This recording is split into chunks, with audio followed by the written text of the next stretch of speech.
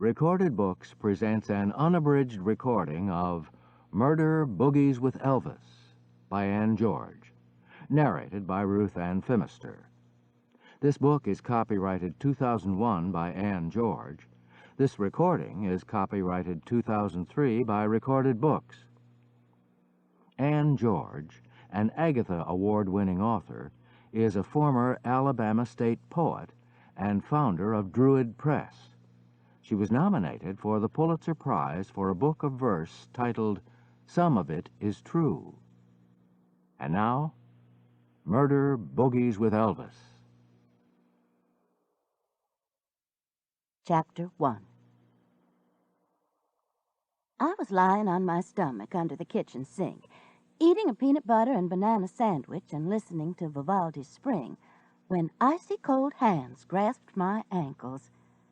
I screamed, reared up, and banged my head on the drain pipe so hard that zigzag lights streaked across my vision. The next thing I was aware of was being dragged from under the sink and hearing a very familiar voice saying, "What on God's earth is wrong with you?" My chin hit the kitchen floor with a clunk, and the zigzag lights streaked again. Pain from both blows met in the top of my head. "Are you okay?" Maybe, I thought, if I just lay there, she would go away. She, being my sister, the boss of the world. The pain would lessen. Vivaldi would move on to summer and then to winter. Eventually, I would get up, get some ice for the knot that was swelling like a balloon on the back of my head. If I were lucky, the brain damage would be minimal. "You weren't trying to commit suicide, were you, like that poet woman? Tell me you weren't trying to commit suicide, Mouse. That would be a terrible thing to do to me." "What?" I struggled to a sitting position and looked up at Mary Alice. Way up. She's 6 feet tall. She says 5'12", and admits to 250 pounds.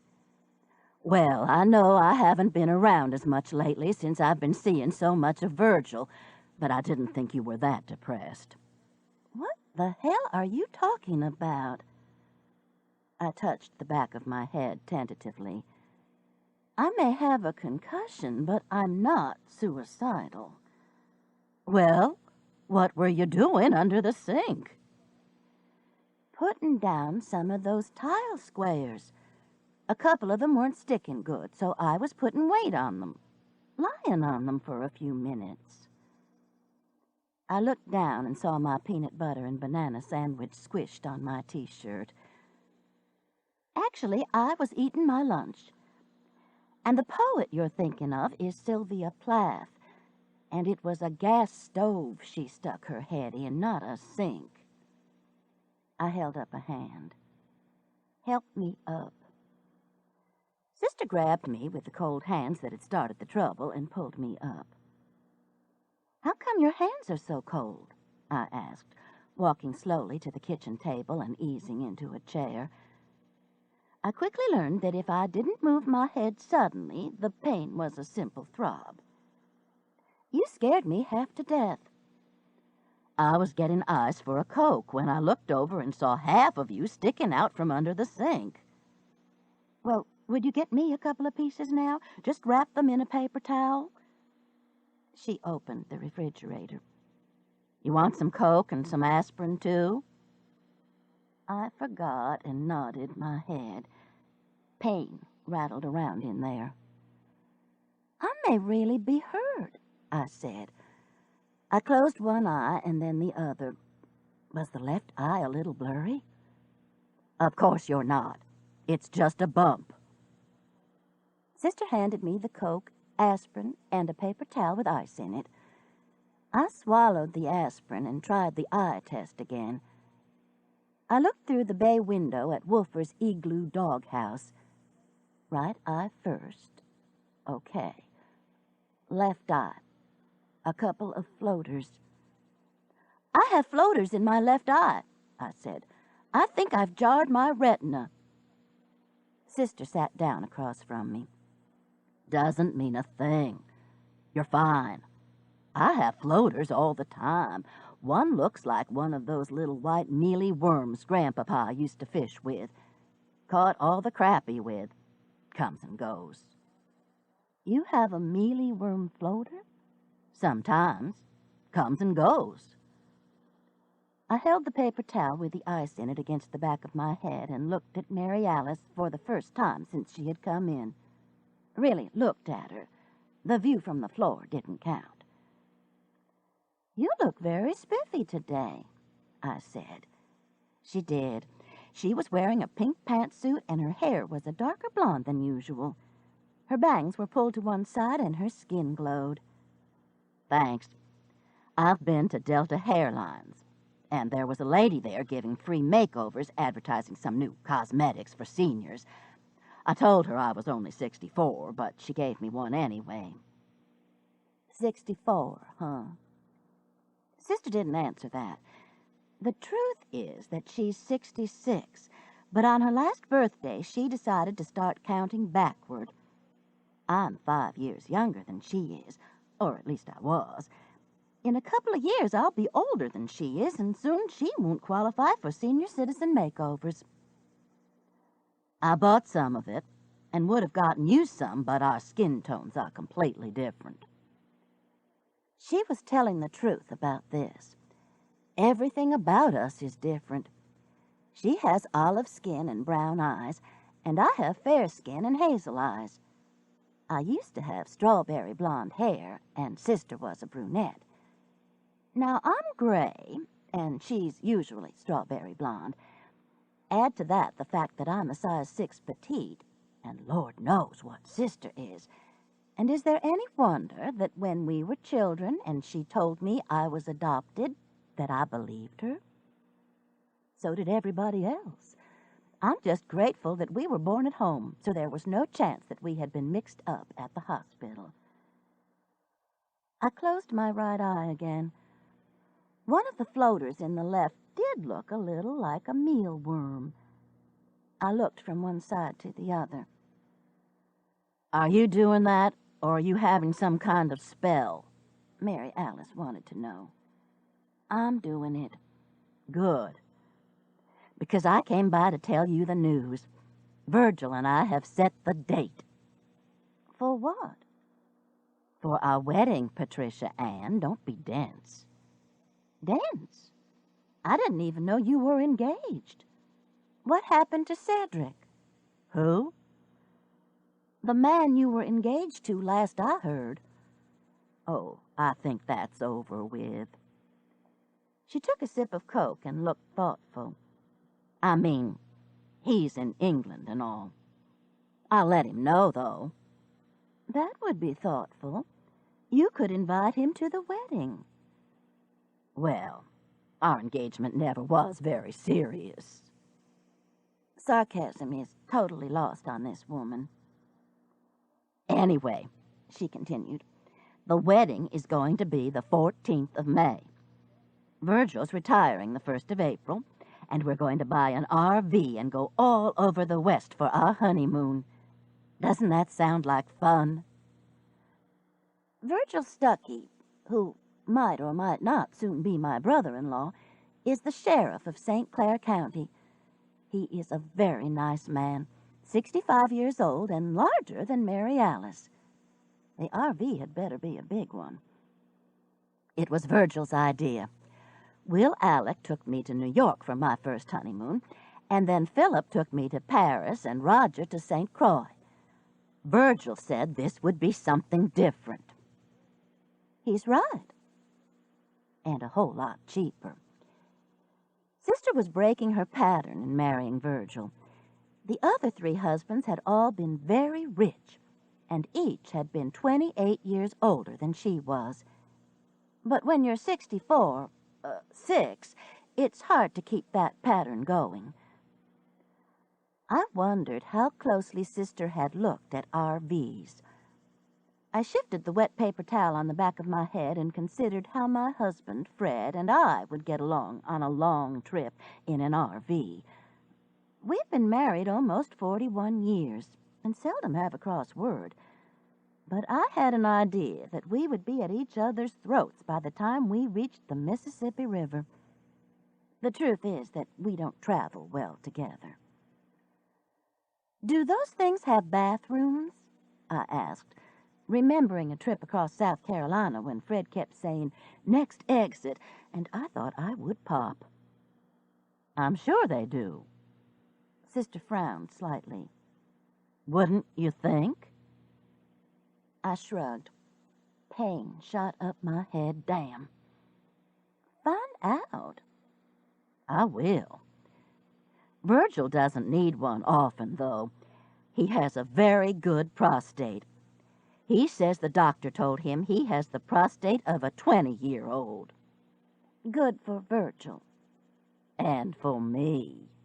Sister grinned. I ignored this and aimed Sister in another direction.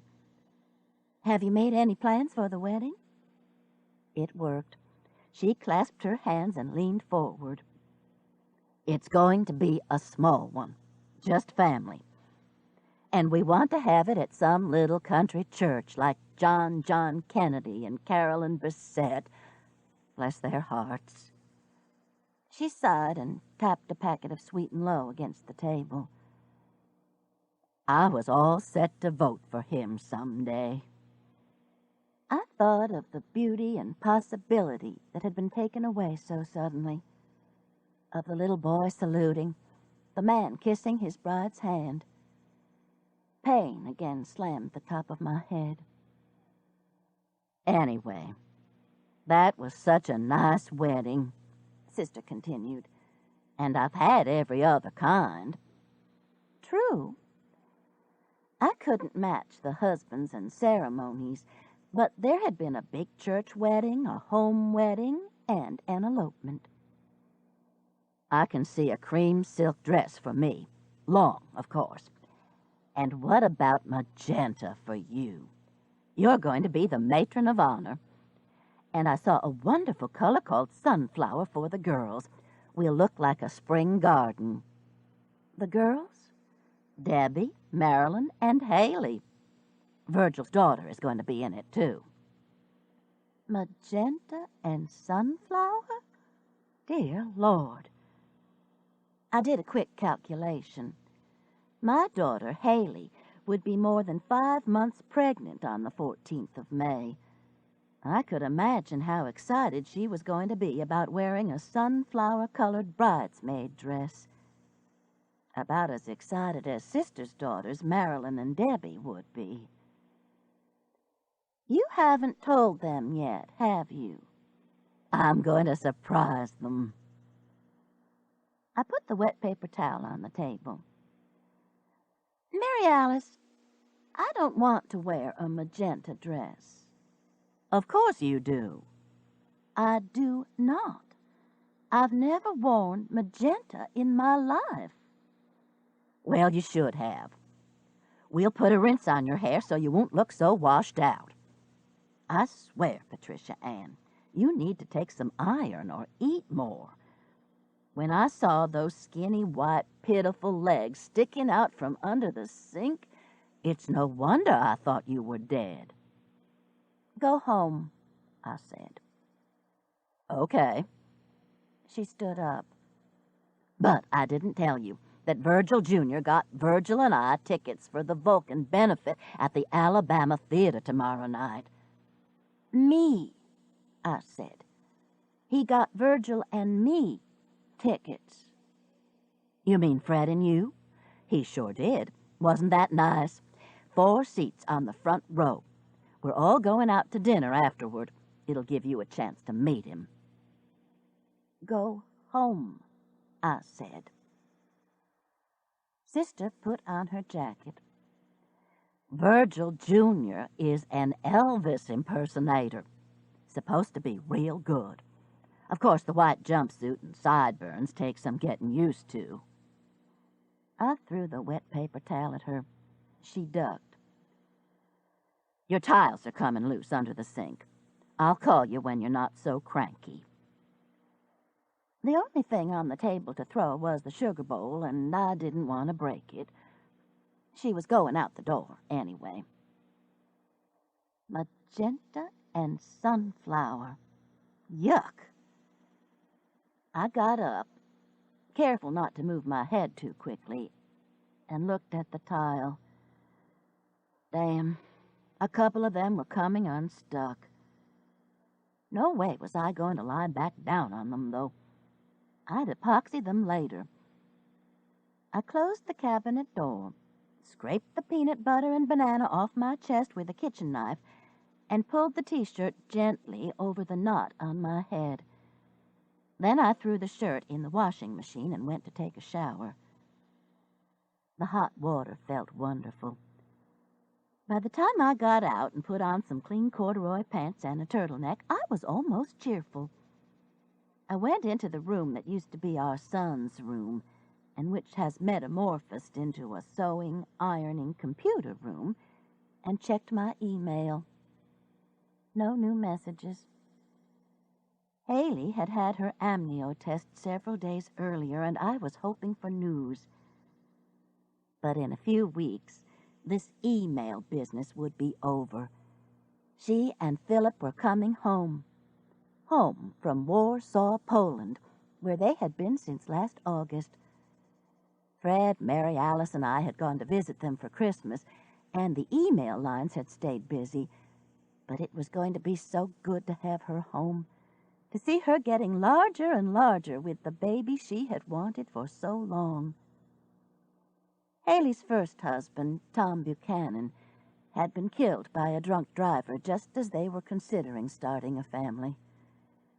It was a blow that she would never fully recover from, but she had met Dr. Philip Nachman at her cousin Debbie's wedding and had finally fallen in love again.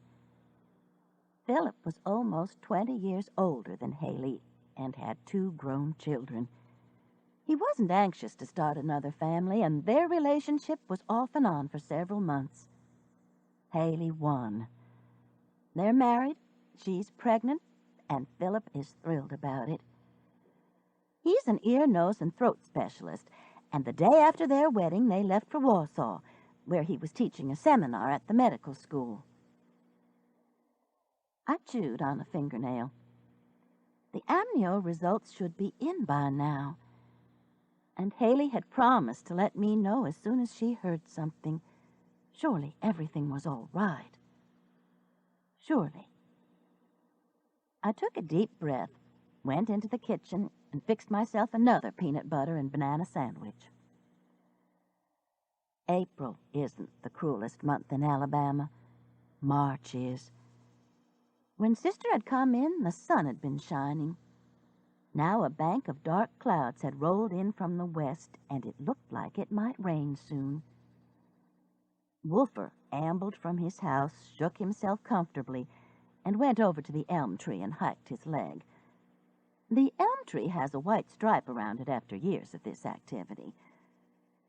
I opened the door and called him inside. He looked from me to his igloo, trying to make up his mind. That igloo is mighty comfortable on a windy March day. Treat, I promised. I grabbed the box of dog biscuits off the kitchen counter and shook them. He sat down and yawned. I shook the box again. I won't let Muffin bother you. He knew I was lying, but he came in anyway. Muffin is Haley's cat, which I've been keeping for her. Muffin adores Wolfer, purring and ducking her head against his. Wolfer loves to lie down by the heating vent in the den, and Muffin curls up right by him. I've gotten several cute pictures of the 2 of them to send to Haley. In each, Muffin looks blissful, and Wolfer looks disgusted. See, I said, giving him a couple of treats. She's not even in here. She's in the middle of my bed where she's not supposed to be. Wolfer ate one of the biscuits and took the other one into the den. I sat down at the table to eat my sandwich and make out a grocery list. I had planned on tomato soup and tuna sandwiches, but spring had turned into winter in the last couple of hours. Beef stew, chicken pot pie? The phone rang, and I jumped. The dull ache in my head pounded. Aunt Pat? Magenta and sunflower? That's what she says. I can't believe Mama's really getting married. She's done it 3 times before. But Mary Alice Tate Sullivan Knockman Crane Stuckey? Maybe this will be the last one. She's running out of room at Elmwood Cemetery. Debbie, Sister's daughter, and I both giggled. Sister has all of her husbands buried together at Elmwood. They had each impregnated her once and died neat deaths, though Roger Crane's demise on a transatlantic flight had caused some problems. She's still complaining that on his death certificate the place of death is listed in terms of longitude and latitude. And us so close to Atlanta. Now that would be a nice place to die. They could have put that. You haven't heard from Haley, have you? I asked Debbie. Not yet. Everything's all right, though, Aunt Pat. I know. But I wanted reassurance. I wanted a copy of the amnio test in front of me saying the baby was fine, a healthy boy or girl. I wish she would let them tell her the sex so we could plan things. Debbie gave a snort. Put Mama on the case. I didn't want to know about David Anthony, remember? And she went snooping in the files or bribed somebody or something and came in yelling, "It's a boy, it's a boy." She gave a considerable donation to the neonatal care unit at University Hospital. Well, I guess I shouldn't complain. She means well. Debbie and I giggled again. Have you heard about the honeymoon? I asked. No, tell me. Which I did. Mama and Virgil in an RV? Oh, Lord, that's priceless. How far do you think they'll get?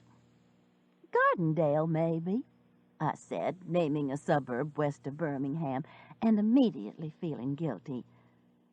I'm sorry, Debbie. I'm being mean. I think it's the knot on my head. Which called for more explanations. Did you check your pupils? Are they dilated? I assured Debbie that I was all right. Well, you really might have a concussion if you were knocked out for a minute. Don't go to sleep for a while. I promised that I wouldn't. Debbie said she would check with me later, and we hung up. A light rain had begun to fall, more heavy mist than rain. The Piggly Wiggly could wait, I decided. I went into the den, lay down on the sofa, pulled up the Afghan, and immediately fell asleep. So much for promises.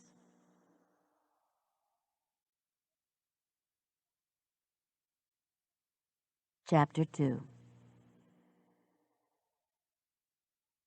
Looks funny up on the mountain without Vulcan, Fred said, coming in and shaking out his jacket. Dark. He came over where I was putting turkey bacon on the microwave grill, gave me a very nice kiss, patted me on the behind, and said, I love breakfast for supper. I leaned against him for a minute. Nice. There's a benefit for the old boy at the Alabama Theater tomorrow night. Mary Alice got us some tickets. We've got to get him repaired and back up. What kind of benefit? Fred went to the refrigerator and got a beer. It should be fun.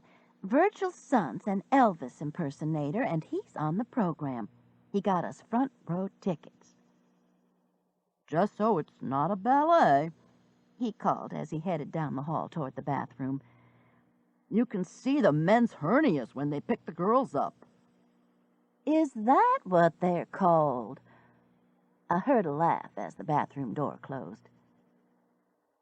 Vulcan, the largest iron statue in the world, has stood on Red Mountain overlooking Birmingham for as long as any of us can remember.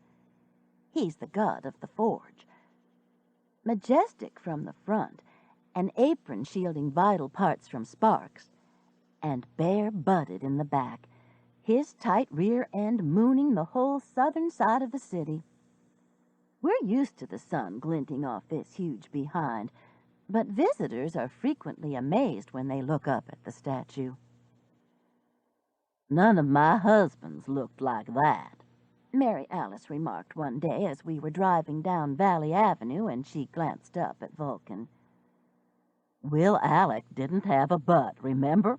He had trouble keeping his pants up. And Philip and Roger weren't much better. Men's hips are too low down on their bodies. Have you ever noticed that, Mouse?" I've given up on the mouse bit. It was my childhood nickname because I was so little and supposedly squeaked when I cried. I've tried to get Mary Alice to quit calling me that, but it's a lost cause. "Fred's aren't," I said. "Just looks that way because of the roll of fat." I gritted my teeth. "Love handles." "You wish." Poor Vulcan and his magnificent behind have fallen on hard times recently. There was some worry years ago that he wasn't secure enough on his pedestal, that during a windstorm he might topple off, taking out visitors, the gift shop, the parking lot, and 20th Street, one of Birmingham's main arteries. The solution was to cut a hole in the top of his head and fill him halfway up with concrete. Smart. Rain came through the hole in his head. The concrete expanded and contracted in the heat and cold, and the iron didn't. So Vulcan began to crack up, bless his heart. He had to be taken down piece by piece and taken to Iron Statue Intensive Care, where they promised to restore him to full health in a couple of years. In the meantime, the mountain is dark and we miss him, and the money has to be raised to bring him back. "Heard from Haley?" Fred was back in the den. "Not yet." "Where's the TV thing?" "The remote? Try the sofa." I thought that in a moment I would hear Peter Jennings's voice. Instead, Fred surprised me by coming into the kitchen and sitting at the table. "Maybe we ought to call her." "It's 2 in the morning in Warsaw." "They'd be sure to be at home." I stuck the biscuits into the oven and looked at him. He seemed to be serious. "Not a good idea," I said. "She'll let us know when she gets the test results." I reached in the refrigerator. 2 eggs enough?" "Sure." "Mary Alice and Virgil are getting married in May." I took a bowl down and started breaking the eggs into it. "I'll believe it when I see it." She just might do it this time. I'm to be the matron of honor and wear a magenta dress. The girls are wearing sunflower. Good Lord. The rain had gotten harder. It was drumming lightly on the den skylight. The phone rang and Fred answered it. I can always tell when he is talking to either Freddie or Alan, our 2 sons who live in Atlanta. He talks louder than normal, a Santa Claus voice. I can just imagine him calling them to tell them when I die. "Ho, ho, ho, son. Your mother seems to have dropped dead on the kitchen floor. How's everything going with you?" Well, maybe I'm exaggerating with the ho, ho, ho, but the tone is right. And Freddie and Alan are just as bad. They sound like sports announcers when they talk to each other. Which brings me to the point that I knew he was talking to either Freddie or Alan. "Haven't heard a word, but we're sure everything is fine. Absolutely." You want to speak to your mother? I wiped my hands on a paper towel to take the phone, but Fred said, Okay, son. and hung up. Alan on his car phone, he explained. Just checking on Haley. Says he'll call you tomorrow. Okay. You ready to eat? Let me go check the computer again. Sometimes there's a delay from overseas. I was putting the food on our plates when he called, Who's Joanna? What? I set the plates down and went into the den. Fred was standing in the bedroom doorway. Who's Joanna? We got a message? From Haley. It says, We're all fine and love you, Haley, Philip, and Joanna. I rushed to the computer. There it was. Joanna. You dummy, I squealed. It's a girl. Haley found out after all. Fred and I looked at each other, and then we were hugging and blubbering. Our daughter was having a daughter. Joanna. It was a long time before we got around to eating supper. Long after we called Warsaw and did a lot of laughing and crying. She'll be Miss America for sure. Just think how beautiful she's going to be with Haley's strawberry blonde hair and Philip's eyes. It was the next morning, and my neighbor Mitzi Pfizer and I were taking our morning walk. Mitzi and Arthur have lived next door to us for 40 years, but it's only recently that Mitzi has been joining me every morning when I take Woofer for his stroll. I'm delighted. She's good company and swears she's lost 8 pounds, though I can't believe it's the exercise. Woofer stops at every tree to mark his territory, so our hour walk may take us around 3 blocks. No, she's going to be President Joanna Knockman. She could be both. What's wrong with a beautiful president? True. It was a wonderful day. It smelled like early spring, that unmistakable combination of the first quince and forsythia and the sun drying last night's rain. I had called everyone in the family to tell them the news and had slept very little, but I could have run around the blocks instead of strolling. Fortunately, Woofer and Mitzi weren't as hyper as I was, so we ambled and enjoyed the morning. Mary Alice says she's marrying Virgil Stuckey in May. I had just remembered the other big news. Do you think she means it? She's always getting engaged. Where does she find all these men? Mitzi stepped over a small puddle on the sidewalk. It was that Cedric fellow, last I heard. She just might. She's made an awful lot of plans, like what color dresses the girls and I are going to wear and where they're going on their honeymoon. Really? Mitzi grinned. What color? Magenta and sunflower. Mitzi pressed her lips together, but gave up and burst out laughing. Are you the magenta? She asked, reaching into the pocket of her jogging suit for a Kleenex and snuffling into it. Mitzi always cries when she laughs. I'm the magenta, I giggled. Mitzi's laugh was infectious. We're going to put some stuff on my hair so I won't look so washed out. You're not. Mitzi reached for another Kleenex. And can't you just see pregnant Haley in sunflower? Sister says she'll look like she's in full bloom. Oh, Lord. Wolfer sat down and looked at us patiently. We had lost our minds, but that was okay. She won't really do it. Get married, Mitzi said when we calmed down and started walking again. This is just another one of her tangents, don't you think? Like buying the scootin' boot because she liked the line dance. Maybe so. The country western bar that she had bought was still a sore subject between Sister and me. I'll have the lay of the land better tomorrow. We're going with Virgil and her to the Vulcan benefit tonight. It seems that Virgil Jr. is an Elvis impersonator and is on the program." The Kleenex came out again.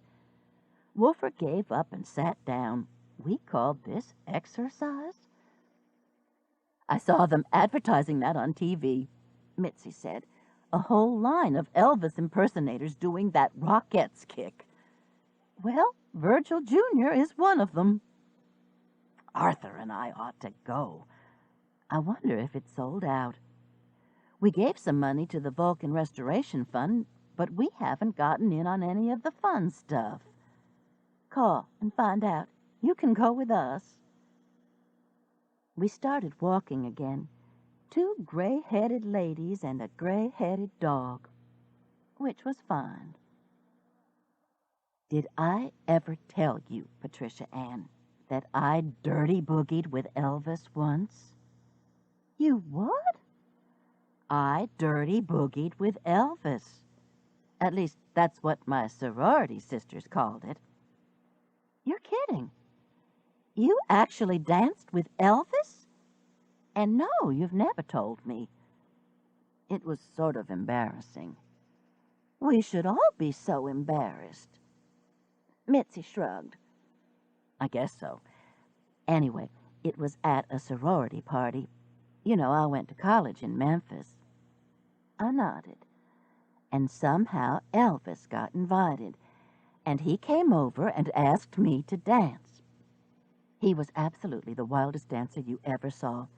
Actually, I think he was showing off some. Mostly I just stood there." "With Elvis?" I was astounded that Mitzi had never told me this before.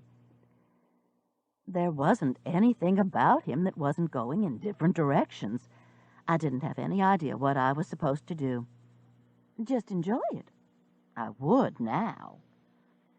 "Well, have mercy, Mitzi. You dirty boogied with the king and never said anything about it?" "I guess so. He was just a kid, though. It's hard to realize he'd be in his 60s now, like we are." "What was he like?"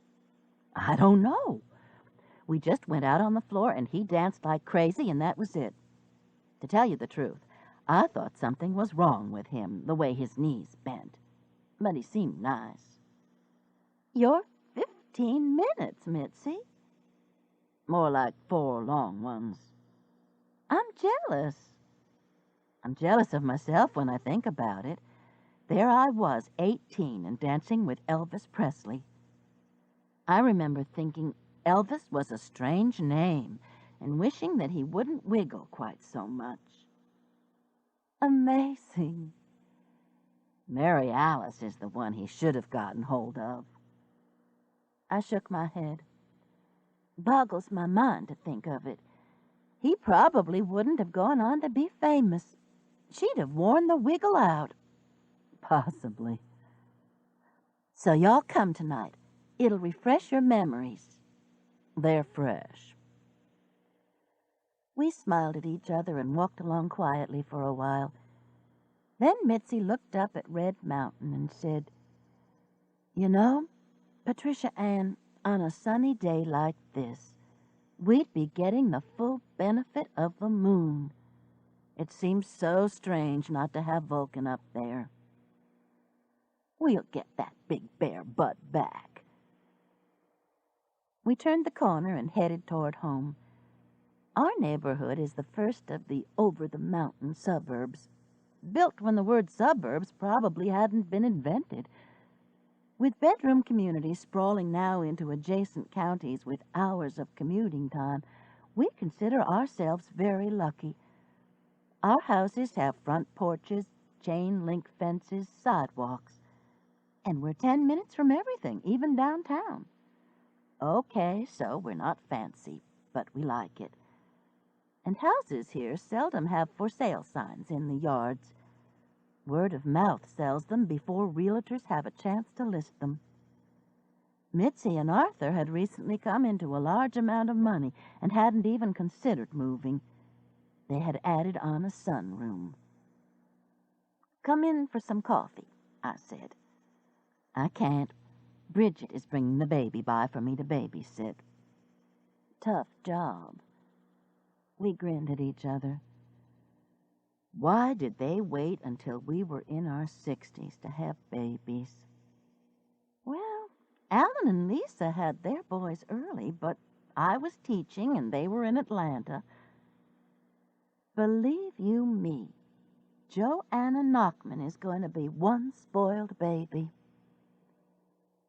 We had stopped in front of my driveway. Mitzi gave me a hug.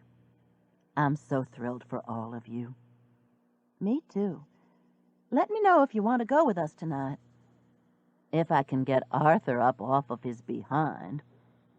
She gave a little wave and headed toward her house. I took Wolfer's leash off, gave him a couple of dog biscuits I had in my pocket, and went into the kitchen where Muffin was sitting on the table. I picked her up, hugged her, and told her she wasn't supposed to be on the kitchen table. She smelled like clean, healthy, sweet cat. How was I going to give her back to Haley? And how had I gotten so enamored of this cat anyway? I was a dog person. Mary Alice was the cat person. Her cat, Bubba, slept on the heating pad on her kitchen counter, which I had always thought was terrible. Granted, he was old, but on the kitchen counter? And he never moved. Several times I had been suspicious that he was dead, and only the heat was keeping him flexible. Once I had even picked up his paw and let it drop, checking. Bubba had opened his eyes, yawned widely, and gone back to sleep. Now I hoped that Muffin didn't decide she wanted to sleep on the kitchen counter. I sat down in my recliner and held her, purring loudly against me. Sleep slammed against me. One moment I was sitting there holding Muffin, and the next moment the phone was ringing. I was cold, and an hour had disappeared from the morning. "Her name is Tammy Sue," Sister said when I answered the phone. "Whose name?" I was still more than half asleep. "Virgil's daughter. Are you all right? You sound logy." "I feel logy. I was asleep. Wait a minute." I got a glass of water and came back to the phone. "Okay. Well, her name is Tammy Sue, and she's 30 years old, and her husband's an Elvis impersonator." "I thought it was her brother who was an Elvis impersonator." "He is. Apparently St. Clair County is just a nest of them." I thought of rural St. Clair County, rolling hills, small towns, cattle farms. A nest of Elvis impersonators? How did that happen? How did what happen? How did St. Clair County get to be a nest of Elvis impersonators? Well, my Lord, Mouse, how should I know? I'm not a historian or an anthropologist. Virgil just said there were a bunch of them up there. Maybe it's some kind of club or something. Like the Rotary? Could be. Surely she didn't believe that. Anyway, she continued, Tammy Sue is going to sit with us tonight because her husband's performing too. And then we're all going out for dinner. Okay? Fred can't eat dinner at 10 o'clock because of his reflux. He'd be up all night hurting and making me think he was having a heart attack. Well, he can have a piece of pie or something. That wouldn't work either. You've never seen him having one of his spells. And for that, I'm eternally grateful. But this is a big deal, meeting Tammy Faye and her husband, and we're telling them tonight that we're getting married. Y'all come with us, Mouse. Fred doesn't have to eat. I thought you said her name was Tammy Sue. It is. You just called her Tammy Faye. I'm sure she'll answer to either one. Well, look. When you tell her about the sunflower-colored bridesmaid dress, You'd better call her Tammy Sue, okay? Sure. Why? Because it's her name. And you're being tacky. But we'll meet you in front of the Alabama at 7:45. After I hung up, I remembered that I hadn't told her that Mitzi had dirty boogied with Elvis. It was going to boggle her mind. This ends side 1 of cassette 1. Please turn the cassette over and start side 2 at the same point. Cassette 1, side 2. Chapter 3. The Alabama Theater is one of the great old movie palaces built in the 1920s. To enter it is to enter a Moorish castle, Alabama style. Every inch of the wall is decorated with plaster moldings of curlicues and flowers and gilded lattice grillwork entwined with lacy vines that look suspiciously like kudzu. Electric candles flicker in niches, and when the lights dim, the gilded sky still glows with a pinkish light. Red carpeted stairs like those Red carried Scarlett O'Hara up soar from the Hall of Mirrors. The lobby included a concession stand with the best popcorn in the world. Red would surely have dropped her halfway up or had a heart attack, though. People huffed and puffed just getting themselves up those steps. But the principal attraction for Mary Alice and me, when we were children and Mama would take us to movies there, had been the lounge in the basement that had been decorated in someone's idea of a harem. We spent more time in the lounge, perched on the round red velvet seats, inhaling secondhand smoke, than we did watching the movies. A lot of times the show was more interesting there, and the dialogue, too. One thing we never missed, though, was the mighty Wurlitzer. The lights would dim, a spotlight would come on, and the organ would rise like a red and gold calliope on great chords of music and applause. 1:00 in the afternoon, but Mr. Wurlitzer, we really thought that was his name, would have on a tux, and would even invite us to sing along with the bouncing ball on the screen. Pure joy.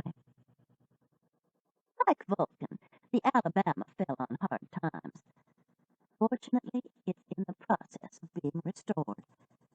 It's not quite as bright as it once was, but the mighty Wurlitzer once again rises in the spotlight, and everyone's hearts beat a little faster. Mary Alice and Virgil were waiting for us under an old movie poster advertising love letters starring Jennifer Jones and Joseph Cotten. Beside them stood a buxom young blonde woman wearing a green jacket and white flannel slacks.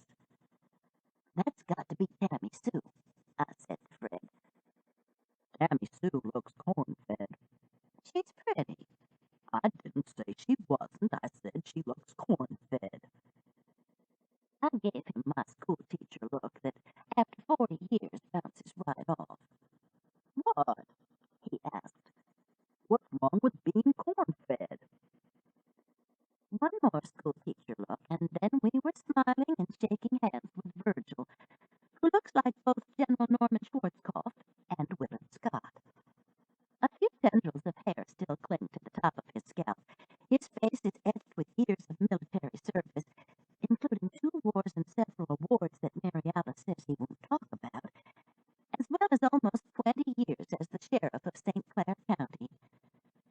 Well over 6 feet tall, Virgil is a commanding presence with the sweetest smile I've ever seen. Holding his firm grasp, I thought that Mary Alice had herself a prize. Tammy Sue had her father's smile.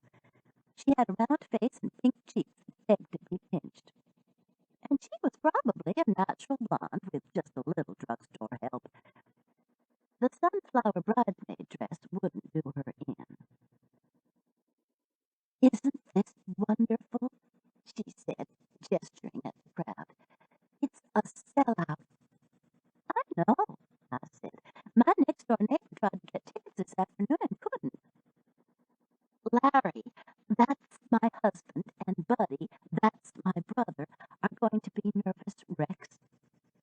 They'll be fine, Virgil said as we started into the theater.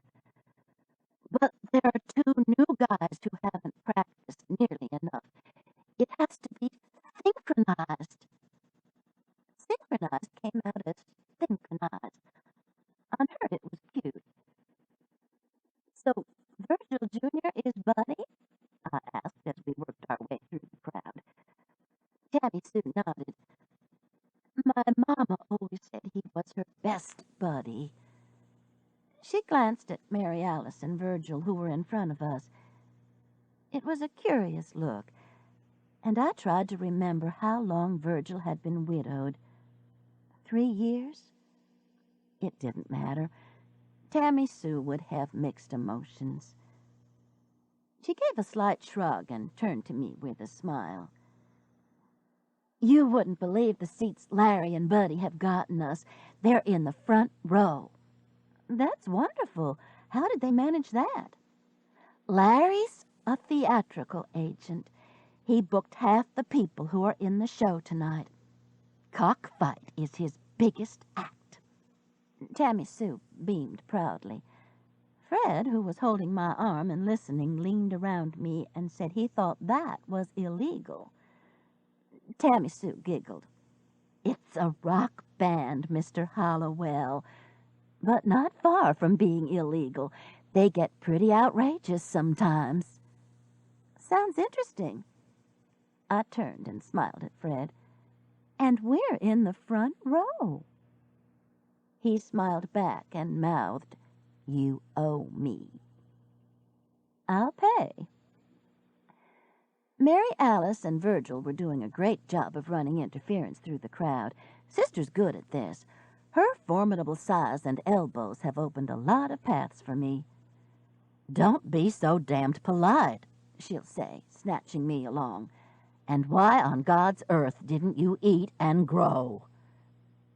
Sister is convinced that there are no small genes in our gene pool. Therefore, I must be anorexic. Sometimes she'll poke me in the ribs like the witch did Hansel and Gretel and say, Pure bone, which can be scary and may subconsciously be the reason I haven't plumped up. The Alabama has a large stage. When it was built, vaudeville was still popular, and no one had dreamed that the screen that was rolled down for the movies would ever be the main attraction. Our seats were so close to the orchestra pit that we could lean over and see the musicians who were tuning up, and the mighty Wurlitzer with its red top and gold music rack.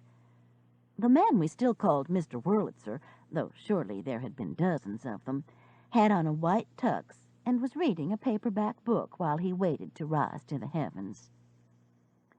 This is so exciting, Tammy Sue said as we settled down. She was sitting in the middle, between Sister and me. With her lisp, it came out exciting. She laughed and put a finger to her lips. Exciting. She leaned around Mary Alice. Did you hear that, Daddy? I heard it, darling. Poor Daddy spent a fortune on speech lessons for me, and I still mess up when I get... She paused. Excited. I could learn to love Tammy Sue. As a teacher, I knew how much teasing she must have received. Virgil and his wife deserved a lot of credit for raising this happy, self-confident woman. Sister was being unusually quiet. I was facing her as I talked to Tammy Sue and saw her glance around at us several times. But she didn't attempt to join in the conversation. Not like Sister at all. She was even wearing a black pantsuit, and the rinse Delta hairlines had put on her hair kept it from being quite as orange as usual. No, Larry and I don't have any children yet, Tammy Sue was saying as the lights dimmed. I leaned over, saw Mr. Wurlitzer toss his paperback off of his platform and sit up straight. And then the magic words, Ladies and gentlemen, the Alabama Theater proudly presents Henry Taylor at the mighty Wurlitzer. I was a child again as he rose into the spotlighted air, feet pumping the pedals, fingers pressing the keys. The organ gleamed. Mr. Wurlitzer gleamed. Hot damn! Hello, my honey, hello, my baby. The audience was his, and we sang along. He was the warm-up act, but if there had been nothing else, the audience would have been satisfied. He segued from Take Me Out to the Ball Game to Stars Fell on Alabama, and we went right with him. He finished with God Bless America, and half the audience, confusing it for a moment for the national anthem, stood. Irving Berlin and Kate Smith would be proud, I told Tammy Sue, who had jumped to her feet and sat back down slightly embarrassed. Who? She asked. He wrote it. She sang it. Oh, okay. Mr. Wurlitzer began to sink into the orchestra pit as the audience belted out and held the last home. I glanced over, saw him turn off the lights on his music stand, give a little wave to the orchestra leader, and hop off his bench even before it had totally reached the bottom. Then he grabbed his paperback and disappeared through a small door under the stage. The applause died down when the gold curtain began to rise. We were greeted with a night scene. A full, bright moon shone against a backdrop of dark sky, and against that moon a girl was silhouetted. Slowly she began to dance as a spotlight gradually lit a male figure on the stage watching her, reaching for her. Larry didn't book this act, Tammy Sue whispered into my right ear. Looks like ballet, Fred whispered into my left ear. Whatever. It was lovely. And by the time the two were moving toward each other for an embrace, I was totally lost in the dance and unprepared for the whack against my head. I jumped. Sister was reaching around Tammy Sue and hitting me with her program. What? I was in no mood to be disturbed. She said something I couldn't understand. What? The couple met. He lifted her lightly. Tammy Sue translated as the couple embraced. She says that's Dusk Armstrong. Really? I looked at the beautiful spotlighted girl with interest. Mary Alice and I have an acquaintance, Bernice Armstrong, who has 3 daughters born 10 years apart. Dawn was the first, then Day 10 years later. That was fine. But Bernice obviously lost her mind when she had the last one, or was sending not-so-subliminal messages to her husband Jerry when she named the baby Dusk. Dawn is a former Miss Alabama and a model. Day is an assistant manager of a Regent's bank. Our prognosis for Dusk's occupation had never been optimistic. Fortunately, we were wrong. Great, I mouthed back at Sister. Here comes one of Larry's acts, Tammy Sue exclaimed. The Brickettes danced onto the stage and did a reasonable imitation of the Supremes. I hoped Larry wasn't planning on making a living as their agent, but the audience gave them a good round of applause. It was during this act that Fred dozed off. He missed the jugglers, the tap dancers, Miss Jefferson County and Miss Point Mallard's duet. But there was no sleeping through Cockfight. All of the lights went out. Total darkness. Then one spotlight popped onto a single man center stage. He was dressed as an 18th century dandy, tight white pants, knee-high stockings, waistcoat, and even a white wig.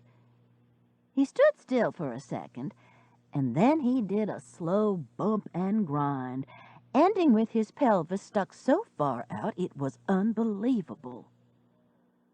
"Ready for love," he moaned. The audience squealed its agreement. Then pop, pop, pop, other spotlights on other guys about as ready for love as they could get. "It's stuffing," Tammy Sue explained just before they blasted into an unrecognizable song with, for me, unrecognizable acoustical instruments. I slapped my hands over my ears and looked up nervously. That was old plaster up there on the ceiling. Vibrations like this could cause an avalanche. Fred's eyes were open, and he wasn't moving. I poked him with my elbow and motioned for him to put his hands over his ears. He pulled my left hand down. "Have I died and gone to hell?" "Not yet." He nodded and covered his ears. Next to me, Tammy Sue was jumping up and down, squealing and clapping. Beside her, Mary Alice and Virgil seemed as stunned as Fred and I were. We looked like four hear-no-evil monkeys connected by a jack-in-the-box. Then the spotlights changed colors, and I closed my eyes. Thank God our cousin Pukey Lukey wasn't with us. His motion sickness, which he has never outgrown completely, would never have survived this. Fred pulled down my hand again. "What?" I screamed. "Are those men for real?" "They're ready for love." He looked so crestfallen I took pity. "Tammy Sue says it's stuffing." "Pass the word to Virgil." But I clasped my hand back to my ear. Let Sister reassure Virgil about his masculinity. The man, who I supposed was the lead singer, since he seemed to be the one doing the most strutting, began to rip the brass buttons off of his waistcoat and throw them into the audience. He squatted and tossed one gently to Tammy Sue, who looked as if she might faint. Then he rose, straightened his stuffing, held out his arms, and sailed into the orchestra pit. The audience gasped. All of us in the front row leaned forward or jumped up to see if he was all right. The orchestra pit was dark and empty. The other members of the rock band didn't seem perturbed, though, that one of their members had departed, quite possibly for good. They were making as much noise as ever. "Reckon he's okay?" I screamed to Tammy Sue. "Probably. That's Bobby Joe." Bobby Joe, being a rock star, was immune to injuries. As an answer, he strutted back on stage, a gold tinsel halo bouncing above his head. The audience went wild. "I thought for sure he'd broken his neck," Fred said. He sounded disappointed. There were 15 more long minutes, and then, thank God, it was time for intermission. Tammy Sue's face was flushed. "Weren't they wonderful? Can you believe that Larry's their agent?"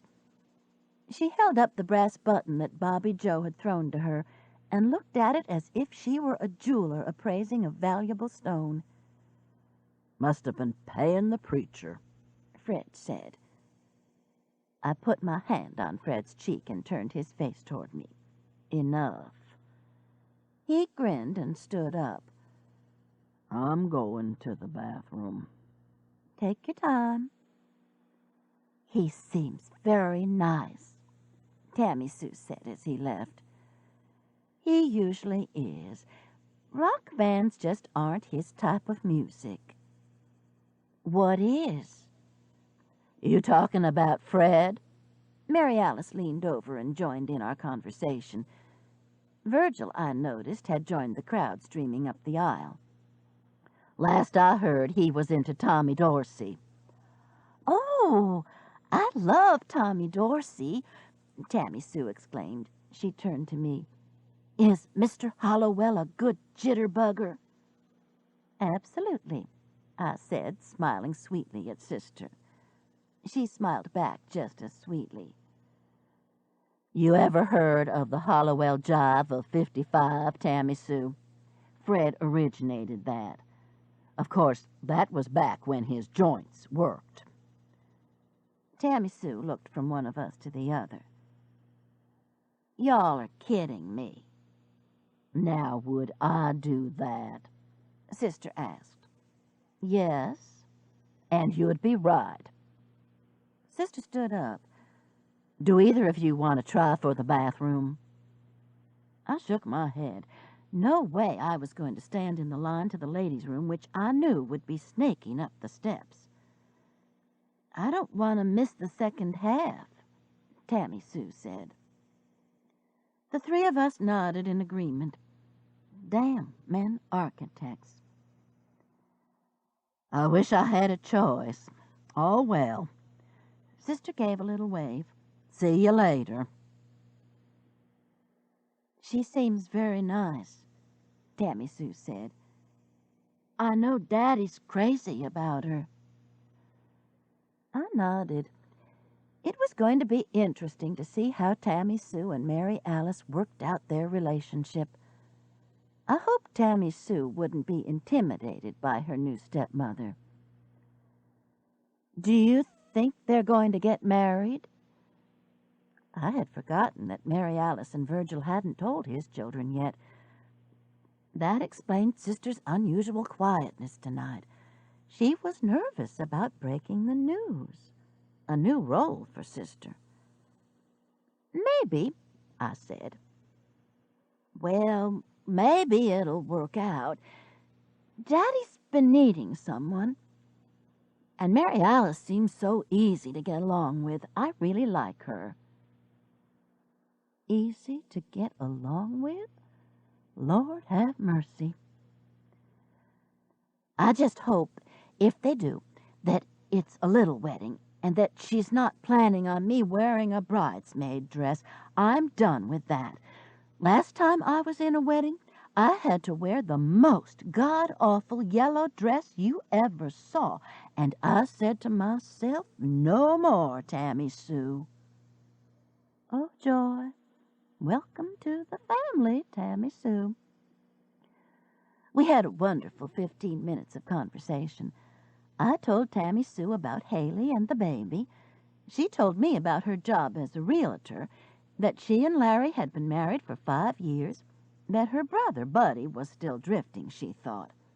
An Elvis impersonator, get real. It was fun for Larry, but sometimes she thought Buddy really believed he was Elvis. He needed to settle down, get a good job, and find a nice girl to marry. Members of the orchestra began to wander back into the orchestra pit. Fred and Virgil came down the aisle. Did you see Mary Alice? I asked. Virgil nodded. In the line outside the ladies' room. You ought to see that line. We see them every day, Tammy Sue said. Neither man looked concerned. Huh! Nicholas and Alexandra hadn't been concerned either. Soon the great bladder revolution, boys. The lights dimmed, and the mighty Wurlitzer rose from the floor again to begin the second half of the show. The organ was so well lighted that the women trying to get back to their seats weren't having too much trouble. By the time we sang Cuddle Up a Little Closer, Alexander's ragtime band, and Mr. Wurlitzer had segued into what he announced was the hymn du jour, How Great Thou Art, the audience was settling down. Even Mary Alice, who was breathing heavily and fussing, who the hell's idea was it to put the bathrooms in the basement, as she stumbled over Virgil's feet. Fortunately, the audience was belting out the last line of How Great Thou Art. Tammy Sue patted her on the arm sympathetically. We sat back to enjoy the rest of the show. There were the usual jugglers, comedy routines, one spectacular group of contortionists that Fred said it hurt him to watch, and which Tammy Sue said was one of her husband Larry's acts. And then According to the program, it was time for the dancing Elvises. The music was jailhouse rock, and 15 Elvises came from each side of the stage, 30 Elvises in all. They were short, tall, skinny, paunchy, but still eerily alike with their black hair, sideburns, and white jumpsuits. They danced onto the stage with a sort of sidestep, then joined arms, bowed to the audience's applause, and then broke apart. We soon caught on that there were 4 stars who got to come to the front of the stage and do their version of Elvis dances. One turned cartwheels and did splits, which I had never seen Elvis do, but he was good at it and got a round of applause. One was wonderful, dirty boogieing and sweating. "That's Larry!" Tammy Sue squealed.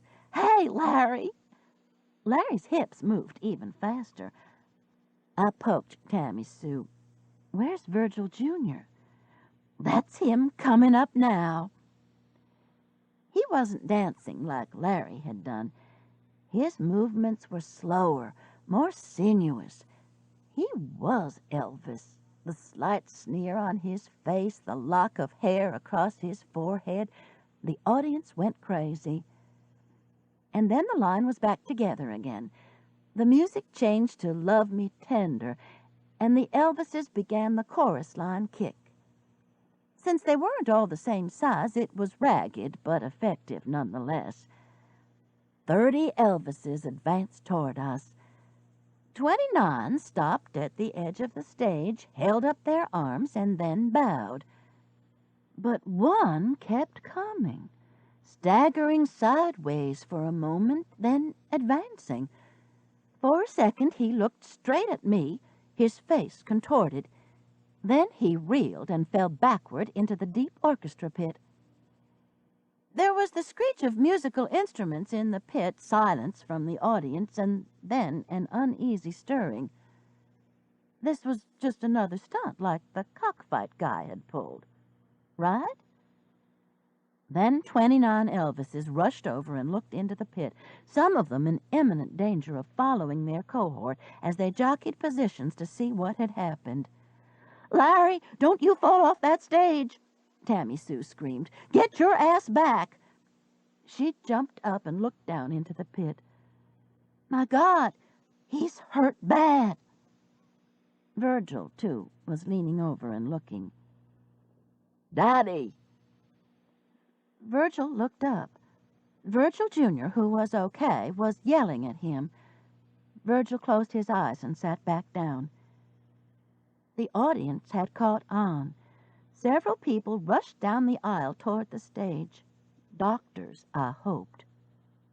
"Don't look," Fred told me. "Are you crazy? No way." Tammy Sue was keeping us apprised of what was happening anyway. "His head's in the bass fiddle. He's not moving. I'll bet those strings cut the hell out of him. Looks like he bounced off the organ, though. The corner's smushed." "Let's go. I hate this," Fred said, standing and taking my hand. "We're going," I said to Mary Alice, who had her hands over her face. She nodded. "Looks like there's blood everywhere," Tammy Sue announced. "I'll bet it was one of those new guys who didn't know what he was doing. Probably dead." "Sit down, Tammy Sue," Virgil ordered.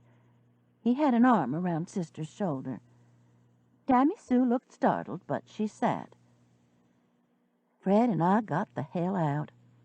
Most of the people in the audience were still seated, waiting to find out about the Elvis, to see what was going to happen next, hoping against hope that he would prance back on stage with a tinsel halo. So the aisles were still fairly clear. We got out of the parking lot easily and were almost home before either of us spoke. Then Fred said, "Stuff like that gets to me. Did you see the expression on that poor man's face? I never saw anything like it. weird. I think he was dying before he fell. Which was true. The story made the 11 o'clock news. Not only was the Elvis dead of an apparent heart attack, but 911 had received a record number of calls. The name of the man was being withheld until relatives could be notified. I fixed us some hot chocolate with a lot of tiny marshmallows, and we sat by the fire talking about Haley and the baby, trying to dim the too vivid picture of the man with the contorted face staggering toward us. It was midnight before we went to bed. It had been an unnerving evening, but the last thing I thought about before I went to sleep was Tammy Sue, and I had to smile. Mary Alice just might have met her match.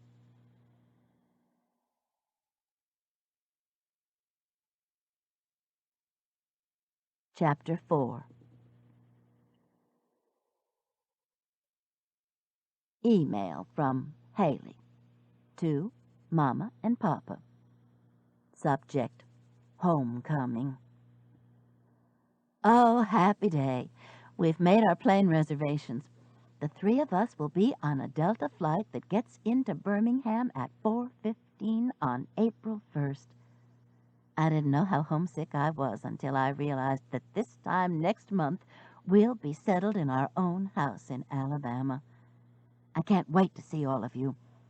I know the twins have grown so much, and we haven't even set eyes on David Anthony. Debbie's been sending us pictures, but I can't wait to hug him, to hug all of you. Mama, I've got a favor to ask. Could you go over to Philip's house? I haven't started thinking of it as our house yet. Guess I will soon. One day soon and open it up. Don't do any cleaning, just air it out. We'll get a maid service when we get home to clean it up. We've got to straighten everything out first. We got married and left in such a hurry that I just sort of threw my stuff in. I'm feeling fine. I can't wait. Hugs and kisses to both of you and to Woofer and Muffin, too. Love, Haley. Email to Haley from Mama. Subject: Can't wait to see you. Honey, I can't wait until the 1st of April. I'll be happy to go over and open up the house. All sorts of things are happening here. Your aunt's sister has set the date for her wedding, but I'm sure that she or Debbie has emailed or called you. It's May 14th. We are all to be bridesmaids. More details on this later. You're really going to like Virgil. We met his daughter last night. His son is an Elvis impersonator, not bad either. We went to see him perform last night at the Alabama, a fundraiser for Vulcan. Take care, honey. Love to you, Joanna, and Philip. There was no reason to tell her all of the evening's details. I hit the send button and delivered her hugs and kisses to Muffin, who was lying in the bay window in the kitchen watching the birds at the feeder. I'm keeping you, though, I said. It was the first time I had voiced this, but I knew it was true. There was no way that Haley was going to get Muffin back. Muffin's tail slashed back and forth as my elbow accidentally hit the window and the birds flew away. She gazed up at me with a look what you've done now look. I'm sorry, I apologized. She might or might not forgive me. I'm keeping you anyway, I said. It was almost 8:30. I had slept the night before, but not a deep, restful sleep. Fred hadn't slept well either, and at some time during the night he had gotten up. The Afghan crumpled on the den sofa told me that was where he had finished the night.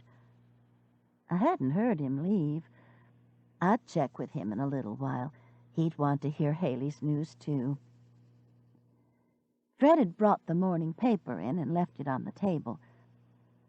The Metro section had been pulled out, and I saw what he had probably been looking for.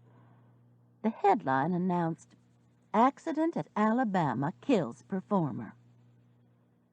Accident? No way. Heart attack, maybe. I poured myself a glass of orange juice and a cup of coffee and sat down to read the story. There was nothing new. An Elvis impersonator had fallen into the orchestra pit of the Alabama Theater during a performance the previous evening. He was pronounced dead at University Hospital.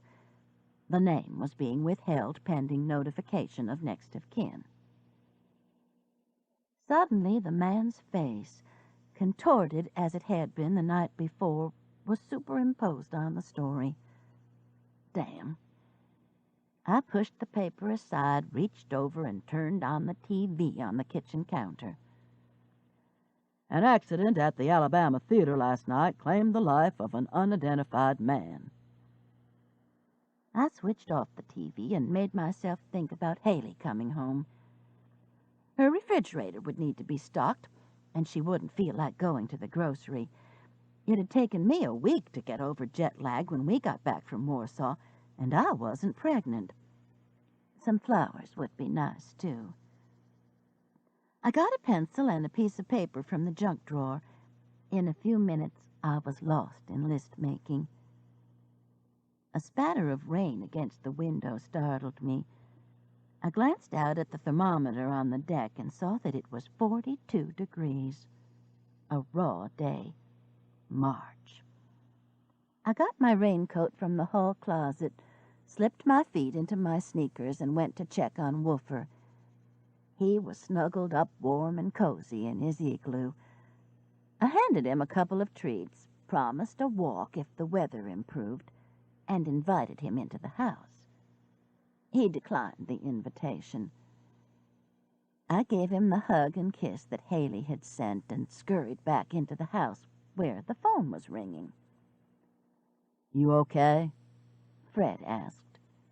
I'm fine. You okay? Fine. Didn't get much sleep last night. Me neither. Have you heard anything more about that man at the Alabama? They're saying it was an accident, and they haven't given his name yet. That was no accident. I know. Let me know if you hear anything. I will. And, honey, we got an email from Haley. They're getting in on April the 1st. She wants us to open up the house for them. How about that? I know. I could imagine how Fred's face had brightened at the news. Her absence these last few months had left a giant hole in our lives. The phone rang again just as I hung up. Egg McMuffin or sausage biscuit? Sister asked. Egg McMuffin. I put on a pot of fresh coffee. She must have been calling from the drive-in window, since she was at my kitchen door before the coffee had finished perking. Damn, she said, holding out a McDonald's sack for me to take while she closed her umbrella. So much for the sunny South. She stepped inside and pulled off her raincoat. What on God's earth have you got on? I asked. You look like Yul Brynner. She swirled so I could get the benefit of the outfit from all directions. Yards of white material, tied at the waist with a yellow scarf, ballooned out as she turned. I was wrong. She looked more like the Pillsbury Doughboy than she did Yul Brynner. She hung the raincoat on the back of the pantry door. I'm taking a class in the martial arts. It's a mixture of karate, taekwondo, and some other stuff. It's Virgil's idea. He says every woman should be able to protect herself. You've been doing a pretty good job. I got plates down, put them on the table, and started unwrapping Egg McMuffins. I think he's right, though. You ought to go with me. Little as you are, you're a sitting duck. But I have you to protect me. Sister pulled a chair out and sat down. True. Actually, Virgil wanted me to get a gun, too, but I told him I didn't like them. He said he didn't like them either, but being a sheriff, it was pretty important to have one. But you're not, are you? Getting one? I poured the coffee. Of course not. I'm just going to learn how to break necks. Incidentally, you need a new bathrobe. That thing is pitiful. I didn't even know they still made chenille. Penny's found some, somewhere. I took a big bite of my Egg McMuffin. Delicious. Sister pointed to the newspaper I had placed on the counter. Did you see the article about the man who fell in the orchestra pit last night? Don't want to talk about it while we're eating. That was pretty gruesome. I was just going to tell you who he was. His name was Griffin Mooncloth. Mooncloth? What kind of name is that? Just a name. Pretty, isn't it? How did you find out? They're still not releasing it on the news. Virgil called me this morning. He stayed last night to help the Birmingham police out. Tammy Sue took me home. What I was supposed to do then, what Sister was waiting for me to do, was to ask her to tell me more, but I didn't. Death and Egg McMuffins don't mix. A man with a name is too real. I concentrated on my food and told her that Haley was coming in on the 1st. Good, she said, wiping her hands on a paper napkin. We'll give them a party. I had taken exactly 2 bites of my Egg McMuffin. Sister had polished hers off. Can I tell you some more stuff that's not too bad? She asked. I nodded. Might as well. Nobody knew who he was. He just boogied out on stage with the other Elvises, and none of them knew him? Apparently. He was in Bud McCracken's place in the line, and nobody noticed that it wasn't Bud because he's new anyway. I finished chewing my Egg McMuffin, swallowed, and crumpled up my paper napkin. What happened to Bud? He's disappeared. Sister tapped her fingers on the table. Can I tell you now what happened to Griffin Mooncloth? Don't be too graphic. Would somebody slit his gizzard out be too graphic? The Egg McMuffin stuck about halfway down my esophagus. I reached for my coffee. You're lying. Mary Alice shook her head. That's what Virgil said. He said, Mary Alice, honey, somebody just slit the gizzard right out of that poor boy. I glared at Sister. That can't be right. Virgil's putting you on. That man was dancing right toward us in a white satin suit, and there wasn't a drop of blood on it. Sister reached down and picked up Muffin, who was rubbing against her leg. You going to let Haley have this cat back? No, I've got squatter's rights. Muffin settled down in Sister's lap. Sister scratched her under the chin and said she reckoned that Griffin Mooncloth had had his gizzard cut out from the back. Oh, for heaven's sake. I pushed my chair back so quickly that Sister and Muffin both looked up in surprise. People don't have gizzards. I snatched my plate and Sister's and put them in the dishwasher. Gizzards are what come in the plastic bags they stick up frozen chickens' rear ends. Well, my goodness. Don't get testy. Maybe Virgil was speaking metaphorically. Metaphorically? If I hadn't been so upset, I'd have been impressed. Instead, I asked, "What in hell would a gizzard be a metaphor for?" "Some important organ that he couldn't get along without. Why is it making you mad, anyway?"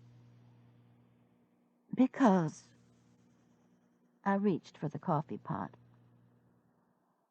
"Because last night we were sitting in the Alabama Theater, having a nice time and watching a bunch of Elvises dance, and one of them named Griffin Mooncloth, and I don't believe that name for a minute, whom nobody knew, got killed right in front of us, and Virgil treats it lightly by saying he got his gizzard cut out." I pointed to Sister's cup. "You want some more?" She nodded. "You take your estrogen today?" I ignored that and poured the coffee. "I didn't get much sleep last night." "You must not have." This ends Side 2 of Cassette 1 of Murder, Boogies with Elvis. Please fast forward to the end before loading Cassette 2. Murder, Boogies with Elvis, Cassette 2. I sat back down. Muffin deserted Sister and got in my lap. That made me feel better. I rubbed her head with one hand and reached for the sugar with the other. "I don't know. It's just that I saw his face and kept seeing it all night." I stirred my coffee. "How did they find out his name if nobody knew him? There sure wasn't room for a wallet in that jumpsuit." Dusk Armstrong knew him. Turned out he was one of her old boyfriends. Virgil said they asked everyone in the show to stay to see if anyone could identify him. She was the only one who knew him. She's been studying dancing in New York and says he was in her class. "He was from New York?" Sister nodded. I thought of Dusk outlined against the moon the night before, how beautiful she had been. Lord, I hope this wasn't something she was involved with. There was a tap on the back door, and Mitzi Pfizer stuck her raincoat-covered head in. "Hey," she said, "I saw your car, Mary Alice, and I thought I'd find out what happened at the Alabama last night. I heard on TV that one of the performers died on stage." "Fell into the orchestra pit," Sister said. "Oh, my Lord." Mitzi shook raindrops from her gray curls. "But he was already dead." Sister looked at me. "Someone had removed one of his vital organs." "What?" I got up, took Mitzi's raincoat, and hung it on the door by Sister's. It was raining so hard now that water dripped on the floor from the coat. I had a sudden memory of the old cloakrooms at Lakeview School. Could even smell the damp of the coats and galoshes, the bologna sandwiches in tin Mickey Mouse lunch boxes. Damn. I shook my head, which I realized was throbbing dully. I felt the knot from the day before yesterday when I had slammed into the drain pipe. It was slightly sore. Did concussions take 48 hours to show up? "We had seats in the front row, and he fell right in front of us," Mary Alice said. "He was one of the Elvis impersonators." Mitzi sat down at the table. "And someone killed him? Dead as a doornail." I picked up the coffee pot. Mitzi motioned that she didn't want any. "Who was he?" she asked. Sister was happy to relate the story again. I leaned against the kitchen counter and listened. The rain hitting the skylight sounded loud. I felt cold. "Well, my goodness," Mitzi said. "Dusk Armstrong? Bernice's baby?" I nodded. Dawn, day, and dusk, bless her heart. Bernice should have had better sense, Mary Alice said. She pushed her chair back. I've got to go to class. Martial arts, she explained to Mitzi. I figured. Or trying out for the king and I. You look like Yul Brenner. The better to kick ass. Yah! Sister jumped and gave a karate chop. Muffin skittered into the den and down the hall. What did you think of Tammy Sue? She asked me, putting her coat back on and ignoring the fact that Mitzi had jumped halfway out of her chair. Very nice. Sister nodded. We're going to get along fine. You haven't told her about the wedding yet, have you? We're going to tonight. Be sure to tell her she's going to be a bridesmaid. I will. Bye, Mitzi. A wave, and she was gone. She's wonderful, Mitzi said admiringly as the door closed behind the Karate Kid. I wish I had half of her energy. She may have met her match with Tammy Sue, Virgil's daughter. The sunflower bridesmaid dresses may be on their way out. I shivered. Why don't we go in the den? I'll light a fire. Are you feeling all right? Just no sleep, I think. But will you check this knot on my head? Can concussions take a couple of days to show up? Mitzi ran her hand carefully over the bump and then looked at the pupils of my eyes. Are they supposed to be dilated or undilated?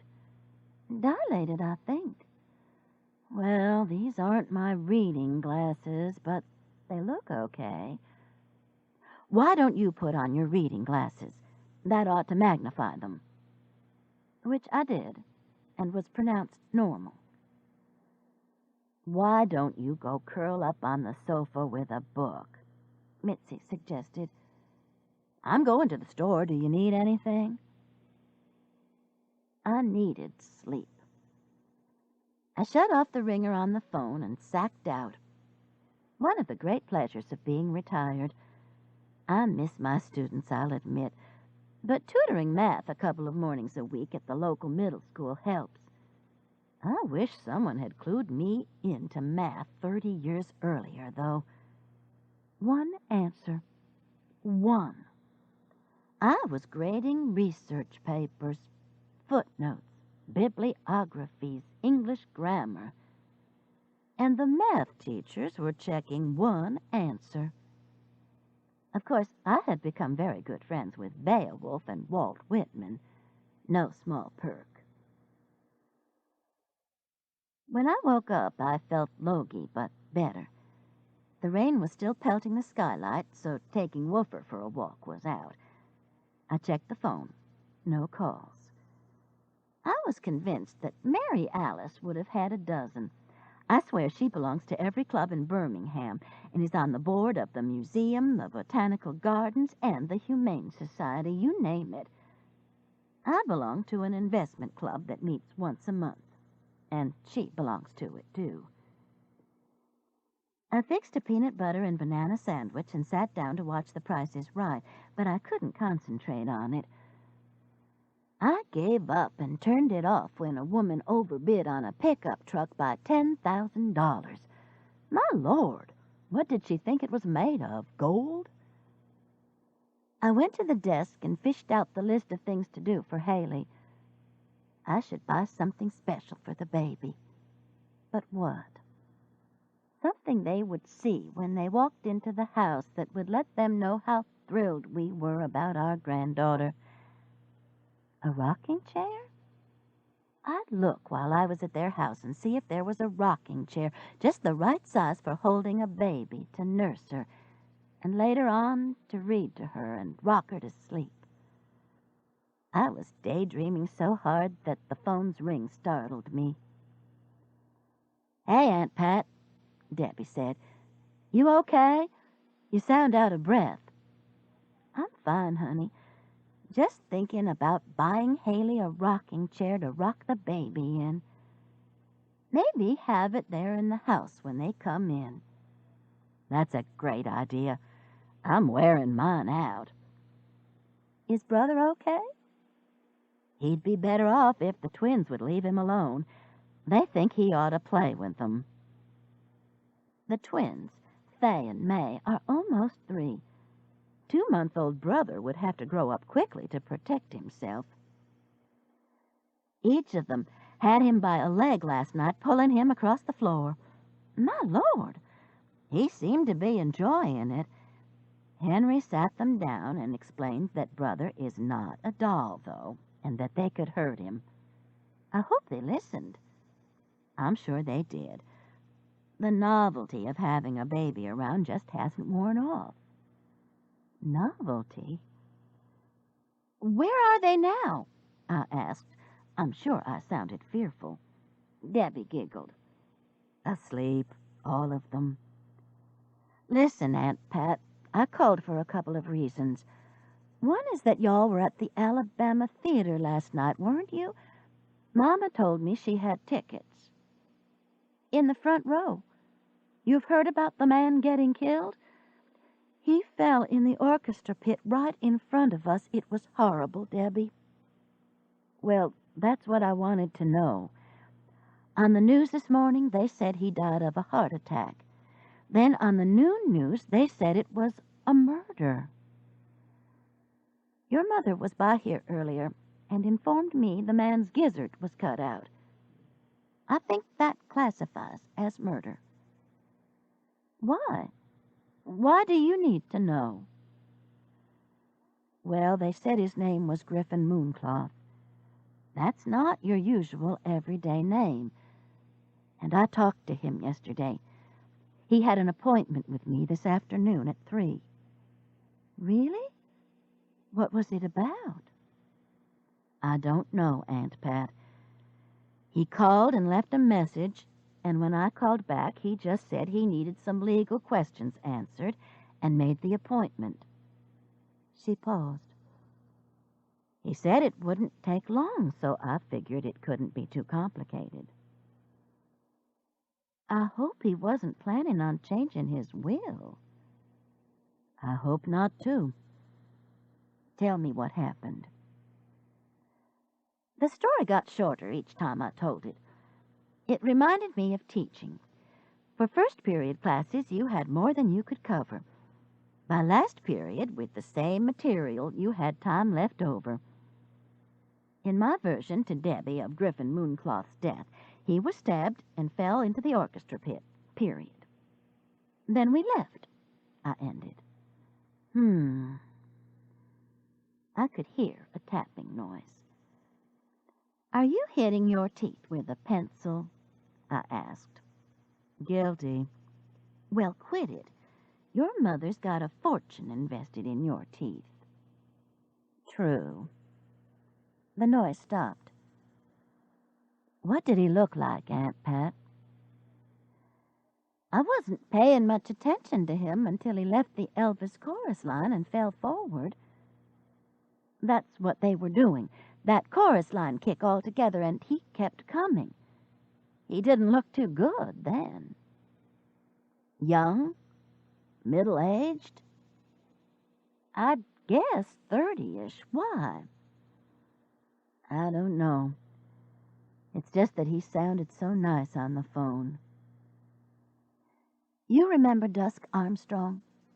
She identified him, said he was in a dance class with her in New York. She can probably tell you about him." "She's here in Birmingham?" "She was in the show last night. Beautiful." "Always has been." There was a moment of silent agreement. "Aunt Pat, the other reason I called was because I got a strange message from Marilyn. Some of it was garbled, probably talking on her car phone. All I could make out was, 'Debbie, don't tell Mama.' Have you heard from her?" Marilyn is Mary Alice's oldest child. Her father was Will Alex Sullivan, the chinless husband. Fortunately, Marilyn has a beautiful chin. In fact, she's a beautiful woman. Tall like her mother, but thin, elegant. She lives in Pensacola, where she has worked most recently as a financial planner. She has had some fairly long-lasting relationships with men, but says she's not interested in marriage. Ever. Somehow, I believe her. I haven't heard a word from her, honey. Let me know what she's up to. I will. Love you, Aunt Pat. Love you too, darling. Just as I hung up the phone, the doorbell rang. Most unusual. Nobody comes in our front door. I looked through the peephole and saw a man drenched by the rain. He was running his hands through wet, dark, curly hair, scattering raindrops. I left the chain on the door and opened it. Yes? Mrs. Hollowell? Yes. I'm Charles Boudreaux, Mrs. Hollowell. I'm here to impregnate your niece. Your what? Surely I hadn't heard right. Oh, God, he said, a look of pain on his face. I'm too late, aren't I?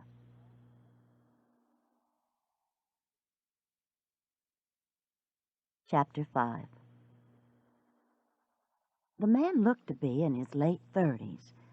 He was well-dressed, and while I stood there with my mouth open, he pulled a bright white handkerchief from his pocket and wiped the rain from his face. Or maybe it was tears. Surely he hadn't said he wanted to impregnate my niece. Maybe the music from the cockfight group the night before had damaged my ears. I tapped them and said, "What?" again. I'm Charles Boudreaux, Mrs. Hollowell. Marilyn's beau. Not boyfriend. Beau. Men hadn't been beaux in my lifetime. Was he putting me on? Has she mentioned me? He had the most beautiful eyes I had ever seen. A dark, soulful brown with lashes that any woman would kill for. Not that I remember. Is she here? In Birmingham? Not that I know of. He reached in his pocket and handed me a damp business card across the chain on the door. Well, if she shows up, will you please tell her that I'm at the Tutwiler Hotel, and that if it's not too late, I'm ready and willing. Not just willing, but thrilled, anxious, ecstatic. I glanced at the card. Charles Stewart Boudreaux, attorney, Boudreaux and Associates, Lafayette, Louisiana. I'll tell her, Mr. Boudreaux. I thank you mightily, ma'am. I swear he gave a slight bow before he turned and headed back toward the red Nissan parked at the curb, walking slowly, as if the sky weren't pouring buckets of rain on his head. He looked so bedraggled that for a moment I considered calling him back and fixing him some hot chocolate. Never let a stranger in the house, my common sense said. But he looked so pitiful, I waffled. The man is nuts. What kind of a person comes to the door announcing that he's there to impregnate your niece? A nutty one, I agreed. Best not invite him in. I went into the den and dialed Debbie's number. Have you heard Marilyn mention a Charles Boudreaux from Lafayette, Louisiana? I asked when she answered. Seems like the name's familiar. Why? He's here to impregnate her. At your house? I'm not sure where the event is supposed to take place, but he's staying at the Tutwiler. We're to tell her that he's ready, willing, thrilled, anxious, and ecstatic. What? I repeated the adjectives, adding that he was also afraid that it was too late. What does he mean by too late? Trust me, I have no idea. Maybe she's already pregnant, and this is what I'm not supposed to tell Mama. Could be. But Marilyn is the sensible one, Aunt Pat. She wouldn't do anything like just up and get pregnant like I did. You thought it out, honey. You wanted children, and the UAB sperm bank was a good solution. You had no idea that Henry would show up in a couple of years. True. And if I hadn't done it, I wouldn't have my precious girls. Let's not even think about that. But listen, if you hear from Marilyn, let me know. In the meantime, I'm not going to mention this to your mother. I won't either. She'd be down at the Tutwiler grilling Charles Boudreaux. Debbie paused. He sounds Cajun, doesn't he? He may be. He has gorgeous dark eyes. Marilyn has always found great-looking men. You haven't done so bad yourself. True. Well, let the good times roll, Aunt Pat. We both hung up, laughing. I brushed my teeth, combed my hair, and slapped on some lipstick. The minimum I figured I could get away with if I were hit by a truck on the way to Philip's house. Every woman in the world knows you have to wear clean underwear in case you are hit by a truck. But the lipstick may be a southern thing.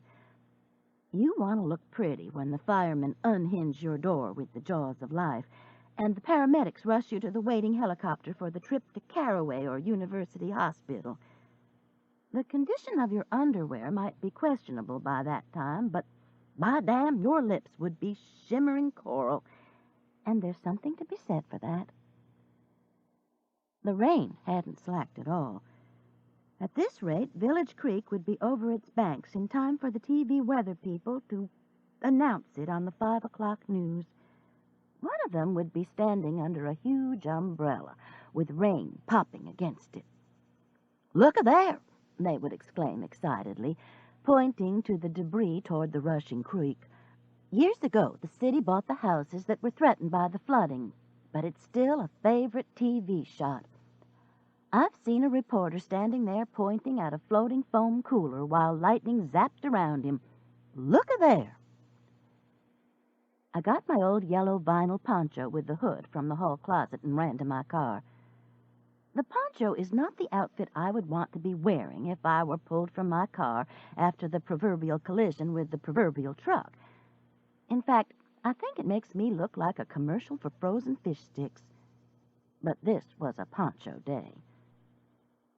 Philip's house, it was going to take me a long time to think of it as Haley's, too, is not far from Mary Alice's in a part of town called Redmont. It's a beautiful old section of Birmingham atop Red Mountain, overlooking the whole city. The steel barons built their homes up there. From their windows, they could see their mill furnaces lighting up the valley at night. Philip's grandfather, who had built his house, had not been one of the industrial barons, but had founded one of Birmingham's first banks and had handled the steel accounts very well.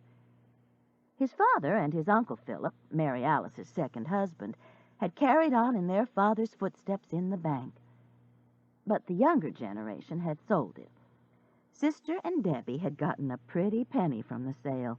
Debbie had been a child and has never been the type to be impressed with wealth. But Fred laughed until he cried when Sister burst into our kitchen, fluttering a check and declaring that, as God was her witness, she would never go hungry again.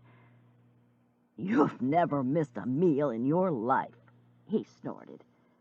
"And now I never will, thanks to my darling Philip."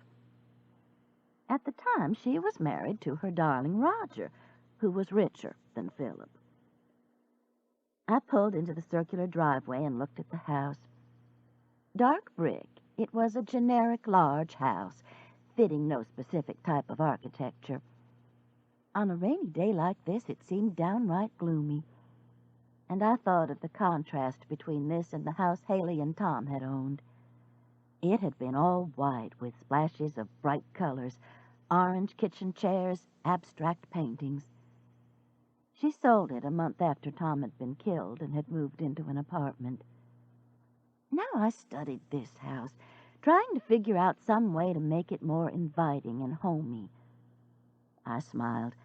A swing set in the front yard would do wonders. As I was getting out of the car, a new Mercedes pulled up behind me, and Yul Brynner got out. We both dashed for the porch. "I saw your car," Sister said as I unlocked the door. "I was on my way home." I looked back at the Mercedes. "How's your new car doing?" "I miss my Jag. I may have to swap this one in. I don't care if it does help the state's economy."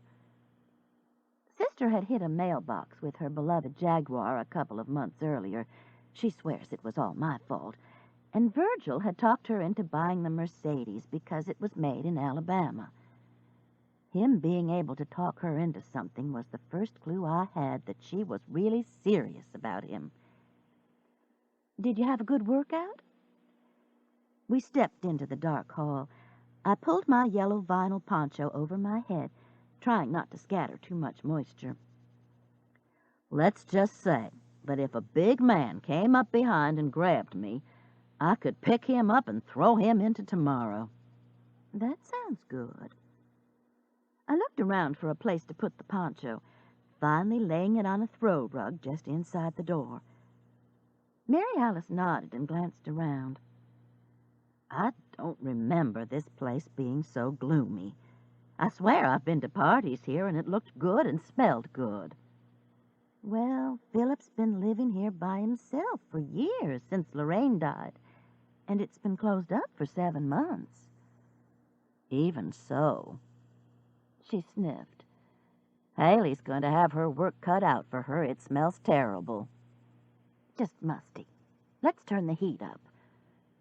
I went down the hall to turn up the thermostat, and Sister followed me, pausing to look into the powder room. "Yuck, black. And come look at these deer on the wallpaper, Mouse. Aren't they dead?" There was a reassuring click as the furnace came on. Good. I joined Sister in the powder room and looked at the wallpaper.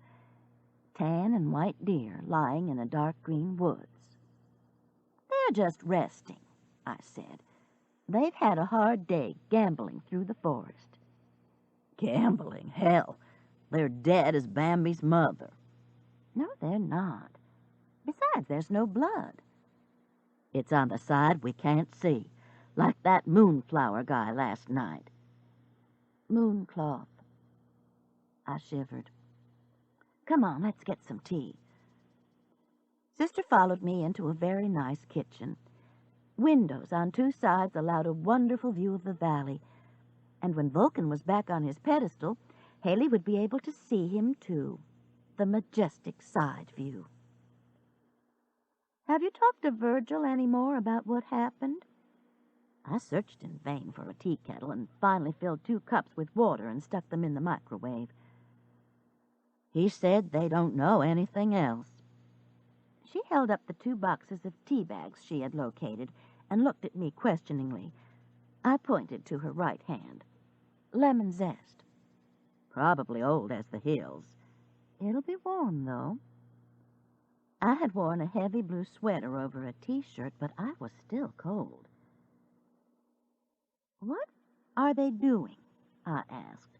"Talking to all the Elvises?" The microwave dinged, and we took our tea to the kitchen table. Below us, Jones Valley and the city of Birmingham were shrouded in rain and fog. And Dusk Armstrong. Apparently she hadn't known he was here in Birmingham, though. She said she hardly knew him anyway. Well, somebody knew him and didn't like him. I sipped the lemon zest carefully. It was delicious. Sister stirred her tea with her finger. And they had to stick the knife in him just as they started the chorus line kicked toward the front of the stage, because he lined up with the others and seemed okay. Which narrows it down to the Elvises on either side of him, wouldn't you think? That's what I told Virgil, and he said no, that when they were lining up, anyone could have sneaked up behind him. The one on his left was Larry Ludmiller, remember, Tammy Faye's husband. Tammy Sue. Mary Alice shrugged. Who was on his right? I asked. Virgil didn't say. I don't think whoever it was knew him, though. The Mooncloth guy, I mean. Well, Larry didn't either, did he? Says he never saw him before in his life. Wondered who the hell he was when he danced out on stage. Strange. I sipped the hot tea carefully. I told Virgil. I said, Virgil, maybe it was someone with a bad case of Elvis envy. Elvis envy? I nearly spit the tea out. Sister frowned at my reaction. Elvis envy, I repeated when I had swallowed safely. Is this some kind of psychological problem that leads to violent behavior? How should I know? I rubbed my forehead. I felt a headache beginning. We both jumped when the doorbell rang. Mary Alice spilled tea on her Yule Brenner outfit and muttered, shit. Who could that be? I wondered. Probably a Girl Scout selling cookies. Isn't this the time of the year? In the pouring down rain during school hours? You're nuts. Well, go see. For a moment, I thought it might be Charles Boudreaux, that he had followed me looking for Marilyn. The bell rang again. For the second time that day, I looked through a front door peephole. This time, I was delighted at what I saw. I opened the door to Officer Bo Mitchell of the Birmingham Police Department. Bo, come in. I started to hug her, but she held up her hand. I'm wet as a duck's butt. She stepped into the foyer. You know, something just told me it was you when the call came in. What call? Breaking and entering. Burglary. Various and sundry. I told myself, I said, Bo, if it's various and sundry, it's going to be Patricia Anne and Mary Alice. You can bet on it. What are you talking about? The burglar alarm, Patricia Anne. The one you have 30 seconds to enter the code before we start calling, which we did, and you didn't answer. Oh, shit. I rushed back to the kitchen, opened the pantry door, and punched 5772. What's the matter? Who is it? Sister was standing at the sink, rubbing her martial arts top with a wet paper towel. Bo grinned at Sister's outfit. Shall we dance? Dum, dum, dum. Sister twirled around. Hey, Bo, I'm taking a martial arts class. Good. You're going to need it in prison because you're under arrest for breaking and entering. Damn. The burglar alarm? Why didn't you call us? We did. The phone's disconnected. That's one more thing I need to do. I reached in my purse, got out my little notebook, and wrote, Call phone company. They're coming home the 1st of April, Bo, and Haley's pregnant. Well, I declare. She pulled out a chair and sat down at the table. Boy or girl? Or does she know? A girl. I got another cup from the cabinet, filled it with water, and put it in the microwave. Her name is Joanna, because she was blessed by the Pope. Joanna Paula? I hadn't thought about that. I got a tea bag from the box. Lemon zest? She nodded and shrugged out of her raincoat. What have you been doing, Bo? Sister asked, sitting down beside her. This afternoon? fishing a dog out of Village Creek. Either of you want a dog? Wolfer could use the company, Patricia Anne. He's too old to learn to share, Bo. I handed her the cup of hot water and the tea bag. I think Joni's gonna take him anyway, if nobody claims him. He kissed her when she wrapped him up in a towel. She's not out in the car, is she? Joni Salk is Bo's partner. Joni is tall, thin, and white. Bo is short, plump, and black, though not as plump as she had been when we first met her. She has decided that she is going to be the first woman chief of police in Birmingham and has started working toward that goal. I think she'll succeed. No, she's taking a course at UAB. I dropped her off. She said to tell y'all, hey. You really knew it was us? Sister asked. Bo grinned and sipped her tea. I guess y'all were at the Alabama Theater last night when that Elvis guy was killed too, weren't you? In the front row, I admitted. How did you know? Stands to reason the way you find bodies. You know, folks are going to quit inviting you to their parties, don't you? Sister gave me a dirty look. It's Patricia Anne's fault. I never saw a body in my life until she retired. I swatted at Yul Brenner with a paper napkin. Bo burst out laughing. What? We both asked. I saw Sheriff Stuckey down at the station, you all. He was telling me about last night. He's a nice man, Mary Alice. So nice, I'm marrying him in May. Well, I do declare. Bo swirled her tea bag gently in her cup. Congratulations. Thanks. You'll be getting an invitation. She's planning on the attendants wearing magenta and sunflower, I grumbled. Have mercy. I wouldn't miss that for the world. Bo put her tea bag on the saucer and smiled at me. I'll bet you're the magenta, Patricia Anne. She's acting a fool about it, too, Sister said. You know what a beige person she is. I'm not a beige person. I pointed to my blue sweater. Nothing wrong with beige. Bo took a sip of her tea. That's good. Have the police found out anything about the man who was killed last night? I asked. Like what he was doing here? We heard that none of the other Elvises even knew him. Y'all know more than I do. Y'all saw it happen. All I've been doing is fishing dogs out of Village Creek. All we saw was him falling in the orchestra pit, Sister said. That was enough to give me nightmares all night. Me too. We thought he was having a heart attack. We didn't know about him being stabbed. Bo nodded. Probably a switchblade the way it went in and then up. You can get such a good grip on a switchblade, you can do a lot of damage in a second. Sister and I both put our tea down. They haven't found it? I asked. Not that I know of. I'm just guessing about the switchblade anyway. We haven't gotten the report back. But someone would have had blood all over them, wouldn't they? I mean, your hands would be right up against the body if you were gripping a switchblade, wouldn't they? And all the Elvises had on white suits. Looks like that would be easy to check out.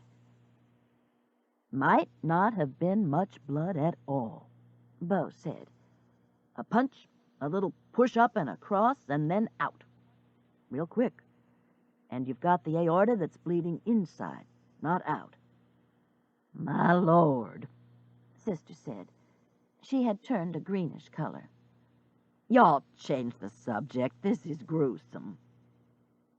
God's truth, Bo agreed. Tell me about the wedding. Which Sister did in detail. A lot of details that I hadn't heard. I swear I think she was making it up as she went along. No sane person would plan a wedding reception in a pasture. There's bucolic and there's idiotic. Sister was opting for the latter as far as I was concerned. Bo finished her tea and said she had to get back to work, that probably folks were sitting on top of their cars under the Fifth Avenue viaduct waiting to be rescued. Lord only knew why, but it seemed like they aimed for that spot every time it rained hard. She put on her coat and told us to behave ourselves. We promised that we would. It wasn't until she had driven off that I remembered that I hadn't told her about Griffin Mooncloth's appointment with Debbie. I was sure Debbie had already called and reported it, though. "I'm going to go upstairs and see if there's a rocking chair," I said. "I wonder which room they'll use for the baby." "That little room next to the master bedroom. The one Philip uses for his office. The one with all his computer stuff in it." Of course. We grinned at each other. Dr. Philip Knockman's life was in for some big changes. "A switchblade," Mary Alice said as we went up the steps. "Sounds like West Side Story, doesn't it? With those rumbles. Sort of old-fashioned." "Old-fashioned, my foot. The kids at school call them flicks, and they're easier to hide than guns." "You're just full of information, aren't you?" "You're full of it, too." I expected her to swat me on the behind, but she had apparently missed the barb. I had just relaxed when she yelled, "Yah!" I leaped over 2 steps to avoid whatever my sister, who had suddenly turned into Chuck Norris, was about to do to me. "It works, doesn't it?" she said, smiling.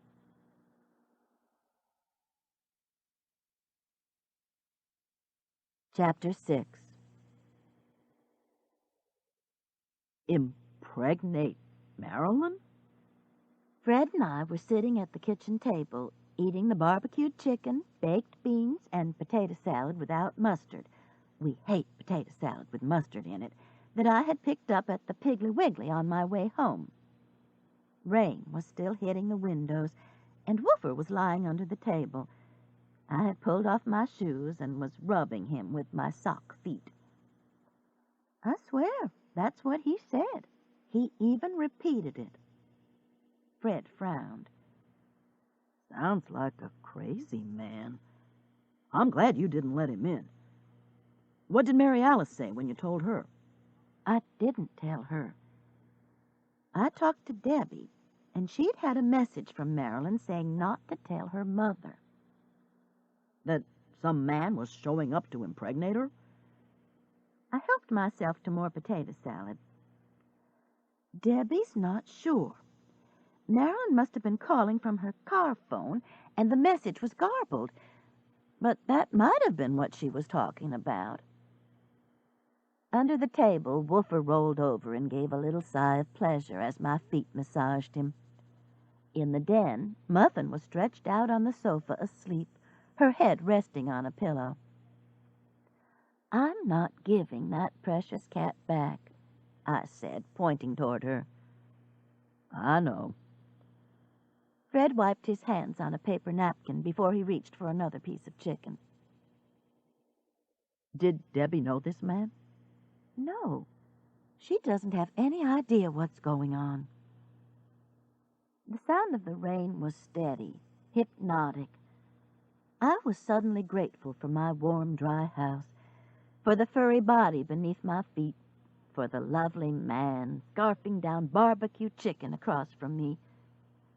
It was one of those moments that you want to save, when you realize how lucky you are. "Well, Marilyn's always had good sense. She can take care of herself. You don't think this man is dangerous, do you?" Fred asked. He just seemed upset. "Well, we'll find out what it's all about eventually." He took a bite of chicken and said, That's good. You need to get the Piggly Wiggly's recipe, honey." There went the moment. I hesitated and decided not to take offense. I've learned in 41 years of marriage that half the time I get mad at Fred, he has no idea what he's said or done that could possibly have upset me. Besides, it's hard to get mad at a man with barbecue sauce on his nose. "Wipe your nose," I said. The evening continued peacefully. We took our coffee into the den and turned on the news. We had had 3 inches of rain. Village Creek was flooded. Tonight's designated Challenge the Elements reporter pointed toward the rushing water, rain popping on her umbrella. "A train of rain choo-chooing from the Gulf is causing this," the wind-blown reporter, obviously the mother of small children, explained. Then back to the studio and the story of the murder at the Alabama Theater. Griffin Mooncloth, Elvis impersonator, killed at a benefit for the restoration of the statue of Vulcan. A tape. Mr. Wurlitzer pointing toward the floor of the orchestra pit. "Right here. Missed smushing the organ by inches." A look of sadness. "That would have been a great loss." "Lord," Fred grumbled, clicking over to Wheel of Fortune. This ends side 1 of cassette 2. Please turn the cassette over and start side 2 at the same point. Cassette 2, side 2. "We forgot to turn off the burglar alarm today at Haley's," I said while Vanna was turning over 3 S's. "Bo Mitchell came to investigate and told us that the Mooncloth guy was probably stabbed with a switchblade knife." Fred was interested enough to turn down the volume. "From the back? What did it do? Hit a kidney?" "Bo said he wouldn't have died as quickly as he did if it hadn't hit something like his aorta." "From the back? What about ribs? Wouldn't the blade have been deflected?" I clasped an imaginary switchblade and held my hand slightly sideways. "Put the side of your hand beside the spine, turn it, click the knife in, up, and jiggle a little sideways. If the blade is long enough, you get the aorta." "And there's blood everywhere. We didn't see any blood." "He's bleeding inside. The knife makes a small entrance slit." "Did the police find the knife?" "No. Whoever did it probably snatched it out, closed it, and put it in his pocket." Fred tapped his chin thoughtfully with "Here's the church hands." "There still had to be blood on the knife. Maybe not much, but some. And that lets all of those Elvises in the white suits out." "Probably," I agreed.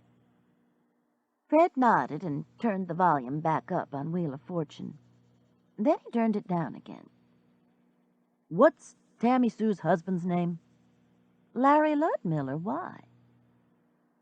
"I'll bet he had some blood on his arm, and I'll bet the fellow on the other side did too. You know how they had their arms around each other in that line." "Probably. But, they didn't form that line until the end. They were doing those individual dances, and then they all came together in the line facing the audience. That had to be when it happened. The Mooncloth guy wouldn't have been dancing around with a stuck aorta."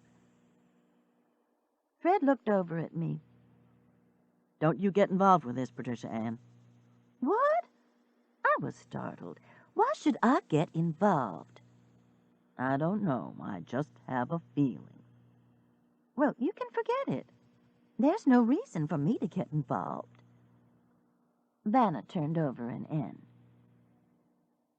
"You got any idea what that is?" Fred asked, pointing toward the TV. "The Princess of Wales." I really do need to get on that show. Not only can I solve all the puzzles, I'm so short I would make Pat Sajak look tall. The pleasant evening continued. Fred dozed in his chair. Wolfer got up and went to the back door, wanting out. When I opened it, I realized the choo-chooing of rain had slowed down some. Wolfer ambled over to his favorite tree, marked it, and headed for his igloo. "Night-night," I called. He wagged his tail and disappeared into his warm igloo, one of the best buys I ever made. I covered Fred with an Afghan and curled up on the sofa with Muffin to watch Who Wants to Be a Millionaire, another show that I needed to get on with my trivia-clogged brain. A man was stuck on the $125,000 question, and I was telling him to quit, fool, take your $64,000 and run, when I heard a knock on the back door. "Fred," I said, "someone's at the back door." He pulled the Afghan higher around his shoulders and gave a little sigh. The next knock was more insistent. Probably Mary Alice, I thought. She was like the post office. Neither rain, sleet, nor snow could keep her from her appointed rounds, and God knows I was one of her appointed rounds. I got up just as the man on TV came to his senses and took his money. Good. I went into the kitchen and turned on the back light. A tall, black-hooded figure stood at the door, hand raised to knock again. My heart skipped a couple of beats. "Aunt Pat, it's me." I opened the door. "My Lord, Marilyn, all you needed was a scythe in your hand." "What?" "Never mind, darling. I just didn't know who you were for a minute. Come in. You're soaking." There was an awkward moment of trying to hug each other and keep the wet raincoat out of the way. We ended up laughing, with Marilyn leaning down to kiss me on the head. Like her mother, she is a foot taller than I am. Unlike her mother, she is thin. She is also beautiful, with naturally curly dark brown hair, olive skin, and big brown eyes. She is the exotic-looking one in our pale family, and she has always had the sense to emphasize this by wearing bright colors and long, flowing skirts. "She looks like a gypsy," I've heard her mother complain. "And why won't she cut her hair? It sticks out like a long black Brillo pad." I've also heard Haley and Debbie wishing that they looked just like Marilyn. But this night she looked nothing like a gypsy. When the black raincoat came off, I saw that her hair was pulled back and caught at her neck with a barrette. She was wearing jeans, a red sweater, and running shoes, and her eyes were puffy, as if she had been crying. "Did I scare you? I'm sorry." "Just for a second." I hung her coat on the pantry door. "Have you had any supper?"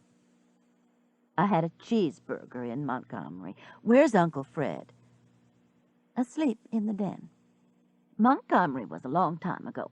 Why don't you go dry off and I'll fix you something to eat? We've got potato salad and baked beans left over, and I can grill you a cheese sandwich." "That sounds wonderful." Just then the phone rang. "If that's Mama, you haven't seen me." "Please, Aunt Pat." "Okay, honey." But it wasn't Mary Alice. It was the Hannah home. Their truck would be in our neighborhood on Wednesday. I was relieved. Whatever was going on, Mary Alice was Marilyn's mother. I didn't want to have to keep anything from her. "Hey, Uncle Fred," I heard Marilyn say. The phone must have wakened Fred. "Hey, sweetheart, what are you doing here?" "Long story. I'm going to go get dried off. I'll tell y'all then." I plugged in the grill and got the cheese, butter, and dill pickles from the refrigerator. If the coffee wasn't still hot, I could stick a cup in the microwave. Unless Fred wanted some more, in which case I would have to make another pot. I looked in the den and saw he was already asleep again. The theme song for Millionaire was playing. Was Marilyn running away from Charles Boudreaux? Or running to him? That was certainly a strange message I was given to pass along to her. And why didn't she want her mother to know she was here? Why was she here? It was terrible driving tonight, she said, coming back into the kitchen. Solid rain after I left Montgomery. She reached over the counter and took a bite of the potato salad I had already put on her plate. That's good. It wasn't raining in Pensacola? The weather lady said it was choo-chooing up from the Gulf. Not when I left. Sit down, honey. Everything's ready. I lifted the sandwich from the grill with a spatula. Melted cheese oozed from the side. It looked so good, I decided to fix one for myself. But first I handed Marilyn her plate and took her coffee from the microwave. This looks great, Aunt Pat. Thanks. You're welcome. I sliced the cheese from my sandwich while Marilyn started eating. Questions could wait for a few minutes. Muffin strolled in and went over to her water bowl. That's Haley's cat, isn't it? Marilyn asked. Not anymore. 7 months gives me squatter's rights. Marilyn smiled. I'm thrilled about Haley's baby. Debbie told me. I put my sandwich on a plate and joined her at the kitchen table. Joanna.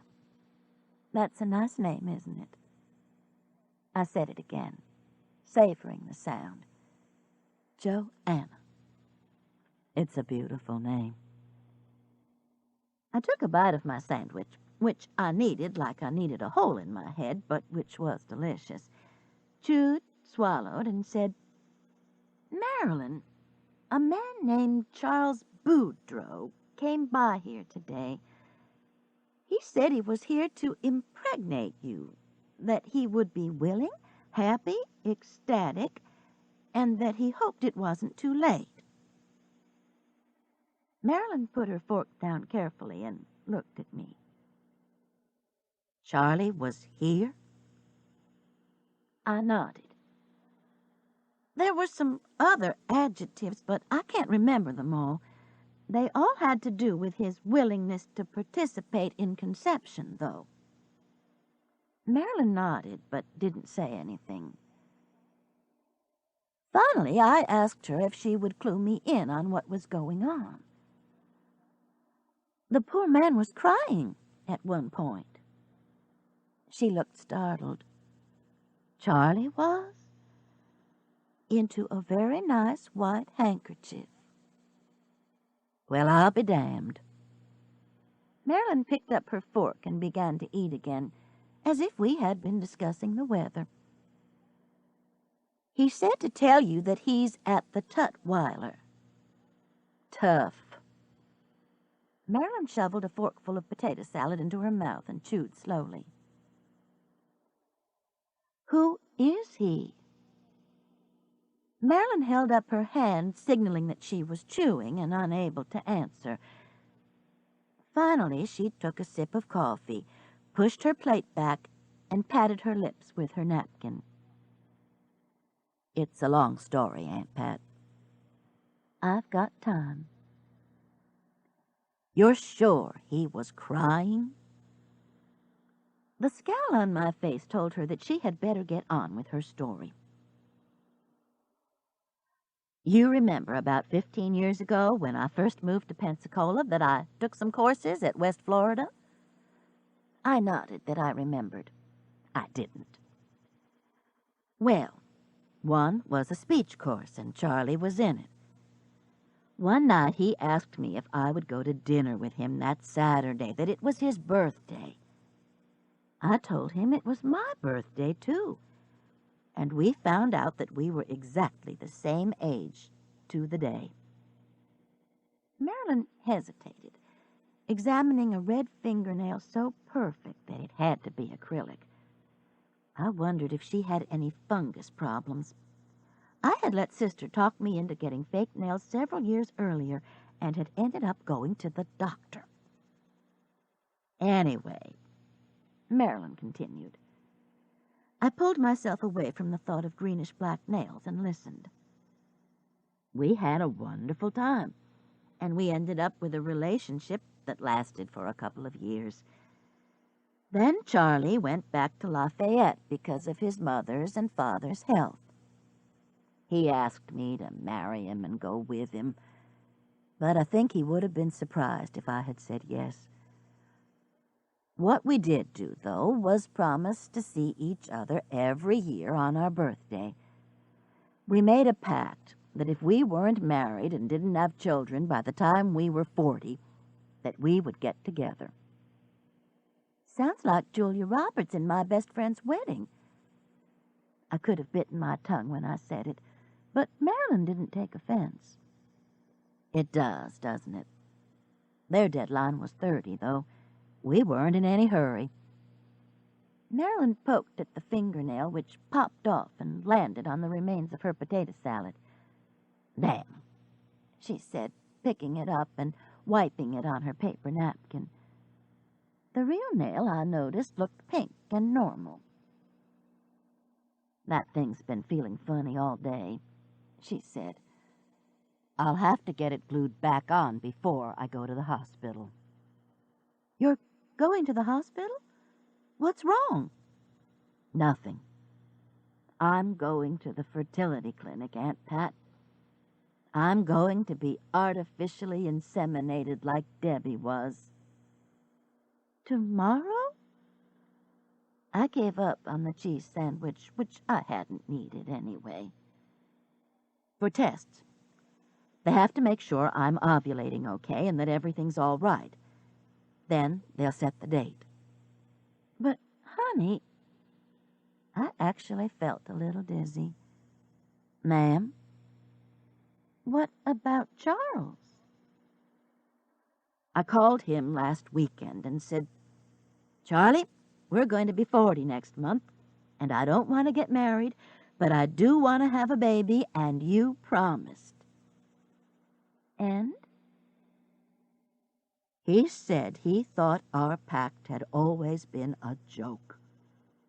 So I told him that was fine, that my sister had gotten her twins at UAB, and by damn, so could I, and that you would understand. Apparently he's regretted his decision. I don't care.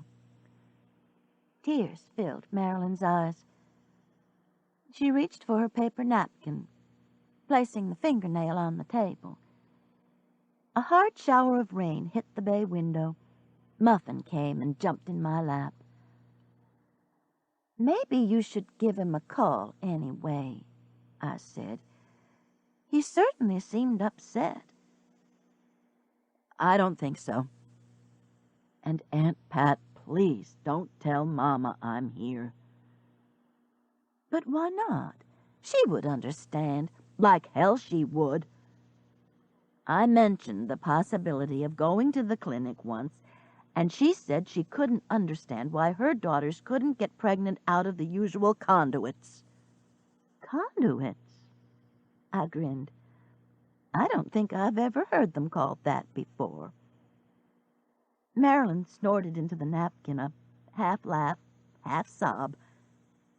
Damn. I won't tell her, but I wish you would. Marilyn shook her head no. Does Debbie know?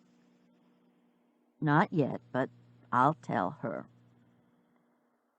She got up, splashed water from the sink faucet onto her face, and dried it with a paper towel. She knows about the conduits. She thought it was funny. I forced back a giggle, which resulted in a hiccup. Marilyn sat back down. Okay, enough about this. Tell me what's been going on, Aunt Pat. You're going to see your mother while you're here, aren't you? Oh, sure. I'll see her after I go to the clinic. I'll just tell her I'm here on business, which is the truth. Then she can update you on the wedding plans. They're so bad you can't tell me? How do magenta and sunflowers strike you? Oh, Lord. Are you the magenta? I nodded. She'll tell you all about it. You like Virgil, don't you? I nodded. Very much. Fred and I saw his children last night. They seem nice, too. His son's an Elvis impersonator. Really? I told Marilyn about our evening at the Alabama Theater, about Griffin Mooncloth, the switchblade, the fall into the orchestra pit. Dusk Armstrong knew who he was, I added. Dawn's little sister? I was in school with Dawn. I think Debbie was in school with Day. Marilyn shook her head. I can't believe she named the last one Dusk. Well, she was Bernice's last gasp before menopause. Tears welled again in Marilyn's eyes. Oh, Aunt Pat, I hope I haven't waited too long. You haven't, honey. Everything will be fine. Another burst of rain. You're staying here tonight, aren't you? If it's okay. It's more than okay. Then I'll go get my overnight bag. Marilyn got her raincoat from the pantry door and darted to her car. I woke Fred up and he headed down the hall to bed. Marilyn spending the night? He asked. I said that she was. It was a couple of hours before I joined him. Marilyn and I had a lot of catching up to do. Finally, though, I slid into bed beside Fred and was about to drift off to sleep when he snuggled up against me. Honey, he whispered. What? Let's talk about conduits. You jackass, I laughed. You were eavesdropping the whole time. Just part of it. Well, tell your conduit to behave himself. I think he needs a school teacher to tell him. So a school teacher did. Chapter 7. The sound of Fred taking a shower woke me up the next morning. I reached for the remote, clicked on Good Morning America, and promptly went back to sleep. By the time I woke up, Fred was gone, and the program was almost over. Oh, the joys of retirement. I opened the blinds and saw that the rain had stopped, but the sky was still sitting on us, dark with layered clouds. It was possible that more rain was in the offing. The outside thermometer with the huge numbers read 48 degrees. I had found it at Home Depot and bought it immediately. It's wired to our fence, and Sister frequently remarks about how tacky it is. But hey, we can see it. The door to the guest room was closed, so I assumed Marilyn was still asleep. I was wrong. She was sitting at the kitchen table drinking coffee and reading the paper. She had on flannel pajamas that had seals balancing balls on their noses all over them. I want a pair of those pajamas for Christmas, I said, heading for the coffee. Morning, Aunt Pat. I'll put it down on my list. You want some more coffee? Not yet. She folded the paper and put it on the table. I was just reading about that Mooncloth guy, the one who got killed. There's a long article about him in the paper. Did you know he was a Russian dancer? A real prominent ballet star. I reached for the sugar. A Russian named Mooncloth? According to the paper, it's a translation of his name that he used on the stage. A Russian ballet star dressed as Elvis dancing on stage at the Alabama? What in the world? Marilyn pushed the paper toward me. I didn't recognize the picture of the handsome young man on the first page. But the only time I had seen him, his face had been contorted. Russian ballet star slain at Alabama Theater, the headline proclaimed, the lead story of the day. I sipped my coffee and read the article that stated that Mr. Mooncloth, one of Russia's premier dancers, was in the United States on a cultural exchange. He was currently appearing with the New York City Ballet, where he had received rave reviews for his performances in Prism and Symphony in C. Mr. Mooncloth, the article continued, had been finishing his second and final year as an exchange artist when he was killed. "Oh, Lord," I said. "Birmingham's going to make all the headlines again. Probably an international incident. Why couldn't whoever stabbed him have done it in New York? What was he doing here, anyway? Jumping around on the stage at the Alabama with Larry and Buddy and those other Elvis impersonators? If we knew that, we'd probably know why he was murdered." Marilyn pushed her chair back. "You want a bagel, Aunt Pat?" "Sure." I read while Marilyn put the bagels in the toaster and got out the cream cheese. "They don't even know where he was staying or how he got here," I said in disgust. "And he had to get that Elvis costume somewhere. Seems like the police would be looking into that." "None of it makes sense," Marilyn agreed. "You want some more coffee?" I held out my cup. No wonder Dusk Armstrong knew who he was. I thought she said he was in one of her classes. She must have meant that he was teaching it. Marilyn poured the coffee and took the bagels from the toaster. "You know what I remember, Aunt Pat? I remember you keeping candy sticks on the counter to stir coffee with. It would give it the best flavor. Look on the second shelf of the pantry. They're in a red tin can." Marilyn put the bagels and cream cheese on the table and went to the pantry. She came back smiling, holding a peppermint stick and looking about 12 years old in her flannel pajamas. "Honey," I said, watching her stir her coffee, "what are your plans for the day?" "My appointment at UAB is at 2 o'clock. Is it okay if I spend another night with you? It might be late when I get through." "Of course it is. It's our pleasure, you know that." I spread cream cheese on my bagel and took a bite. "Have you thought any more about Charles Boudreaux? I'm sure he's still at the Tutwiler." The peppermint stick clinked against the side of the cup. "I've thought about him." "And?" "I told you what he said when I asked him if he would father my child, Aunt Pat. He stuttered like crazy. Said he thought the pact was just a joke." "But he's changed his mind." "Probably because he thinks I'll marry him if I get pregnant." I'm sure I looked puzzled. "It's a long story, Aunt Pat.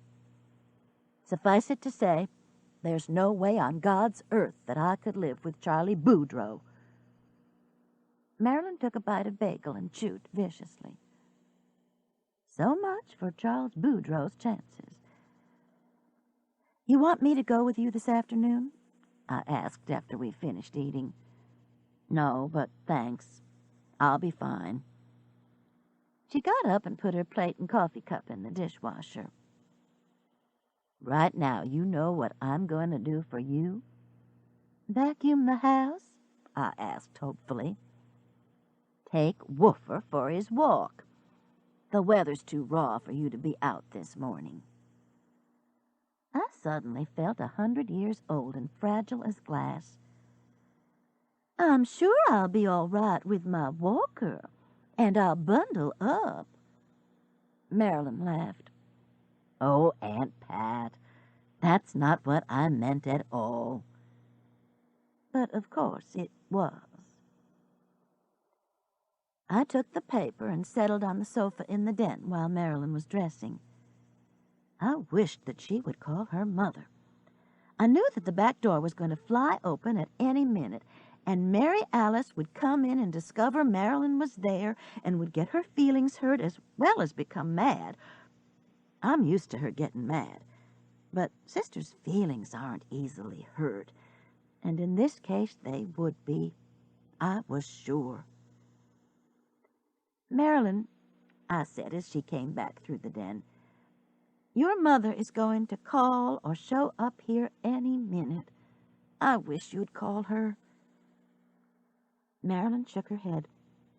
At that moment, the phone rang, and she disappeared like a shot out the back door. "Have you read the paper?" Sister didn't wait for me to answer. "Can you believe a Russian spy getting killed right in front of us?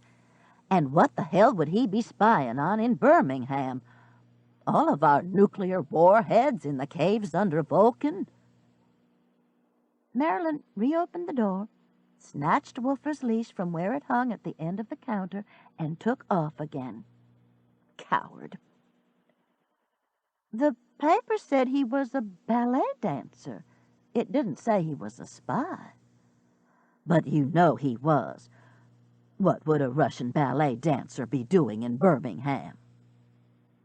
"Doing Elvis impersonations?" I sighed. She was going to be furious with me when she found out Marilyn was here and I hadn't told her. "Don't be silly, Mouse. He could do that in Russia. But listen, the reason I called is that Virgil is going to cook steaks here tonight. Debbie and Henry and Tammy Sue and her husband and Virgil Jr. are coming." She paused. "And you and Fred, of course. A nice family evening. I thought we'd wait until Haley and Philip got home, and maybe Marilyn could come up. But the weather's so god-awful. And after what happened at the Alabama, we all need something to cheer us up. We can do it again later on." Guilt. Guilt. "What time?" I asked. After I hung up, I got out the vacuum and threw myself into housework with a vengeance. There's something about cleaning a house that soothes the conscience. I was cleaning the toilet when Marilyn came down the hall and leaned against the door watching me. "Let's go to the Hunan hut for lunch, Aunt Pat," she suggested. "Nope, your mother will be there." "What about the anchorage, then? Get some veggies." I flushed the toilet and straightened up. "She'll be there, too." "And get mad at both of us?" "I'm not worried about the mad. I just don't want to hurt her feelings." "Well, I don't either, Aunt Pat." Marilyn followed me down the hall to the other bathroom. "I think I'll call Debbie." "Good idea." Spread the guilt around. I sprayed cleaner into the sink and sneezed. "Did you and Wolfer have a good walk?" "He marked every tree we passed." "Good boy." "And he didn't want to come in. He went in his igloo." "I'll take him some treats in a few minutes." Marilyn stood in the doorway, looking as if she wanted to say something, but was hesitant. "What?" I asked.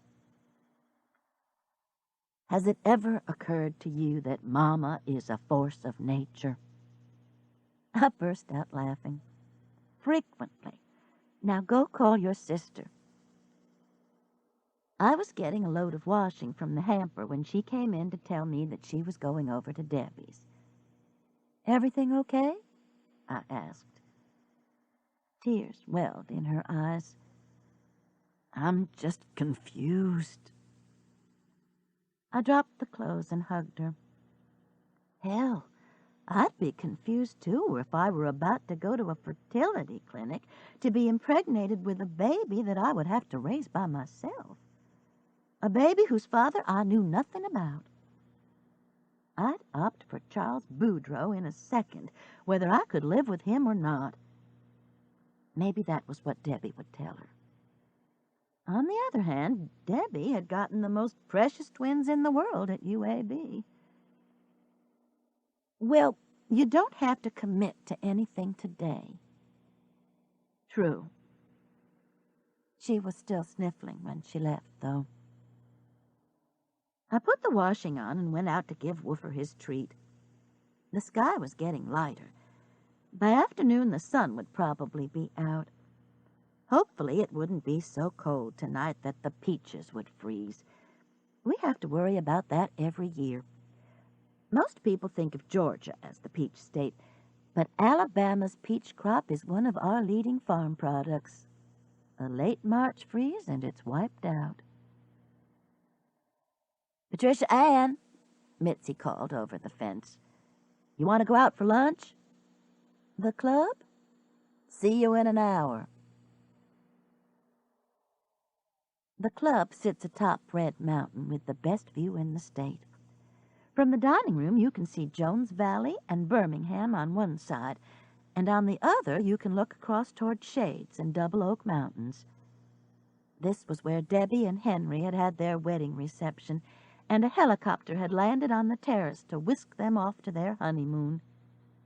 It was also where my Haley had met Philip. As Mitzi and I sat down at our table, I remembered I hadn't checked my email this morning. "Only a couple of more weeks and Haley will be home," I said. "A couple of weeks. I wonder if she's looking pregnant yet. Probably a little paunch." The waiter set our food in front of us. You know you're in the South when the nicest restaurant in town has collard greens on its menu. Mitzi and I had both ordered them. "I saw Marilyn walking Woofer this morning," Mitzi said, her fork poised over the collards. "Is she here for a meeting or something?" "A meeting." Well, it wasn't exactly a lie. She's such a beautiful woman. I agreed that she was, and then changed the subject by asking her if she had read the morning newspaper. She had. "Can you believe that Mooncloth guy was Russian? Mary Alice says he had to be a spy, that there wouldn't be any reason for a Russian ballet dancer to be in Birmingham." Mitzi looked puzzled. "Why would a Russian spy be here?" "God knows. Just one of Sister's flights of fancy." "Is she still writing fiction?" "She had a story accepted. I thought I told you." "No, that's wonderful." Lunch was good. The company was good. I was relaxed and enjoying myself when I heard, "Hey, y'all," and looked up to see Bernice Armstrong standing by our table. "Hey, Bernice," Mitzi and I said together. "I thought it was you over here," Bernice said. "Day and I were having lunch. She had to leave to go back to work, and I told her I was going to stop and speak to you." "Have a seat," Mitzi invited. "Just for a minute." Bernice pulled a chair out and sat down. When she was young, Bernice had been the most beautiful girl in Birmingham. Tall and elegant, she is still beautiful in her mid-60s. Her hair is now white instead of blonde, but styled so it cups her ears. She was wearing a simple blue suit, and her makeup was perfect. I remember how Mary Alice had hated her when they were in school together. Looking at that perfect skin, the woman didn't even have any spots on her hands, for heaven's sake. I could understand why. Even her scarf was tied artfully, something that deserved hatred. Tying a scarf so it looks right is, as far as I am concerned, impossible. "How are y'all doing?" she asked. "Just fine," we chorused. "Is Dusk still here?" I asked. "We saw her dance at the Alabama the other night. She's very good, Bernice." "You were there? Wasn't what happened awful?" We nodded. Dusk couldn't believe it. She's been in bed ever since it happened, bless her heart. I tried to talk her into coming to lunch with Day and me, but she said she didn't feel like it. She's supposed to go back to New York day after tomorrow. I hope she'll be up to it. He was taking a class with Dusk? Not really. I think he was dating one of the girls in her class and would come down and dance with them some. The paper said he was quite an outstanding dancer, Mitzi said. Apparently. Bernice wiggled her fingers at a waiter who was passing by. Could I have some coffee, please? She turned back. Day has seen him dance when she's been in New York. She said he's the best. A slight hesitation. Was the best. And they have no idea why he was in Birmingham dressed like Elvis? I asked. Lord, no. Bernice's coffee arrived, and she reached for the cream. They think it's the craziest thing they've ever heard of. He was Russian, you know. Well, he was here for something other than doing an Elvis impersonation, I volunteered. He had an appointment the next day with Debbie for some business he wanted her to help him with. An appointment he didn't keep, obviously. Bernice frowned. Mary Alice's daughter, Debbie? The lawyer? I nodded. She didn't have any idea what it was about. Well, I guess it doesn't matter much now. Bernice gave a small shrug. How are both of your husbands? Just fine. I heard Arthur got shot, Mitzi, but that he's all right. Couldn't sit down for a few weeks. Mama? Day Armstrong approached the table. She resembled her mother, tall, willowy, blonde. I remembered Marilyn saying that Debbie had been in school with Day, which would make her in her mid-30s. She looked 10 years younger. Bernice glanced up in alarm. Something wrong? Dusk called me on my cell phone just as I got in my car. She says she's feeling terrible. Oh, my. I was scared I shouldn't have left her. She was too quiet. Did she give any specifics? Just that she's sick. Day turned to us. Hi, ladies. We nodded. Bernice got her purse that was hanging on the side of her chair and stood up. Why didn't she call me? She said she tried to. I'll bet I don't have the damn thing turned on. Well, you go on back to work, honey. I'll go see about her and let you know. Bye, y'all. Let us know, too, Bernice, Mitzi said. She nodded. Bye, y'all. She and Day hurried out. It doesn't matter how old your children are, does it? Mitzi said. No, 30 years from now, Haley will still panic if anything is wrong with Joanna. We smiled at each other. Want another orange roll? Mitzi asked. I'll have one with you. Email from Haley to Mama and Papa. Subject, happy, happy. Just think, this is one of my last emails from Warsaw, y'all. We're flying KLM to Atlanta and then Delta to Birmingham. The flight gets there just in time for supper, and I want fried chicken and biscuits and milk gravy. I know that's terrible, but I can just taste it. Morning sickness isn't getting me down at all, Mama. Obviously. In fact, I've already gained 4 pounds. We've still got a lot of packing to do and friends to say goodbye to. There's so much about this place that I love and will miss. But I'll be home. I emailed Freddie and Alan about the baby, and they both emailed back that you had called them and how happy they are for us. Maybe this will give Freddie some ideas. Gotta go.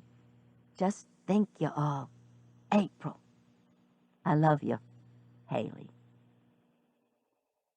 There was one more email. Martha Stewart and I have become good friends since I signed on to her website. I get nice chatty notes from her about big cookie cutters and nesting rabbit dishes.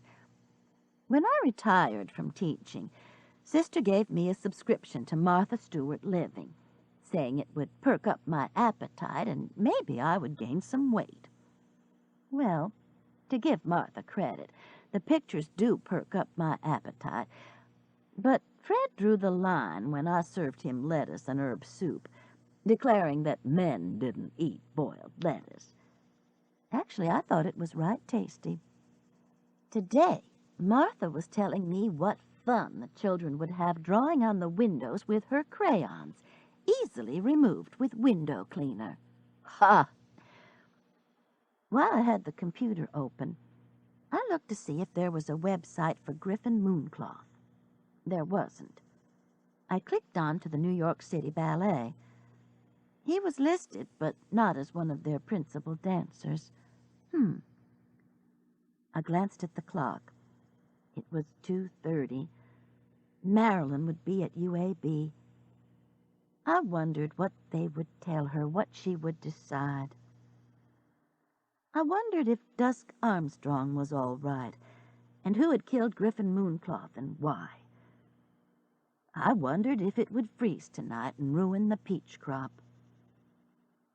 The only thing to do was to take a nap, which I did, with Muffin curled beside me on the sofa and the afternoon sun dimming through the kitchen window. This ends Side 2 of Cassette 2 of Murder Boogies with Elvis. Please fast forward to the end before loading Cassette 3. Murder Boogies with Elvis, Cassette 3. Chapter 8.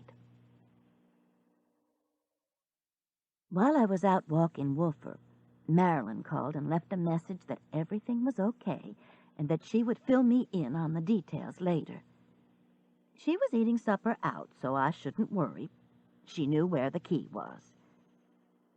It was freezing outside and the clouds had lowered again. If it weren't March, I could have sworn that it was going to snow. I brought Woofer inside, and he immediately lay down on the heat vent. Muffin, as always, was delighted to have him in the house. She rubbed against him adoringly. He sighed and put up with her attentions. I turned on the early news to hear the weather report. 34 degrees tonight with wraparound clouds from the cold front that had come through. No precipitation. All of those extensive green blobs on the radar were Virga, the weatherman explained, precipitation evaporating before reaching the ground. I was considering a hot bubble bath when the phone rang. "Bring garlic bread," Sister said, and hung up. Fred came in the back door, kissed me on the neck, and got a beer out of the refrigerator. "It's not supposed to snow, is it?" he asked. "Not according to the weatherman. Did you have a good day?" "Fine. Has Marilyn gone?" "She's having supper out, and we're having steaks at Sister's. Don't forget that Sister doesn't know Marilyn's here." "I know nothing. Is Henry bringing the hors d'oeuvres?" "Probably." Henry Lamont, Debbie's husband, is a chef at one of Birmingham's finest country clubs. Fred loves Henry's cooking so much that I think if he hadn't asked Debbie to marry him, Fred would have gotten his shotgun out. "Good." He took a swig of his beer. "Hear any more from Haley?" "We got an email. I printed it and put it with the rest of the mail on the desk." "Good girl." He slapped me on the behind. I slapped him back on his and went to look in the freezer to see if we had a loaf of garlic bread. 3 cars were already parked in Mary Alice's circular driveway, and lights glowed from all of the downstairs windows. "Looks like a sure enough party," Fred said. "I thought it was going to be a little family cookout." "Virgil's kids and Debbie and Henry. We're getting to be a pretty big family." I stepped from the car and admired the house, which I think is one of the most beautiful in Birmingham. Sister has always wanted a house like Tara with columns and a veranda. This house fit its setting, though, elegant and sturdy. Something damp hit my face.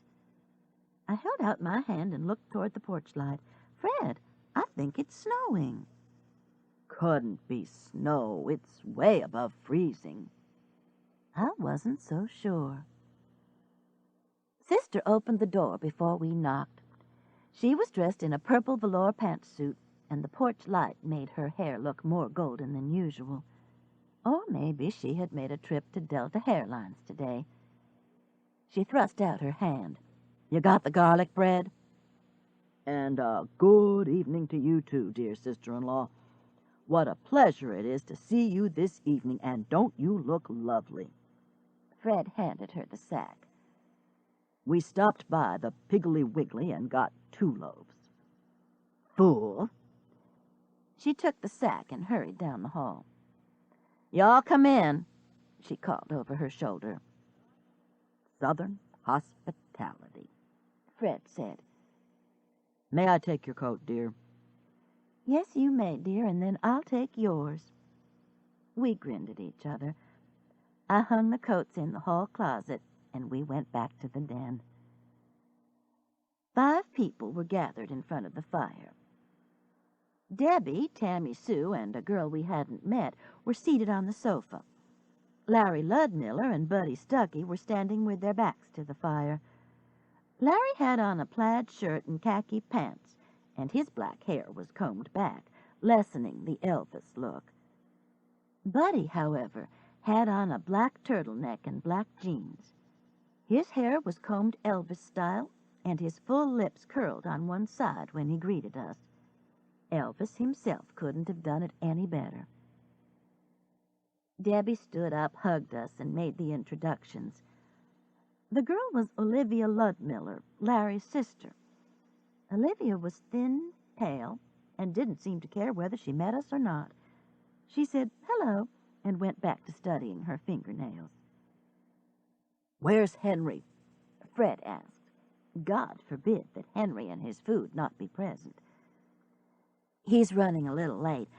I brought the hors d'oeuvres, though, Uncle Fred." Debbie pointed toward a game table in the corner of the room. "I was helping Mama and forgot to put them over here." "I'll get them," Fred offered. I hoped the plates were full. "Maybe I'd better go in the kitchen and see what I can do to help," I said. "The person who needs help is Daddy." Tammy Sue pointed to the patio where a bundled figure huddled over a grill. "I offered," Buddy said. Fred put a plate of what he calls pinwheel patties on the coffee table, helped himself to 2 of the patties, and walked to the French doors. "That's Virgil out there?" "Mr. Macho himself." There was a slightly unpleasant tone in Buddy's voice. Tammy Sue gave him a hard look. "Well, hell, it's snowing." Fred put both of the patties in his mouth, opened the door, and went out to join Virgil. Just then Tiffany, the magic maid, came in from the kitchen. Tiffany is supposed to work for a maid service, but she spends more and more of her time at Mary Alice's. Tonight she had on red capri pants and a tight red and white striped sweater. Her blonde hair was French braided. Tiffany is 23. Need I say more? "I'm taking drink orders," she announced as both Larry and Buddy snapped to attention. "Hey, Mrs. Hollowell, I know you want Coke, and you do too, Debbie, since you're breastfeeding brother. But what about the rest of you?" "You got any vodka?" Buddy asked. Tiffany gave him an "are you kidding" look. "We got everything, Bud. Buddy, He corrected her. He wants it with orange juice, Olivia said, marking her territory. and so does Larry. Tammy Sue said. I'll have white wine. Tiffany smiled. We got plenty of beer. Sure you hadn't rather have that? Light, of course. Debbie and I glanced at each other. This was going to be a long evening. Mary Alice and Daddy have been telling us about the wedding, Tammy Sue said after Olivia had also opted for white wine. It's really quick, isn't it? They only met a couple of months ago. So that was why Mary Alice was hiding in the kitchen and Virgil was freezing on the patio. Tammy Sue had been expecting the news, but when it came, the news hadn't gone over well. Tammy Sue turned to Debbie.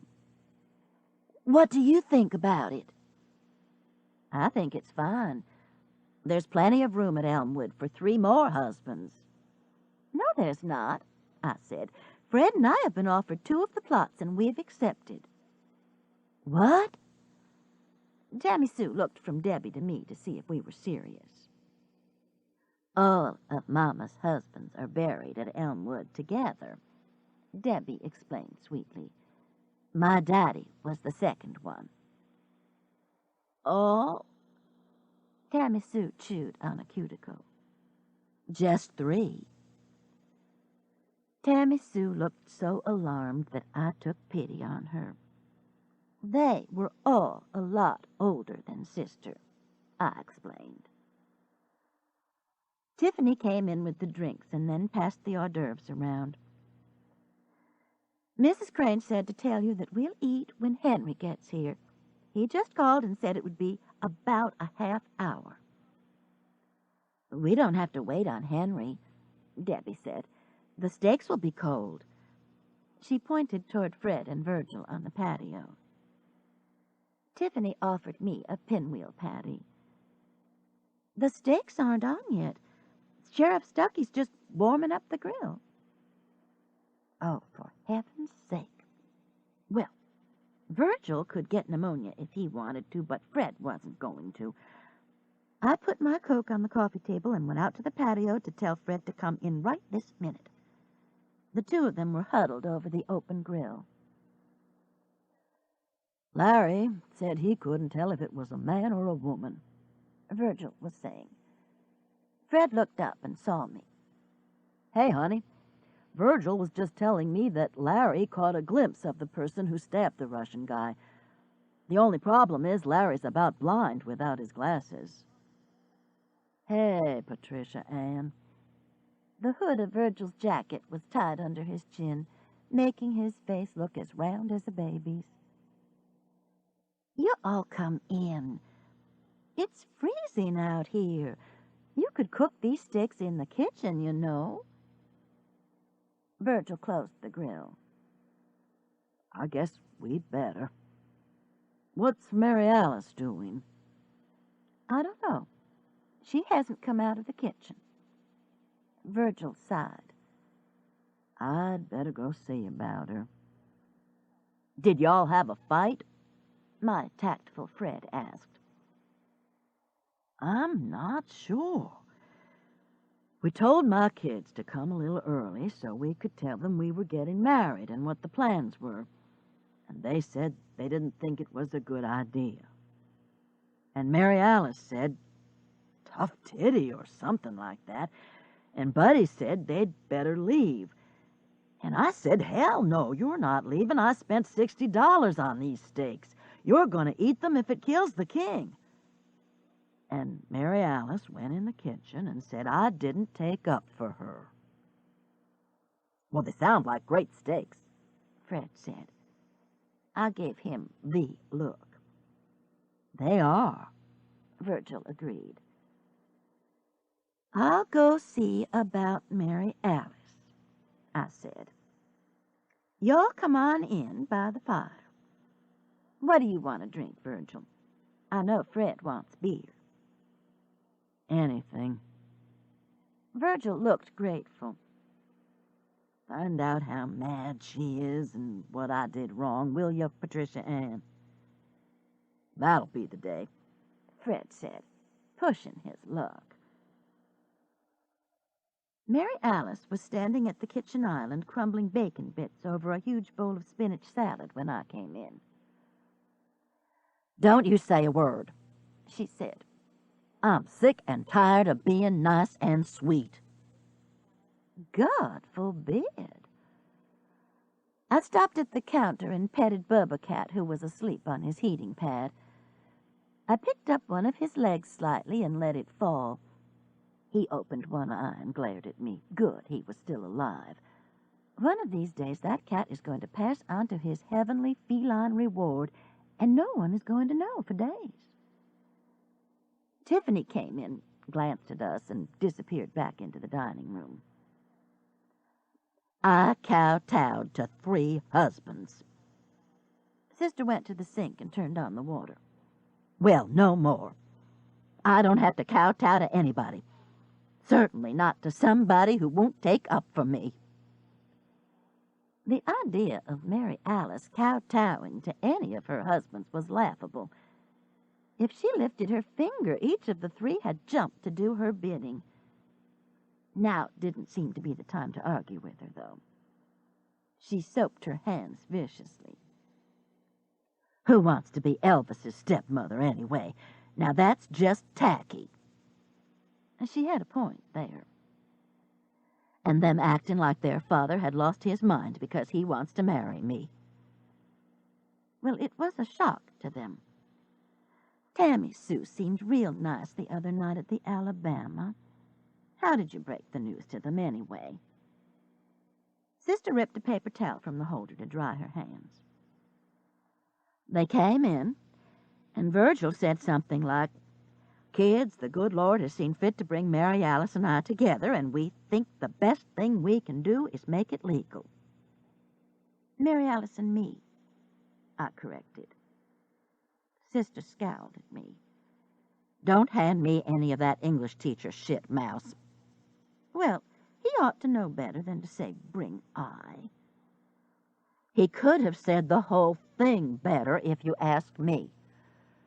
And every one of them looked at me like I was a big bug or something.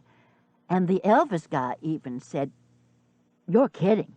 I don't think this is a good idea, Daddy." She wrung the paper towel as if it were a chicken's neck. "The pissant." What did Virgil say then? He said, "Y'all come on in, we'll talk about it." He didn't say, "Kiss my foot," about how it was our business, not theirs. She slammed her hand down on the counter so hard that Bubba actually moved. Lord, I wish Mama hadn't taught us to be polite. You know what else I wish? I shook my head. You're not gonna believe this, but sometimes I wish we were Yankees, Mouse. A Yankee would have just booted them out of her house with a clear conscience, and more power to her. Did Virgil talk to them anymore? Tell them he loved you, not just that God wanted you to make it legal stuff?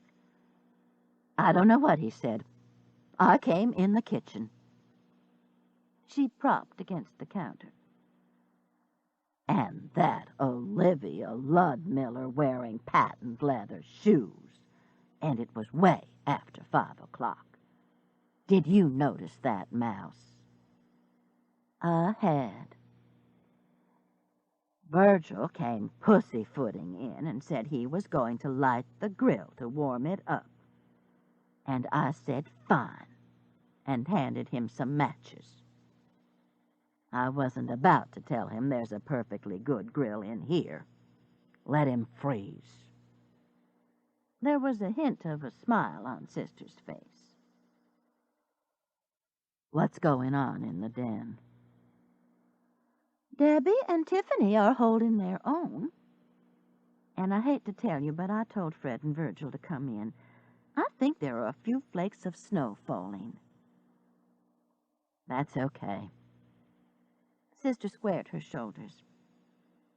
I'm going to go in there and be the proper hostess. You remember Glenn Close and Sarah Plain and Tall? She was from New England, wasn't she? I think so. Why? That's the kind of Yankee I'm talking about. She didn't take any foolishness. Sister looked thoughtful. She really should have done something with her hair, though. She looked good in Fatal Attraction when it was curly.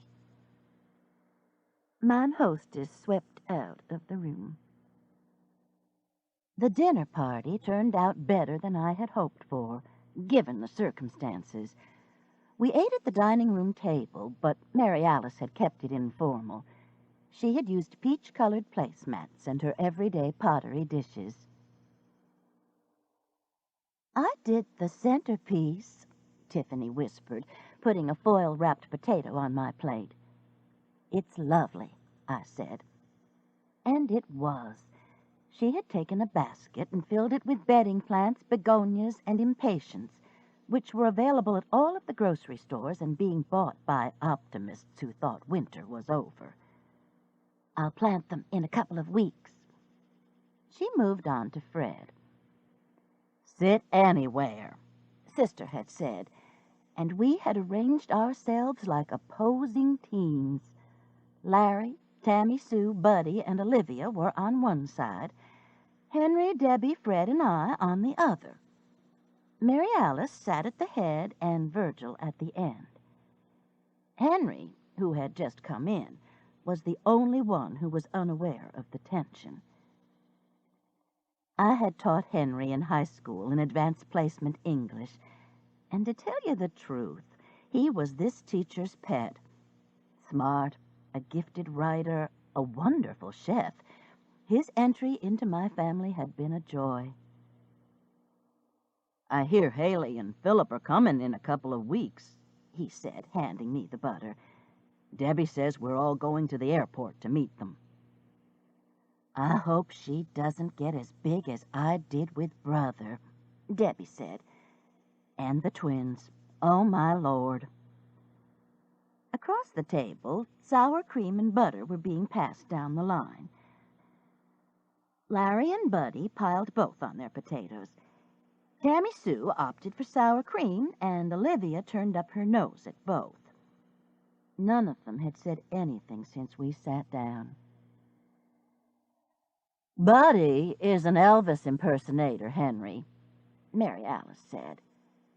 Henry chuckled. "You know, I thought you looked familiar." Buddy curled his lip. "Hey, that's good." Henry took a piece of garlic bread and passed the basket. "Were you at the Alabama the other night when the Russian guy was killed?"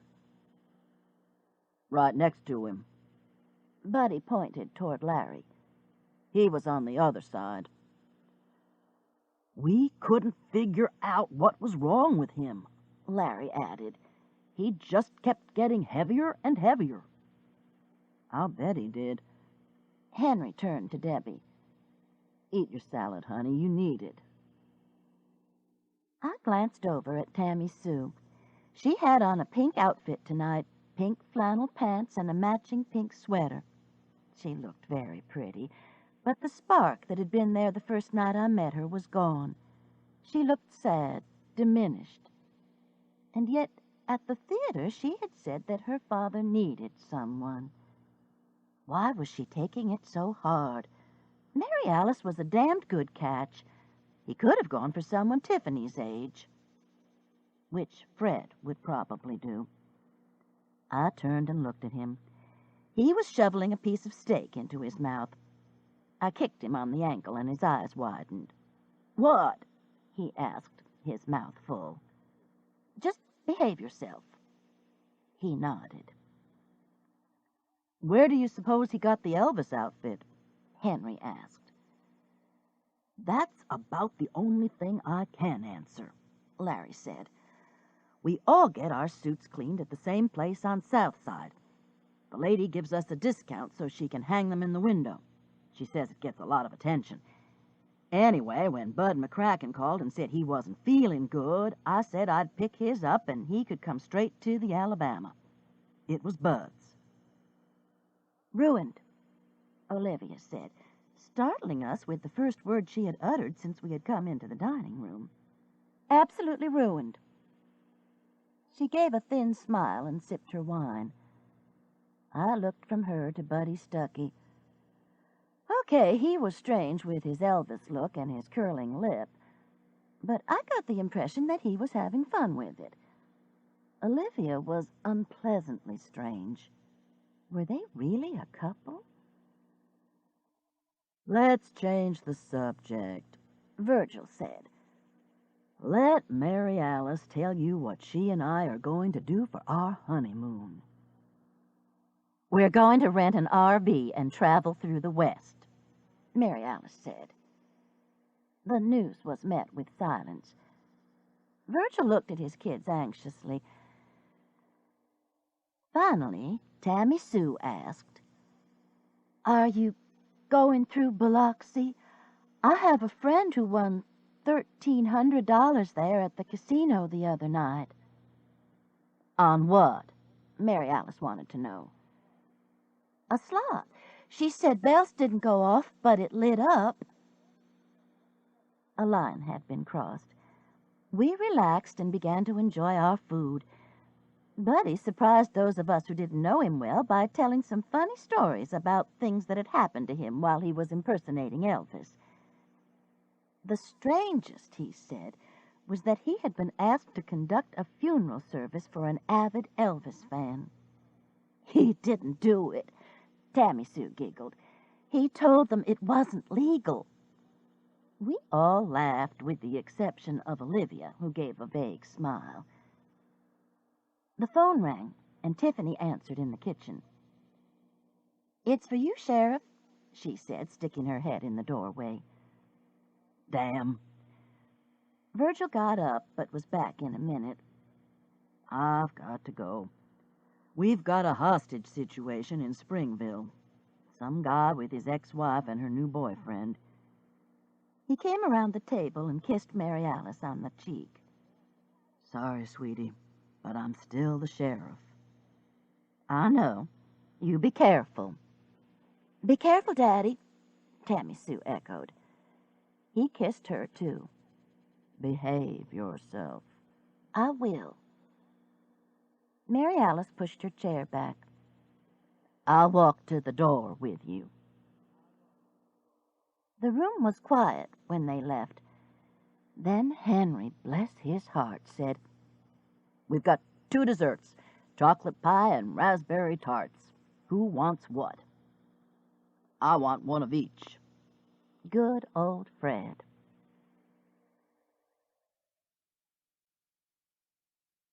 Chapter 9.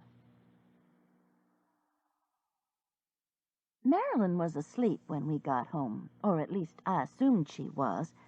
Her door was closed and no light shone under it. Fred put on his pajamas, went looking for the Tums, chewed a couple, and was in bed asleep before I had cleaned my face, brushed my teeth, and settled down to read. I envy him his ability to sleep anywhere and any time. If we're out at night, it takes me ages to calm down enough to doze off. Tonight especially, my mind refused to shut off. Though the evening had ended pleasantly, with Tammy Sue and Debbie insisting on clearing the table, Tiffany had left for a date, there was still a feeling of tension. The rest of us sat in front of the fire making small talk. Think it will freeze tonight? Remember the blizzard of '93? 18 inches on our porch, stuck for days. From the kitchen we heard the sounds of the disposal and of the dishwasher being loaded. We could hear Debbie and Tammy Sue talking. At one point we heard laughter. Good, I thought. If these two could hit it off, half the battle would be won. Mary Mary Alice turned toward Olivia, who was snuggled so close to Buddy on the sofa that she was almost invisible. "What do you do, Olivia?" she asked. Olivia looked up from nuzzling Buddy's arm. Do you have a job? Are you in school?"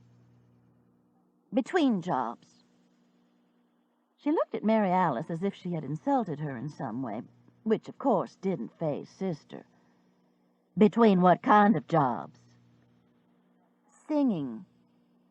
Larry laughed. "She sings Happy Birthday while she's bringing in the cake. The last place was at Ruby Tuesday." "There's nothing wrong with that," Henry said. "A good waitress is a prize, believe me, I know." "I'm a singer," Olivia said, glaring at her brother and at Henry. She returned to her nuzzling. Buddy seemed uncomfortable. "Any of y'all fish?" Fred asked after too long a silence. "Know any good places up there in St. Clair County?" The ice was broken. 30 brim and 10 largemouth bass later, Sister and I moved over to the game table. "I saw Bernice Armstrong at the club today," I said. "She and Day were having lunch. She says Dusk has been sick ever since the Russian guy was killed. In fact, she had to leave because Dusk called her." "It made me sick, too, and I didn't even know him." Sister nodded toward Buddy and Olivia and said in a low voice, "Tell me she's not going to be part of my family. She reminds me of a lemon." "She'll get squeezed out," I said. I thought it was pretty clever and laughed. Sister frowned at me. "I don't think so. I think she's a leecher." "A leecher?" "Like a tick. You know, the type who has to be pulled off with tweezers." "You're getting your metaphors mixed up." "I swear he was this long." Buddy threw his arms apart, dislodging Olivia. "Must have weighed 20 pounds. "Good God Almighty," Fred said in awe. "I think you're going to be all right," I told Sister. So here I was, 3 hours later, wide awake reading a Peter Robinson book, which was a mistake. Chief Inspector Banks's exploits are not conducive to sleep, but it's hard to put him down. I finally took the book into the den, got a glass of milk, and curled up on the sofa under the Afghan, where I was joined by Muffin. "Good book?" Marilyn asked, coming in barefooted and rubbing her eyes. "Great." I held it up for her to see. "You okay? I didn't wake you up, did I?" "No, I'm having trouble sleeping. I think I'll get some milk, too." She was back in a minute and sat in the recliner. "Did everything go okay today at the clinic?" I asked. "I'm fine.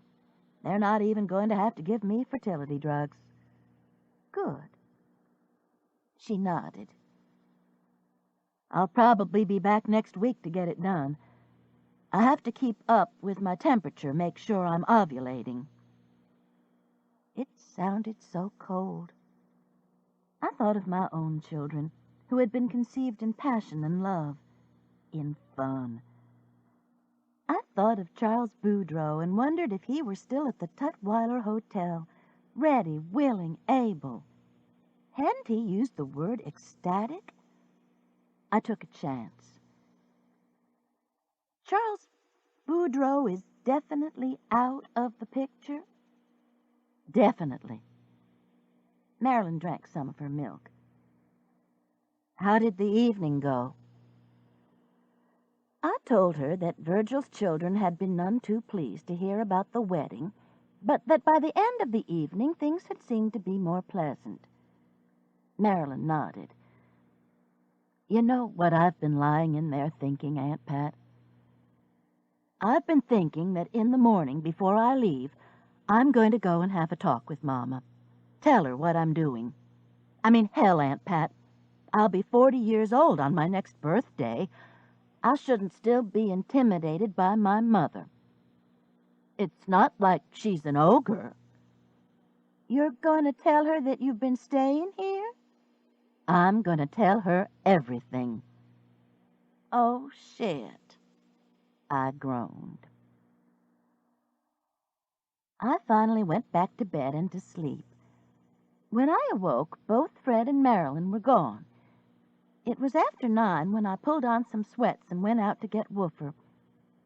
If Marilyn had left at 8, then I could expect a visit or at least a phone call from Sister by 11. But like Marilyn, I would not be intimidated by her. I was 61 years old and a strong woman. Sister would not make me feel bad about not telling her that Marilyn had been at my house. She would not call me Mouse anymore, or claim that I had lost her Shirley Temple doll 55 years ago. The weather had done its usual March change. A brilliant sun shone in a cloudless sky. The temperature was around 60 degrees, just right for a brisk walk, which was what Woofer and I had.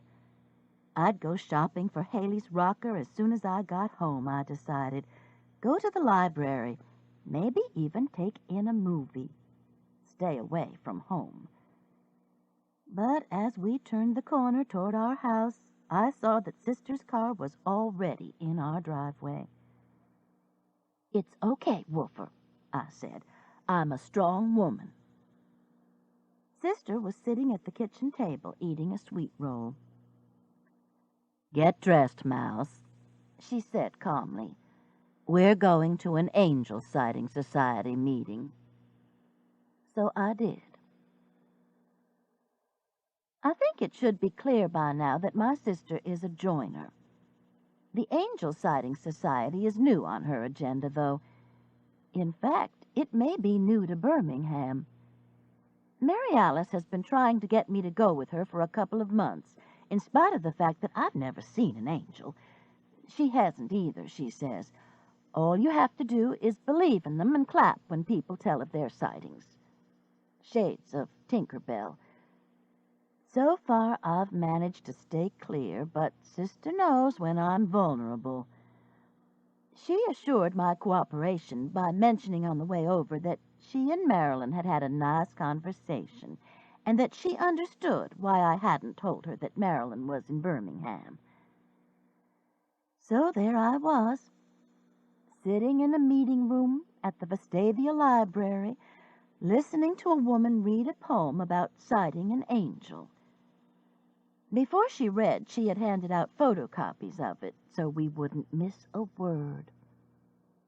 "O angel flying above the earth, you bring such joy, laughter, and mirth, landing on the foot of my bed to bring us all our daily bread."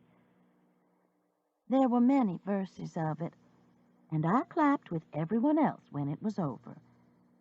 But the night's lack of sleep was catching up with me. A couple of times during the reading, Sister had to poke me with her elbow. "You're drooling," she muttered. I wiped my chin and tried to perk up. One of the sightings caught my attention. A nicely dressed lady told of picking up a young woman standing by the entrance to the Red Mountain Expressway with a sign that read, "We'll work for food." "My grandson was in the front with me," the lady explained, "so the girl got in the back. I told her I had some windows that needed washing and that I would pay her, and she said, 'God bless you,' and disappeared." The woman paused. I turned my head and she was gone. A longer pause and a look toward the heavens. "An angel thanking me for my kindness."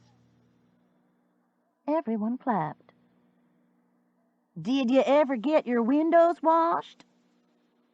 Mary Alice and I smiled at each other at hearing the familiar voice right behind us. "No, Miss Bessie." "Then I got a number for you to call." The angel sighter held out her hands, palms up. You see, ladies, that's how it works. More clapping. As Mary Alice and I turned to speak to Bessie McCoy, she leaned over and whispered, "It's going to cost her a fortune." "What are you doing here, Bessie?" Sister asked our favorite member of the investment club. "The Lord's work? Hey, Patricia Anne." "Hey, Bessie, I like your hat." "My new spring model." Actually, every one of Miss Bessie's hats is exactly alike, crocheted with little brims. She wears them all the time. Rumor is that she was scalped when she was a child, a rumor that has gained her a lot of respect, though no one has ever come up with a believable version of the scalping. Today's hat was crocheted with multicolored acrylic yarn. Fortunately, being crocheted, there were a lot of holes to scratch through, which Miss Bessie proceeded to do. "Have lunch with us," Sister said. Miss Bessie nodded. I was immediately more cheerful.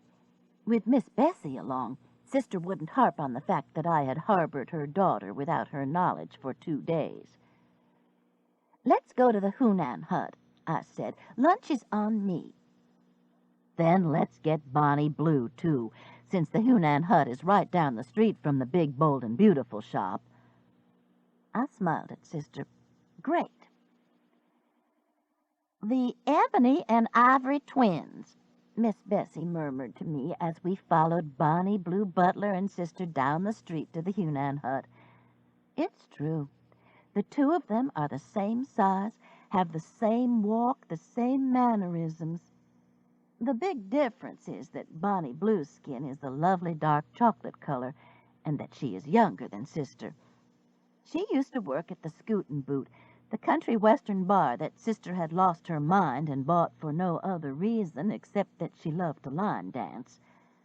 After the Scoot's unfortunate end, Bonnie Blue had gone to work at the big, bold, and beautiful shop and had quickly become the manager. No surprise. Bonnie Blue's customers adore her because she's honest with them. If Bonnie Blue tells them an outfit looks good on them, they know that it does. The Hunan hut, which used to be a pizza hut, has a wonderful lunch buffet. One doesn't come in here for the ambiance, which is Chinese-Italian, but to eat and to talk. The first thing that Bonnie Blue wanted to know after we had heaped our plates and sat down was about Sister's wedding plan. "You and Virgil really going to do it?" was the question.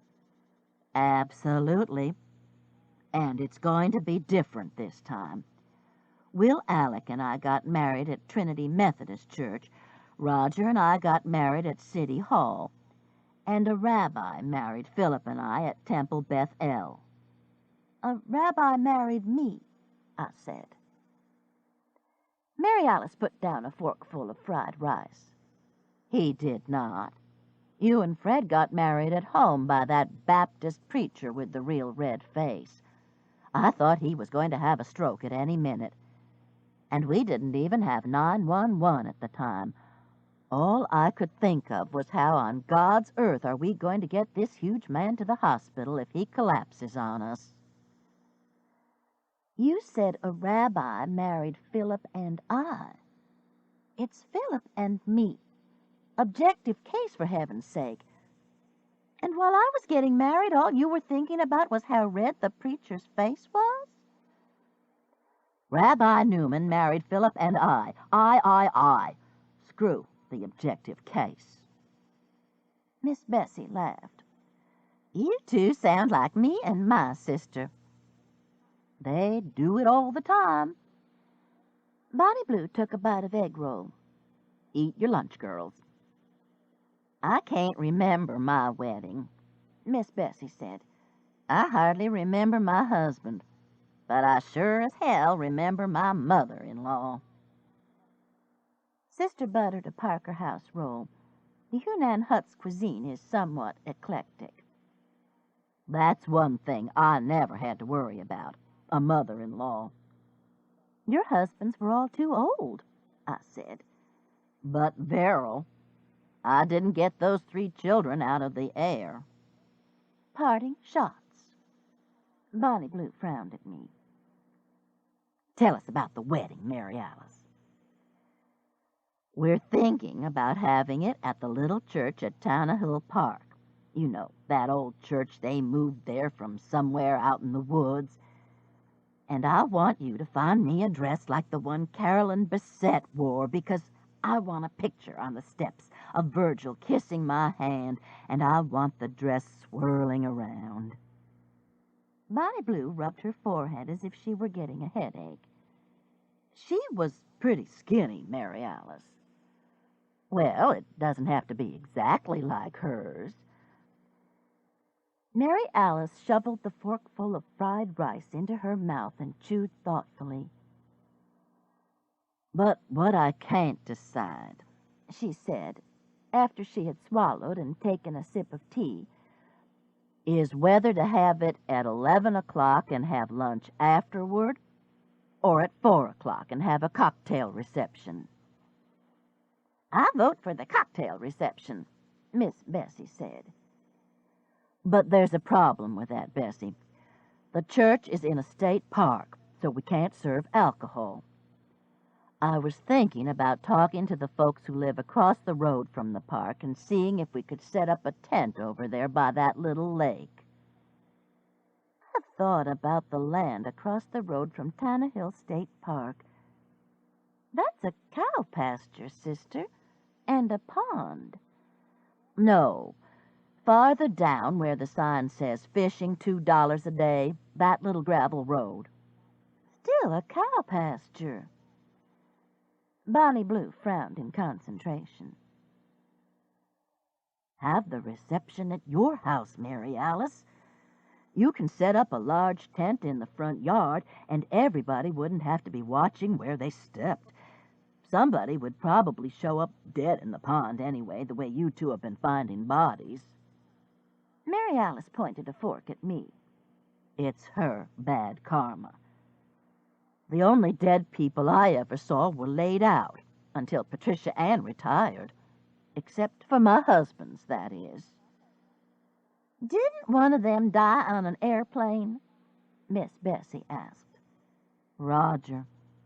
He didn't even tell me he couldn't breathe until we were halfway across the Atlantic, and by that time, I could hardly make out what he was saying. This ends side 1 of cassette 3.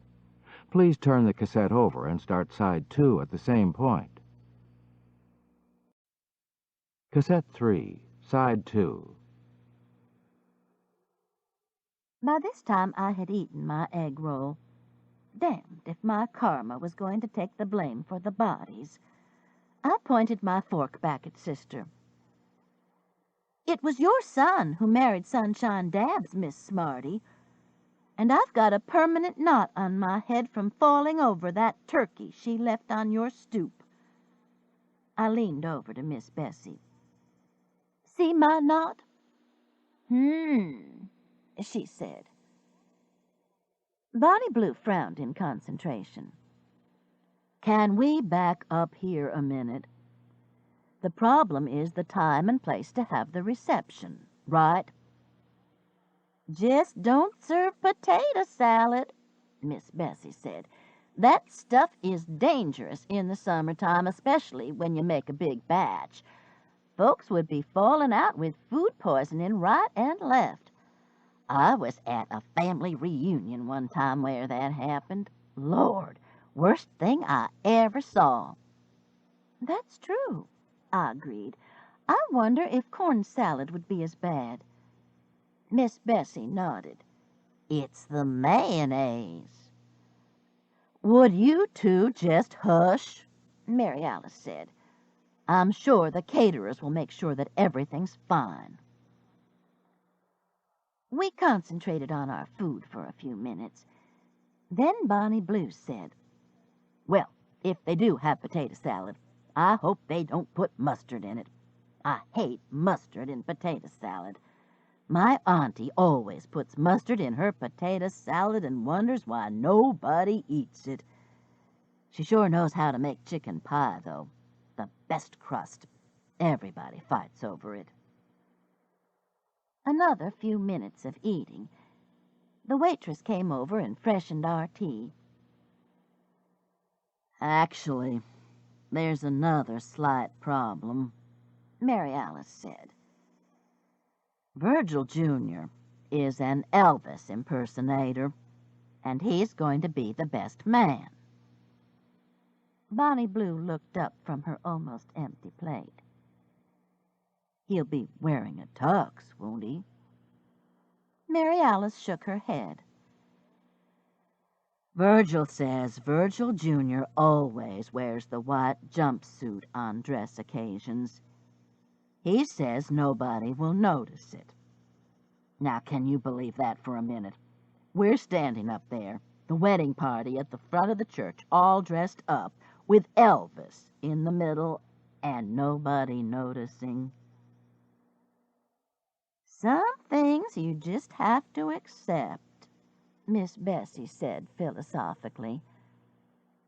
I wish I could remember my wedding. I wonder if there was an Elvis in it. Y'all ever seen a black Elvis impersonator? Bonnie Blue asked. Used to be one around Birmingham. Had that white suit and big belt. And sweat! That man squished in his shoes.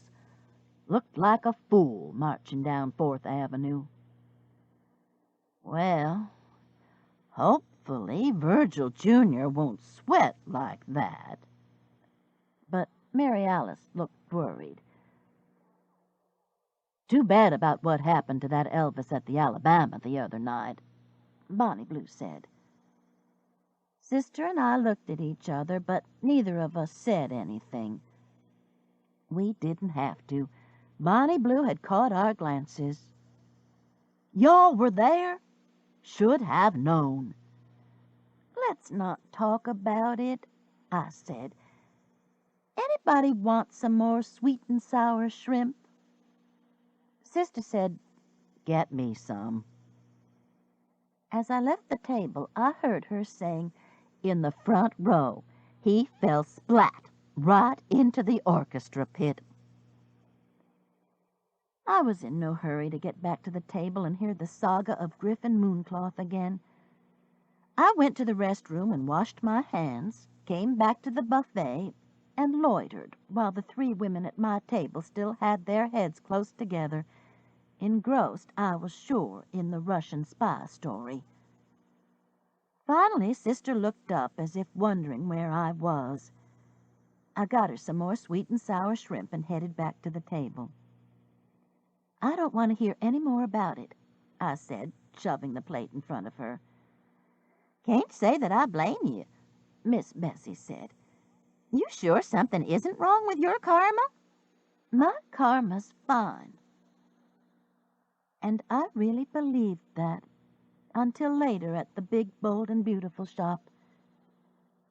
I keep my credit cards in a little leather card case that Haley had given me one Christmas. It gets lost sometimes in the bottom of my purse, which means I have to dig around for it. That is what I was doing when the back of my hand brushed against something metallic. I paid the lunch bill, and we walked back to the big, bold, and beautiful shop, where Mary Alice wanted to look at some pictures of wedding dresses.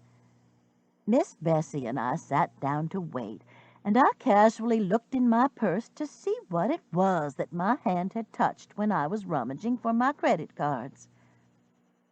I've got to quit dumping change in my purse, I told Miss Bessie. I need a smaller purse, too. This one is heavy as lead. That was next to the last sensible thing I said. The last sensible thing I said was, "Call Bo Mitchell." And then, for the first time in my life, I fainted. Chapter 10. For Fortunately, I was sitting in one of the wicker chairs that Bonnie Blue has arranged in the corner of the showroom for people who are waiting for customers. So I just slid to the floor, the room reeling around me. I'm not even sure I totally lost consciousness, because I heard Miss Bessie saying, "Patricia Anne," and then yelling, "Mary Alice." I remember Bonnie Blue propping my feet up in the wicker chair Miss Bessie had been sitting in, and Sister wiping my face with a cold washcloth. "I'll call 911, I heard Bonnie Blue say. That revived me. "No," I said, struggling to sit up but fighting nausea. "I'm all right." "What happened?" Sister asked. Miss Bessie answered. "She just looked funny, said to call Bo Mitchell, and fell out of the chair." "Bo Mitchell? She's a policewoman." Bonnie Blue rubbed my legs as if I had frostbite. "Confused," Sister said. "We'd better get the paramedics over here. It may be a reaction to the Chinese food." She put the washcloth against my throat. The coldness felt good. "Can you breathe, Mouse? You're not having a heart attack, are you? Chest pains?"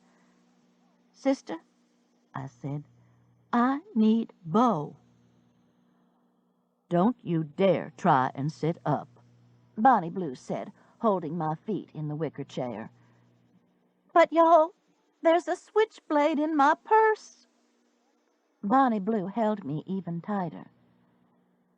"And there's a pistol in mine, but I'm still not going to let you sit up." "You packing, Bonnie Blue?" Miss Bessie looked pleased. "I used to. Damn, it was fun." Fun. Miss Bessie and a gun wouldn't do to think about. Sister leaned over me. "What do you mean there's a switchblade in your purse?" "There is." She picked up my purse and turned it upside down.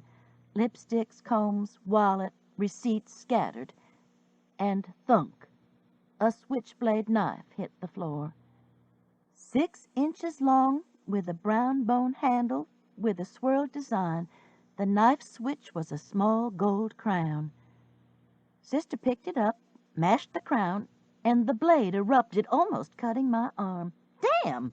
I jumped back, dislodging my feet from the wicker chair and Bonnie Blue's hold and jarring my whole body as they hit the floor. "Be careful with that thing."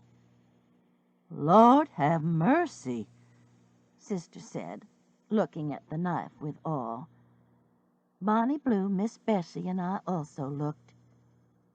"It's rusty," Sister said. Bonnie Blue held out her hand. "Let me see that." Sister handed it to her carefully, and she held it to the window and examined it. "That's blood. Sure as anything, not rust." I had known when I saw the knife where that blood had come from, what the knife had been used for. But how the hell had it gotten in my purse? The room reeled again, but I closed my eyes and willed myself to be steady. "We'd better call Bo," Sister said. Einstein was right about time being relative. I'll vouch for the old fellow. The 20 minutes that we waited for Bo lasted for hours. Vicky Parker, Bonnie Blue's assistant, had left for lunch as soon as we had walked in from the Hunan hut, so Bonnie Blue had to help the customer who came in looking for an outfit to wear to the museum ball. Sister, Miss Bessie, and I sat huddled in the reception area. Sister and Miss Bessie in the wicker chairs, and me semi-stretched out on the love seat. I felt better, not as if I would faint again or throw up, but every now and then I had a cold chill. The knife was back in my purse, which was lying on the end of the love seat. I was very aware that it was there. "No, honey, that beige won't get it.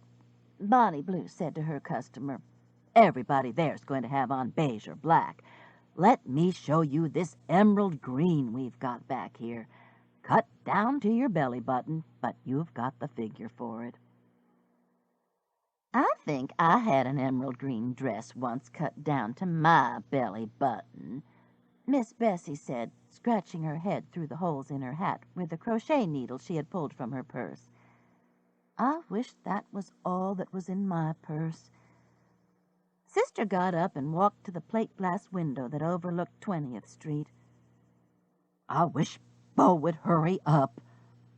Then to me, "You know, we're jumping to conclusions here." "What conclusions are we jumping to?" Miss Bessie wanted to know. "That this is the knife that killed that Russian spy at the Alabama Theater the other night." She turned back to the window. "I haven't jumped to that conclusion," Miss Bessie said. "There must be hundreds of thousands of switchblade knives in Birmingham. Any one of them could have ended up in Patricia Anne's purse." Hundreds of thousands? Lord! I closed my eyes and tried to concentrate. The first thing that Bo was going to ask me was where my purse had been for someone to drop a knife into it. The Hunan hut? It had been hanging on my chair there, but one of us had been at the table the whole time. The Angel Sighting Society? The purse had been on the floor by my feet, and Sister had been sitting on one side of me, and a woman who had introduced herself as a Unitarian minister on the other side. Not likely. Last night at Sister's? In a chair at the game table where the snacks were. Totally unwatched. I had just picked it up when I left and hadn't opened it until I got ready to pay the bill at the Hunan hut. I shivered again. Surely not. Maybe, just maybe, like Sister said, I was jumping to conclusions. "Here they come," Sister announced. The bell over the door jingled merrily as Bo and Joni Salk came in. Joni has been Bo's partner for only a few months, and the two couldn't be less alike. Joni is tall, blonde, and hangs loose, while Bo is short, black, and tends to be a perfectionist. Bo's ambition is to be chief of police someday, and the odds are that she will be. They spotted us and came over. Joni had a lollipop in her mouth that she pulled out, wrapped in its original wrapper, and stuck in her pocket. "Thinks she's Kojak," Bo said. Joni smiled. "I'm hooked on dum-dum root beer suckers." Miss Bessie shook her head. "Just don't chew them. All of my children used to chew dum-dums. Stayed at the dentist, drove me crazy." "No, ma'am, I won't." "Ice, too. They chewed ice." "You rang?" Bo asked, sitting on the love seat beside me. "What's up?" I reached in my purse, pulled out the switchblade knife, and mashed the crown. The blade swooshed out. Bo jumped back, startled. "Oh, that's ugly," Joni said. "Where did you get that, Mrs. Hollowell?" "Found it in my purse. I was looking for my credit card at the Hunan hut and felt something. When we got here, I checked, and there it was." "She fainted dead away," Sister added, leaning forward to see around Joni, who had knelt in front of me to examine the knife. "Probably not taking her iron." Bonnie Blue said goodbye to her customer, who left carrying a garment bag. The woman looked over at us curiously as she went out of the door. Then Bonnie Blue joined us. "It's got blood on it." "They think it belongs to a Russian spy," Miss Bessie said. Bo and Joni looked at each other, puzzled. "The Russian spy who was killed at the Alabama the other night," Sister explained. "We were in the front row. I guess when he fell, the knife could have landed in Mouse's purse." I tried to imagine that scenario. The man falling into the orchestra pit with a knife in his back, which somehow became dislodged and flew through the air to land in my purse, which had been closed and on the floor under my seat. "The mooncloth guy?" Bo asked. "He was a Russian spy?" "That's what I heard," Sister said. Bo took the knife from me carefully and closed the blade. "I suppose all of you have been looking at this, passing it around." We nodded that we had. Bo handed it to Joni. "Bag it anyway." Joni reached into the large black leather case that was hanging from her shoulder, took out a plastic bag, and dropped the knife into it. "And it just showed up in your purse, Patricia Anne?" Bo stood up. I nodded. "I felt it in the Hunan hut and didn't know what it was." "Well, we'll see what we find out. You go on home and get some rest now." "And take your iron, Mrs. Hollowell." Joni reached in her pocket for her sucker. The bell jingled their departure. "Well, that sure didn't take long," Bonnie Blue said. "I guess that's the end of that," Miss Bessie added. Of course, we all knew better. On the way home, Sister asked me if I wanted to stop by the doctor. "You're still looking peaked," she said. I said I didn't, that I just had a headache, which was true, plus the sore throat I'd been battling for a couple of days. We rode in silence for a few minutes down the tree-lined streets. The green of new leaves contrasted with the darker magnolias and pines. Several people were working in their yards. One man was giving his grass the first cutting of the year, and last night a few snowflakes had fallen. Spring. "I'm sorry about Marilyn," I said. "It's okay. She told me she asked you not to tell me she was here." I glanced around at Sister. She was being very understanding. I must look like death warmed over. "Did she tell you about Charles Boudreaux?" I nodded that she had. "She said there was no way that she could live with him." "I don't think living with him was what he had in mind." Sister dodged a pothole and nearly hit a pickup. "Get out of the way, fool!" she yelled at the hapless man driving the pickup. "Did you see that? He almost hit us." I closed my eyes and tried to remember my mantra. He comes from an impeccable gene pool. His grandfather or great-grandfather, I don't remember which one, was governor of Louisiana. Not the one who wrote "You Are My Sunshine" or the one who took all his friends to Europe. She turned onto my street. Another one. You know, Mouse, sometimes I think Louisiana's governors are more interesting than ours. Some of ours are just downright dull. I tried to remember a downright dull Alabama governor, but couldn't. But Marilyn may really be making a mistake. She's got a bird in the hand here. As compared to two in the bush at UAB?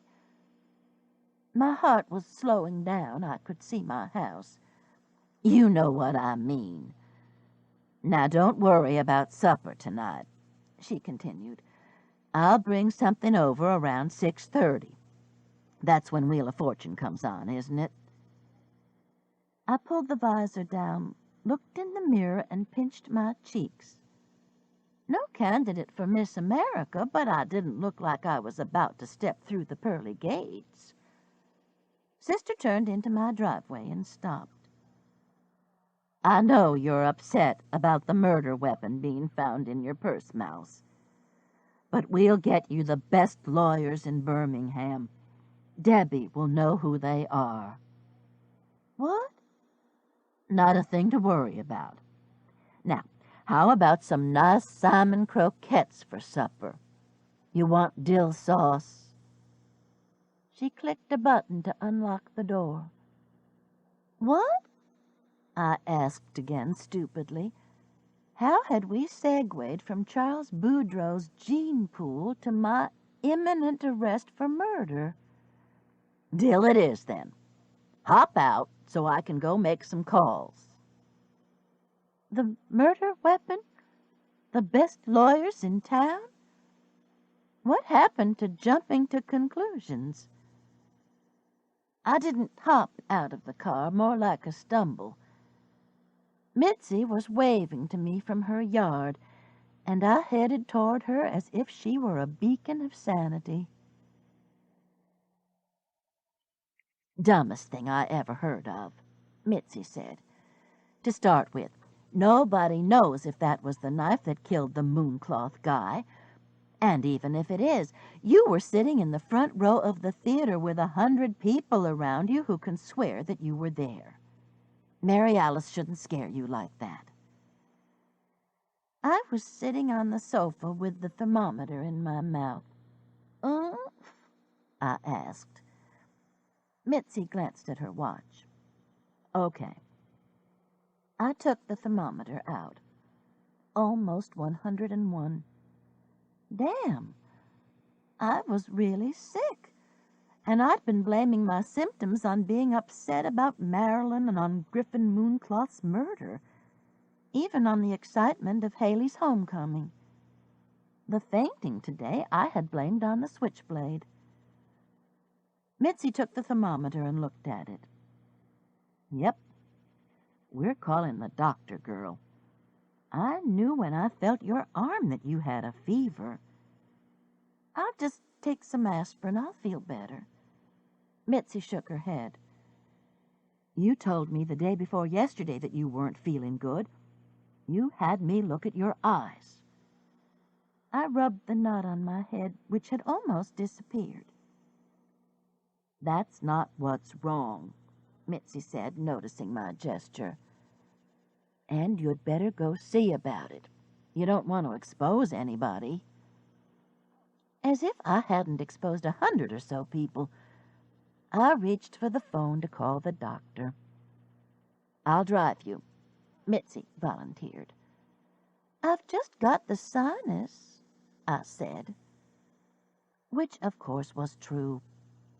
Given the high pollen count, plus the humidity and the change in temperatures, half the population of Birmingham snuffles through the spring, and to us it's not sinusitis, it's the sinus. Haley's husband, Philip, is an ear, nose, and throat doctor. One reason that Fred happily blessed the marriage. Free treatment for the sinus, imagine. But free treatment was a few weeks away, so it was our GP who, after a quick strep test, which was negative, informed me that I had the sinus. I won't be contagious long, will I? You're probably not contagious now. She handed me some sample packets of medicine and a prescription. This will take care of it.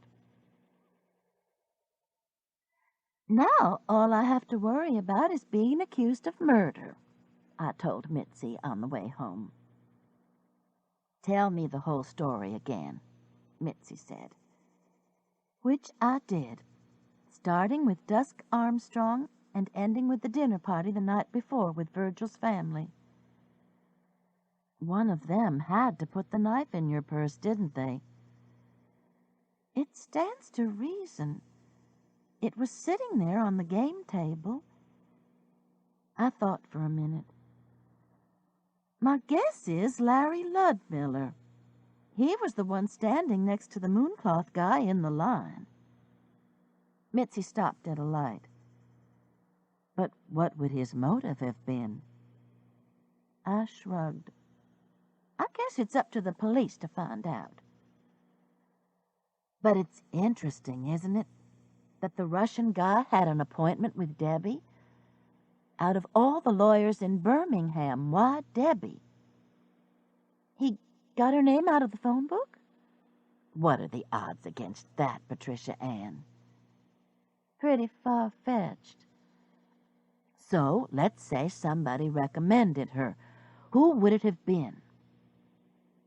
All of Virgil's family would be familiar with her name and the fact that she's a lawyer. I thought for a moment. With the exception of Larry's sister, she probably wouldn't know. I sighed. I hate to think of someone in Virgil's family being mixed up in this. I'm sure Mary Alice does, too. I agreed. Virgil seems like the nicest man in the world, but she's only known him a couple of months. I'm sure she's beginning to realize that there's a lot about him that she doesn't know. And vice versa.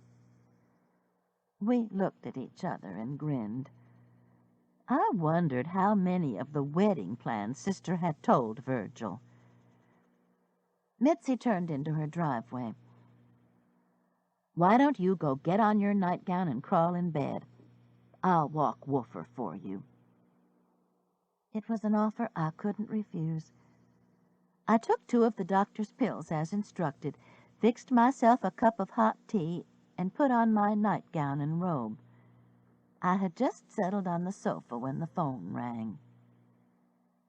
Aunt Pat? It was Marilyn's voice. Is everything all right? I have the sinus. I've just gotten back from the doctor. Oh, I'm sorry. But if you mean, is your mother speaking to me? Yes. Good. When are Haley and Philip getting home? The 1st of April. I'm going to come back to meet them. They'll be jet-lagged. I just want to see them. Okay, honey. I think it's a great idea. Get to feeling better, Aunt Pat, and thanks for putting up with me. I will, honey. And you're welcome any time, you know that.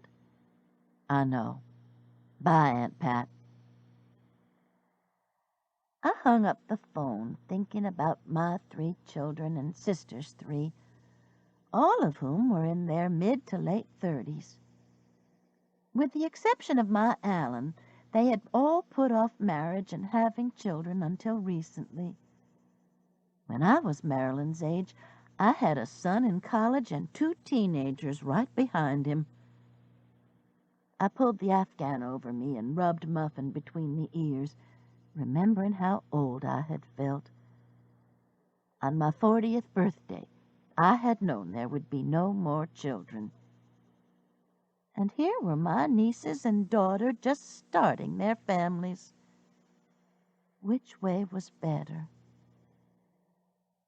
I'm keeping you, I whispered to Muffin. And then I slept.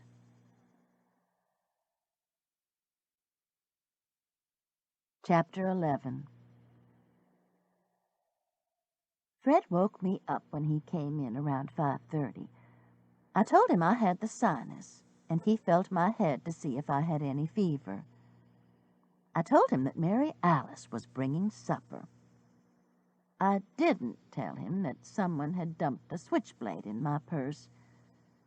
There was no use worrying him, and besides, for some strange reason, I felt guilty about it. How many wives greet their husbands when they get home from work with, "Guess what, honey? A bloody switchblade knife showed up in my purse today." Muffin deserted me, following Fred down the hall.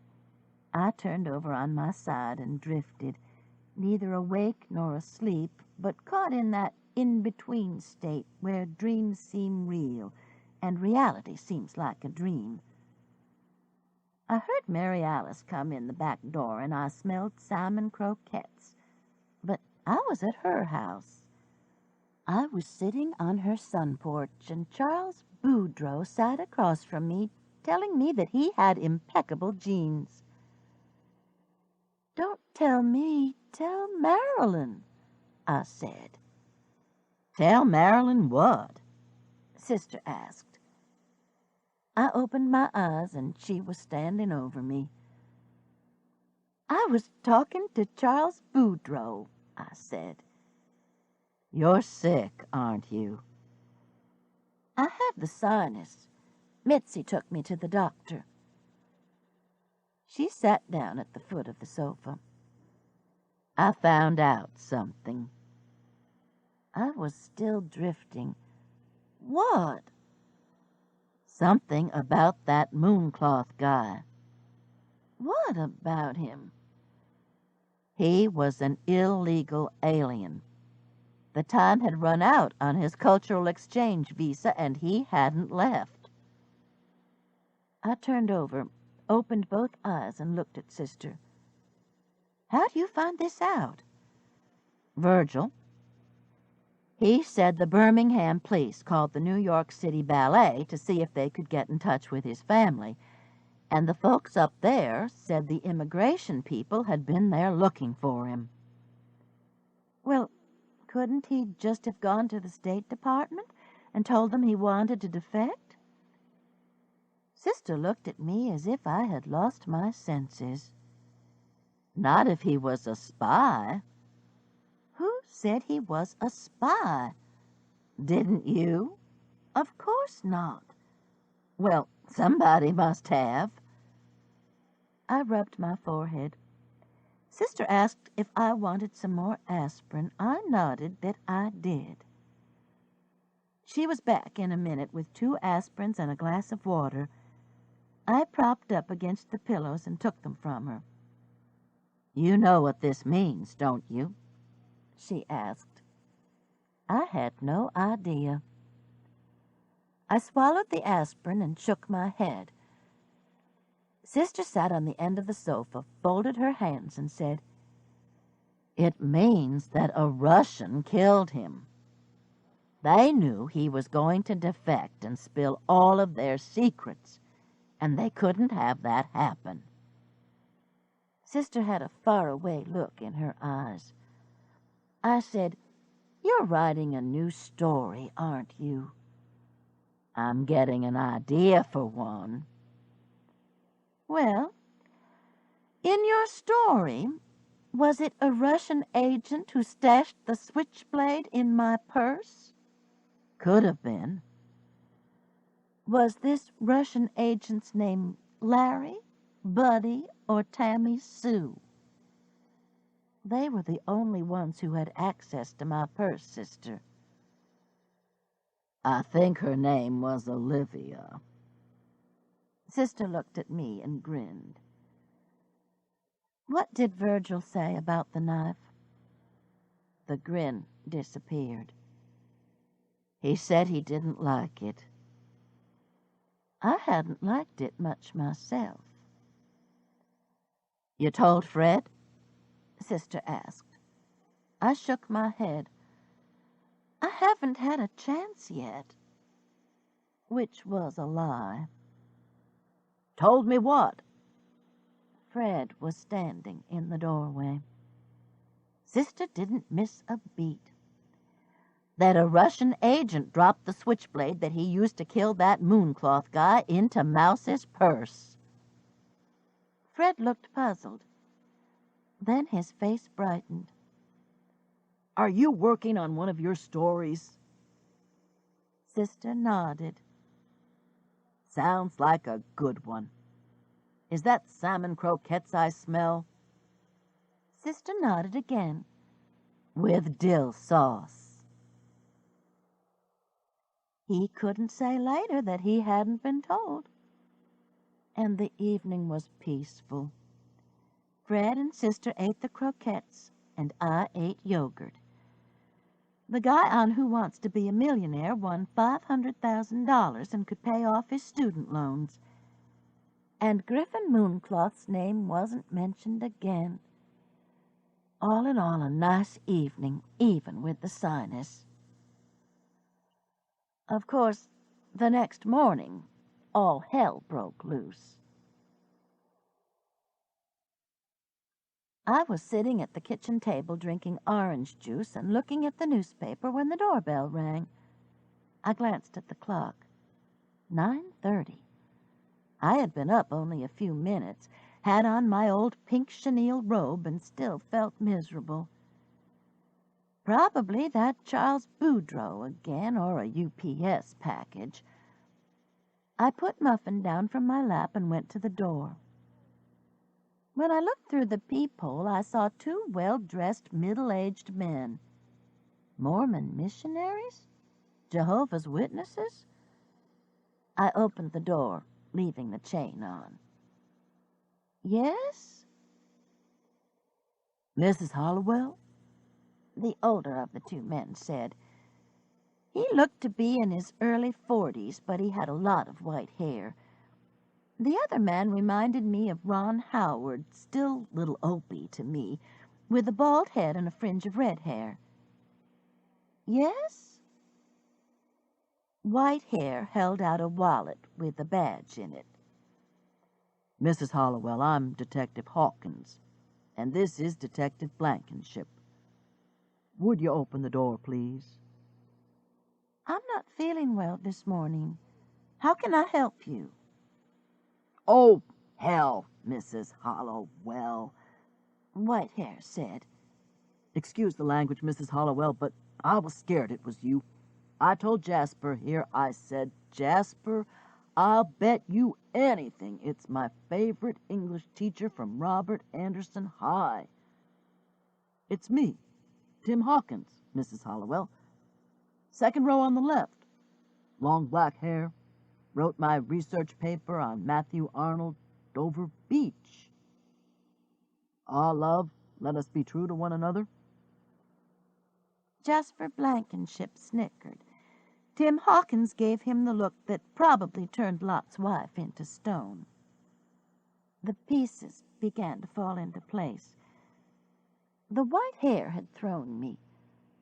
Timmy? My goodness! I took the chain off the door.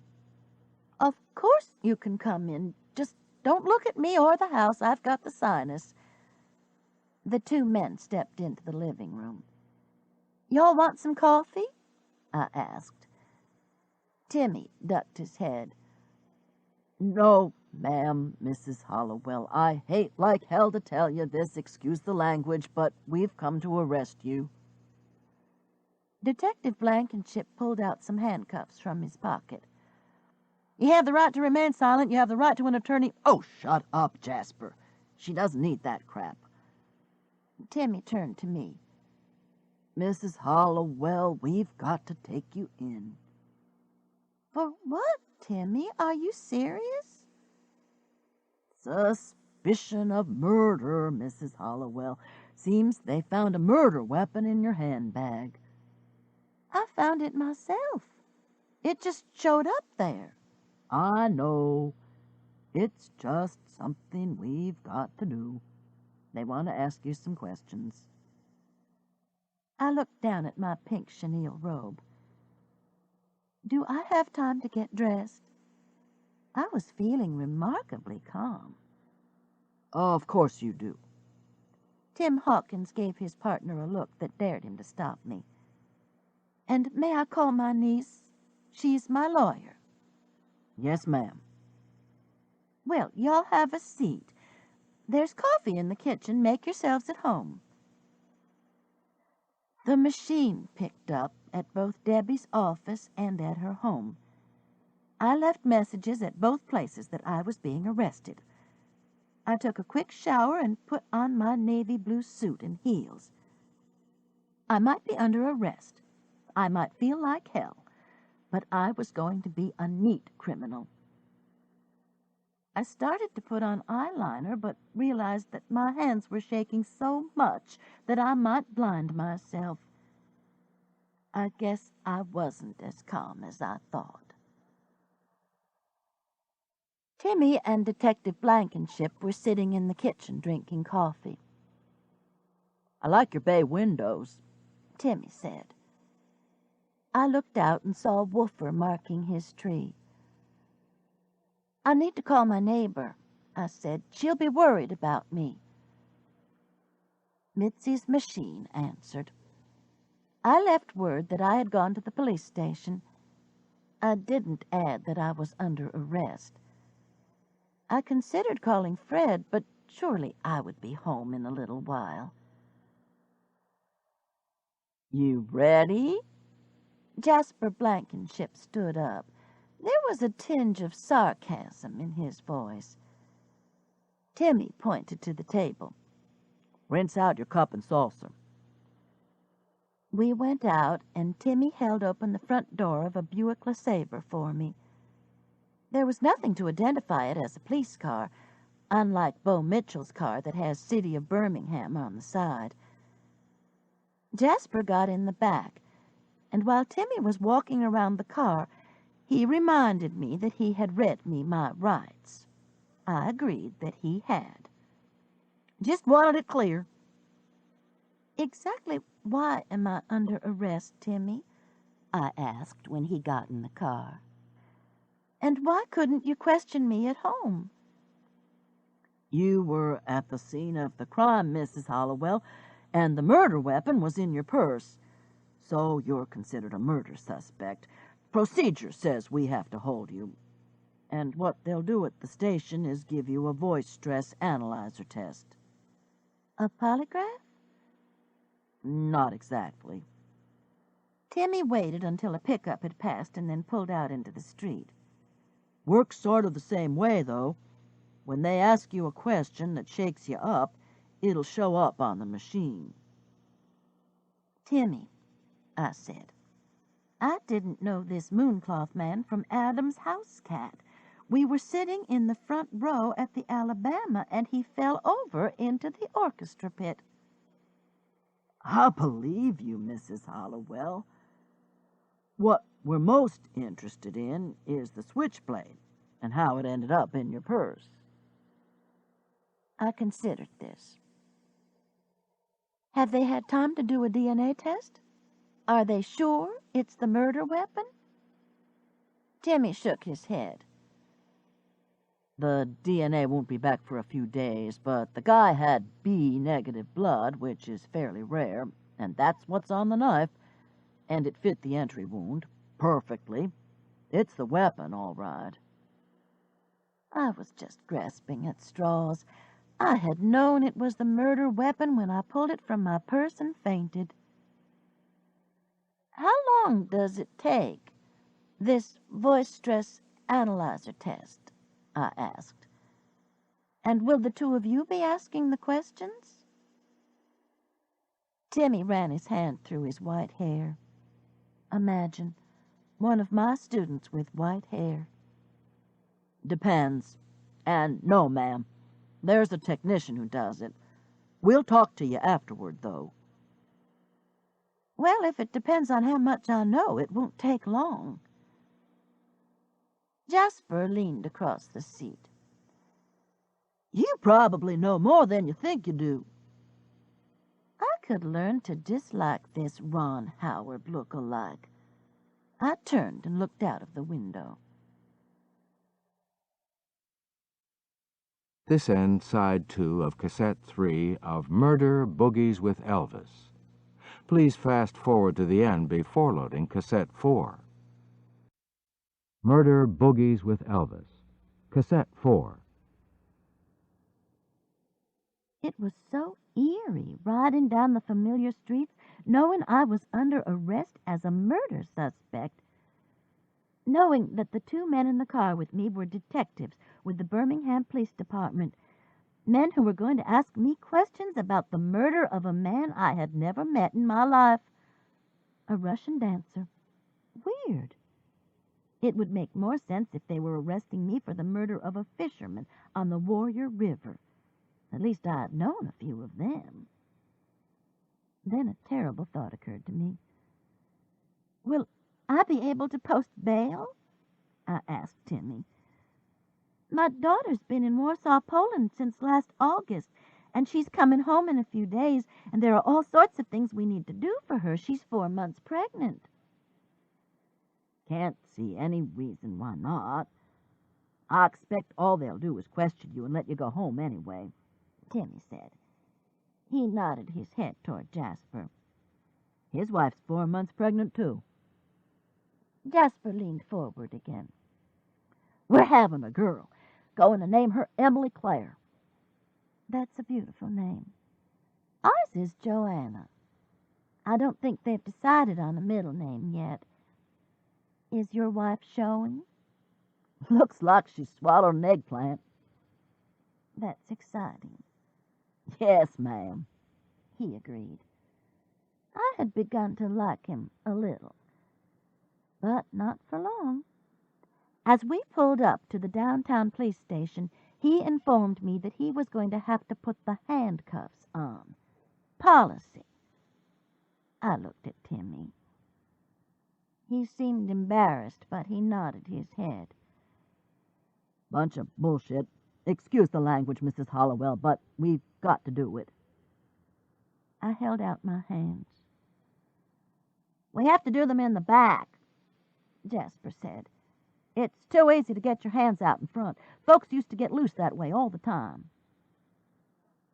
The click of the handcuffs around my wrists scared me. Until now, the whole thing had been unreal. I had a fever. I had a headache. One of my former students was arresting me for the murder of a man I had never seen in my life until he fell over dead in the orchestra pit at the Alabama. But the handcuffs holding my arms behind my back were real and uncomfortable. Why on God's earth would I want to escape? I hadn't done anything. I had been in the Birmingham police headquarters only once in my life, and that had been to pick up Henry Lamont's cousin, Trinity Buckaloo, who had been charged with a misdemeanor. When we arrived, she had been playing cards with a man she had introduced as a narc who hung out under interstates, and she had been winning. I remembered the place as light and airy. Today, walking down the same hall between Tim Hawkins and Jasper Blankenship, it was much more grim. I was also very conscious of how uncomfortable it is to have your hands handcuffed behind you. It does something to your center of gravity and forces you to walk carefully. We came to a window like the windows in a doctor's reception area that you can't see through. A sign-in sheet was on the counter in front of the window, and both Timmy and Jasper signed in. I wouldn't have been surprised if the window had opened and a receptionist had demanded my medical insurance card. But nothing happened.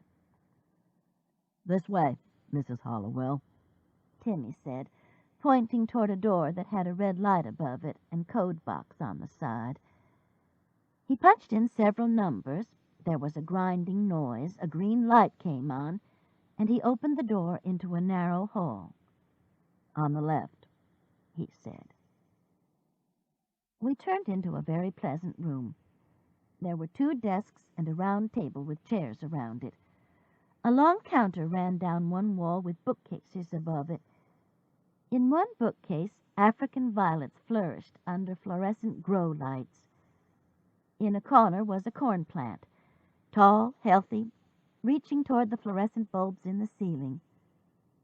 Bulbs that gave off a familiar, slight buzzing sound. Familiar because Robert Anderson High was one of the experimental schools built in the late 60s without windows. For 30 years, that buzz had been part of my life. A pretty young woman sitting at the front desk looked up. I thought for a moment that she had very short blonde hair, but when she turned slightly, I saw that it was pulled back into one long plait. She said, "Hey, Tim. Hey, Jasper," and looked at me curiously. Charity, this is Mrs. Hollowell. She was my English teacher at Robert Anderson. Wow! Well, indeed.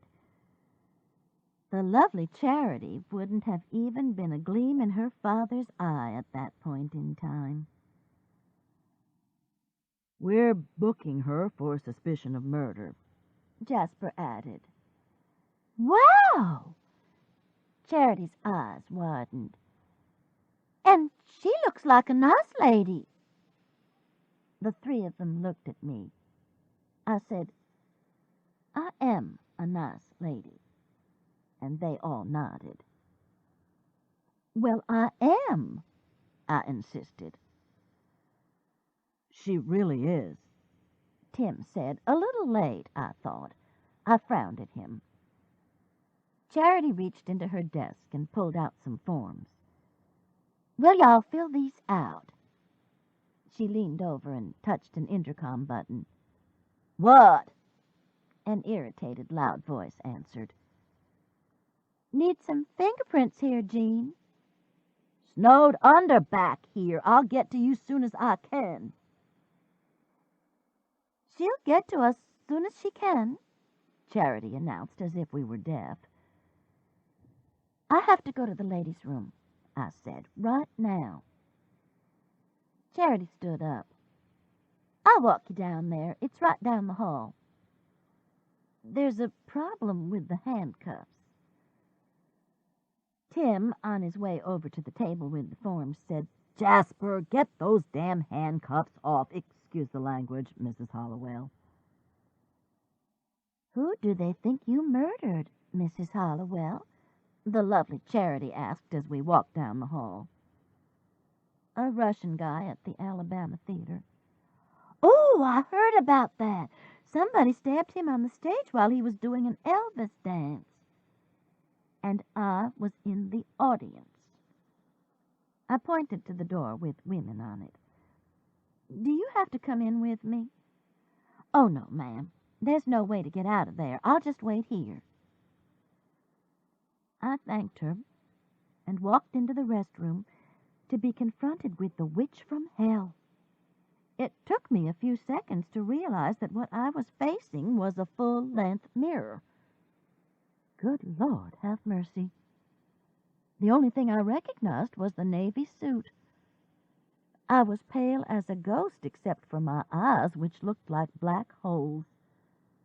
A sinus infection and getting arrested did not improve one's appearance. Or one's frame of mind. In my whole life I had gotten one speeding ticket, and here I was in the Birmingham jail under suspicion for murder of a Russian Elvis impersonator. Now what were the odds of that? My head was pounding.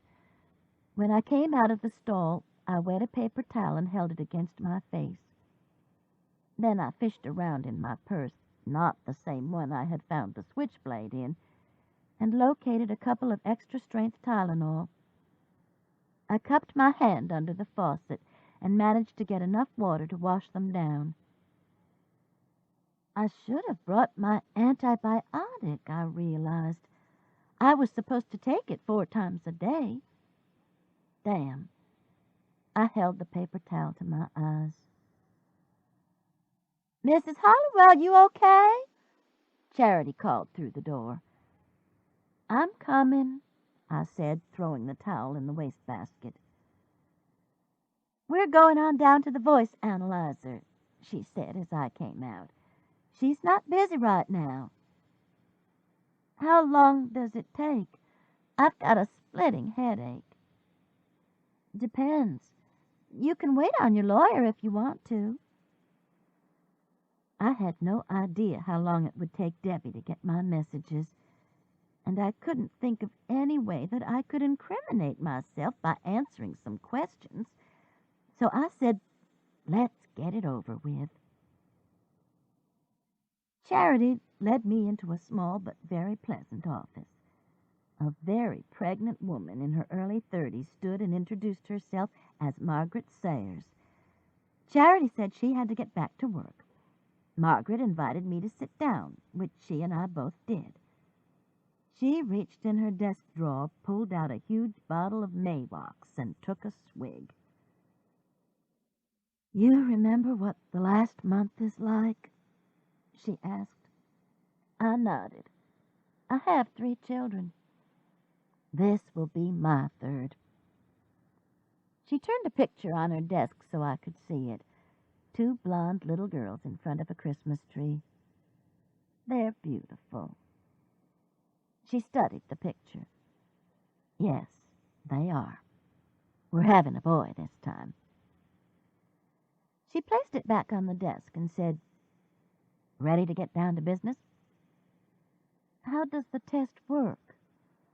"Nothing to it. We just talk. I ask you a few questions and you answer. Give me a yes or no or say anything you want." She pointed to what I had thought was a small radio on her desk. "This picks up our voices, measures the amount of stress. Actually," she reached over and patted the box, "this is better than a polygraph, believe it or not.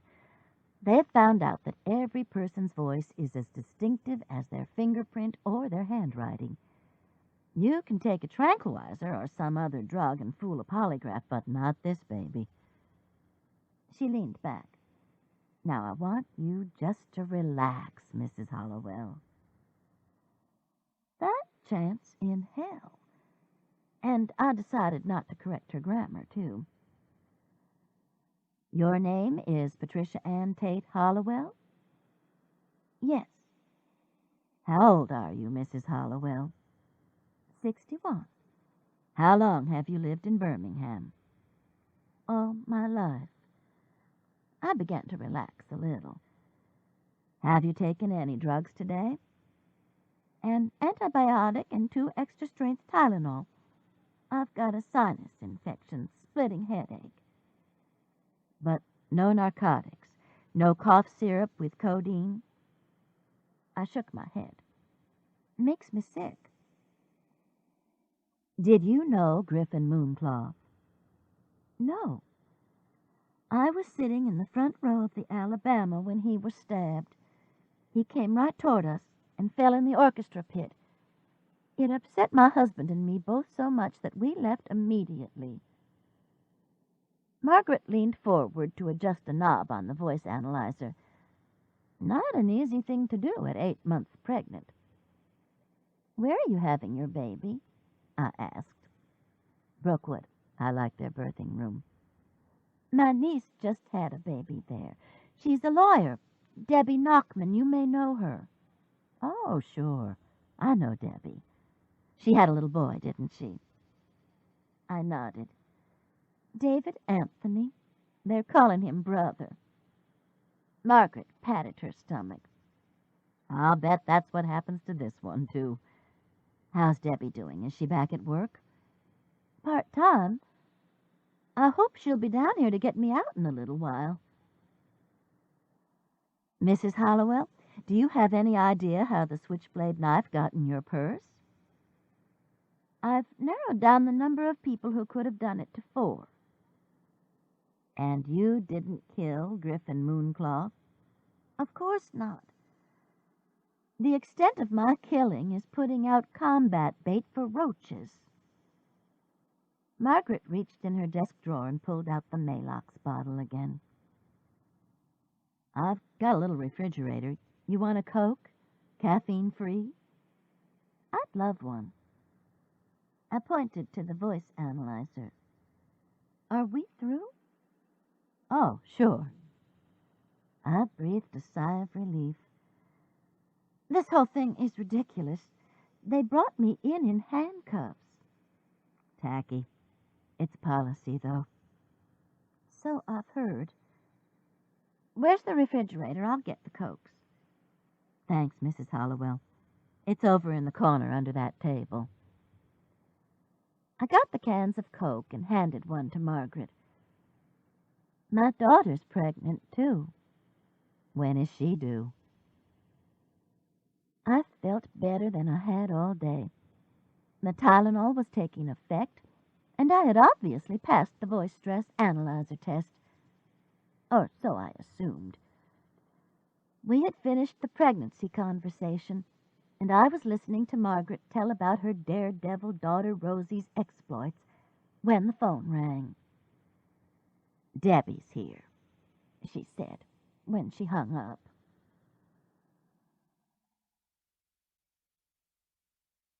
Chapter 12. It took Debbie more than an hour to get me out of the police station. I think she talked to everyone there before she came back to Margaret's office and told me I was free to leave. By that time, Margaret and I had gotten to be good friends. "Your aunt's innocent as a baby," Margaret told Debbie when she finally showed up. "Of course she is." Debbie eyed Margaret's girth. "Speaking of babies, are you going to make it through the day?" Margaret sighed and reached for the Maylocks. "Lord knows. I hear you had a boy this time." "Me too. Are they very different?" "You have to be a lot more careful changing their diapers." Margaret smiled, swigged the antacid, and tapped her chest with her fist. "I just want him out. We're running out of room here." We all knew the feeling. During the last month of pregnancy, you get scared that nature has played a trick on you, that you will always be pregnant. "Hang in there," Debbie said. Margaret stuck out a white-coated tongue at her. "Am I really free?" I asked Debbie as we went down the hall. They agreed that suspicion of murder was pretty far-fetched, since half of Birmingham saw you were sitting in the front row when the mooncloth guy was killed. Good. They still have some questions about the knife, though, Aunt Pat. About how it could have gotten in your purse. Tim Hawkins said he would be over this afternoon to talk to you. He said he knew you didn't feel like staying around here. They arrested me, Debbie. Read me my rights, handcuffed me. That's what I heard, Aunt Pat. I'm sorry. We exited into a beautiful spring day. Debbie asked if I wanted to stop and get lunch somewhere, but I didn't feel like it. Not only did I have the sinus, but I was depressed. There's tacky, there's common, and there's common as pig tracks. Being arrested for suspicion of murder and handcuffed would have to rank in the latter category. Grandmama Alice was probably flipping over in her grave right this moment, in spite of the fact that I was innocent. On her list of common as pig tracks were such things as chewing on a toothpick and, God forbid, smoking in public. Compared with those, being arrested would warrant the creation of a whole new category. What do you think could be more common than pig tracks? I asked Debbie. Nothing. That cheered me up some. I've been thinking, I said as we went up the entrance ramp to the Red Mountain Expressway. This Griffin Mooncloth is Russian, he's defected, and he's been murdered.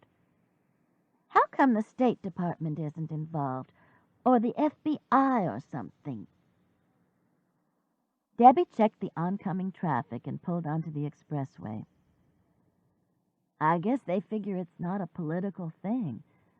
You take all of those illegal aliens who work in the poultry plants up in North Alabama. One of them gets stabbed to death, and it's up to the local police to find out who did it. That's true. But this Mooncloth guy was outstanding enough to be involved in a cultural exchange. And the Russians are still pretty strict about what they allow their citizens to do. Debbie passed a truck loaded with huge steel coils that were bouncing ominously. I breathed a sigh of relief to be past it. I don't know, Aunt Pat. Just about all of the Russian ice skaters live here now. And I'll bet if you looked at the rosters of the largest ballet companies, half the names would be Russian. And I think that everyone's pretty sure that Griffin Mooncloth's murder wasn't a political one. Somebody had it in for him personally. You're right. I've seen too many Cold War movies. I glanced up at Red Mountain, and depression descended again. It looked bare without the statue of Vulcan raising his torch and mooning all points south. We needed him back. Vulcan Park was closed, but one night recently some teenagers had sneaked in and painted the dismantled statue's toenails red. If he wasn't back on his pedestal soon, there would surely be more vandalism. Whoever had had the bright idea to fill the largest iron statue in the world with concrete should have his head examined, particularly when they left a hole in the statue's head that allowed water to get in and freeze. I rubbed my forehead. "Headache?" Debbie asked. I nodded. He had a nice voice, not much of an accent. "Griffin Mooncloth?" Debbie signaled and got into the turn lane. He left word on my answering machine that he needed an appointment. When I called him back, I got his machine. I told him 3 o'clock the next day, and if that wasn't okay, to call me back. That was the day he was killed. He had an answering machine? Debbie nodded. I'm sure it was one of those little portable ones you can stick on any phone. I called the police and told them when I heard what had happened to him, gave them the number. So he wasn't staying at a hotel. It was a direct line. Some of these business suite motels have them, though. Debbie took the exit. I wish I knew what he wanted and how he got my name. He just said I'd been recommended. I closed my eyes. I was almost home. I would put on my robe, open a can of chicken noodle soup, take another antibiotic. Muffin and I would watch the Rosie Show or a movie on Lifetime. Mama's at your house, Debbie said. I opened my eyes. Mary Alice and Tammy Sue Ludmiller were standing in my front yard talking to Mitzi. "Where in the world have you been?" Sister asked as I got out of the car. "Mitzi said you left with 2 men in suits." Tammy Sue said, "Wasn't that a movie title, 2 Men in Suits?" Sister shook her head. "I think it was 2 men and a baby." 3 men and a baby, Mitzi corrected her. And she did leave with 2 men in suits. I saw her out of my kitchen window. She was all hunched over, and I came right out to see about her, but they were gone. I had to put on some clothes, so it took me a minute or 2. Mitzi turned to me. "I was worried about you, though, Patricia Anne." All of them looked at me for an explanation as to why I had worried them. "I was arrested for suspicion of murder. I've been at the police station." "Have mercy!" Mitzi exclaimed, clutching her chest. "And on top of the sinus." It was the knife. Debbie came around the car explaining. "But everything's cool now." Cool? Everything was cool? Dear Lord, I hadn't heard that expression in ages. Tammy Sue rolled her eyes. "They think she killed the Mooncloth guy? That's ridiculous. She was right in the front row." "They've pretty much ruled out her murdering him," Debbie said. "Well, I should hope so. And besides," Tammy Sue continued, "Larry caught a glimpse of the person who did it just as they started toward the front doing their kick, so it couldn't have been Mrs. Hollowell." "Patricia Anne's not strong enough to stick a switchblade knife in anybody anyway. She's always been weak as a kitten, what with her eating problems," Sister said. The way they were talking about me was beginning to make me feel invisible. I drew myself up to my full 5 feet and announced that I was going into the house to take some aspirin and antibiotics and open a can of soup. "But we came to take you to lunch at Tannehill. I want to show Tammy Sue the church and see what she thinks about the reception." Apparently, Sister was making some headway with her soon-to-be stepdaughter by getting her involved with the wedding plans. "I want to go with you," Debbie said. Can I go? I'll have to stop by the house and feed Brother first. Can I meet you down there? We'll just go by and pick him up. How about that? Sister turned to Mitzi. You want to go, Mitzi? I need all the input I can get, like whether or not long dresses would be a problem. Just let me get my purse. For a moment, I considered climbing into the car and going with them. Then I remembered that Tim Hawkins was going to come by that afternoon to ask some questions. So I waved them off and went in to heat my soup.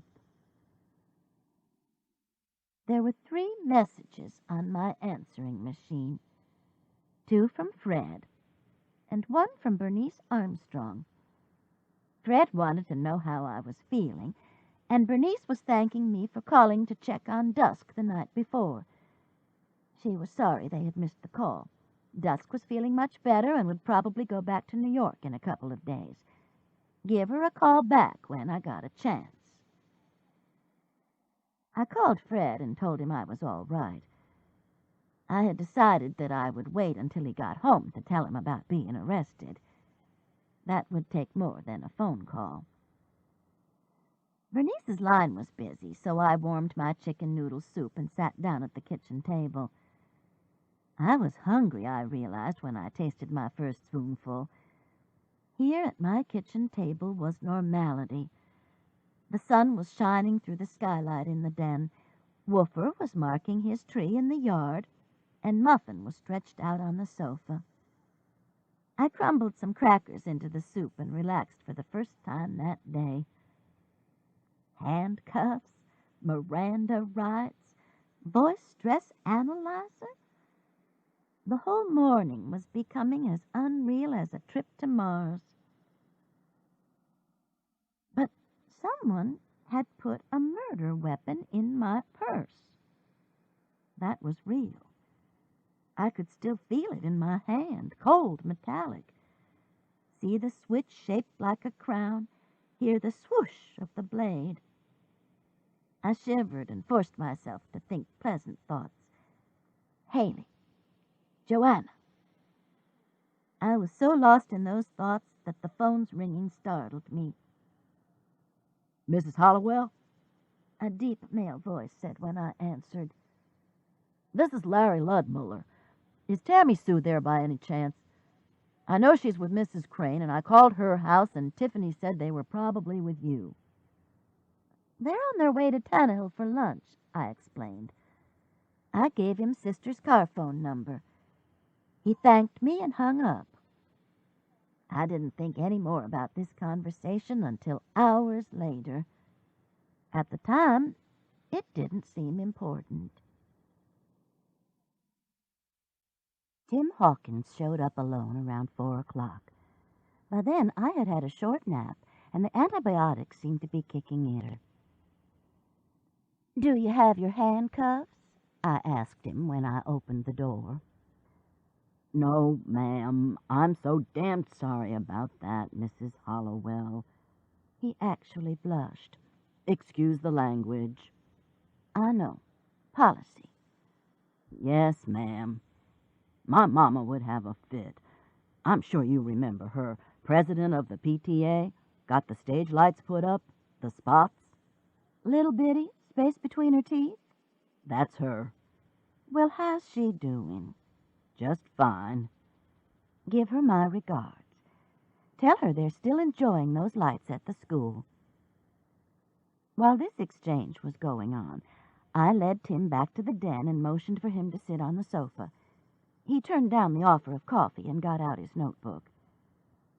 Mrs. Hollowell, he said, I know you didn't have anything to do with the stabbing, but we need to find out how the knife got in your pocketbook. We sure do, I agreed. Do you have a theory? I told him all about the dinner party at Mary Alice's house and how the purse had sat on the table. I named the people who had had access to it and said how I hated to think that it was one of them because my sister was going to marry Virgil Stuckey and all of them were related to him. Tim wrote down the names and allowed as to how Sheriff Stuckey was a good man. I've worked with him on several cases," he said. "You know who he reminds me of? Willard Scott." I allowed as to how he reminded me of both Willard and Norman Schwarzkopf, and he was, indeed, a good man. "Timmy," I said, when I had told him all I knew about Virgil Jr., Larry, Tammy Sue, and Olivia, which wasn't much, "do you know what Griffin Mooncloth was doing in Birmingham?" "No, ma'am." He was lying. 30 years of teaching is better than any polygraph or voice-stress analyzer for spotting a lie. He made an appointment with my niece, who's a lawyer, so he needed some legal advice. "Yes, ma'am. Your niece called us. We're checking it out." He looked down at his notebook. "What we've got to figure out now is which one of these people could have had the knife. I think that would tell us a lot." Tell us a lot? I looked at Timmy to see if he was serious. He was. I said, any one of them could have had access to my purse since it was right on the game table. But do you know what doesn't make sense to me? The fact that whoever it was carried a bloody switchblade around for a couple of days. Why didn't they just throw it away somewhere in a ditch or something? Why put it in my purse? "Trying to set you up?" Again, I checked him out. Yes, he was serious. I shook my head. They all knew I was in the audience. "Trying to set someone else up?" By planting a knife on me? "Stranger things have happened." I couldn't imagine what and decided not to ask. I rubbed my head, which was beginning to ache again. What a weird day this was turning out to be. "Let's just go over again what you know about each of the people who were at the dinner party," Timmy suggested. "Maybe you're forgetting something." I simply repeated what I had told him earlier. All I knew was that Virgil Jr. was an Elvis impersonator, Larry Ludmiller was some kind of talent promoter, Olivia Ludmiller, his sister, seemed smitten by Virgil Jr., and Tammy Sue sold real estate. We had had a nice supper with steaks because my sister and Virgil were going to tell his kids that they were getting married, which they did. But Virgil Sr. had had to leave early, and Tiffany, the magic maid, had left to go on a date, but she didn't know anything about what was going on, I was sure. Timmy looked at me as if he expected more. I shrugged. That's it. Timmy closed his notebook and stood up. "Thanks, Mrs. Hollowell." I didn't tell you much, did I said, following him to the door. "Actually, you did." What? He leaned over and kissed my cheek. "Don't you tell my mama I arrested you." And then he was gone, turning halfway down the walk to wave. What the hell had I told him? The sun was low in the sky, but the weather was still pleasantly warm. The best thing for my headache, I decided, was a walk. I watched Timmy drive away and, still puzzled, went to get Woofer's leash. The lights were on in Mitzi's sunroom, so the group was back from Tannehill. It looked this time as if Sister were really going to do it, get married. I paused for Woofer to sniff at a telephone pole and let that fact sink in. There have always been men in Sister's life, other than her 3 husbands, whose time with her had been short, but sweet, she reminds me. Men love her, all 250 unpredictable pounds of her, and I can understand it. Yes, she has the nerve of a bad tooth, like Fred says, but she has a zest for life that's contagious and wonderful. I hoped that Virgil would appreciate that. Surely he would. I walked along the sidewalk, scuffing a few pine cones out of the way, and thinking about the dinner party and the switchblade knife. It was scary to think that one of those people so close to Virgil was probably responsible for putting the knife in my purse, for putting the knife in Griffin Mooncloth's back. I shivered. Tammy Sue had been sitting by me, so she was ruled out. Had Olivia been at the Alabama?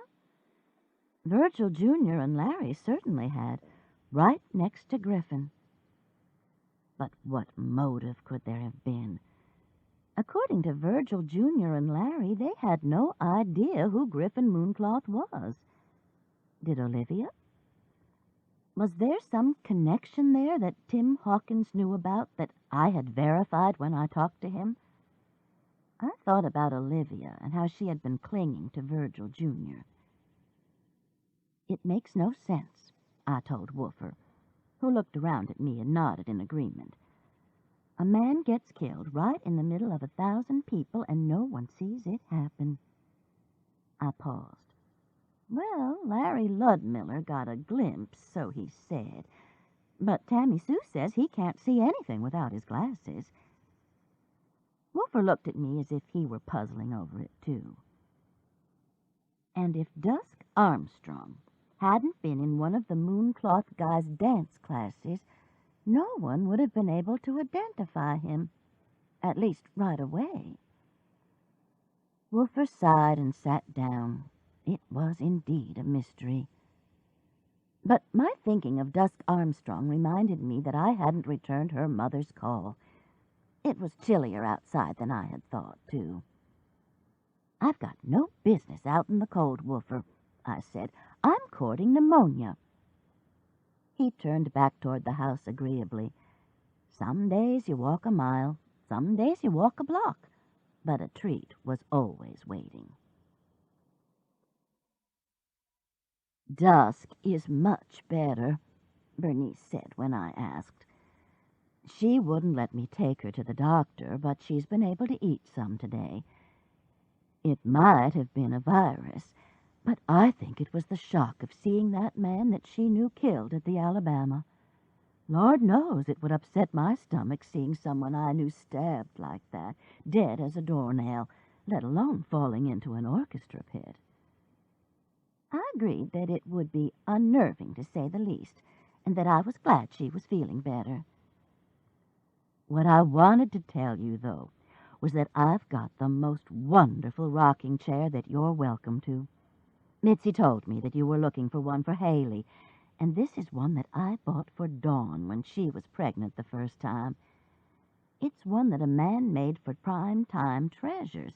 You know, the handicraft shop in Homewood where senior citizens sell their work. I was so excited when I found it. I swear to you, Patricia Anne, it's absolutely perfect for rocking a baby.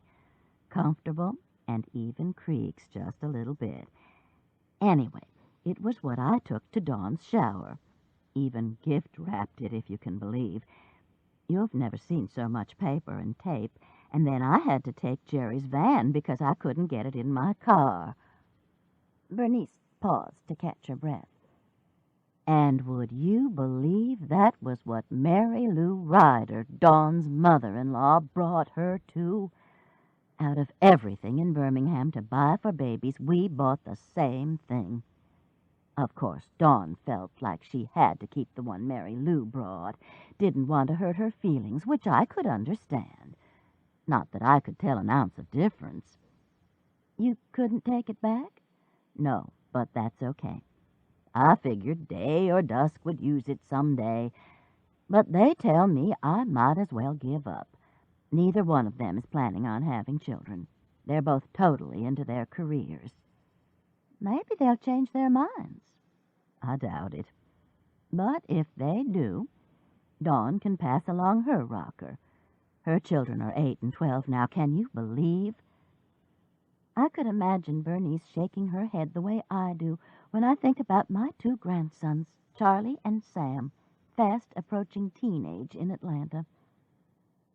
Come over in the morning, Bernice continued.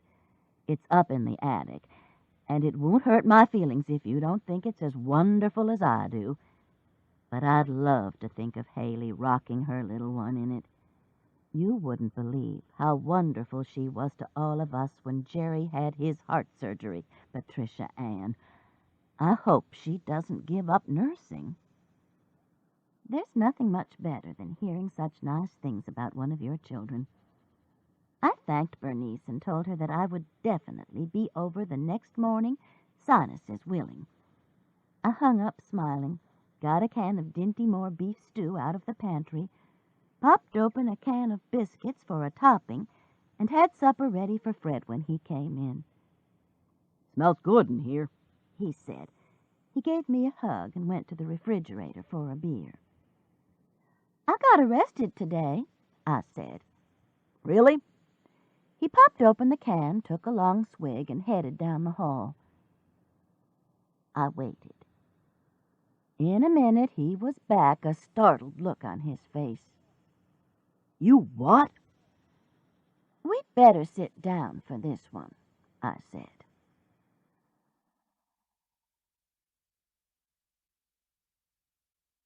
Chapter 13. Larry Ludmiller didn't come home last night, Yule Brenner announced as she came into my kitchen the next morning. Virgil just called me. Tammy Sue is having a fit. I was sitting at the kitchen table and had just taken a bite of French toast. I chewed, swallowed, and looked at Sister as she sat down across from me. Did they have a fight or something? She shook her head. Apparently not. Virgil said she had supper all ready for him and he never showed up. And she'd told him she was going to cook a pot roast. He called here yesterday looking for her, right after you all left for Tannehill. I gave him your car phone number. We never heard from him. Sister got up and poured herself a cup of coffee. Tammy Sue called Virgil about 2 o'clock this morning and said Larry hadn't shown up. Maybe he was with one of the acts that he handles at some club. Is that a possibility? Sister sat back down and reached for the sugar. That's what I said. And Virgil said that it was highly unlikely and that he would have called anyway, that he never worries Tammy Sue like that. Besides, she was cooking a pot roast. I asked him if he wanted me to come up there if there was anything I could do, and he said no, that he and Tammy Sue had called everywhere and that they were going to go out looking. She stirred her coffee. He said Larry's got a couple of apartments on Valley Avenue that his out-of-town acts stay in. They're going to go over there. She put her spoon down. He didn't say they were going to look in ditches on the way, but I'm sure they are. I pushed my French toast away. This sure doesn't sound good, does it? Sounds scary as hell. I told Virgil I was on my way to my martial arts class, and he said to go on, that there wasn't anything I could do, but I just didn't have the heart for it. Well, maybe Larry's all right. Maybe he left a message that got erased or something. Little Miss Sunshine not believing a word of what she was saying. I hope so. This ends side 1 of cassette 4. Please turn the cassette over and start side 2 at the same point. Cassette 4, side 2. Sister looked over at me. You feeling better this morning? I was. I know what you mean.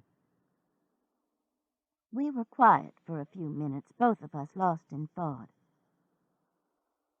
There could be a girlfriend, I suggested. I don't think so. But it's possible.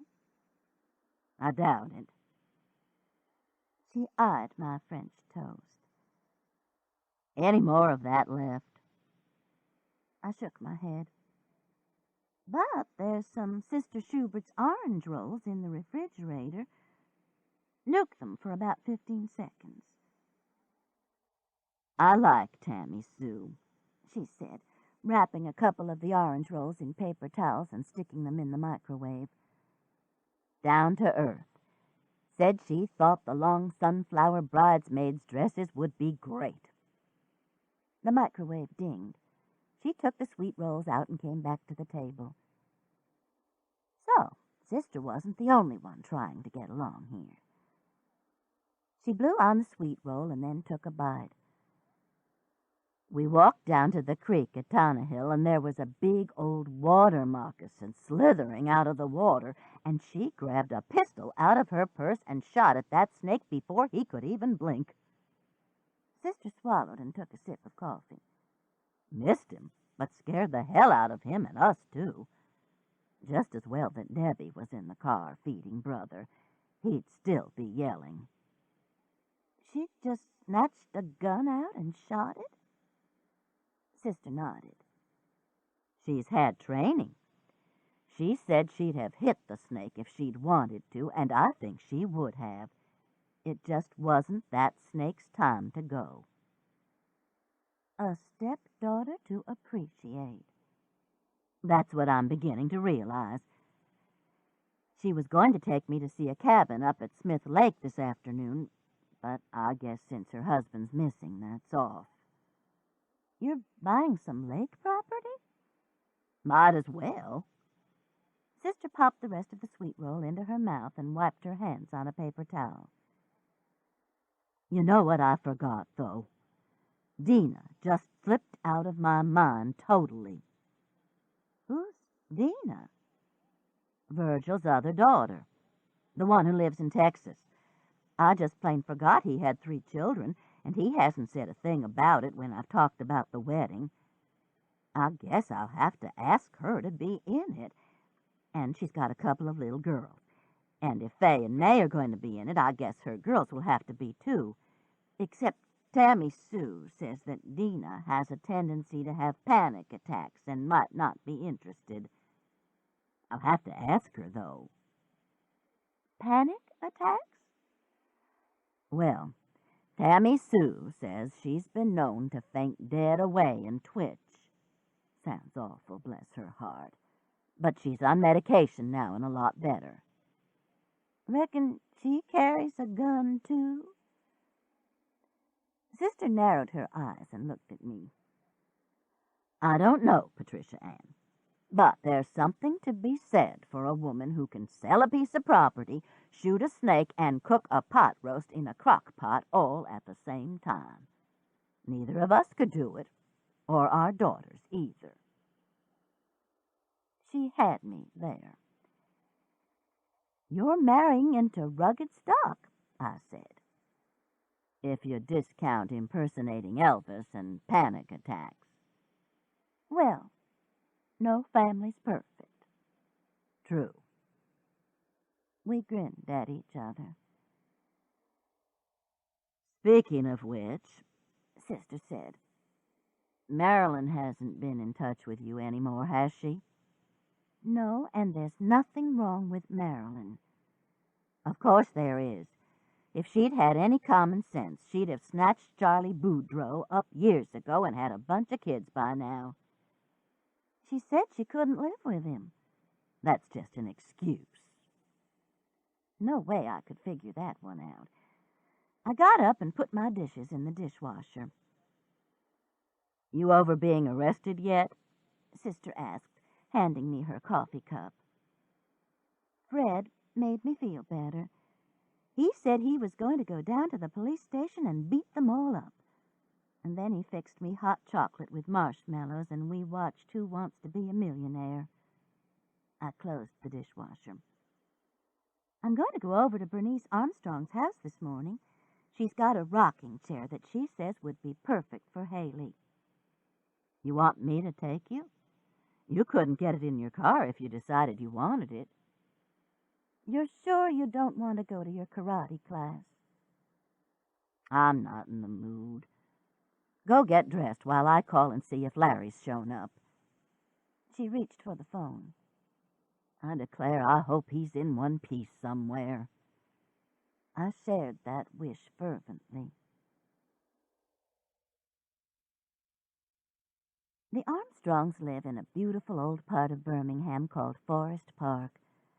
Most of the homes here were built in the early 1900s, large homes on level lots and lush lawns with huge old trees. Many of the detached garages were probably built for carriages originally. There are sidewalks and small parks, and a ride through this neighborhood is a trip to a more gracious time. One can imagine the ladies sitting in wicker chairs on the large, cool porches, visiting and drinking tea, while the cooks cooked supper, the yardmen cut the grass, the cleaning ladies cleaned, and the nannies took the children to the park. Now the magic maids come in once a week. A yard service does the yard, and the kids are at Mother's Day Out or daycare. Still no bad deal, and a few lucky ones still have a nanny. As for the cooking, the ladies go to the Piggly Wiggly or the Winn-Dixie like the rest of us. The houses are still treasured, though, and it shows. The Armstrongs' house is a 3-story dark brick set well back from the sidewalk. When Mary Alice and I pulled into the driveway, Sandy's lawn service was hard at work. One young man was circling on a riding lawnmower, one was weed-eating around the trees, and one was planting red and white begonias in a triangular flower bed between the drive and the walkway. "Those things are going to freeze," Mary Alice informed him as we walked by on our way to the front door. "North of Montgomery, you don't plant flowers until the first Sunday after the first full moon after March 21st. He looked up and smiled. "Sometimes you gotta take a chance, lady, and begonias are right hardy." "They do look pretty," I assured him. And to Sister, "That first full moon thing is the date for Easter." "Which is the right time to plant flowers. You miss blackberry winter." She was confused, but she had a point. Blackberry winter is the last cold snap we get in the Deep South. It invariably falls at Easter and kills the blackberry blooms as well as a lot of other flowers. We walked through the spring smell of newly cut grass and rang the doorbell. Sister looked around at the well-kept house and lawn. "The insurance business must be doing all right by Jerry Armstrong," she said. "But didn't I hear he was sick or something?" "He had open-heart surgery. He's doing fine now. Haley was the scrub nurse, and that's why Bernice wants her to have the rocker. She said Haley was wonderful." You know, Mouse, we've got to decide no later than today what we're going to do to welcome she and nephew home. It's just a couple of weeks away." "Her. You don't welcome she." Sister scowled.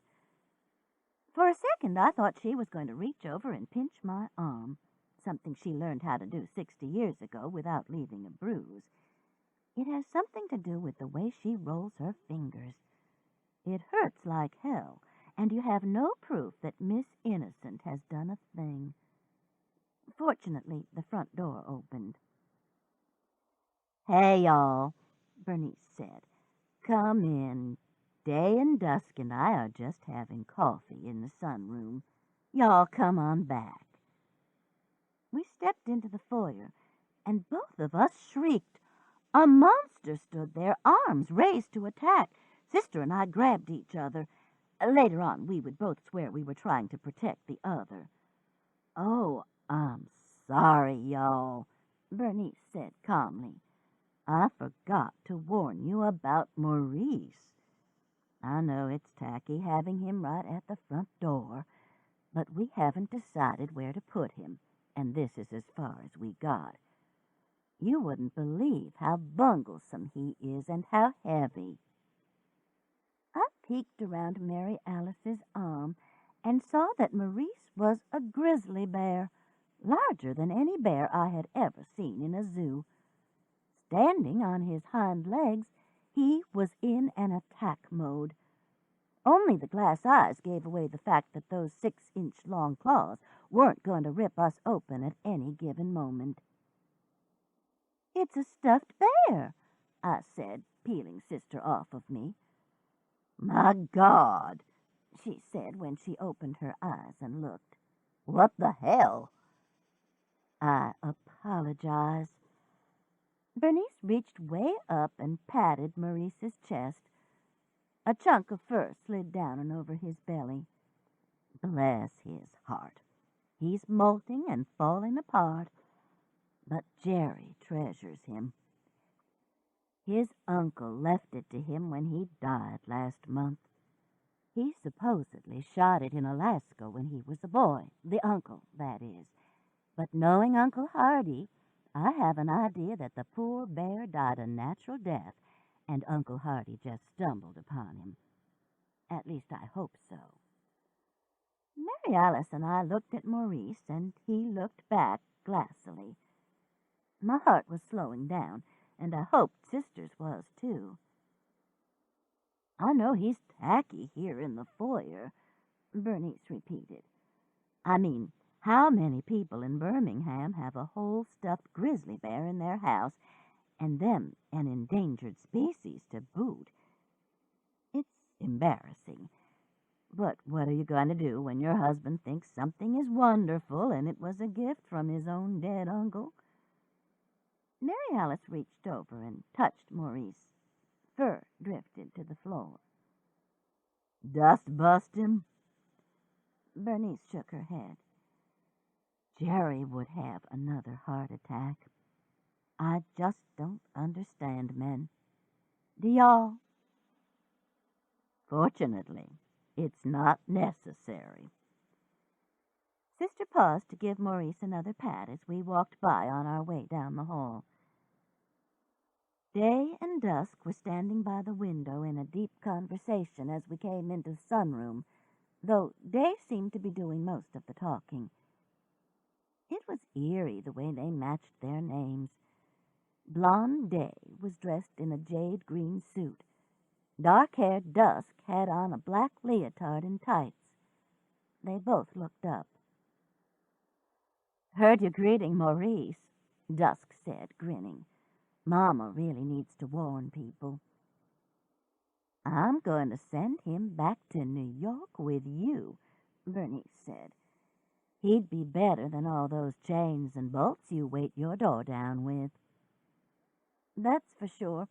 Her door has so much metal on it you can hardly open it. Day motioned to a wicker love seat. Y'all sit down and I'll get you some coffee.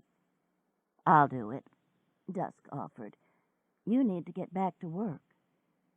Day glanced at her watch. I guess I'd better, but I hate to. Y'all come see me at the bank, ladies. We've got great CD rates. Bernice gave her a hug. Go peddle your wares somewhere else. Bye, ladies. I'll call you later, Mama.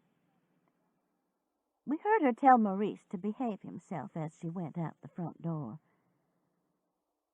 Tiny Dusk poured each of us a cup of coffee and offered us sugar and cream. Are you feeling okay now? I asked, taking the napkin she offered. Much better, thanks. It was the shock of seeing that Griffin Mooncloth dead, Bernice said. Y'all want some cookies or something? We both shook our heads. It shocked us, too, Sister said. We were sitting in the front row, and he nearly landed in our laps. She took a sip of her coffee and then put the cup on the table. Which reminds me, you know Larry Ludmiller, Dusk? Dusk had curled up in a wicker chair in a position that only a dancer could accomplish. Her legs seemed to have disappeared. The one who books acts? She wanted to know. I've met him, is all why. He seems to have disappeared. He didn't come home last night. Bernice looked up, alarmed. They don't think it's connected to the Moonflower case, do they? Mooncloth, Mama, Dusk said. Bernice shrugged. I don't know what they think, Sister said. I just know they're trying to find him and that they say this is totally unlike him. They're worried. Maybe he had a wreck, Dusk suggested. His car could be down an embankment or something. Remember that lady who ran off the road in Shelby County and kudzu covered her car for weeks? Oh, surely not. Bernice pushed her coffee away. Do y'all know him? He's Virgil Stuckey's son-in-law. Virgil and I are getting married in May. Sister turned to me. Do you remember the exact date? I shrugged that I didn't.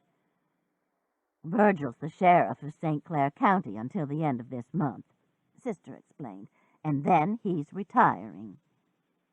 Well, I declare, Mary Alice, Bernice beamed. That's wonderful. When did all this happen?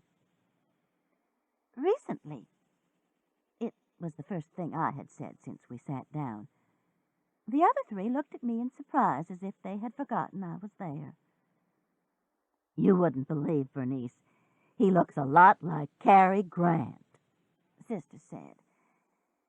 And the wedding is going to be in the little church at Tannehill Park. It's hard to believe that even as strong an emotion as love could turn a combination of Willard Scott and Norman Schwarzkopf into Cary Grant. Proof that it really is blind, I suppose. Well, tell me all about it, Bernice said. So Sister did, including the wedding dress and the sunflower and magenta bridesmaids' dresses. Bernice seemed enthralled, and even Dusk seemed excited. Too excited, I realized, when she clapped her hands as Fay and May tossed rose petals.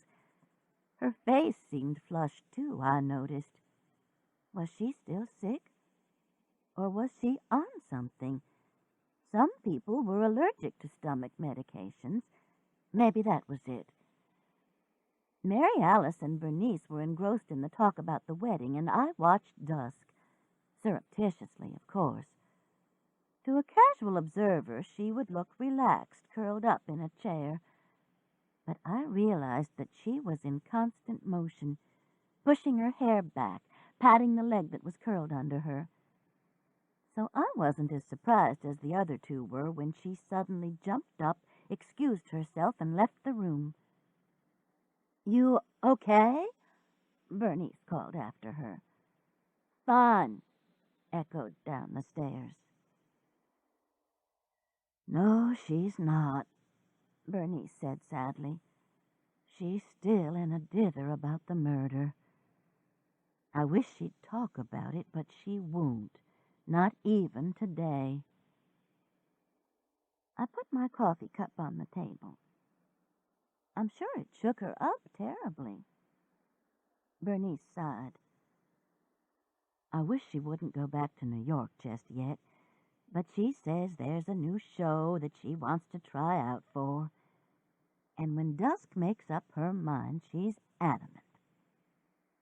How well did she know the Mooncloth guy? Sister asked. Not all that well. She knew him in class, of course, but it was actually Day who knew him better than Dusk. Day met him when she was visiting Dusk in New York and went out with him some. She thought a lot of him. Said he was the last person in the world who she could imagine anyone murdering. Bernice shook her head. So sad. They're going to have a memorial service for him in New York, so she's going back with Dusk. I'm glad she'll be with her for a few days. Bernice looked toward the steps. I'm still worried about Dusk. To tell you the truth, I think she may have an eating disorder. Have you noticed how terribly thin she is? I can't get her to go to a doctor, though. Patricia Anne's always had one, Sister commiserated. I have not. I rubbed my forehead. I could use some aspirin. Sister looked at me sadly. She plays the denial game. I'm afraid Dusk does too, Bernice said. Well, enough of that.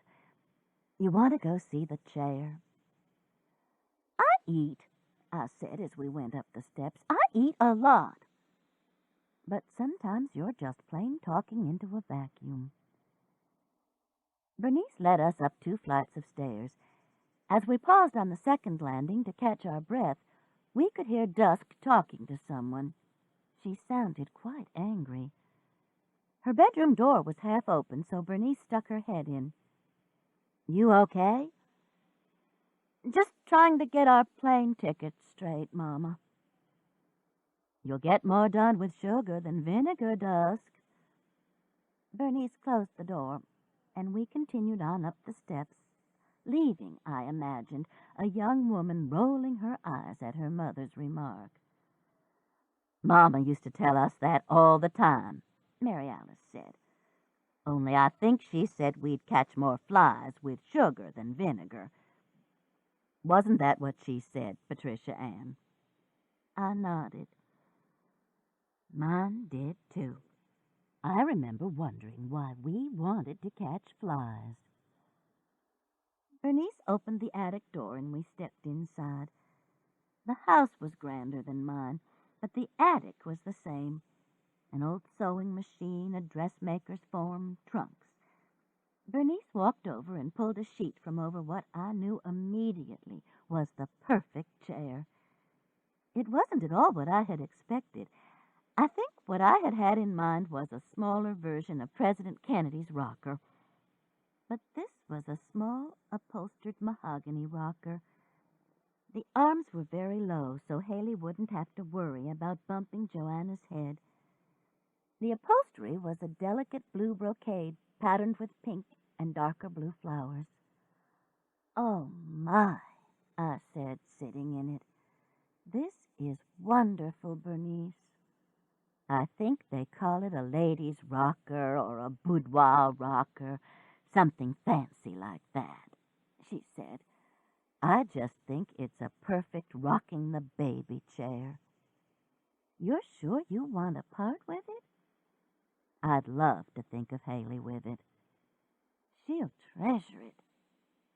And she would. I closed my eyes and rocked a minute until Sister said she wanted to try it out. Test it for sturdiness. I have seen the legs of chairs splay when Sister sat in them. This one didn't. It passed the sturdiness test. Mama? Dusk called up the stairs. I'm going down to the Alabama to pick up my bag I left there the other night. It's got all my stage makeup in it. Okay, honey.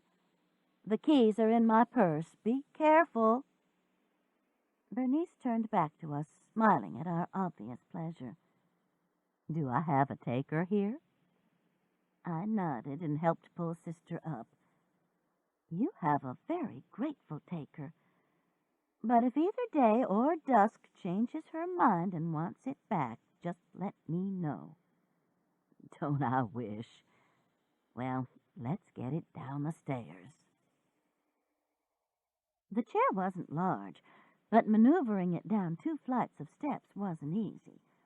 I was in front, Sister behind, and Bernice cautioning us to be careful. After the first flight, I had discovered the law of physics that states that the person at the bottom of a load is carrying most of the weight. Maybe it would be better if you put the seat on top of your head and you could go frontward, Sister suggested. I didn't answer that. Dusk was standing in the foyer grinning at us as we tried to avoid banging into the banisters. I thought you'd left, her mother said, out of breath.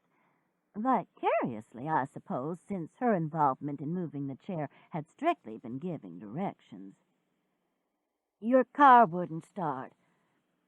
Dusk reached over, took the chair from Sister and me, and placed it on the floor. Damn. Probably the battery, or the computer. Bernice fanned her face with her hand.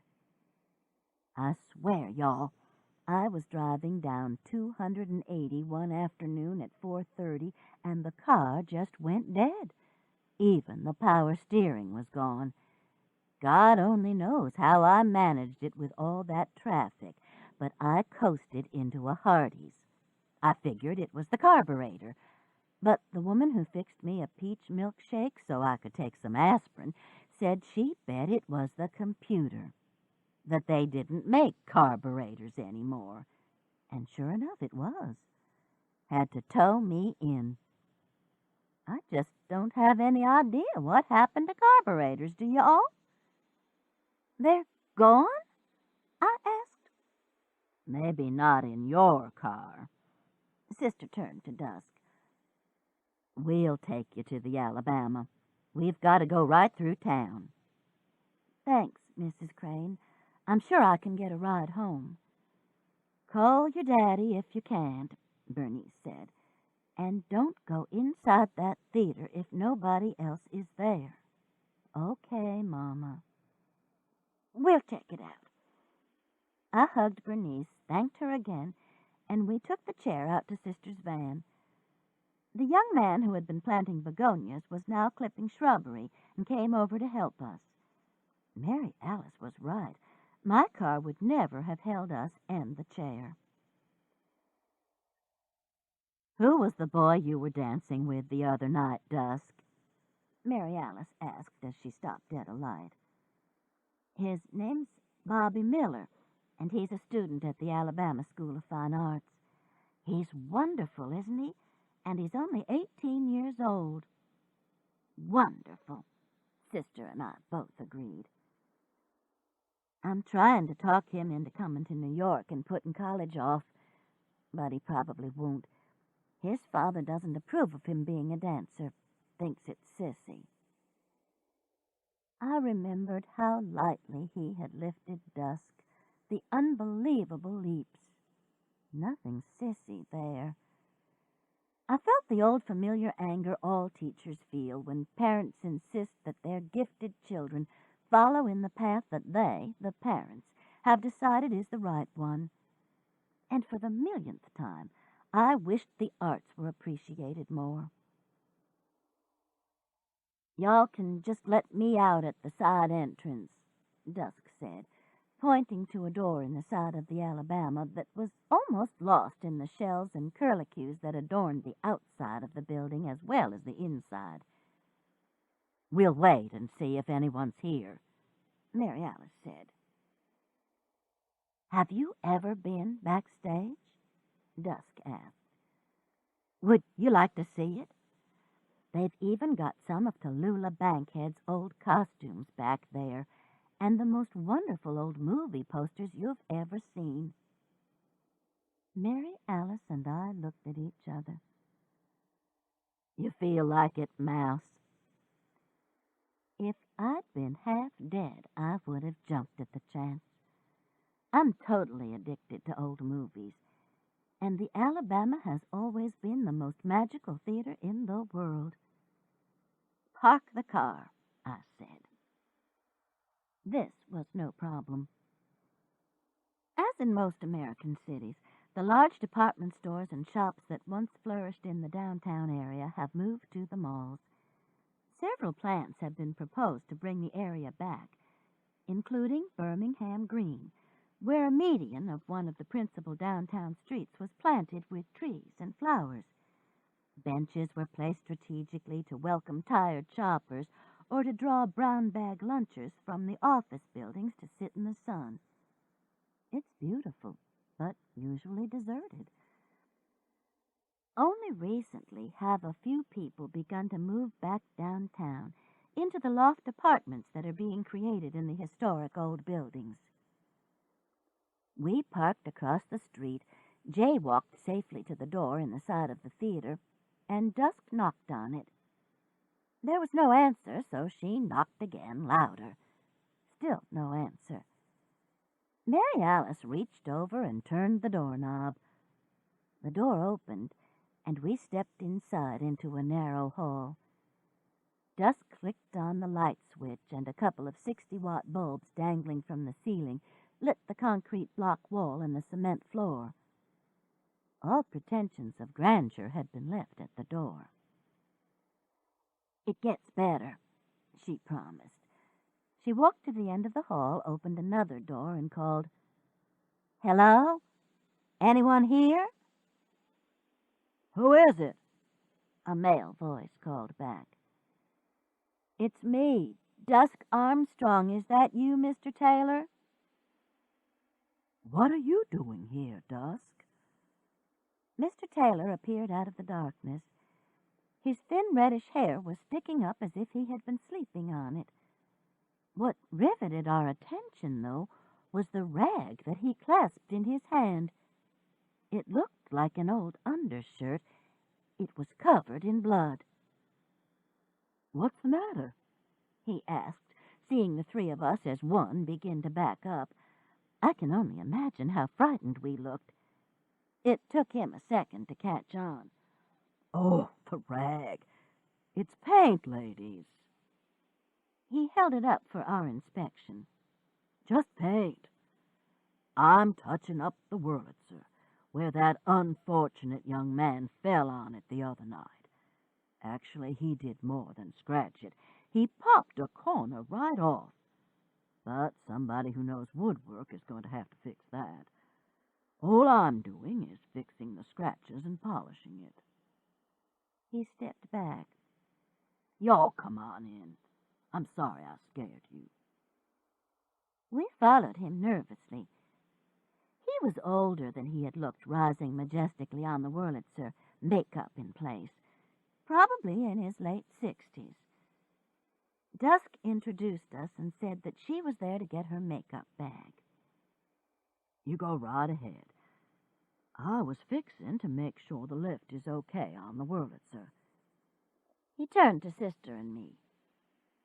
"You ladies want to ride up on it?" "Lord, yes," Sister said. Dusk grinned at our enthusiasm. She hadn't spent her childhood at the Alabama, watching the miracle of the Wurlitzer rise from the floor. "I'll go get my case," she said.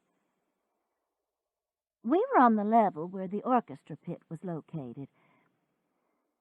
We followed Mr. Taylor down a hall that was carpeted in a gray indoor-outdoor carpeting, and which was painted the color I figured my bridesmaid dress was going to be, a magenta.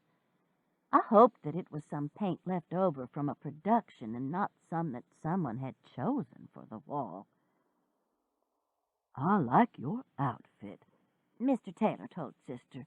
"You trying out for the King and I?" "Taking a martial arts class." "That's good. A lady should be able to protect herself. My sister got a gun, but she shot her big toe off while she was taking a class on using it." "Lord, I'll bet that affects the way she walks," I said. "Not really. She has trouble wearing sandals, though." Sister cut her eyes around at me. We had reached the orchestra pit, which I had never seen from this advantage. It was a mess, with chairs turned over and several broken instruments. "There's police tape up all around," Mr. Taylor said. "We can just duck under it, though. That's what everybody's been doing, coming in here and getting their musical instruments. The bass fiddle was ruined, though." "We know," I said. "We were here and sitting in the front row when the guy fell."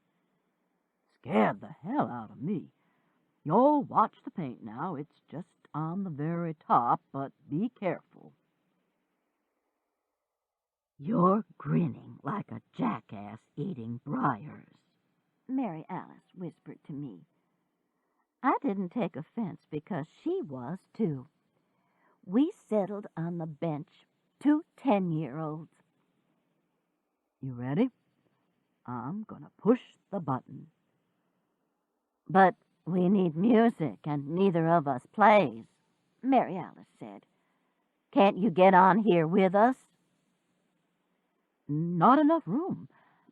How about I whistle 'How Great Thou Art,' and y'all sing?" Not exactly majestic, but still exciting. Mr. Taylor pressed a button and began whistling. Sister and I felt the Wurlitzer leave the ground. Sing, Mr. Taylor commanded.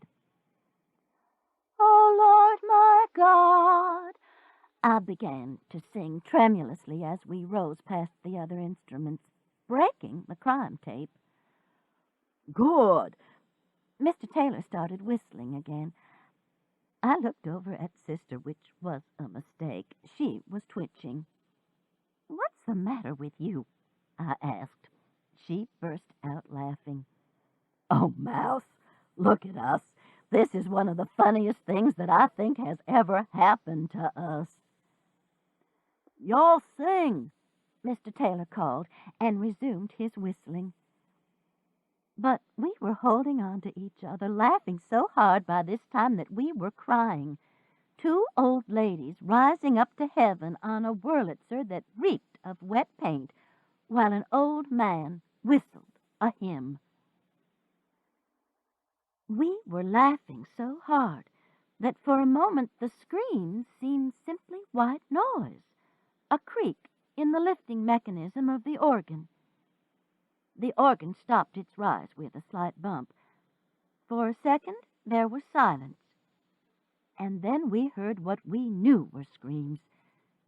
Sister and I both looked over the side of the bench. Dusk was clutching Mr. Taylor's arm and pointing toward the dressing rooms. Call 911. He's dead. Who's dead? They rushed off, leaving us in the air. Larry? You reckon it's Larry? In panic, Sister started punching every button on the console. Damn! Every button that she wasn't hitting, I was. One of us finally connected with the magic one, and the organ began to descend. We were off and running before it even touched the floor. Oh, Lord, I know it's Larry, Sister said. We ran down the hall in the direction that Dusk and Mr. Taylor had gone. An open door and a light told us where they were. They were kneeling on either side of Larry Ludmiller, who lay crumpled and bloody on the floor. Dusk was wringing her hands and sobbing, and Mr. Taylor was holding up a baseball bat. I think he's dead, he said. Chapter 14. Oh, Lord, Dusk moaned, leaning over Larry. Somebody call 911. Mary Alice reached into her purse, pulled out her cell phone, and hit the 911 button. Then she handed the phone to me and rushed out of the room. I understood this. Sister's stomach and the sight of blood have never been compatible. Unfortunately, we have had so many emergencies since I retired from teaching that I swear I'm on a first-name basis with most of the 911 operators. They even recognize my voice, which is embarrassing. Today, a new person answered, though, for which I was grateful. I explained that there was a badly injured man at the Alabama Theater and that we needed help immediately. No use telling them that he was dead as a doornail. I closed the phone, stepped out into the hall, and sat down on the floor. I could hear Dusk and Mr. Taylor talking excitedly. Down the hall, I heard a toilet flush. Hopefully, Sister was feeling better. I wasn't. I shut my eyes and tried to concentrate on my mantra. The cute white wicker wastebaskets with pink shells on them at Bed Bath & Beyond. New shower curtains for the guest bathroom. White Battenberg. Would probably just wilt in the humidity of a bathroom. Didn't want to have to spend time starching and ironing shower curtains. Some new towels would be nice, and some of those thin wash rags that Fred favored. Felt like almost nothing in your hand. Cheap. Where are you? Sister asked. Bed, Bath, and Beyond? Riches? I had made the mistake once of telling her about my white sale fugues.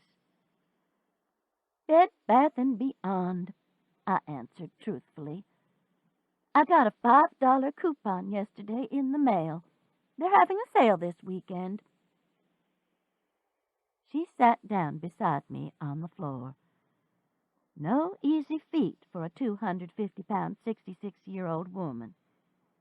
What she did was lean against the wall and just sort of slide down. She was sucking on an Altoid. I could smell peppermint. Lord, she said, I just can't believe this. Hand me the phone. I guess I'd better call Virgil. Poor Tammy Sue. I can't imagine how she's going to take this. I really needed some new hot pads, too. I had seen some cute ones, a little muffin man wearing a chef's hat and holding up a plate. They had some with cows on them, too, sort of like the gateway cow. The phone? I handed it to Sister. I had never quite understood that gateway cow. There was a shriek from inside the dressing room. He moved! He moved his hand! Sister dropped the phone. I looked around the door. Dusk had her fingers against the side of Larry's throat. Mr. Taylor was kneeling, wringing his hands. I feel a pulse, Dusk exclaimed. He's alive. Call 911. I just did. I got up and walked slowly toward the prone figure. You're sure he's alive? Feel. I leaned down, and Dusk placed my fingertips against Larry's throat. A slight, thready pulsing. Oh, God. I'll go meet them at the side door, Mr. Taylor said. Lord, I thought he was done for sure. He dashed out, nearly crashing into Sister, who had just appeared in the doorway. He's really alive? She asked. Not just some dead muscles jumping like frog's legs or a chicken with its head chopped off? I said, not very alive, I don't think, but he's got a pulse. Sister stepped into the room. Maybe we should give him CPR or something. Dusk looked up at her and scowled. We're leaving him alone until the paramedics get here. Good idea, Sister agreed. This ends Side 2 of Cassette 4 of Murder, Boogies with Elvis. Please fast forward to the end before loading Cassette 5. Murder, Boogies with Elvis, Cassette 5. It was only a few minutes before the paramedics arrived, but it seemed forever. The three of us watched Larry, who never moved again. Occasionally, Dusk or I would reach over to feel the pulse that was still there but faint. If he was breathing, and he had to be, surely, his breath was so light that there was no discernible movement of his chest. Somebody hit him right above the ear, see? Dusk said, probably with that baseball bat. Sister disappeared down the hall again. I took Dusk's word for it. I picked up Larry's hand and rubbed it. Surely that wouldn't hurt anything. The hand was cold, but the pulse beat in his throat. And then the room was full of paramedics, of equipment, of commands. We were told to wait in the hall. Mr. Taylor and Sister joined us there. Damn, he said. Damn. He was lying back here the whole time I was working on the organ. He might have been here since last night, Sister said. I noticed her phone lying on the floor and picked it up. You going to call Virgil? She reached for it hesitantly. I guess I'd better. Reckon where they'll take Larry? University Hospital, Mr. Taylor said. It's the closest trauma center. Dusk suddenly began to cry deep sobs that shook her tiny body. She put her hands to her face, and I saw that they were blood-spattered. I looked down. Mine were, too. "Come on," I said, putting my arm around her. "Let's go get cleaned up." Sister volunteered the information that the restroom was right down the hall on the left. Dusk and I washed our hands and arms, and I wet a paper towel and wiped her face, which was as flushed and hot as if she had a fever. "You were very brave back there," I said. Tears ran down her cheeks. I wiped them away. "It's all my fault," she whispered. "No, it's not. It's not your fault at all." "But Griffin wouldn't have been here if it weren't for me."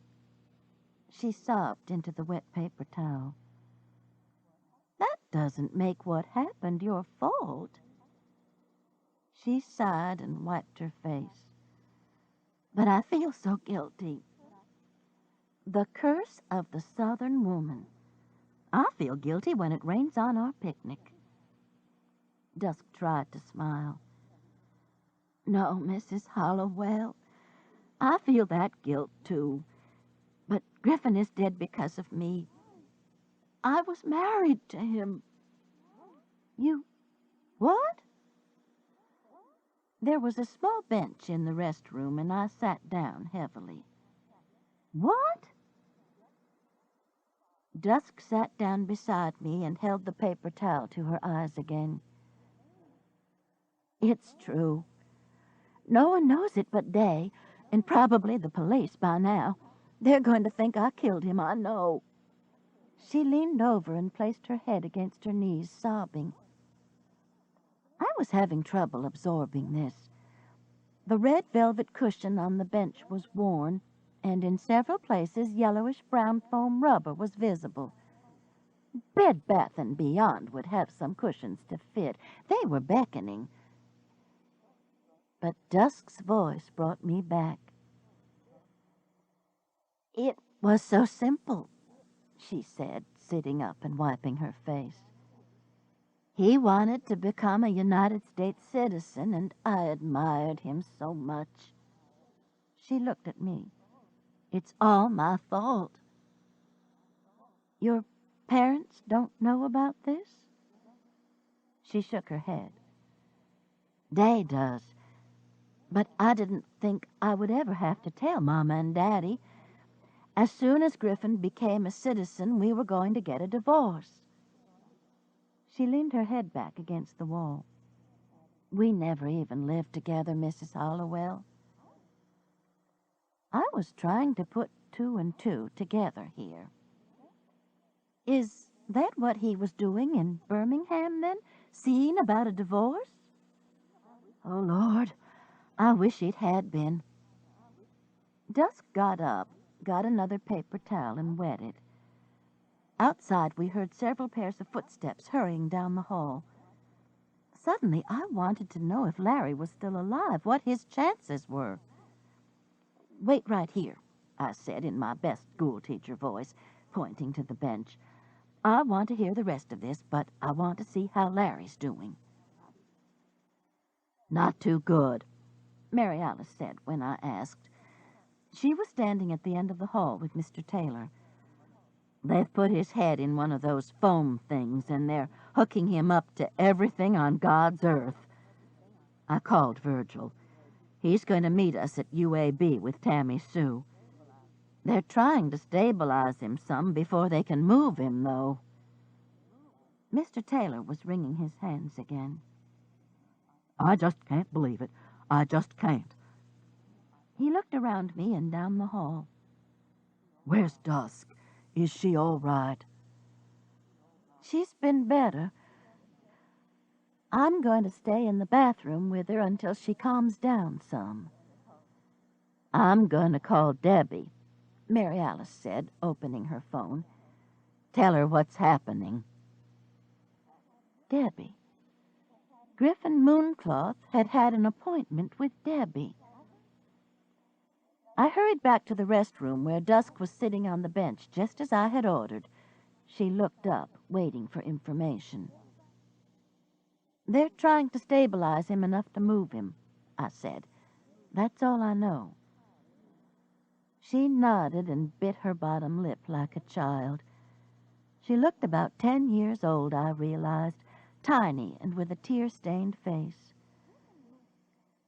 "Griffin Mooncloth had an appointment with my niece Debbie," I said. "And it wasn't about a divorce?" "Day recommended her. She and Debbie were in school together." I nodded that I had known that. "Anyway, what he wanted was to find out if he could keep me from divorcing him. He said he loved me and wanted us to be married, really married." "And what about you?" "I was fond of him, Mrs. Hollowell. I really was. But I went through the ceremony as a favor to him, not because I wanted to be his wife." More tears and the wet paper towel. "And when I said I was getting a divorce, he started threatening me, saying that I had broken a federal law by marrying him so he could become a citizen. And I had. Day and I looked it up." Dusk looked up. "I could have been put in prison, Mrs. Hollowell." "But he was still seeing Debbie? He still thought you might divorce him?" She sighed. "I think he was trying to find out if there was some simple legal way that he could prevent the divorce. I honestly don't think he wanted to have me arrested. He wasn't a vicious man, Mrs. Hollowell." "But he wasn't above threatening you." "True." We were quiet for a few minutes, each of us lost in our thoughts. Outside there were calls down the hall and the sounds of people scurrying by, even some equipment being rolled past. "They're going to think I killed him, aren't they? But I didn't, Mrs. Hollowell," Dusk finally said. "I don't know why I didn't just admit to this to start with." "The switchblade knife wasn't yours, was it?" "Good heavens, no."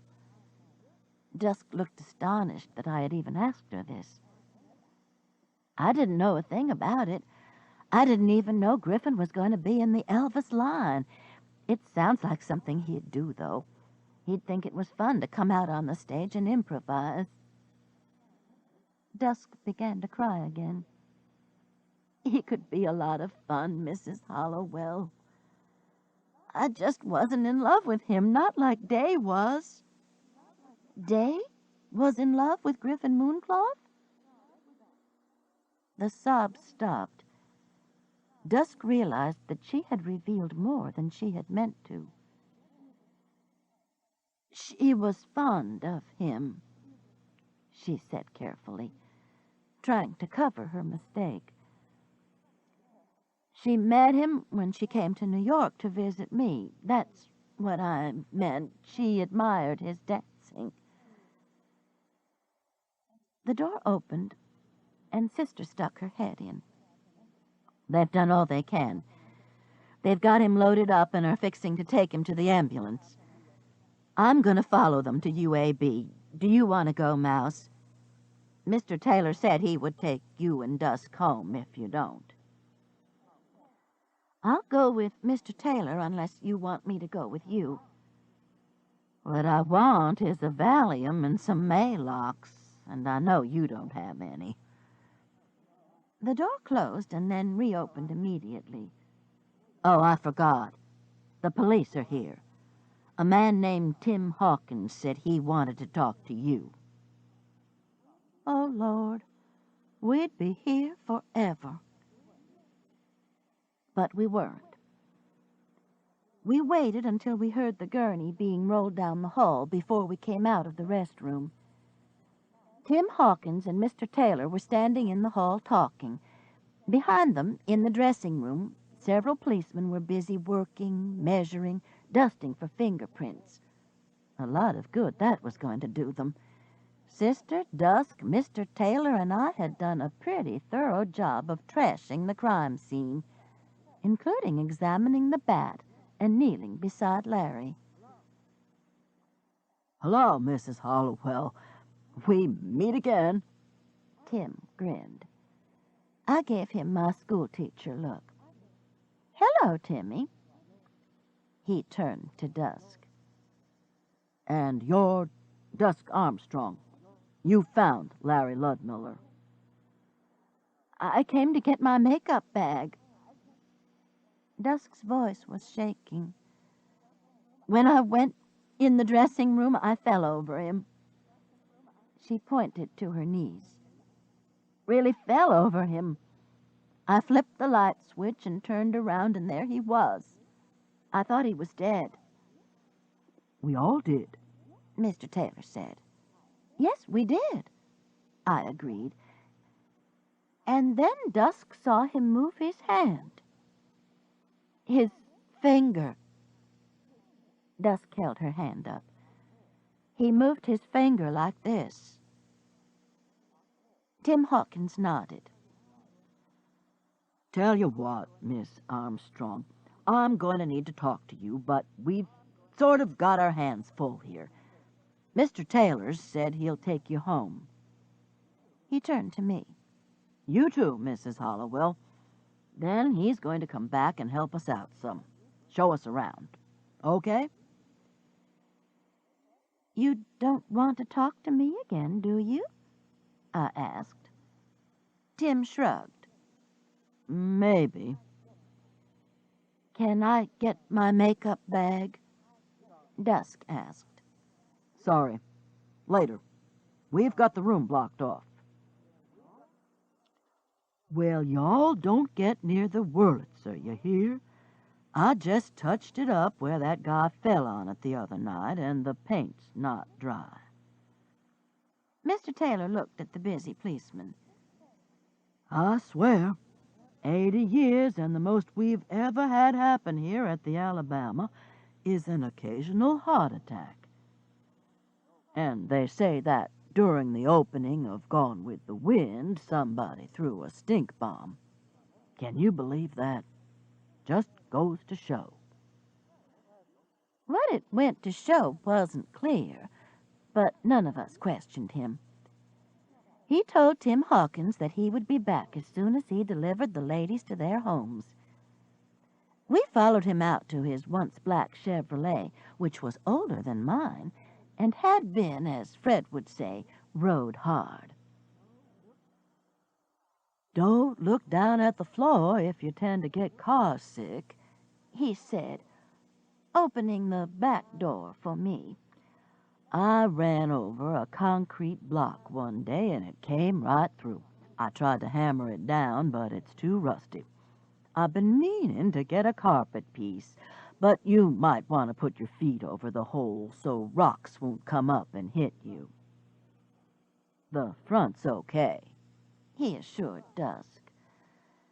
So much for age over beauty. I moved over to the far side of the back seat, away from the hole in the floorboard, but a spring that had worked its way through the upholstery looked too threatening for my good gray pants. I moved back to the other side and placed my feet over the hole, which reared up like a tumor. In the meantime, Mr. Taylor had settled Dusk on the front seat. Comfortable? He asked her. If I had been a mean person, I would have reached over and snatched him bald-headed, which would have been easy to do. Instead, I sank back among candy bar wrappers and potato chip bags. Mr. Taylor favored sour cream and chives, and forced myself to relax. As we pulled out of the parking lot, Dusk reached in her purse for a Kleenex. Mrs. Hollowell, Mr. Taylor said, Look on the floor on the other side and hand Dusk her makeup bag. Sure enough, there was a black bag that looked like a Norman Rockwell doctor's bag on the floor. I hadn't even noticed it. I picked it up and handed it over the seat to Dusk. It was so heavy, Estee Lauder herself could be hiding in there. "Oh, Mr. Taylor," Dusk said, "how did you get this out?" Just walked out with it before the police came. I figured they'd close everything down. "How did you know it was mine?" Recognized it from those summers when you did the Summerfest plays. You were so little, that bag was bigger than you were. Dusk opened the bag and looked inside. "Everything's here," she said. "Thank you, Mr. Taylor." You're welcome, Dusk. Mr. Taylor cleared his throat. Where do you live, Mrs. Hollowell? I told him, and he turned right onto 20th Street. We passed University Hospital. An ambulance was parked at the emergency room, and a patient was being unloaded. Larry? I thought of Tammy Sue and felt my chest tighten. The day that Haley had been called to University Hospital when her husband Tom had been hit by a drunk driver was still a raw wound. Please, God, let Tammy Sue be luckier. Say you're a retired school teacher, Mrs. Hollowell? Mr. Taylor's voice startled me. "Last year," I said, "I taught English at Robert Alexander." Me too. I taught music at North Jefferson County. I've been filling in down at the Alabama for years, though. They call me the Wurlitzer substitute. He laughed slightly. You know, like a teacher substitute. I'd rather substitute at the organ than in a classroom. God's truth. I love that old organ. You're good at it, Mr. Taylor. Mr. Taylor beamed at Dusk's compliment. We went over the mountain, past Vulcan's empty pedestal, past the entrance to the club where Mitzi and I had had lunch a few days before, where we had run into Bernice and Day Armstrong. "Oh, my God!" I exclaimed. Mr. Taylor and Dusk both jumped. "What?" Dusk asked, twisting around. "What's the matter?" You gonna throw up? Mr. Taylor eased the car over to the curb. I told you not to look at the floorboard. "No, I'm not sick. I'm all right." I had just suddenly remembered my purse hanging on the chair while Mitzi and I had lunch. How Bernice had sat down with us, and Day had come to tell her that Dusk was sick.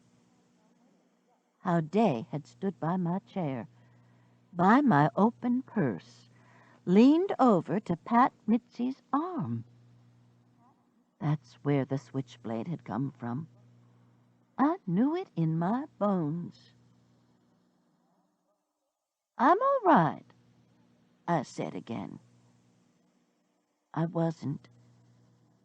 Pieces of the puzzle were coming together. Terrible pieces.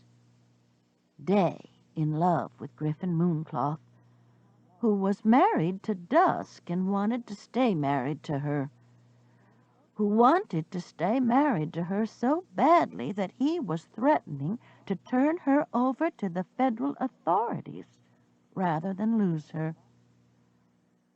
Day coming up behind the line of dancing Elvises, plunging the switchblade knife into Griffin's back and turning it, twisting it. And there was more. Larry Ludmiller had said he had seen someone behind the line. He couldn't identify her, But how could Day be sure if she saw him glance around? She couldn't take any chances.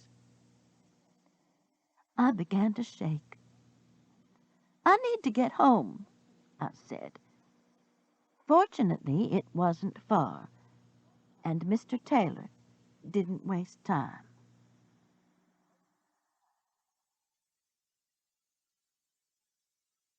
Chapter 15. When I got in my kitchen, I sat down at the table without even pulling off my jacket. I was shaking, but I couldn't tell if I was really chilled or if it was nerves. Or maybe my fever was coming back, God forbid. I got up, gulped down an antibiotic and an aspirin with a whole glass of water, and sat back down. Muffin jumped up on the table and rubbed against my propped arms.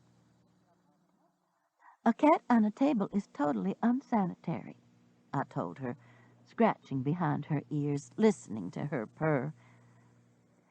"You remember the switchblade knife that I thought one of Virgil's family had put in my purse at Sister's dinner party?" Muffin nodded. "Well, I was totally wrong. I know exactly when it was put in there and who did it. She had killed a man with it, and there was my open purse, just a perfect place to dump it." I looked at Muffin. "Do you understand why women's purses are such good places to hide things? Stuff gets lost in there with all the lipsticks and loose change and receipts. At the grocery store, they hand you your receipt with the change on top of it, and you dump it all in your purse. And you tell yourself that someday you'll clean it all out, but you never do. And the shelves in your closet get heavier and heavier with different colored purses." Muffin lay down and closed her eyes. If she had been Mary Alice, she would have said, "What the hell are you babbling about?" What the hell was I babbling about? What proof did I have that Day Armstrong was involved in Griffin Mooncloth's murder? I could imagine Timmy Hawkins's reaction if I called him and told him that my purse was open when Day just happened to be standing by the table for a second, and that I knew she had dropped the switchblade in it. "What makes you think so?" he'd ask. And I'd have to answer, "I just know." At least I'd know better than to claim women's intuition. Men have been known to die laughing over women's intuition. I mean, really die.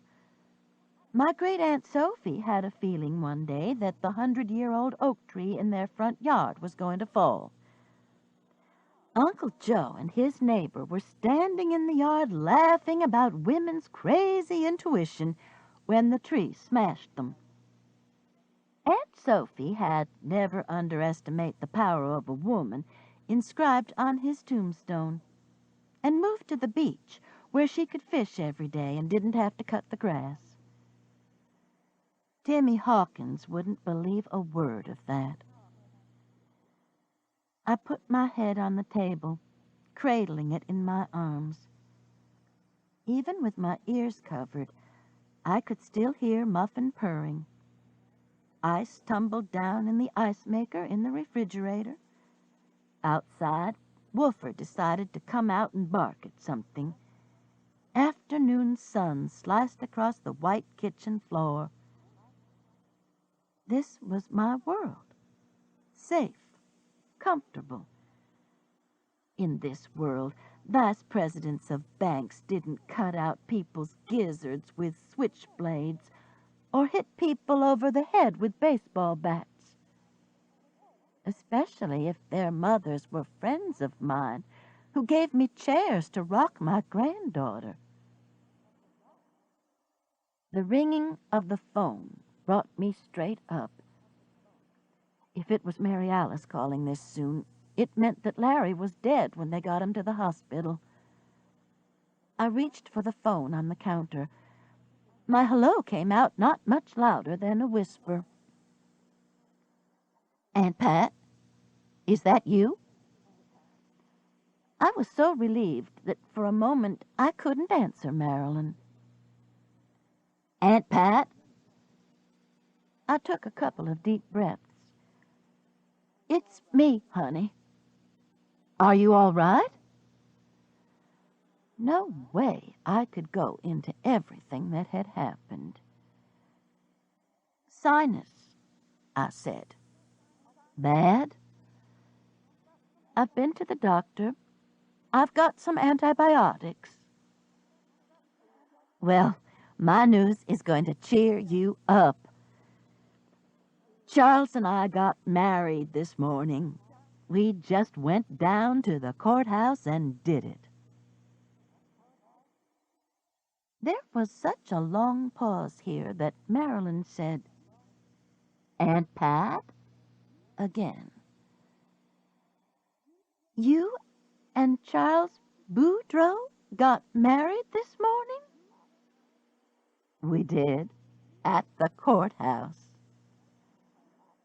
"Well, congratulations, honey."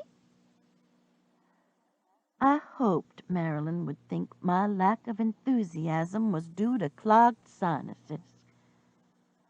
"Thanks, Aunt Pat. I know you're surprised because I said I couldn't live with him, but we've worked that out, and he does have excellent genes." "That's nice.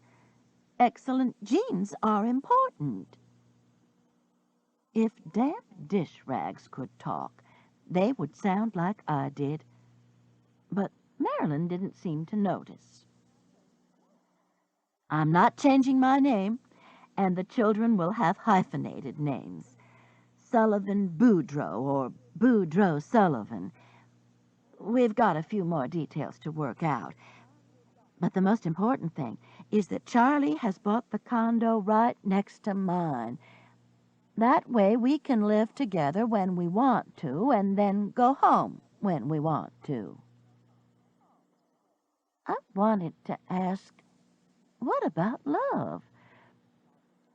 Instead, I said that it sounded practical, and asked if she had told her mother yet. "Left word on her machine." Marilyn giggled. "Charlie and I have business to attend to, Aunt Pat.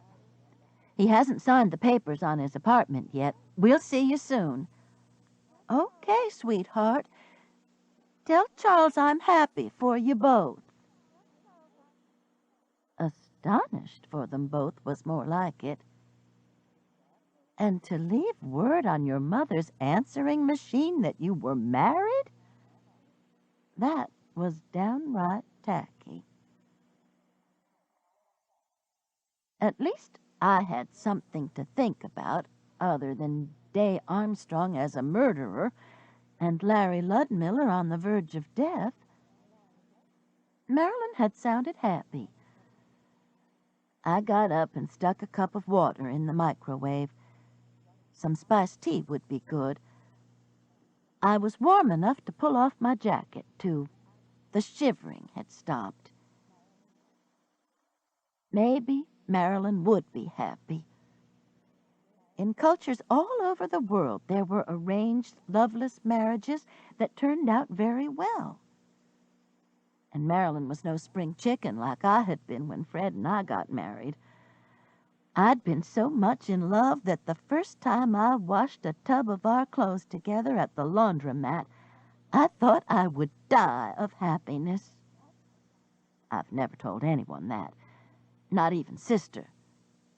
Especially not Sister. I was taking the water out of the microwave when there was a tap on the kitchen door. I looked up and saw Bonnie Blue Butler standing there, a couple of large books propped on her hip. "Hey," I said, opening the door, grateful to see one of my favorite people in the world. "What are you doing off from work?" Bonnie Blue nodded toward the books. "I'm working. These designs just came in, and I wanted Mary Alice to see them. She was supposed to meet me at her house, but she's not there. Come in. One of the books was sliding sideways. I caught it just in time. She's at University Hospital. Larry Ludmiller, Virgil's son-in-law, was hurt at the Alabama Theater. Hurt real bad. What happened? Bonnie Blue came in and we put the books on the table. Somebody tried to kill him, Bonnie Blue. Hit him on the head with a baseball bat. Well, do Jesus! What would they go and do that for? I wanted to say, because he saw her kill Griffin Mooncloth. Instead, I shrugged. Sit down, and I'll fix you some spiced tea. Is he going to make it? That's the husband of the cute little girl who was in the shop with you, right? I nodded. It's her husband. And I don't know if he's going to make it or not. He looked pretty awful. I felt the shivering beginning again. Bonnie Blue didn't pick up on the fact that I had seen Larry Ludmiller, which suited me. I didn't want to have to go through the events at the Alabama again. Marilyn just called, I said, putting another cup in the microwave. She and Charles Boudreaux got married this morning. Bonnie Blue was the person Marilyn should have talked to instead of me. She clapped her hands and said, "Well, do Jesus," again. And then, "Now, isn't that wonderful?" And I began to think that, yes, maybe it was. Mary Alice is going to be pleased. I turned on the microwave and got out another envelope of tea. Marilyn was considering the UAB fertility clinic. She really wants a baby. Well, a turkey baster can do the job, but the old-fashioned way has got to be more fun. I couldn't argue with that. I fixed the tea and took it to the table. They're going to live in condos right next to each other. Marilyn says she doesn't think they could live together. Sounds like a perfect arrangement. You have a fuss, you send him next door. Invite him to dinner when you want to. Send the kids over next door to play at Daddy's apartment. Oh, Bonnie Blue, you don't believe that. I know it. She stirred her tea. What do you want to bet that a wall gets knocked out in 2 months' time? We'll see. Bonnie Blue was looking out at the yard. Woofer okay? He's fine. That arthritis medicine has made him a happy dog. He even digs holes in the yard again. Chases chipmunks. That's great. I need to get some for Daddy. Don't tell me he's quit chasing chipmunks. She and I smiled at each other. Her father, now in his 80s, is a renowned Alabama folk artist. He's also a renowned ladies' man. Not hardly. Just slowed down his catting a little. She moved her tea to the side. Let's let that cool a minute. I want to show you what I've got picked out in these books. See what you think. I pulled my chair around. What kind of books are they? There's a lady in Atlanta who designs wedding dresses for big, bold, and beautiful ladies like Mary Alice. These are some of her designs. She'll also do the whole wedding party, but she specializes in larger sizes. Bonnie Blue had several pages marked. She opened one to a picture of a girl in her early 20s dressed in a white, strapless bridal gown that was probably a size 4. You have to use your imagination a little. I tried to imagine Sister in this dress and failed miserably. And then there's this one. Bonnie Blue turned to another page where the model was dressed in a clingy jersey number. Flat stomach, perky breasts that would pass the pencil test. What do you do about underwear in this dress? I asked. Don't wear any. Get waxed. I cringed at the thought. I had an idea that Sister would, too. We looked at several more pictures. Some of them actually had possibilities. We'll need to get right on it, Bonnie Blue said. A couple of months is pushing it. She pulled the other book over. This is Bridesmaids and Mothers of the Brides. She looked at me and frowned. I guess they could bake one to fit you. Damned if I was going to feel guilty for being small. Bonnie Blue glanced up at the clock.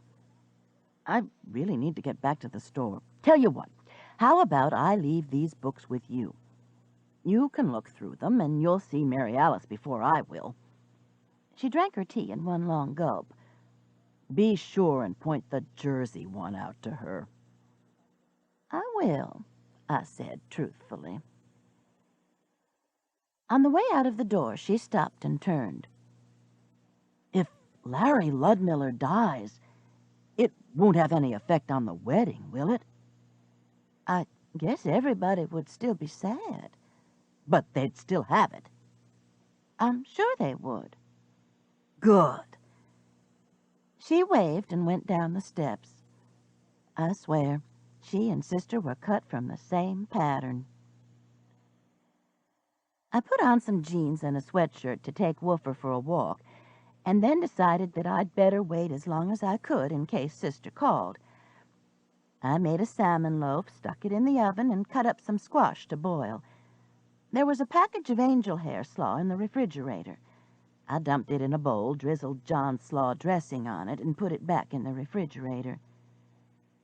For a little while, between Marilyn's news, the bridal gowns, and fixing supper, I had managed to keep Day Armstrong at the back of my thoughts. But as soon as I sat down in the den, she came whirling back. I couldn't even concentrate on the new Oprah Book Club selection. When the phone rang, I grabbed for it. Her second victim was dead. I knew it. But it was Debbie. Had Marilyn called me? What did I think about it? Was I as shocked as she was? Marilyn had said that the last thing she would ever do was marry Charles Boudreaux, and what on God's earth were they thinking about living next door to each other? Had I ever heard of such a thing? Did I think it would work out? Did I think Marilyn had lost her mind?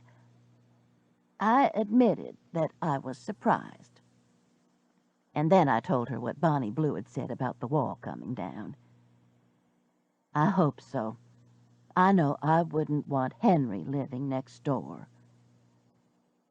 We were both quiet for a moment, thinking. Then we burst out laughing. There's not a woman alive who wouldn't move her husband out sometimes, just next door. Then I asked her if she had heard about Larry Ludmiller. That he didn't come home last night? Yes. Mama told me Tammy Sue was beside herself with worry. No.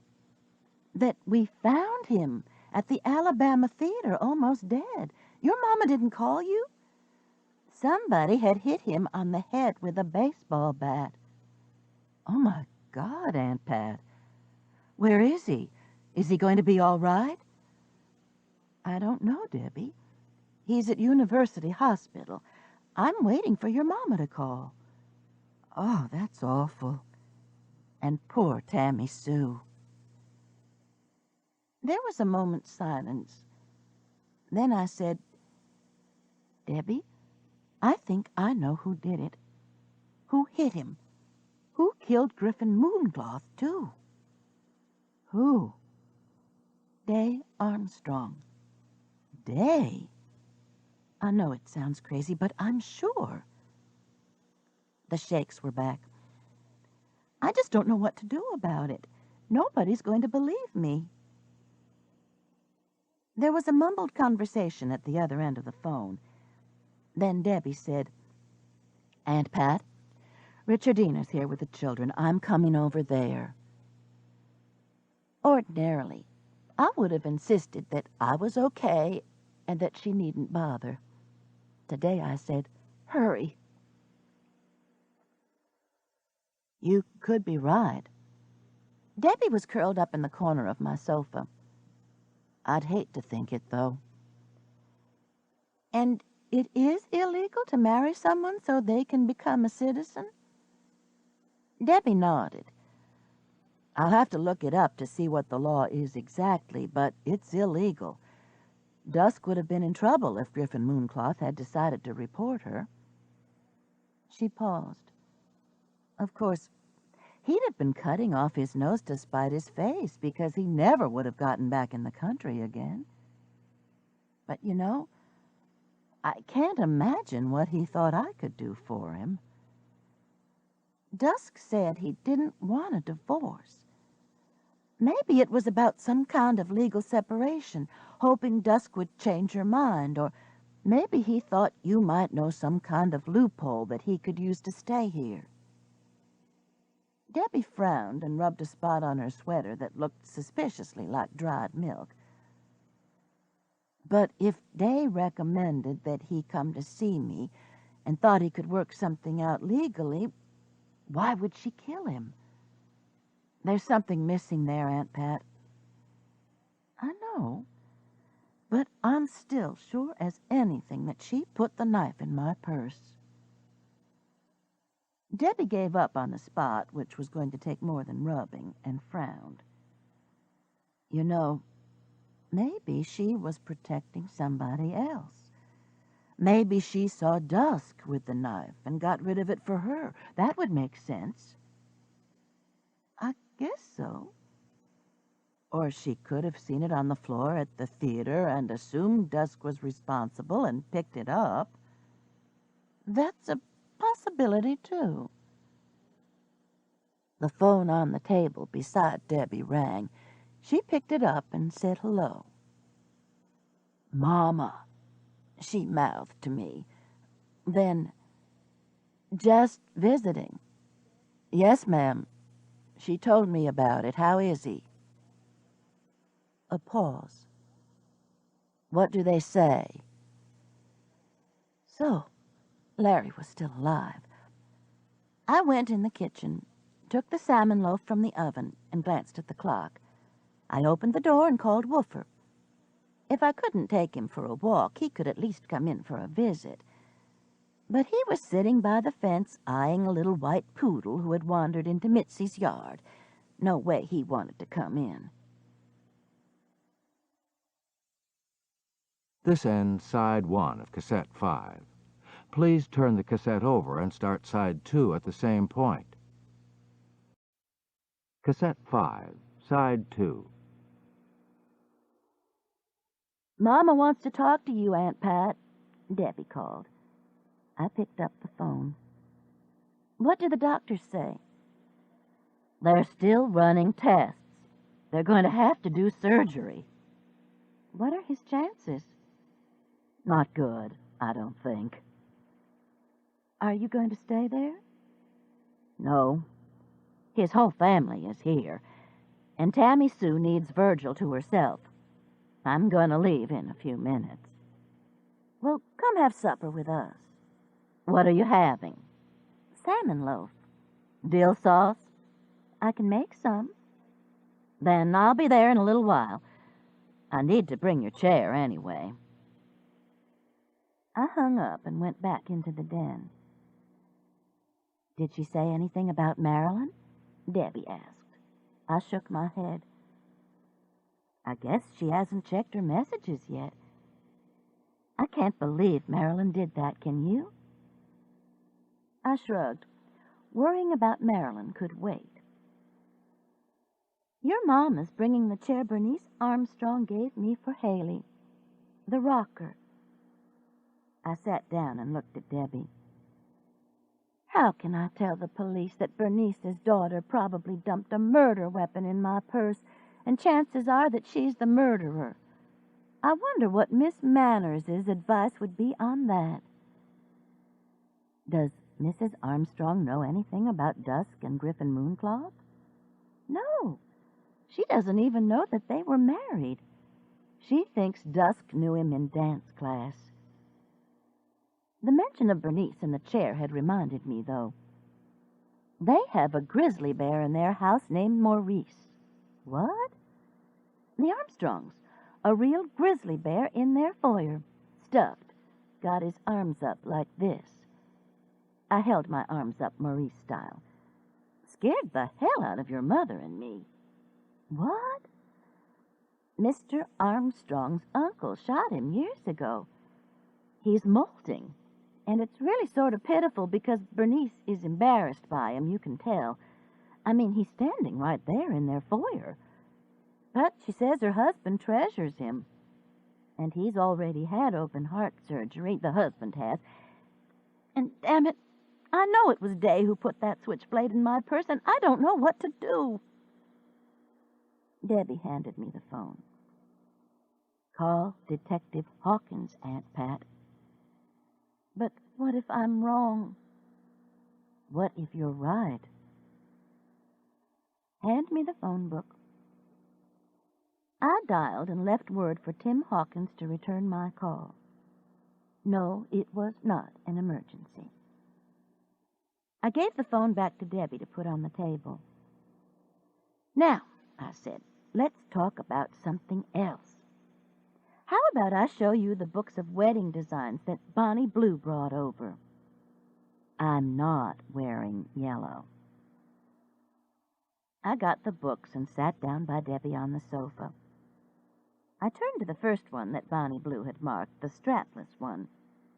Debbie sighed. And Bonnie Blue liked this one, too. I turned to the jersey, the one that you couldn't wear anything underneath. Debbie sighed again. I glanced up. Her chin was on her chest, and her eyes were closed. Bless her heart. I'd forgotten what it was like to have a 2-month-old baby. I straightened her, put a pillow under her head, and covered her with the afghan. She woke up enough to smile slightly. When Fred came in, she was still sleeping, and Tim Hawkins hadn't returned my call. When Mary Alice came in, Debbie was still sleeping, Fred was taking a shower, and Tim Hawkins still hadn't returned my call. Well? I asked as Mary Alice came through the kitchen door. He's still alive. That's about all they know. I nodded toward the den. Debbie's in there asleep. She looked around the door. Worn out, bless her heart. You want something to drink? I'll get me a beer after I check my messages. I stirred the dill sauce and waited for her reaction to Marilyn's message. How about that? She exclaimed happily as she hung up the phone. Marilyn's finally married Charlie Boudreaux Mouse. I knew she had good sense. Chapter 16. Supper was a quiet affair. Before Fred came in, I had told Sister I knew that it was Day Armstrong who had put the knife in my purse. I also told her that Tim Hawkins was going to call, but if the call came while we were eating, she was to take it on the bedroom phone and tell him what had happened, that Fred was going to have a nice, quiet meal. He's still upset about my being arrested, and I don't want to worry him anymore, I added. Sister rolled her eyes. God forbid that Fred should be worried. And don't mention Larry Ludmiller, how bad he's hurt, or that we found him. I'll tell him later on. Hey, the world's going around, Mouse. Don't you think he's going to find out? I gave the dill sauce one last stir, put it on the back burner, and turned off the front. I told you I was going to tell him. It's just that he worries about how we keep finding bodies. He says it's not normal. Well, it's not my fault that people keep getting killed around here. It never happened before you retired. Sister opened the refrigerator and got out a beer. I offered her a glass, but she shook her head. The other day, at the Angel Sighting Society meeting, a tacky woman said, "Oh, you're the one who keeps finding bodies." I think I'd have slapped her if I hadn't been a lady. She held the top of the beer bottle by the knuckles of 2 fingers, tipped it up, and drank half of it in one gulp. Besides, she burped lightly, Mama would have turned over in her grave. I was too tired to fuss with her or point out the obvious, the fact that she was the one who had gotten us involved in most of the murders, with her harebrained schemes, like the country western bar and the investment club. Anyway, I said, just don't mention Larry. Okay. I guess we can talk about Marilyn and Charlie. I wonder what she wore. I'll bet they just went down to City Hall like Philip and I did. That was Roger. You and Philip were married by a rabbi, and you wore an off-white chiffon dress. Did I say Philip? I meant Roger, my old teddy bear. Sister, I swear, has her husband's categorized as the lantern-jawed but Swede, Will Alec, the intellectual, Philip because he read books, and Roger the teddy bear. I'm not sure why. Maybe he was hairy. Which reminded me. Bonnie Blue left you some wedding dress books. They're on the coffee table. Great. Have you looked at them? Some. What do you think? Some of them are beautiful. Debbie woke up when her mother sat down on the sofa. I'm not wearing yellow, Mama, she mumbled when she saw her mother pick up one of the books. Of course you are. It's your color. Debbie groaned and sat up. I've got to go feed Brother. You want to stay for supper? I asked. I can't, Aunt Pat. I'm hurting. That was another thing I had forgotten about having a 2-month-old baby. Some things just can't wait. Tell the twins that Teeny sends kisses. Mary Alice had already opened the first book, and now she said, "Wow."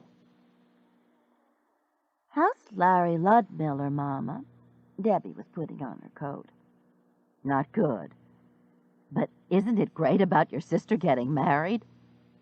She turned the page. Look at this strapless one. Do you think I could get away with that? Fred came into the room just then. Mary Alice held the book up for him to see.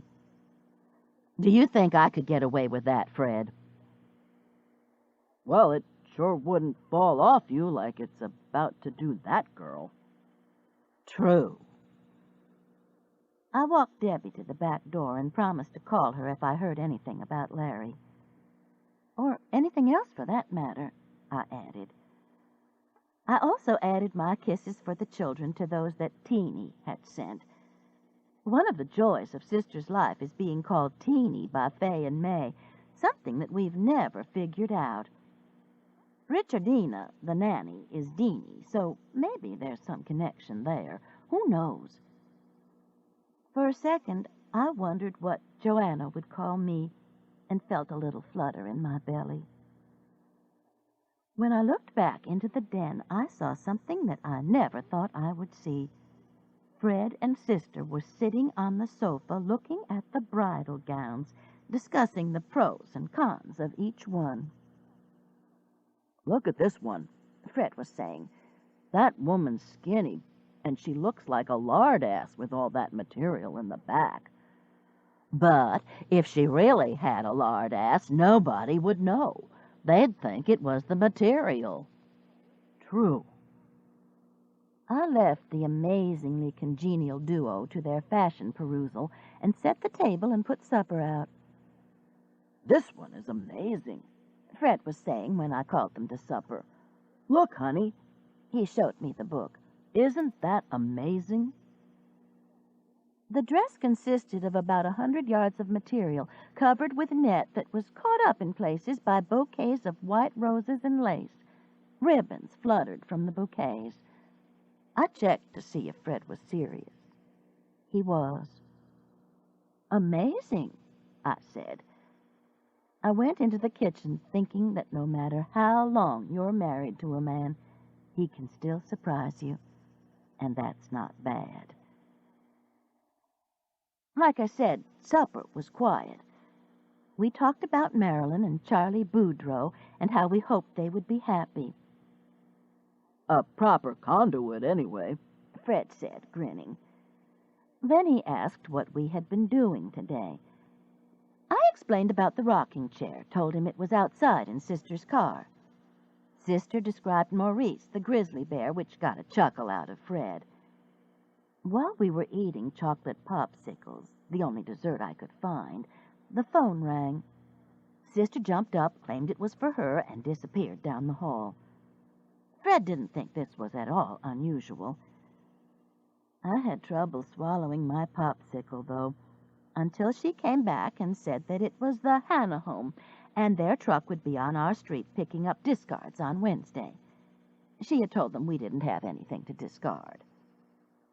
I thought she was telling the truth, until Fred went into the den to watch Who Wants to Be a Millionaire. She leaned over and whispered loudly that the caller had been Tim Hawkins and that he would talk to me in the morning. She had told him I suspected Day, though.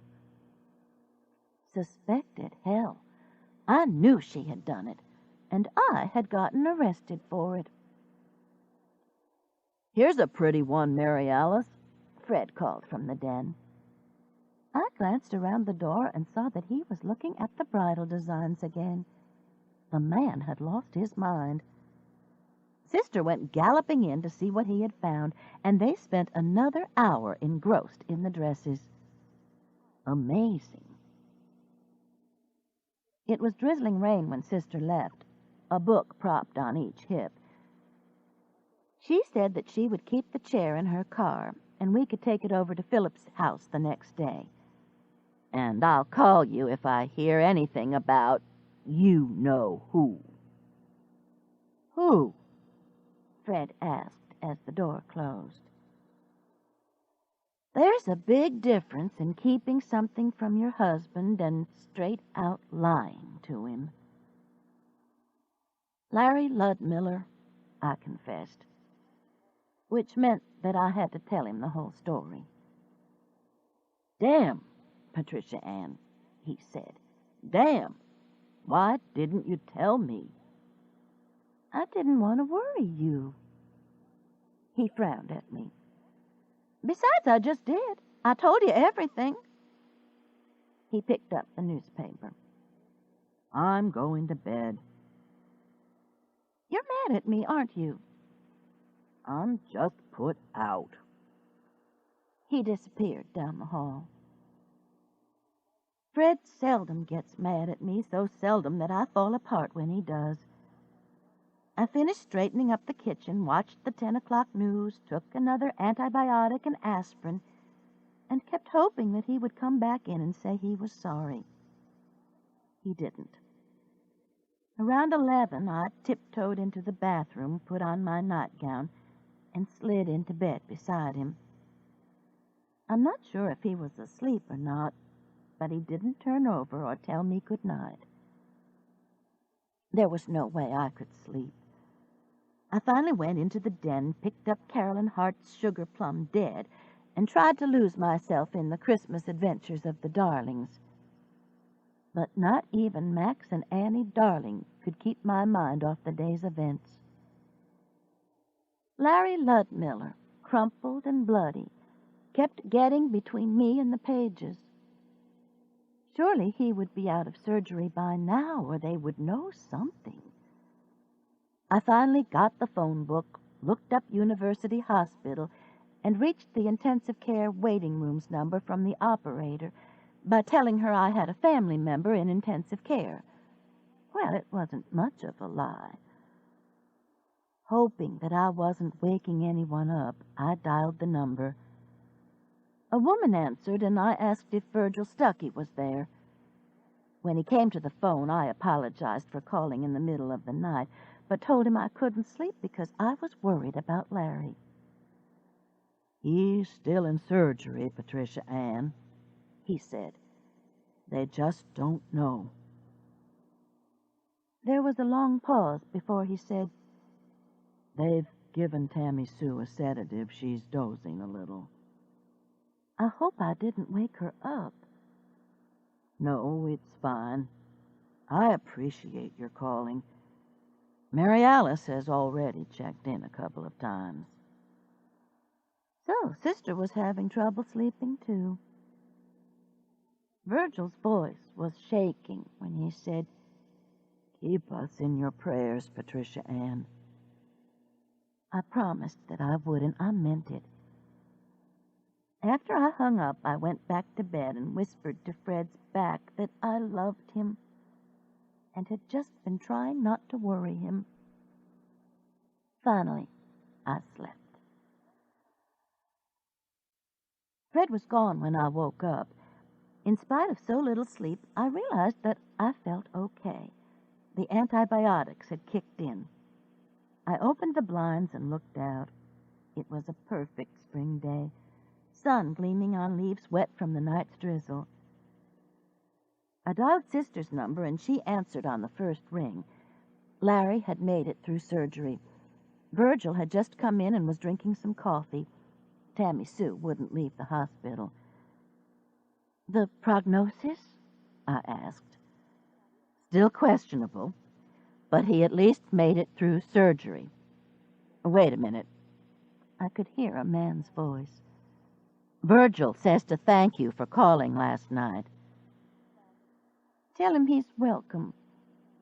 Does one of us need to go stay with Tammy Sue?" "Olivia's there. You know, Larry's sister.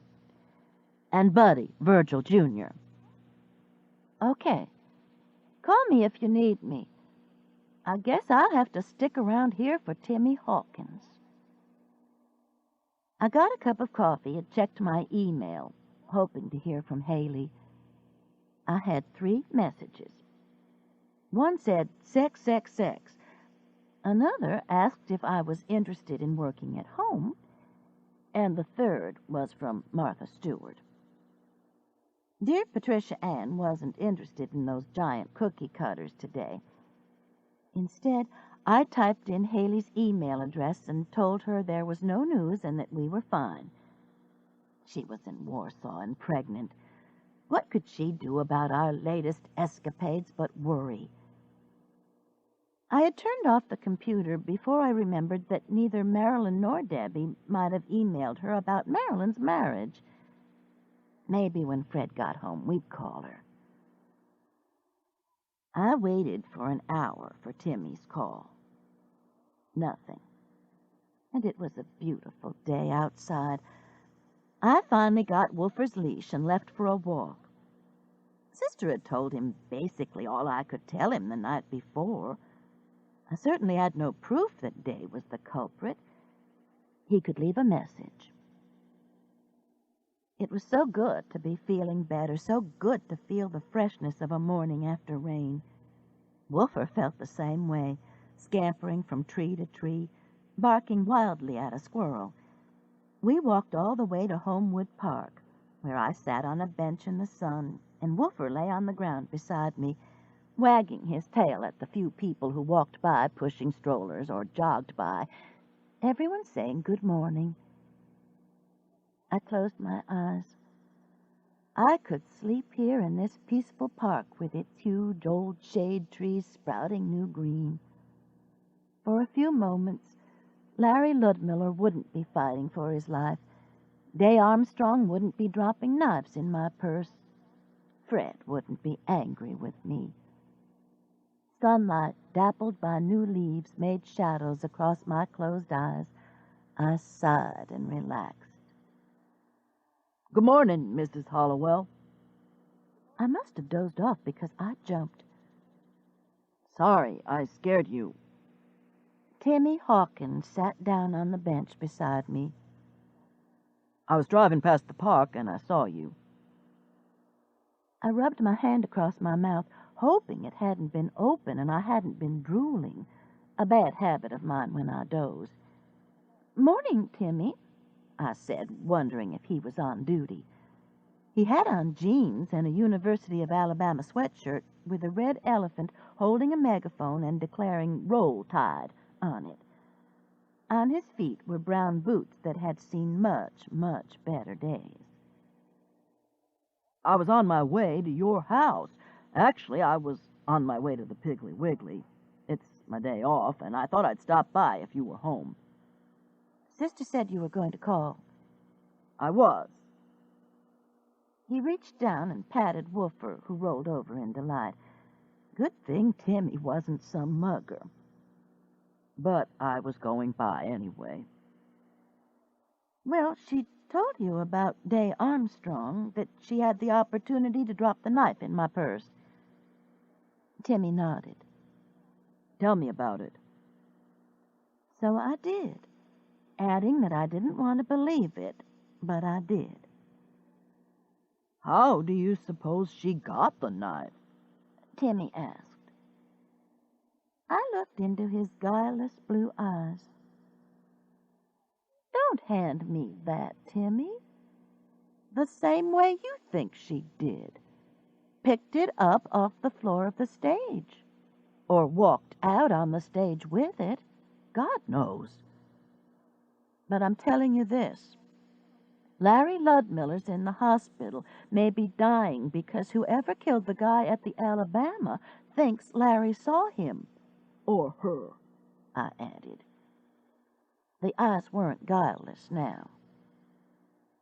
"What makes you think that?" "He told us. Larry did. He said he turned around and got a glimpse of someone behind the line of Elvises just as Griffin Mooncloth began to sag. It was just a glimpse, mainly because Larry's blind as a bat without his glasses. But the person back there couldn't know that. For all she knew, Larry could identify her. Or him." Timmy nodded. "Makes sense." He reached over and patted Woofer again. "Anything else you can tell me, Mrs. Hollowell?" "I wish you could question Day about the knife without mentioning me. I don't want her mother to know I'm the one who told you. She's a friend of mine." Timmy stood up. "Now how am I going to do that, Mrs. Hollowell?" "You'll figure something out.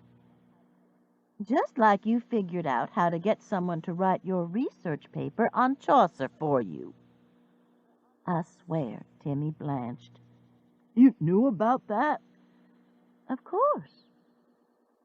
Just do the best you can, Timmy, to keep me out of it." "Yes, ma'am, I will." I watched him walk toward his car, his shoulders slumped. "Woofer," I said, "it's incredible how often that works." Mitzi was spreading bone meal on her iris bed when we walked past. I opened my gate, gave Woofer a treat, and let him in. Then I walked over to tell Mitzi about Larry Ludmiller. She was kneeling on a plastic bag and had on gardening gloves. Mitzi is in her early 60s, but has had gray hair as long as I can remember. More white now than gray, I realized, looking down at her as she pushed her bangs up with her arm. I would never be that lucky.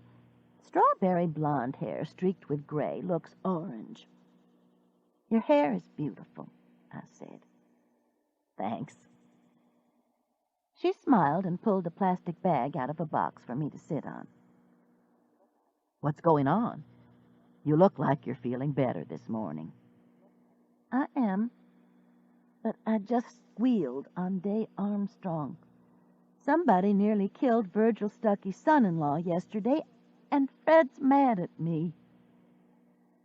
"I believe the first two things, not the third."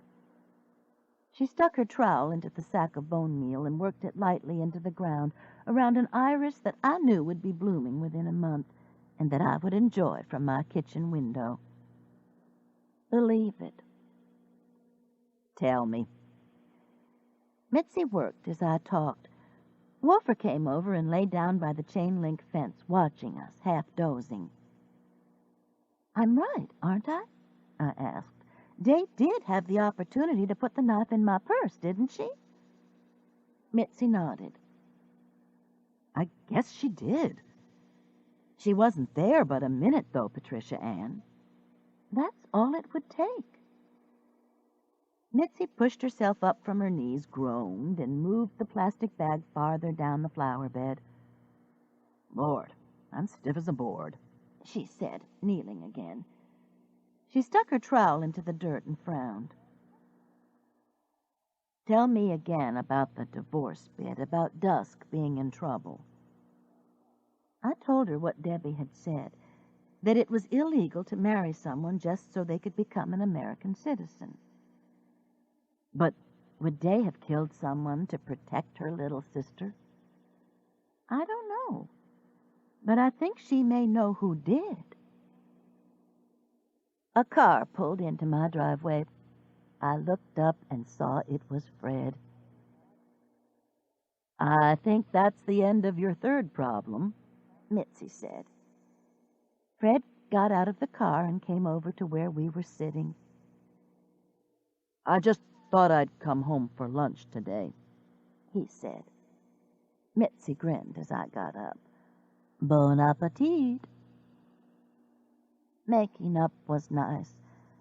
I explained that I was trying not to worry him, and he explained that it worried him more to know that I was trying not to worry him. I promised not to do it again. At the time, I meant it.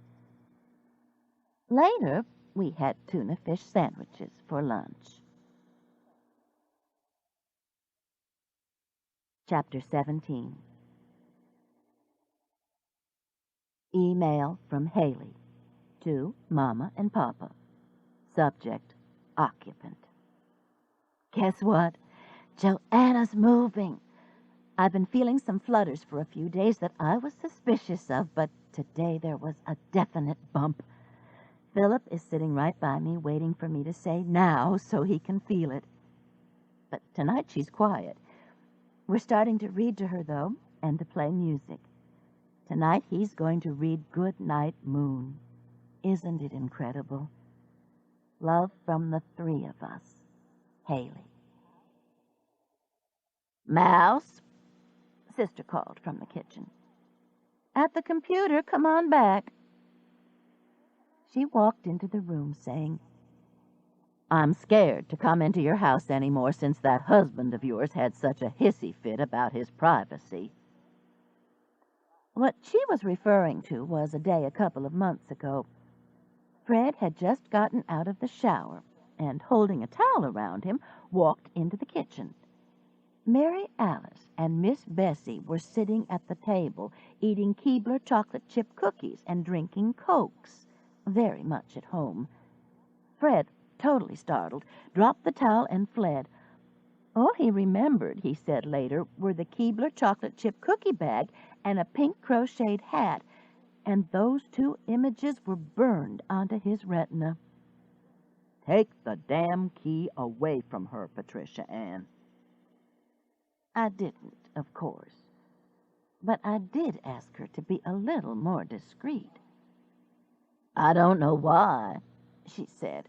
"Wasn't like he had anything to hide." "Pitiful," Miss Bessie agreed. Needless to say, I didn't pass their opinions on to Fred. No use pouring salt onto wounds. I did, however, remind them that he had just gotten out of the shower and they had scared him. Both of them said, "Huh." "What have you got?" Sister asked now, looking over my shoulder. I moved so she could sit down. "Look at this. It's wonderful." She read the email and said, "How about that? Let's see. Haley's 4 months pregnant now. How big do you suppose Joanna is? Big as a cantaloupe?" "I doubt it. They do most of their growing in the last 2 months.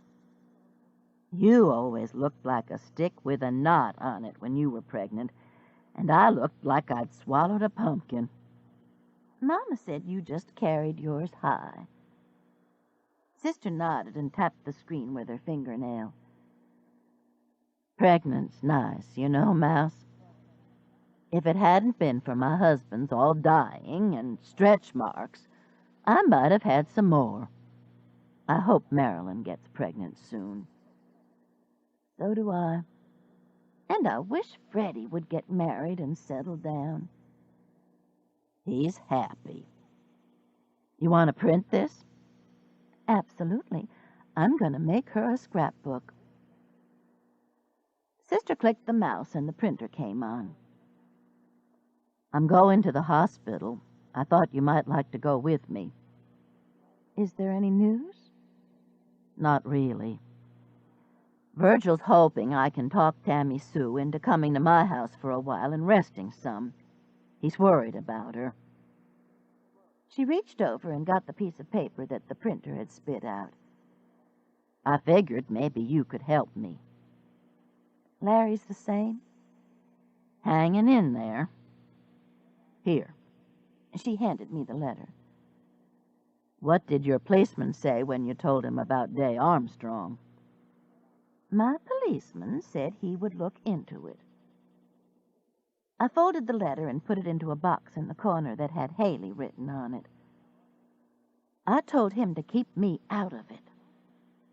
That's gonna be hard to do. I know.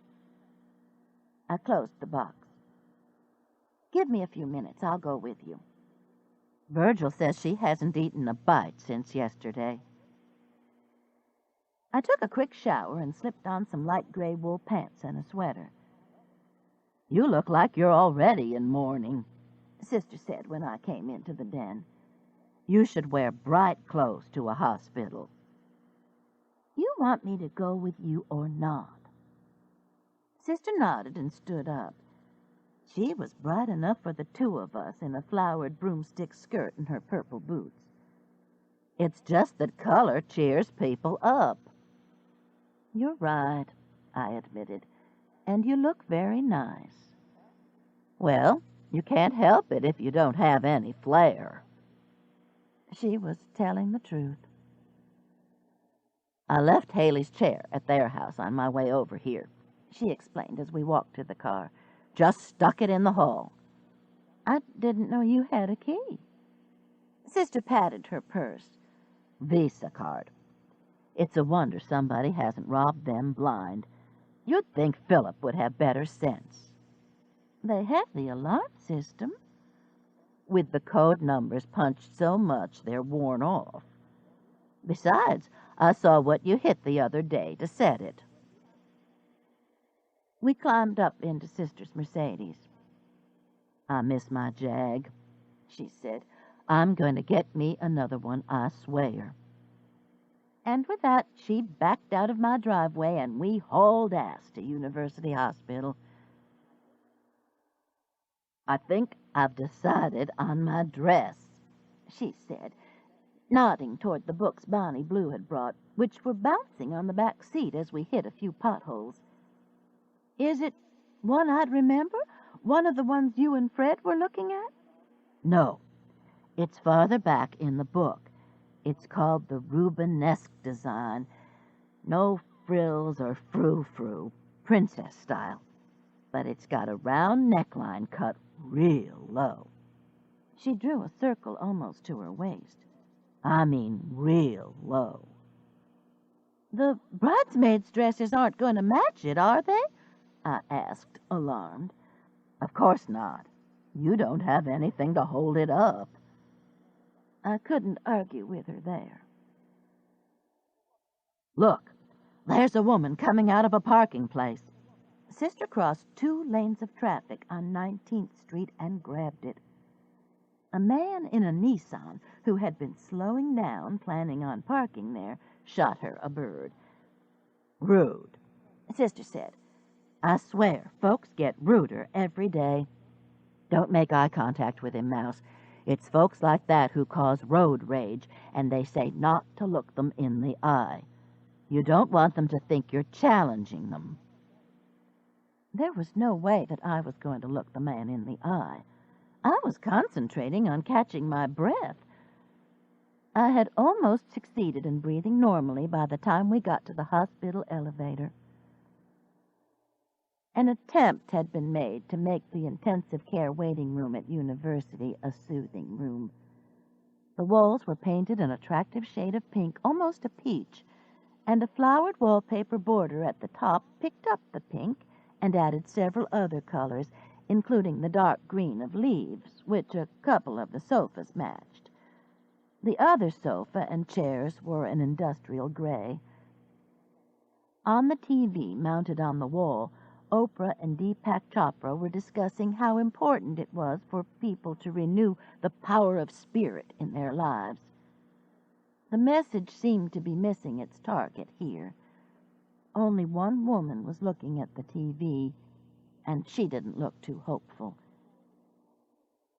Tammy Sue, Olivia, and an older small woman with gray hair, who was introduced to us as Larry's Aunt Maud, were sitting on one of the sofas.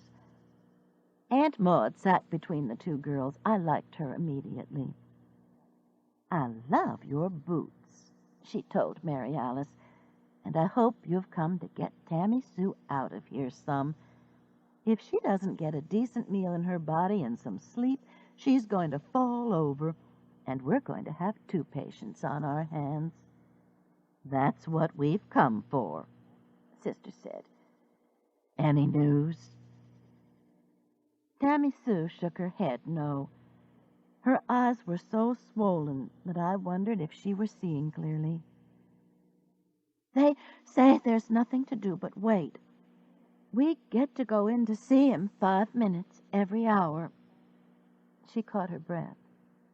"He doesn't even look like himself." "Well, Aunt Maud's right, Tammy Sue," Olivia said. "You need to get out of here for a while. Larry doesn't know you're here anyway." Tammy Sue bristled at her sister-in-law. "Yes, he does. He does so know I'm here." "No, he doesn't. He doesn't know a thing." "Yes, he does." The other people in the waiting room looked up with interest. Aunt Maud turned to Olivia and informed her quietly that she was acting like a Simpson. The Simpsons, I assumed, were the common as pig tracks branch of the Ludmiller family. Every Southern family has one. At any rate, Olivia slid back into her corner of the sofa, thoroughly chastised. "You go, honey," Aunt Maud said to Tammy Sue. "I'll be right here. Get yourself some rest and some food." Tammy Sue looked at her watch. "We get to see him in 10 more minutes. Then I'll go." So we sat down and waited. And not even the pleasant decor of the room could make it anything but depressing. "What are we going to feed her?" Sister asked while the 3 women went in to see Larry. "She needs comfort food. Some homemade vegetable soup, maybe, and some cornbread." Sister nodded. "That sounds good. Do you have any?" "In my freezer." "Then we'll take her by your house to eat." She picked up a People magazine and glanced through it. I have no idea what she saw in the magazine that made her inform me and the other people sitting around us that, Lord, she was grateful that she was heterosexual.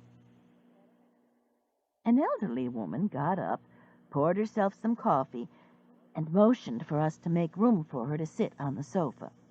Sister and I scooted down. The woman looked around the waiting room to make sure everyone had gone back to their sleep or returned to their magazines, and then leaned over and whispered, "Elvis was here last night. I know everybody thinks he's dead, but he's not." She paused to see what kind of reaction she was going to get from Sister and me. "He had on his white satin jumpsuit, and he sat right on this couch." "That was Buddy Stuckey," Sister explained.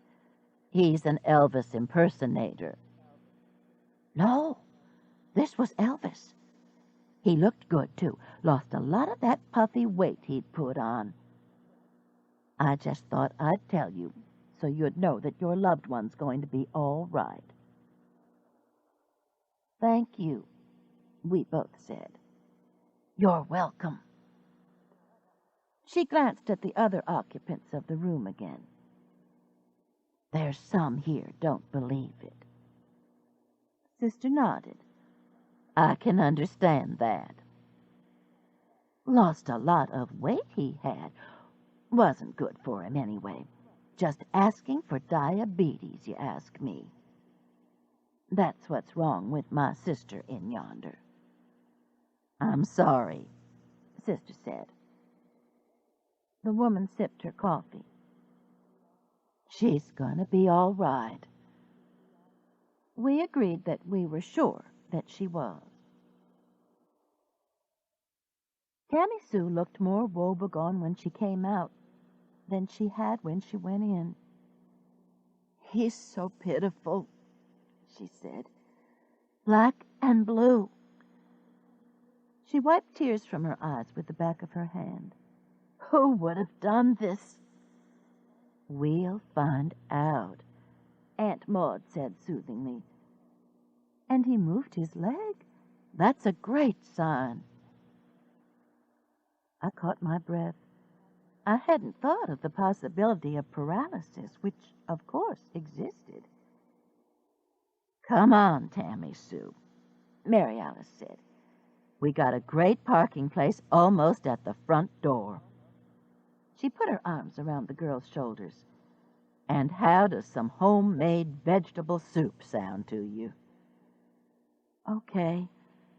And a shower would be wonderful. I looked back as we left the waiting room.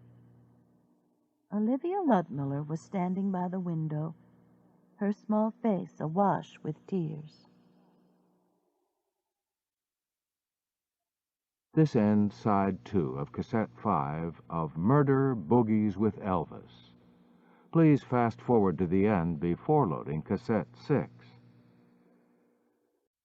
Murder Boogies with Elvis, Cassette 6. An hour later, Tammy Sue, Sister, and I were sitting at my kitchen table. Tammy Sue and Sister were eating vegetable soup and corn muffins. I always double the recipe when I make corn muffins and put the extra in the freezer. A minute or less in the microwave, and it's like fresh-baked muffins. I wasn't hungry since I had had lunch with Fred, but I couldn't resist a muffin. This is good, Tammy Sue said, tasting the soup. She had taken a shower, washed her hair, and had on the navy velour bathrobe I had bought Fred for his birthday, which he didn't say he didn't like, but which he'd never worn. Draw your own conclusions. Patricia Anne's a good cook, Sister said. I was pleased at the compliment. She spends a lot of time in the kitchen. I wasn't as pleased with that remark. It sounded like I didn't have much of a life. I gave her a little kick on the ankle. So does Martha Stewart. When Larry gets out of the hospital, I'm going to subscribe to Martha Stewart Living and do all of the things she does, like make my own Christmas decorations instead of buying them at Walmart. And I'm going to bone my own chicken and cook it with rosemary stuffed under the skin. I saw her do that one day on TV. Tears came into Tammy Sue's eyes. Do you know, I've never boned a chicken, and I don't even know what rosemary is. It's an herb, like parsley, sage, and thyme, Sister said. You could hear the 3 beats between sage and thyme. My mother was a wonderful cook. Not fancy food, but good stuff like chicken and dumplings. I wish I'd paid more attention to how she did things, gotten her recipe for turkey and dressing, for instance, things like that. Tammy Sue sighed. She kept our house so clean you could eat off the floor. Really? Sister cut her eyes around at me. And she'd even ironed Daddy's underwear. The tears spilled over. I've never ironed Larry's underwear. Sister put her spoon down. She was beginning to look panicked.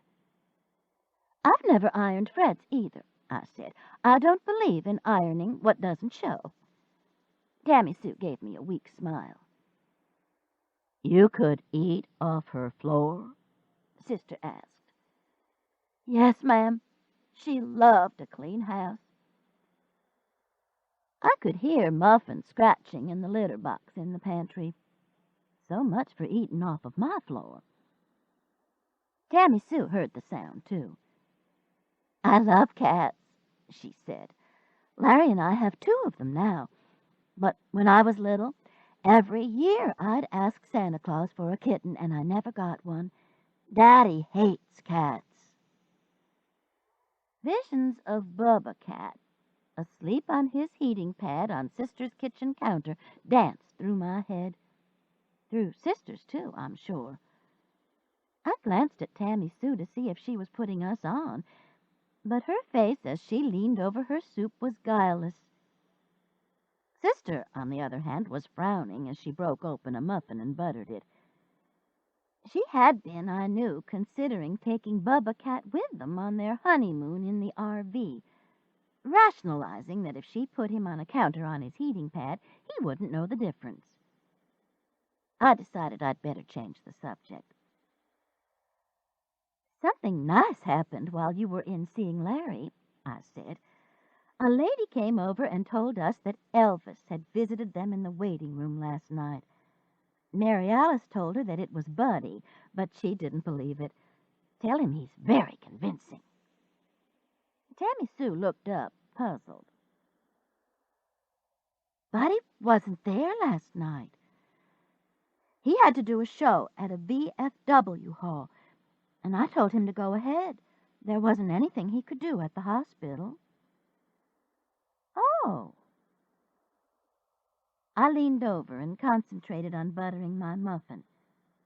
The rest of the meal was very quiet, each of us concentrating on her own thoughts. Maybe he left and came back while Tammy Sue was dozing or was in visiting Larry, Sister said later. Tammy Sue was asleep in my guest room. Sister and I had cleared off the kitchen table, and she had brought Bonnie Blue's books in. Probably, I said. She opened one of the books to a place she had marked with a folded page from the Birmingham News that had a picture on it of spring shoe fashions. Here's the Rubenesque. It was beautiful, very simple, and certainly not cut as low as she had drawn it. Perfect. And it was true. She sat down and studied the dress. I don't know, Mouse. You heard all that stuff about Virgil's first wife. He's not going to get a spotless house or iron shorts from me. He's not even going to get the body that all my other husbands married me for. Don't be silly. They didn't marry you for your body. They married you because they loved you. And so does Virgil. Well, I know that. But the first 3 never expected to have their shorts ironed, and they all loved cats. That really worries me. Virgil never mentioned that he didn't like Bubba. Maybe he's changed, mellowed. I'm going to find out, that's for sure. The phone rang, and I grabbed it, hoping it hadn't awakened Tammy Sue. Patricia Anne? It was Bernice Armstrong's voice. My stomach nodded, but I didn't get the anger from her that I had expected. Instead, she said that she wanted to apologize for days putting a knife in my purse and causing me so much trouble. I swear I can't imagine what came over that child, she continued. She says it was on the floor of the stage, and she picked it up, not thinking, And then when she saw in the paper that it might be a murder weapon, she panicked. And your purse was there. She says she hardly remembers dropping it in. Has she told the police this? She's still down there. I went down there with her, but they're going to do a bunch of stuff, make sure she's telling the truth. A voice stress analyzer, I said. That sounds about right. Anyway, they said I might as well come on home. And it's a good thing I did, because poor Maurice had fallen right over on his face in the foyer. It's the strangest thing. Looks like some kind of animal attacked him. There's fur everywhere. It took me a second to put the name Maurice and the stuffed grizzly bear together. He's heavy as lead, so the best I can do is vacuum around him until I can get someone here to help me stand him up to see if he's all together. She paused. I don't know where Dusk is. I'm sorry, Bernice, I said. What else could I say? No, I'm the one who's sorry, and Day is going to call you herself and apologize as soon as she sets foot out of that jail. I promise you that. I didn't raise my girls to act like that. Apparently, it had never occurred to Bernice that there might be more to the knife incident than Day just happening to see it on the floor and pick it up. I wondered if Dusk had told her mother about her marriage to Griffin Mooncloth and the fact that he was blackmailing her. I doubted it, or she would have sounded more upset about the consequences of the questioning that Day was going through at the police station. Well, let me go vacuum, Patricia Anne, and you can be expecting that call. Bernice, I said to Sister when I hung up. Day admitted putting the knife in my purse. She's down at the police station now. Bernice was apologizing for her. Sister closed the books and stood up. You know, I just can't see Day Armstrong getting so mad at Griffin Mooncloth for trying to stay married to Dusk that she kills him, unless she's in love with him herself. There are 4 things people kill for, Mouse: money, revenge, jealousy, and hatred. And, of course, sometimes they're just plain nuts. But think about it. Would you kill a man because he wanted to stay married to me? No, I'd let you kill him. Exactly. So, unless Day was madly in love with Griffin herself, Dusk was the one who killed him. There was some sense lurking around in here somewhere. Sister picked up the books and said she was going to the Big, Bold, and Beautiful shop to talk to Bonnie Blue, but that she would be back to take Tammy Sue to the hospital. Let her sleep a couple of hours. Lord knows she needs it. So the rest of the afternoon was very quiet. I pulled off my good gray outfit, put on some jeans, and cleaned the house. It was the first time I had felt like it in several days.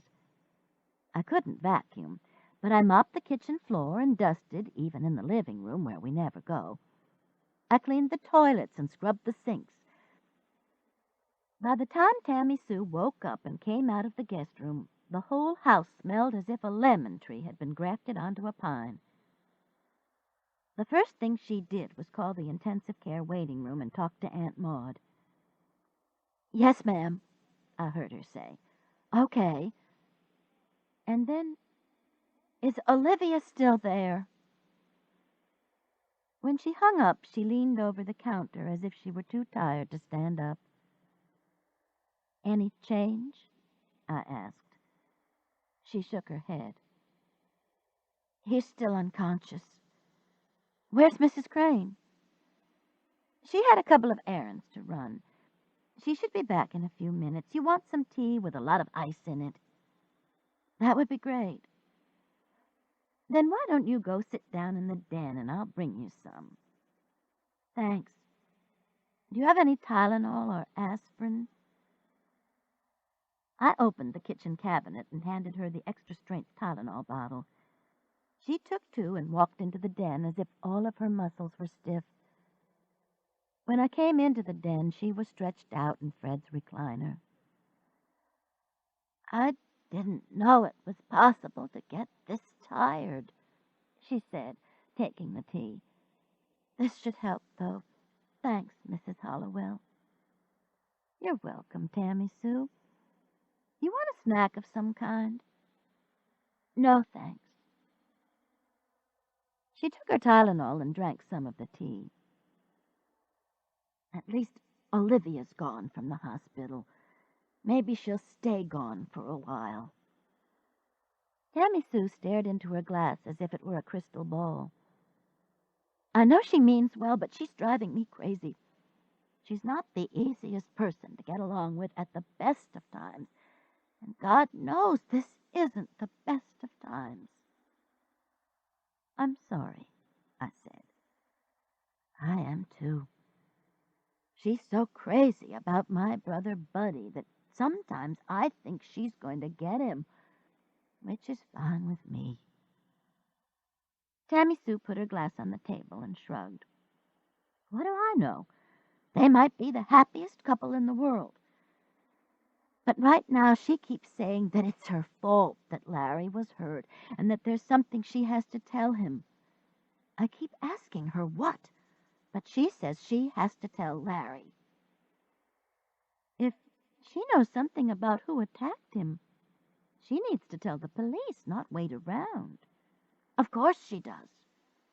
I can't imagine what she thinks she knows anyway. Probably nothing." Tammy Sue rubbed her hands down the side of Fred's robe. "On the other hand, she and Larry own 2 apartments on Valley Avenue that he rents out to acts that come into town. She handles them, and I know that Russian guy was staying there. She told the police, but I think they already knew. So I keep thinking maybe she does know something. Maybe she'll talk to Buddy." Tammy Sue shrugged again. "Maybe. I doubt she really knows anything, though. Olivia gets melodramatic if she stubs her toe." The back door opened and Sister called hello. "Well, aren't you looking better?" she said to Tammy Sue. "No, I look like hell, but I do feel a little better." "Well, that's good. Are you ready to go back to the hospital?" "Just let me get dressed." Tammy Sue headed down the hall. "She does look like hell," Sister whispered. "I heard that," Tammy Sue called. It didn't bother Sister at all. "What big ears you have, child," she said. "The better to hear you with." These 2 were going to be all right. Chapter 18. 2 things happened the next morning. Larry Ludmiller regained consciousness, and Dusk Armstrong went missing. I heard about Dusk from Mitzi, who came running over as soon as she saw that I was home from walking Woofer. "She's been gone since yesterday," Mitzi said, slightly out of breath. "Flora Gibbons just called and told me. They've called in the police and everything, and Flora says that Bernice is beside herself with worry." "Well, Lord, I guess so. I talked to Bernice yesterday afternoon, and she said then that she didn't know where Dusk was. She wasn't worried about her, though, just thought she was out somewhere. She was upset because the big grizzly bear they keep in their foyer had been knocked over." I suddenly remembered something. "Oh, my Lord, Mitzi, she said the bear looked as if it had been attacked by wild animals." Mitzi and I sat down at the kitchen table and looked at each other. "Wild animals?" "That's what she said." "That sure doesn't sound good, does it?" I shook my head. "It sounds like there was a hell of a fight going on in that foyer." "While Dusk was being kidnapped." I don't know, I said truthfully. But I had a good idea that Mitzi was right. And Dusk, tiny as she was a superb athlete. She would have given any would-be attacker a good fight. It's got to all be connected in some way, Mitzi said. I don't see how, though, do you? I got up, grabbed a Post-it pad and pencil from the junk drawer, and sat back down. Every teacher learns about visual aids in Education 101. I informed Mitzi of this as I set to work. This is Griffin Mooncloth, I said, writing his name on the first slip and sticking him to the table. Mitzi nodded. Draw an X on him. He's dead. I drew an X. Then I wrote Dusk on a slip and put it right below Griffin's. Days went to the side of that trio. Then I wrote Larry, Tammy Sue, Buddy, and Olivia, and I stuck their slips to the table at an angle so Mitzi and I could both see them. Okay, I said, let's talk. Well, Larry couldn't have killed Griffin Mooncloth because the same person tried to kill him. Draw a half X across him, Patricia Anne, for half dead. I drew the half X. But he could have, and somebody could have been taking revenge on him. I pointed to Day Armstrong's name. Maybe her. Do you think she was in love with him? Mitzi pointed to Griffin's name. Maybe. We studied the names. Then Mitzi said, why don't we do it this way? She moved 3 slips to the top, Griffin, Larry, and Dusk. The murdered, the half-murdered, and the missing. Now, what connection is there? Griffin was married to Dusk, and he rented an apartment from Larry. And you learned how to do this in Education 101? Sometimes it works. You want some coffee? Mitzi nodded that she did. I stood up and looked down at the names on the table. The answer was there somewhere, I knew. I just couldn't see it. That was when the phone rang, and Mary Alice told me that Larry had regained consciousness. He was still in intensive care, though. Does he know who hit him? I glanced down at the names, ready to move one. He doesn't remember a thing, Virgil says. He doesn't even know what he was doing at the theater. I told Virgil I saw this movie on Lifetime not long ago, and the actress who used to be the Bionic Woman was wandering around in a supermarket with blood all over her blouse, except that she didn't know about the blood because she had on a coat, and she didn't know who in the world she was, not even after her husband came to claim her and took her home. It took her months before she realized that he was the one who tried to kill her husband. At least I think that's what happened. So it's not unusual not to remember. And I saw a story on 2020 where the woman was in a wreck and never remembered her husband, and he had to marry her again. Sister paused for a breath. They're real happy. Does Larry know who Tammy Sue is? I hope so. It would be strange having to date your husband, wouldn't it? Yes, it would. Sister, I'm going to hang up and think about this. I slid the phone onto the cradle. Larry Ludmiller woke up, I told Mitzi. He doesn't remember anything. I'm not surprised, she said. I saw this movie on Lifetime. I poured our coffee while I heard about Lindsay Wagner's amnesia again. Funny, but neither of them could remember the ending. Something to do with the husband being no good, though. Tell me about Olivia, Mitzi said, pointing toward her name with the end of the sugar spoon. I've only met her a couple of times, but she doesn't seem friendly. She's apparently in love with Buddy Stuckey, who doesn't return her affections. I put a teaspoon of sugar in my coffee and stirred it. Tammy Sue said yesterday that she thinks Olivia might run him down, though.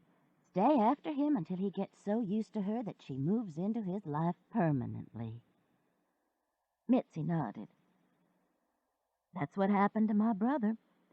His wife grabbed onto him like a tick before he was even out of high school. Everywhere he went, there she'd be. He never stood a chance. Is he happy? I think he is. He just sits back and lets her adore him. There are all kinds of marriages, aren't there? I said, thinking of Marilyn and Charles Boudreau, who had worked something out. Thank goodness. She tapped Tammy Sue's name with her fingernail. What about them? They seem to be fine, so far. I told Mitzi about Tammy Sue's plans for a Martha Stewart home when Larry got well. Probably won't last long, she said sensibly. I made one of those wreaths last Christmas.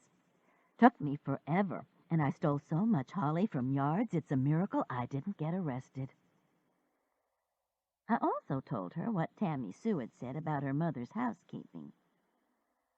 Said you could eat off the floor, it was so clean, and she ironed Virgil's underwear. I think it upset Mary Alice. If that's what Virgil's expecting, she knows she's in trouble. Mary Alice doesn't have anything to worry about. All she has to do is parade around in those purple boots and Virgil will be happy. Every marriage is different. True. We grinned at each other. What about the Elvis impersonator here? Mitzi pointed to Virgil Jr.'s name. Seems to me that it's a little strange to dress up like Elvis all the time. Being strange doesn't make you a murderer, thank God. I looked at the name, too. Besides, he doesn't have a motive. How about the others? Day and Dusk are the only two that I can see who have a motive. And we know that Day had the knife. And Larry could have seen her. It's the only thing that makes sense, I agreed. But even as I said it, doubt was jiggling in my brain like lines on a seismograph. She had been protecting someone when she put the switchblade in my purse. Someone she loved. I reached over, tore off another post-it sheet, and wrote Bernice on it. Mitzi's eyes widened. Bernice? Why? Protecting her daughter? If she knew that Griffin Mooncloth was harassing Dusk, she might have done him in. No way, Patricia Anne. She brings blueberry muffins every third Sunday for the coffee we have after church. We're just throwing out thoughts here, Mitzi. Well, unthrow that one. She reached over and carefully unstuck each name from the table. This is giving me the creeps. Me too, I agreed. Let's go send Haley an email. The baby's moving. Really? Oh, she's into the best part of being pregnant, where you know it's real. And that's what we did. After Mitzi had left, though, I pulled the post-its apart and stuck them back on the table. Muffin came to sit in my lap while I studied them.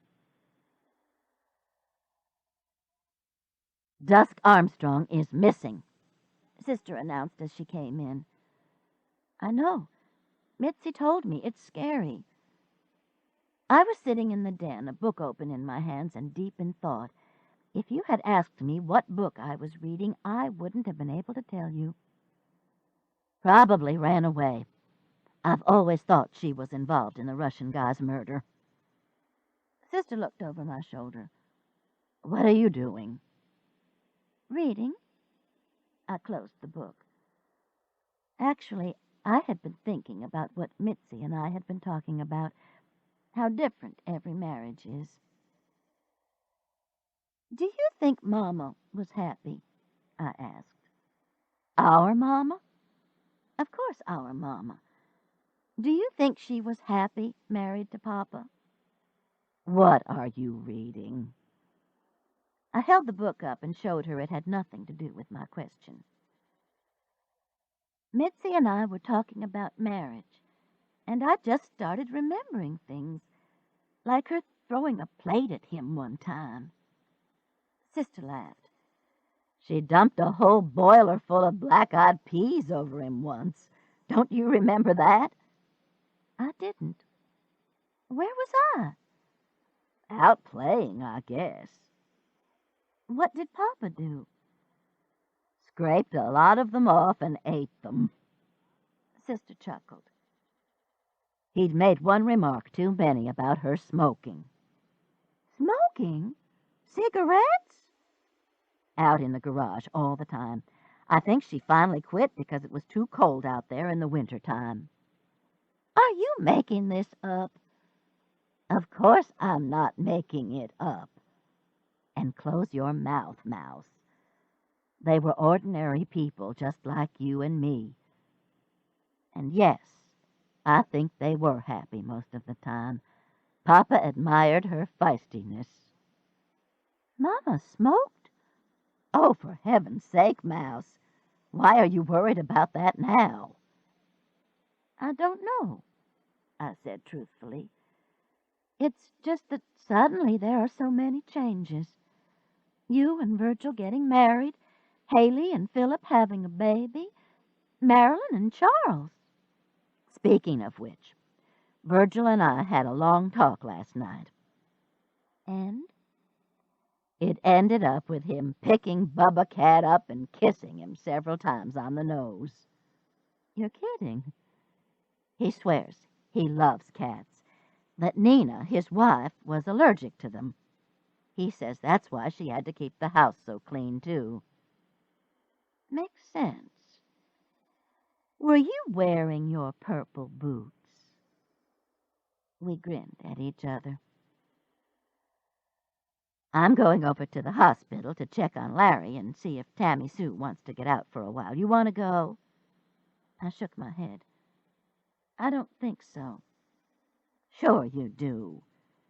You're just sitting around here moping. Go put on something decent.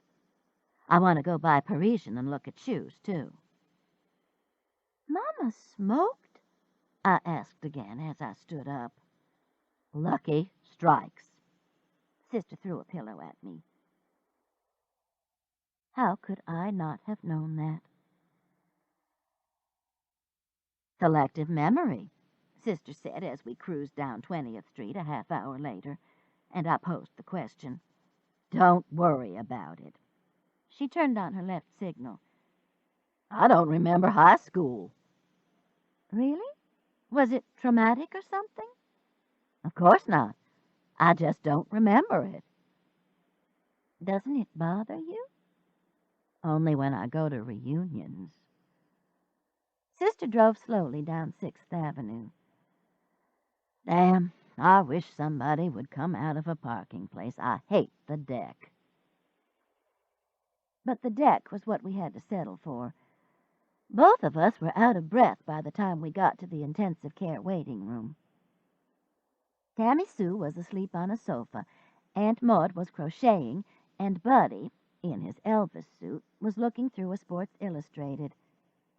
Aunt Maud looked up and put her finger to her lips. How are things going? Mary Alice whispered.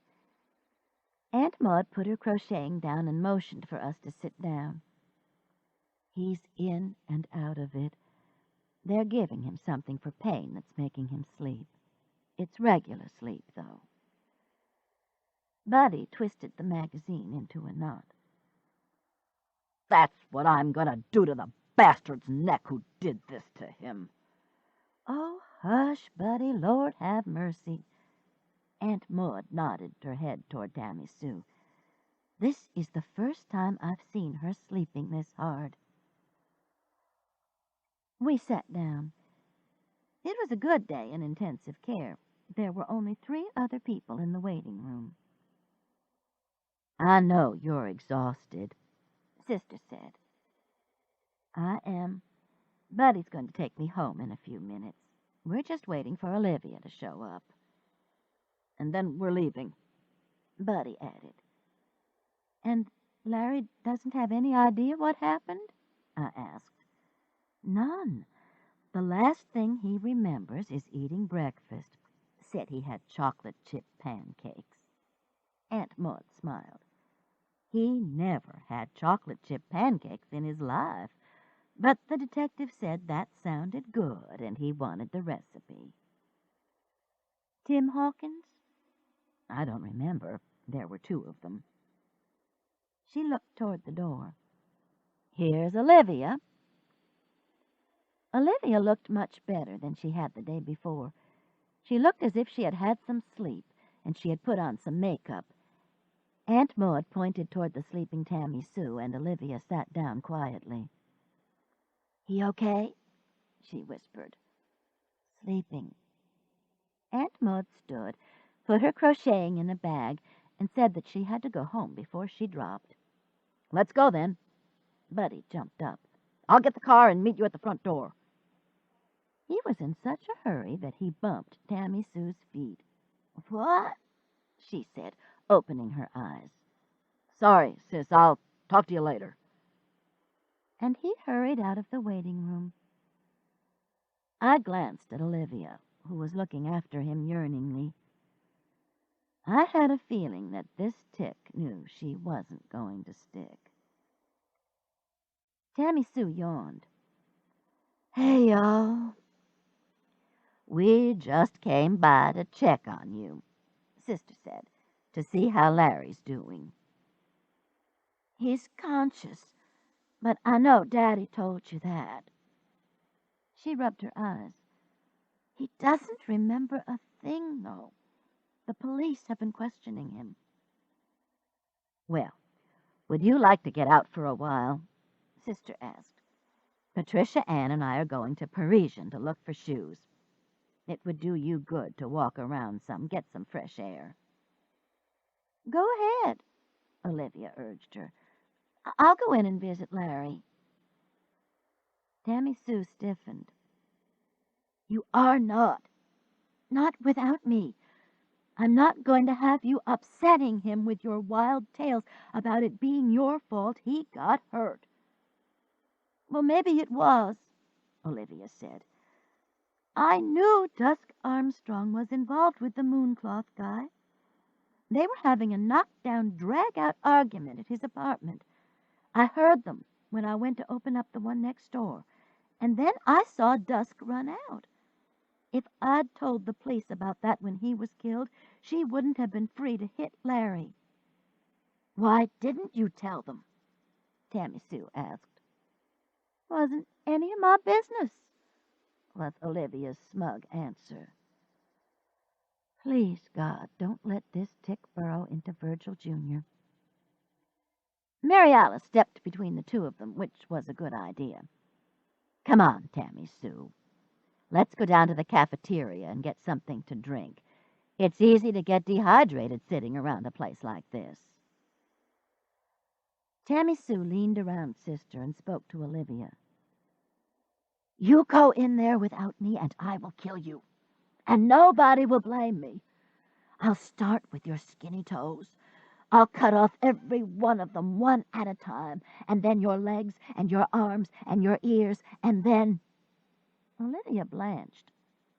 Tammy Sue was still dissecting her, and she had gotten as far as her squinty eyes when Mary Alice led her from the room. One woman sitting in the corner clapped. Better be careful, honey. I think she means it. I figured she did, too. The most you can say for hospital cafeterias is that they try. And University Hospital has tried. The food is decent. Their health rating, proudly posted above the cashier, is a 99. But let's face it, the ambiance doesn't make the grade. Fiberglass trays, metal tables, fluorescent lights, green scrubs, and white coats. The sweetest elevator music in the world wouldn't help out here. Vanilla and chocolate swirl? Sister pointed to the frozen yogurt. Tammy Sue shook her head. Just something to drink. Tea? Me too, I said. She and I found a table by a window. Outside on 19th Street, the traffic was moving well. Spring sun angled through the window and drew a line across the floor of the cafeteria. Is it warm outside? Tammy Sue asked. Nice. You want to go out and walk around a little? I'd better not. She reached over, got a paper napkin from the dispenser, and wiped the top of the already immaculate table. You think Olivia knows what she's talking about? That Dusk Armstrong killed Griffin Mooncloth and hit Larry with the bat? I don't know, I said. Then I told her about Dusk's disappearance. She could have left town, run away. Maybe. Here, Sister said, putting a tray on the table. She had gotten herself a swirl. I got an extra spoon if you decide you want some of it, she told Tammy Sue. The tea's fine, thanks. Tammy Sue reached for the sugar. Mrs. Hollowell was just telling me that Dusk Armstrong has run off. Yesterday, apparently. Sister dipped into the swirl, tasted it, and declared that we didn't know what we were missing. But y'all, I said, I didn't say she's run off. There's a good chance she's been kidnapped. I repeated my conversation with Bernice Armstrong. A wild animal? Sister had stopped spooning in yogurt. They have a grizzly bear named Maurice in their foyer? Tammy Sue's tea remained halfway to her mouth. Knocked over like there had been a struggle. I paused. And that's a big, heavy bear. Well, why didn't you tell me this sooner, Mouse? I swear. I don't know. You were telling me about Mama and the Lucky Strikes, and I sort of got sidetracked. The yogurt and the tea resumed their journeys. Mary Alice and Tammy Sue looked at me as if I were guilty of something. I picked up my tea and looked out at the traffic again. A white police car pulled up to the curb, and the black policewoman got out. Bo Mitchell? My good friend who had had me arrested. Well, you did have a murder weapon in your purse, Patricia Anne, I told myself. That's beside the point. She's my friend, and she knew I didn't have anything to do with killing anybody. But rules are rules, and you know that Bo's not going to break any of them. After all, she's planning on being the police chief one day. But they arrested me, handcuffed me like a criminal. My neighbors saw me. Oh, they did not. Nobody was paying any attention to you. Most of the folks in that neighborhood can't see 10 feet in front of them anyway. I realized that Sister and Tammy Sue were staring at me. She has these fugue states, Sister explained. She goes to white sales at places like Bed Bath & Beyond. What do you buy, Mrs. Hollowell? Tammy Sue asked politely. I was not at a white sale. I was thinking. I pointed out the window. I think I just saw Bo Mitchell come in. Sister licked her spoon. She'd be on my list if I were you. She was just doing what she had to do.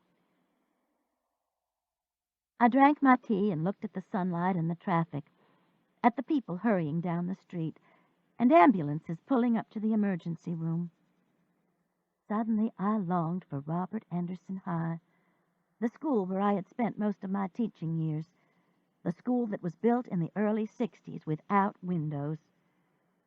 Seasons changed, it rained, it snowed, and we sat inside that womb, protected.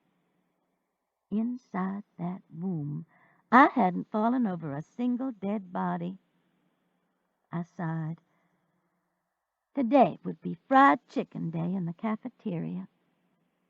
I'd consumed a lot of good cholesterol at Robert Henderson.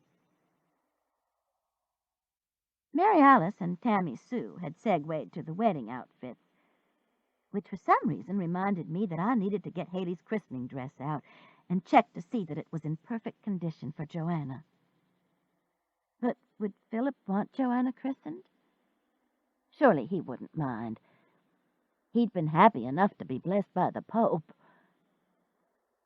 "Did you have Debbie christened?" I asked Sister. She looked surprised.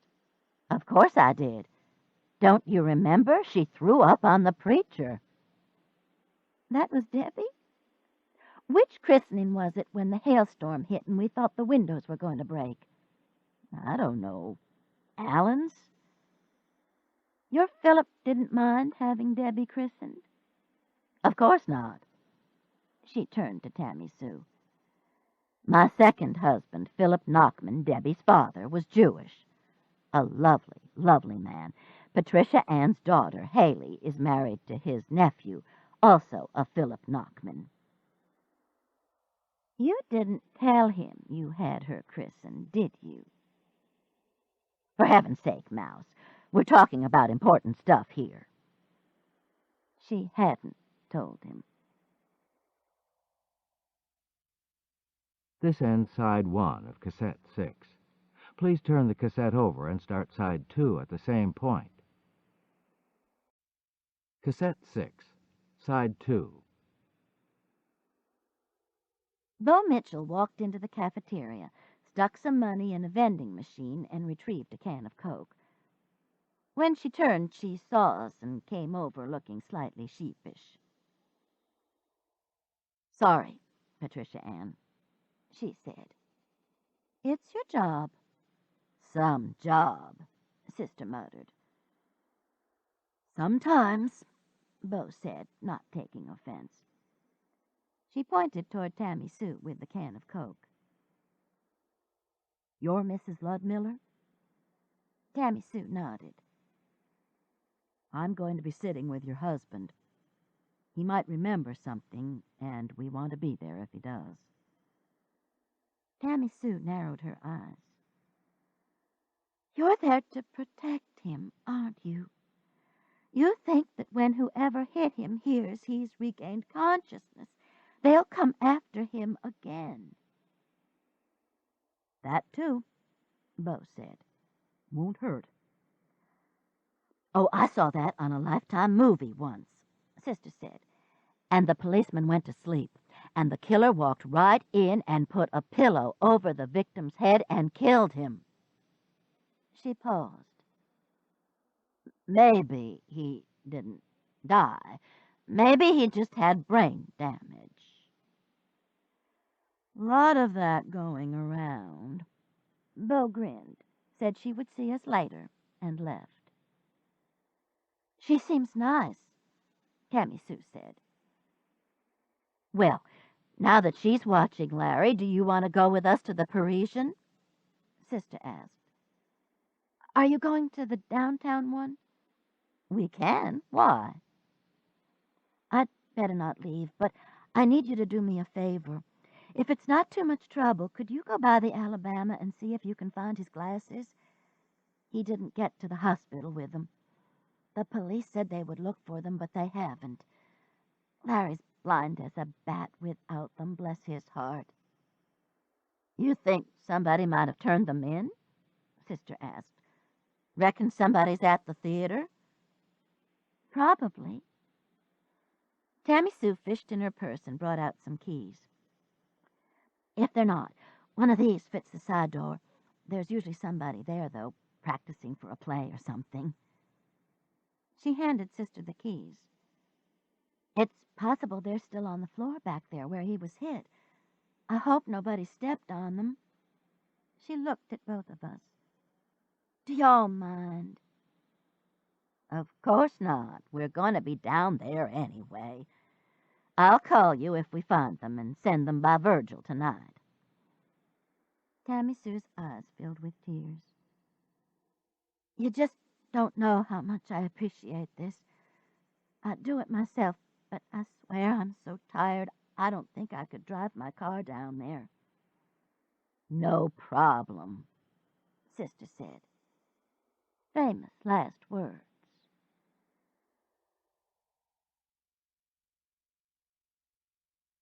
Chapter 19. The side door of the Alabama Theater was unlocked. The sun was shining so brightly on the sidewalk outside that the whole inside seemed black. I looked at the few people walking by us and decided that I wanted to remain where they were, on the outside. Looks spooky in there, I declared. Don't be silly, Sister said. and listen. I took a step inside where I could hear a woman singing Ave Maria. That certainly wasn't frightening. Nor was the bevy of bridesmaids waiting nervously in the hall of mirrors when we came up the steps. The bride herself stood at the foot of the red-carpeted stairs that led to the second tier, looking as if she might faint or burst into tears at any minute. How about this? Sister said. A wedding. I had forgotten that the Alabama Theater was a popular place for weddings, even more popular now that Vulcan Park is closed. All of the weddings that had been planned for the Vulcan site had had to be moved, and the Botanical Gardens and the Alabama had immediately been booked. None of the wedding party paid any attention to us. A lady in a pale yellow suit, obviously the director, was scurrying around, lining up the bridesmaids, straightening dresses. This was a Southern wedding, hoop skirts and all. Fortunately, the Alabama boasts double doors and wide aisles. Smile, Anna, a photographer said, kneeling before the bride, who was an ethereal-looking blonde with wide blue eyes. I have to pee, she said through clenched teeth. Right now. The photographer motioned frantically. Mrs. Boland? The lady in yellow came up. Something wrong? She needs to go to the bathroom. Oh, damn. Well, hurry up, Anna. Anna looked totally miserable. I don't think I can make it down those steps. Of course you can. Just pick up your dress and run. Which Anna did. The woman turned to us. I swear, I can't believe they designed a building with the restrooms in the basement. She looked around. Where's the father of the bride? Have you seen the father of the bride? We said that we hadn't. Damn it. He's going to be drunk as a skunk by the time they start down the aisle. She clapped her hands lightly. Girls, have you seen the father of the bride? None of them had. Inside, the woman held the last note of Ave Maria an impressively long time. There was rustling, coughing, and then the first majestic notes of Ode to Joy from the mighty Wurlitzer. Oh, God! The woman clutched her chest. She grabbed the first bridesmaid's arm. Cheryl, you walk as slow as you can now. We've got to give Anna time to get back from the bathroom and see if we can find her daddy. Mrs. Boland, there's a man sitting out yonder in the ticket booth, one of the bridesmaids said. Reckon that's him? It better be him or his ass is in a sling. She pointed toward the photographer. Go get him. The photographer ran. Lord, I love a wedding, Sister murmured to me. and I love these dresses, don't you? We couldn't walk down the aisle of the church at Tannehill in them. It's too narrow. I guess you're right. But I like that each one's a different color. They look like a bouquet of flowers, don't they? Absolutely. And there wasn't a magenta one in the bunch. I think that's a great idea. Cheryl, dressed in pink, stepped through the double doors and started down the aisle very slowly. The father of the bride, looking a little sheepish, came back with the photographer. The bride came huffing up the steps just as the last bridesmaid stepped through the door. There was time to straighten her dress, arrange her veil, and then the sound of the wedding march. Anna froze. "I can't do this. I've changed my mind." "The hell you have!" The director gave her a mighty shove that catapulted her down the aisle. Fortunately, Anna was holding on to her father's arm. The audience rose, and the lady in the yellow suit closed the double doors quickly. "But damn," she said to Mary Alice and me, who were still standing by the steps. "There's got to be an easier way to make a living." "Everything looked nice," I said. "Huh. There's still the reception to get through." She went over, sat on a stool behind the candy counter, and closed her eyes. "Praying?" I whispered to Sister. "I don't know, but I'm impressed." Sister went over and tapped the praying woman on the shoulder, and the woman cringed. When Sister asked her if she had a business card, she said hell no, that wild horses couldn't drag her to another wedding. "But this is a little one at Tannehill Church." The woman shrugged and closed her eyes again. "Testy," Sister whispered as she came back to the stairs. "Well, let's go see if we can find Larry's glasses," I said. "How do we get there from here?" "I'm not sure. I'm turned around. Last time we went from the stage." Sister went over and tapped the praying woman on the shoulder again. Again the woman cringed. "How do you get to the dressing rooms from here?" The woman pointed down the steps toward the basement. "Somewhere down there. The place is a warren. I still think we're missing a bridesmaid." "What do you think the chances are of our finding Larry's glasses intact?" Sister grumbled as we started down the steps.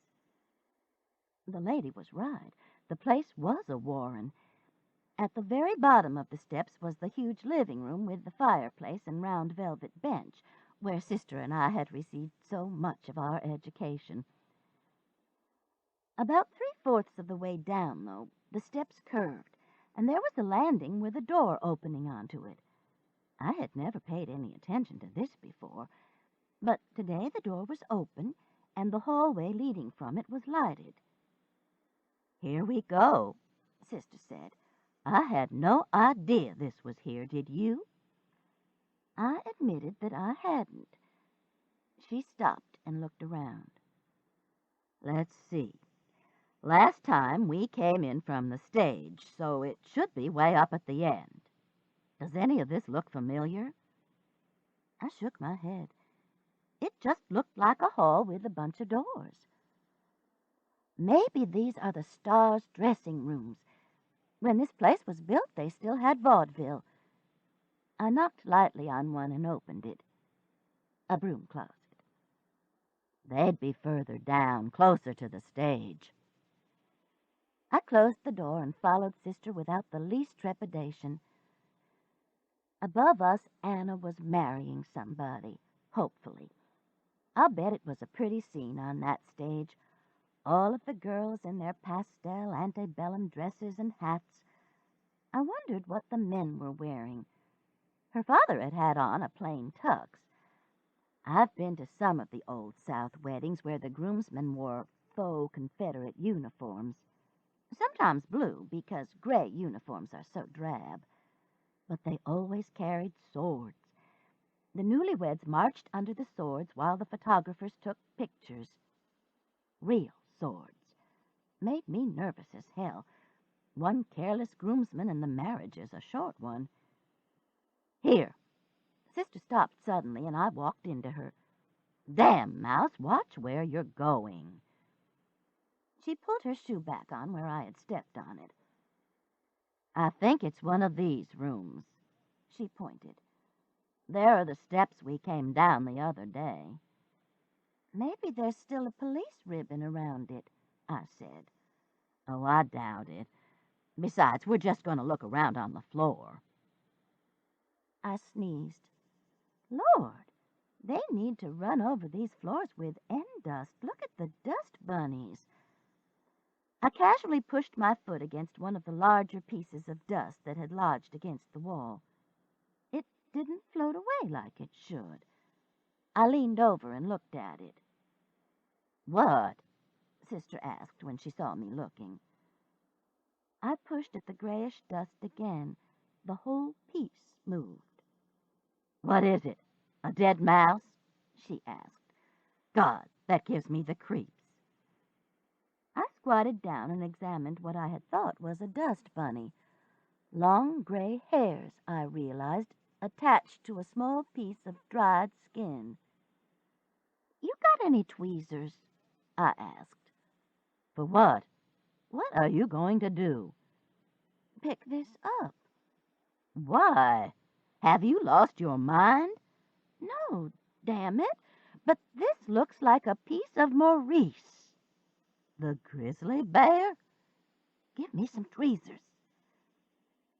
She fumbled in her purse, fussing that I had lost my mind, that I was going to get bubonic plague because rats carried bubonic plague and I'd better not give it to her. Nevertheless, she handed me some tweezers and moved back while I picked up the scrap and examined it.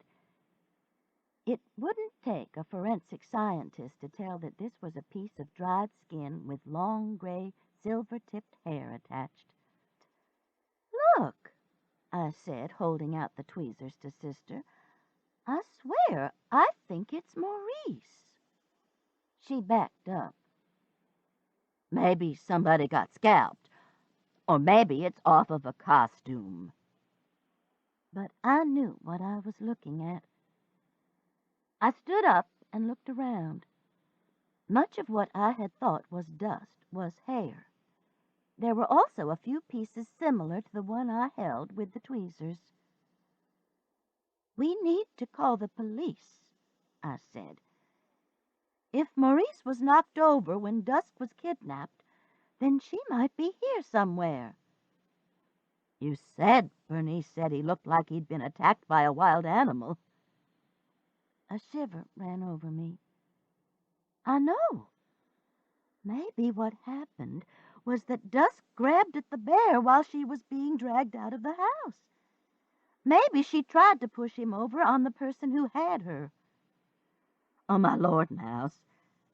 I'll call, but they're going to think we're nuts. She reached into her purse for her cell phone. You stay away from me with that bubonic patch, though. Put the phone away, Mrs. Crane. Sister and I both jumped. Mr. Taylor was walking down the hall toward us. But there's a good chance that Dusk Armstrong may be here somewhere, and we need to call the police, I said. Look, you twit. Nobody's calling the police. He grabbed both Sister's purse and mine with his left hand. In his right was a pistol I had failed to notice as he walked toward us. Sister asked later how on God's earth I had missed that detail, and the only thing I could think of was because he was a teacher, and teachers don't carry guns. Huh, she said. She'd heard that before. Mr. Taylor dumped the purses on the floor and handed me a key. Unlock that door. Which I did. I still wasn't very scared. Things hadn't begun to come together yet. Hurry, damn it. I've got to go back and play the recessional. You see what I mean? Nobody's going to kill you and then run back upstairs and play the recessional at a wedding. Some things just don't fit. I got the door open. Another broom closet. This one carpeted with green indoor-outdoor carpet. Now, pick up that green bucket in the corner. Hurry. I hurried. For a second I considered turning and hurling it at him, but only for a second. Pull the carpet back. There's a handle under there. Pull it up. I did as he said. Nothing happened. Move back, you fool. You're standing on the trap door. This was no time to argue that I wasn't a fool. I moved back, lifted the trap door, and saw what appeared to be a lighted room beneath it. Climb down, Was the next order, and again, hurry. I pulled the trap door back, said a little prayer, and lowered myself onto a dangling metal ladder that hung between the closet and the floor beneath. It was the kind of ladder that people who have bedrooms on upper stories keep under their beds in case of fire, the kind that hooks over a window, in this case a trap door. It swayed as I descended. Now you, I heard him tell Mary Alice. There was no way on God's earth that Sister was going to be able to fit into that trap door. And if by some miracle she squeezed through, there was the fragility of the ladder, of the 150 pounds more of Sister than there was of me. Just then my feet touched a carpeted floor. That was a plus. If the ladder broke or came loose, could I cushion her fall some way without getting smooshed? I stood to one side, ready to do what I could. But Sister came through the trap door and down the ladder with no problem. Mr. Taylor scampered down behind her, holding on to the ladder with one hand, the pistol in the other still pointed at us. Afterward, thinking about this, I realized that if we hadn't been so astonished at what we were seeing, we could probably have jumped him as he came down the ladder and knocked the pistol away. He wasn't a large man or a young man, and there were two of us. We were standing in a Matisse painting. A deep burgundy carpet covered the floor. Atop this was an oriental rug in shades of orange and burgundy. There were several more rugs hanging on the wall, and a circular table in the middle of the room, with books stacked beside a large arrangement of red lilies. In the corner was an ornate brass bed covered by a floral throw, and on this bed lay a dark-haired, dark-eyed girl.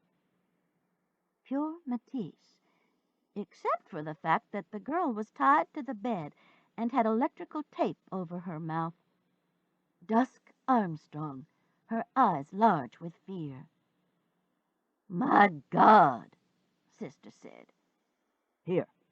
Mr. Taylor handed her a roll of electrical tape.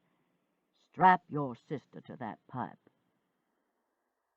In spite of the ornateness of the room, we were in the bowels of the theater. Mr. Taylor had not been able to hide all of the pipes. He had, however, painted them pink. Over here in the corner, he said.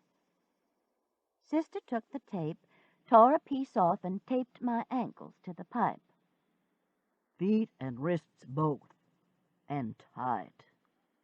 And to me, cross your arms. Sister finished taping me to the pipe. Then it was her turn. Mr. Taylor told her to back up and taped her to a pipe that ran parallel to mine. He pulled off a piece of tape to put over her mouth and then changed his mind. I'll let you talk, he said, laughing. See if you two biddies can hatch up anything. You can't be heard, you know. Then he went over to Dusk, pulled the tape from her mouth, kissed her, and said, You too, my darling. I forgot about putting this on you. But such terrible language for a lady. He turned and looked at us. Well, I'll be back in a few minutes. The recessional, you know. Don't say anything bad about me. He climbed the rope ladder, pulled it up behind him, and closed the trap door. We were imprisoned. Dusk began to cry. "Oh, y'all, I'm so sorry. How did you end up down here?" "Looking for Larry Ludmiller's glasses," I said. "I saw Maurice's hair all over the hall. You threw it there deliberately, didn't you?" "I left a trail of it. I was grabbing chunks of Maurice out while Mr. Taylor was trying to drag me out of the house." Sister pulled ineffectually against her taped wrists. "I was about to call the police when that madman showed up." She tugged again to no avail. "What's wrong with him, anyway?" "He's crazy. He says he's going to protect me, that he's loved me since I used to come and watch Dawn in the Miss Alabama pageants. Oh, God, he's been stalking me for years, and I didn't even know it." "He knew about Griffin, then?" I asked. "Of course he did." Dusk tried to wipe her face on her arm. Not easy. Her arms were tied above her head. "He killed him to protect me, so he says. And I'm so stupid. I thought it was Day who had killed him to protect me." Dusk gave a half-laugh, half-sob. "And she thought I had done it because I was so scared I was going to prison for marrying him." I looked at Mary Alice, but she seemed to be lost in thought. Would she believe me capable of murder? Would she murder someone to protect me? She would if the situation were life-threatening, I realized. But Griffin Mooncloth had been a situation that Dusk had entered foolishly. He was no life threat. And the sisters jumping to the wrong conclusions about each other had caused so much trouble, including my being arrested, Larry Ludmiller almost being killed, and God knows what was going to happen. And yet, I rationalized, they had been trying to protect each other. My hands were beginning to go to sleep. I leaned my head back against the pipe and took a deep breath. Even the ceiling, I realized, was covered with the burgundy carpet. Mr. Taylor had worked down here for years to create this room, this place to bring his beloved. Oh, my God. "The Phantom of the Opera," I said to Sister. "I know. Probably upstairs right now, sawing the chandelier loose in the Hall of Mirrors." "He's not going to let us out of here alive," I said. "We've messed up his plans." Sister seemed strangely calm. "He'll have to take us out to kill us. Or he'll take Dusk somewhere else and leave us here. My bet is that he'll take us out. This is his lair." I began to get the shakes. "So if he takes us somewhere like Huntsville, shoots us, and throws us in a ditch, we're still dead?" "Oh, Lord," Dusk moaned. "But he's got a problem. He'll have to undo both of us and get us up the ladder. And the one who gets upstairs into the closet first runs like hell. And that'll be you, Mouse." "Why me?" "Because I can't fit through the trap door." "You fit coming down?" "I was thinking thin." "You were thinking thin?" "It's part of Eastern philosophy. You know the class I was taking at UAB? You think of yourself as a long silver shaft of light, and you can slip right through things." "Well, can't you slip back up?" "It's harder. Gravity works against you going up. There's only so much mind over matter. But Mr. Taylor will have to go up the ladder ahead of you so he can hold the gun on you. Then I'll get stuck in the trap door, and you run like hell." I wailed almost as loud as Dusk. My sister had lost her mind. "He'll shoot us both." "I doubt it. He's going to be too worried about me blocking his way to his room in Dusk.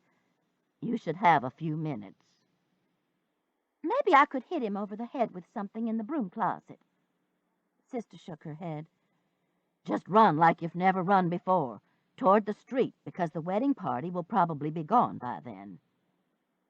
Run, Dusk echoed. Run like hell. I would have wrung my hands if I could. There's got to be another way. I can't leave you stuck in a trapdoor with a maniac. Then you tell me what it is. I couldn't, of course. 5 minutes passed. 10. Dusk closed her eyes and seemed to be sleeping. Maybe Mr. Taylor had given her something. Mary Alice's eyes were open but had a distant look in them. Maybe she was imagining herself a silver shaft of light. As for me, I was wondering if I would ever see Joanna, and Fred would miss me so. "What's going to happen to Fred?" I whispered. He'll marry Tiffany. That's not a damn bit funny. Then shut up and let me think. Are you thinking you're a blue flame or something? Just shut up. I lapsed into silence. Maybe if we beat on the pipes? But what did we have to beat on them with but our heads? I thought of the wedding party above us, going out now into the bright, warm sunshine of a March day, going to the reception, probably at the Highland Racquet Club, trying to dance in those hoop skirts. The beauty of the recessional being played by a man who had 3 women tied up in an exotic room somewhere beneath the street. "Thank you, Mr. Taylor," they would say. "It was lovely." And the father of the bride would tip him lavishly. Had he been trying to decide what to do with us while he sat at the mighty Wurlitzer? Of course he had. And now he was back to carry out whatever plan he had decided on. We heard the trap door being opened, the chain of the ladder clinking as it unfurled and fell to the floor. Sister and I glanced at each other as Mr. Taylor came down the ladder. He was the least villainous man I had ever seen. Small, neatly dressed in a tux, his scarce red hair so plastered with hair oil that you could see the tracks of every comb tooth. But his eyes belied the meek, ordinary look. "Now what?" he said. We didn't answer, so he answered himself. "Now I'll have to get rid of you 2 pests." I tried to visualize running down the hall. Which way to the street? What if the doors were locked? He went over and ran his hand lovingly down Dusk's arm. "So beautiful." She didn't stir. "She hates you, you know," Sister said. "She told us when you touched her it makes her sick." Mr. Taylor turned toward Sister, his face contorted. "You're not the Phantom of the Opera," she continued. "You're nothing but the substitute organist at the Alabama." "Shut up, you twit." "What did you call me?" Sister asked. "A twit. Twit, twit, twit." On each twit he took a step forward until he was standing in front of her. "Yah!" Sister screamed her martial arts yell as her foot came up and delivered the hardest kick I've ever seen right between Mr. Taylor's legs. He dropped like a sack of potatoes, and she was on top of him, pulling the gun from his pocket. "I hope I broke them, you bastard. I hope you never use them again." From the looks of him, there was a good chance that she was going to get her wish. In a fetal position, he retched into the oriental rug. Dusk woke up. "What?" she asked. But Mary Alice was untaping me and telling me to run like hell for help. Tell them to bring something to widen the trapdoor. No way I can get out of there." "Why didn't you tell me you were loose? And how did you do it?" I asked. "You would have looked guilty, and I just rocked back and forth and stretched the tape." As I headed up the stairs, she was using the tape that had been on me to secure Mr. Taylor. I don't think I've ever been as proud of anyone in my life. She thought herself thin? Fred and I had just turned off the 11 o'clock news where we had watched ambulance attendants carrying Mr. Taylor from the Alabama theater. He was covered in a blanket as they brought him out, but you could tell that even on the gurney he was still in a fetal position. I nodded against his shoulder. We were in bed snuggling. He might marry Tiffany when I was gone, but by damn, I was going to give her something to live up to. She says she learned it in a class on Eastern philosophy. You think of yourself as a silver blade of light or a blue flame or something like that, and you can slip right through things. "I don't believe a word of that," Fred said. "I'll bet Mr. Taylor just shoved her through the trapdoor." She was still wonderful. Worked her way right out of that tape and didn't say a word. I didn't have any idea she'd done it. We lay quietly for a few minutes. Outside, the March wind had picked up, and the shadows on the window shades were dancing. I was on the verge of sleep when Fred said, "You know, honey, she didn't have to kick him as hard as she did." I smiled, and then I fell over the cliff into sleep.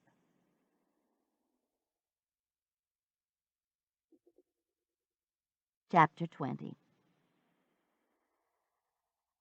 May 14th was a perfect day weather-wise. A late cold front had slipped through Alabama, and the temperature was in the 70s with a light breeze.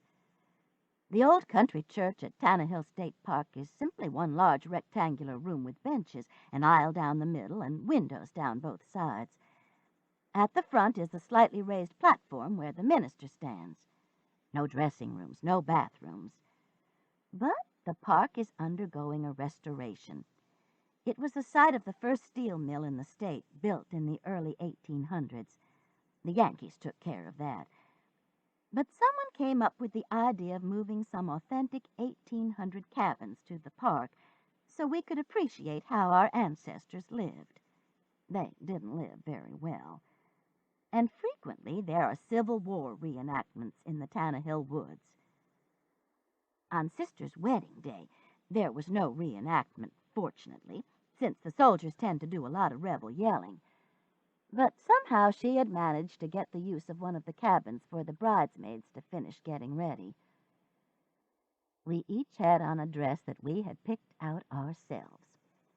The only stipulations were that they be floor-length and that our shoes matched the color of the dress. We agreed that was fair enough. So Sister had us reach in a hat and pull out the color. Tammy Sue got yellow, but Haley swapped blue with her. Virgil's other daughter, Dina, had declined the invitation to be in the wedding, but I think she was sorry when she saw how much fun we were having. Haley looked beautiful. She had been home 6 weeks and was at the good stage of pregnancy. Marilyn, however, was a different matter. She was dressed in lavender, and every time I looked at her, I thought of the song with the lyrics about lavender's green. "I don't think I can make it," she kept saying. But she did, thanks to the tea and crackers that Bonnie Blue kept handing her. My dress was a pale pink, and Debbie's was a darker pink. Mary Alice, of course, had on the Rubenesque dress, which was a work of art. Bonnie Blue lined us up, and we walked single file up a path to the church, trying not to scuff our shoes in the pine straw or snag our dresses on the wild hydrangeas that bloomed on both sides of us. Ray, Sister's son, hadn't been able to make it home from Bora Bora for the wedding. so she had asked Fred to give her away. He had said, gladly. The men were waiting for us at the church. Good-looking, all of them, I decided.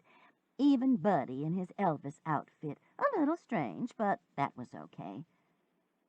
Bonnie Blue slipped into the church, and in a minute we heard the first notes of Beethoven's Sixth, the Pastoral Symphony. There was no piano in the church, no organ, thank God, but there was electricity. "Here we go," somebody said. The wedding party almost filled up the church. The groomsmen were Mary Alice's sons-in-law, Henry and Charles, her nephew and Haley's husband, Philip, and my sons, Freddie and Alan. Buddy Stuckey was his father's best man. Larry Ludmiller was doing much better, but Tammy Sue had decided he'd better not stand that long. "Too many men, anyway," Bonnie Blue grumbled. "Y'all don't match up." We marched down the aisle toward the altar that was banked with spring flowers. I smiled at Miss Bessie and Bo Mitchell, at Mitzi and Arthur Pfizer, Pukey Lukey and Virginia. Fairchild Weatherby, an old boyfriend of Mary Alice's, was already wiping his eyes. I looked around. So were several other men. And then Sister came down the aisle and married Virgil Stuckey.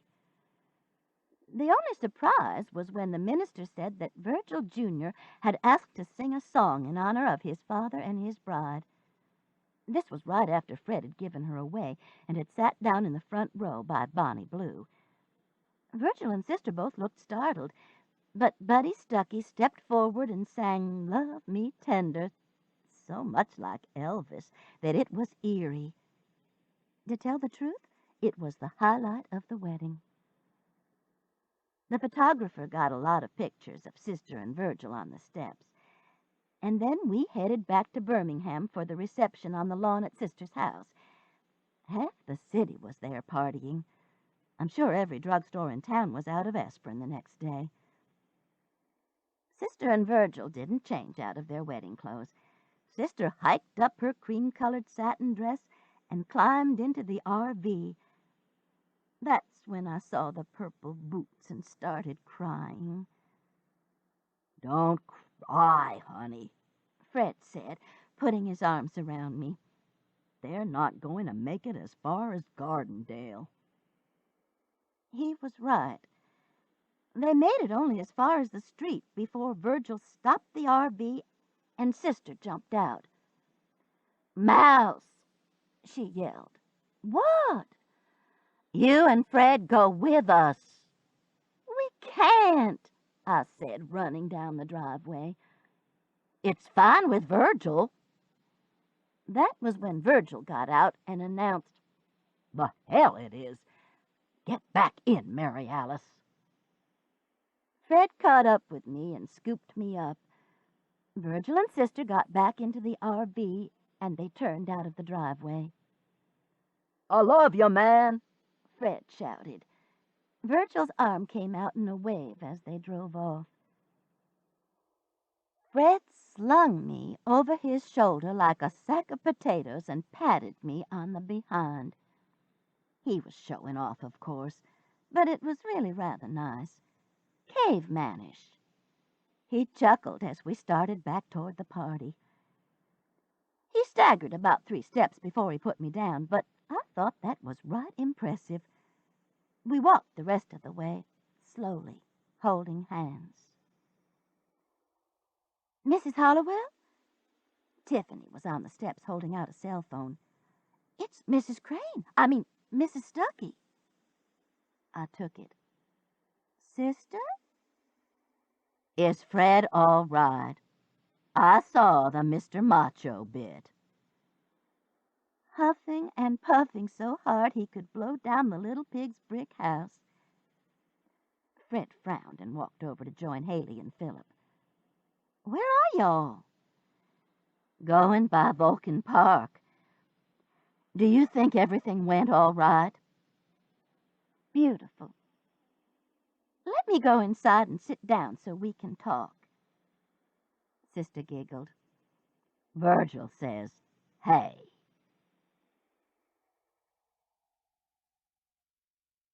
The End.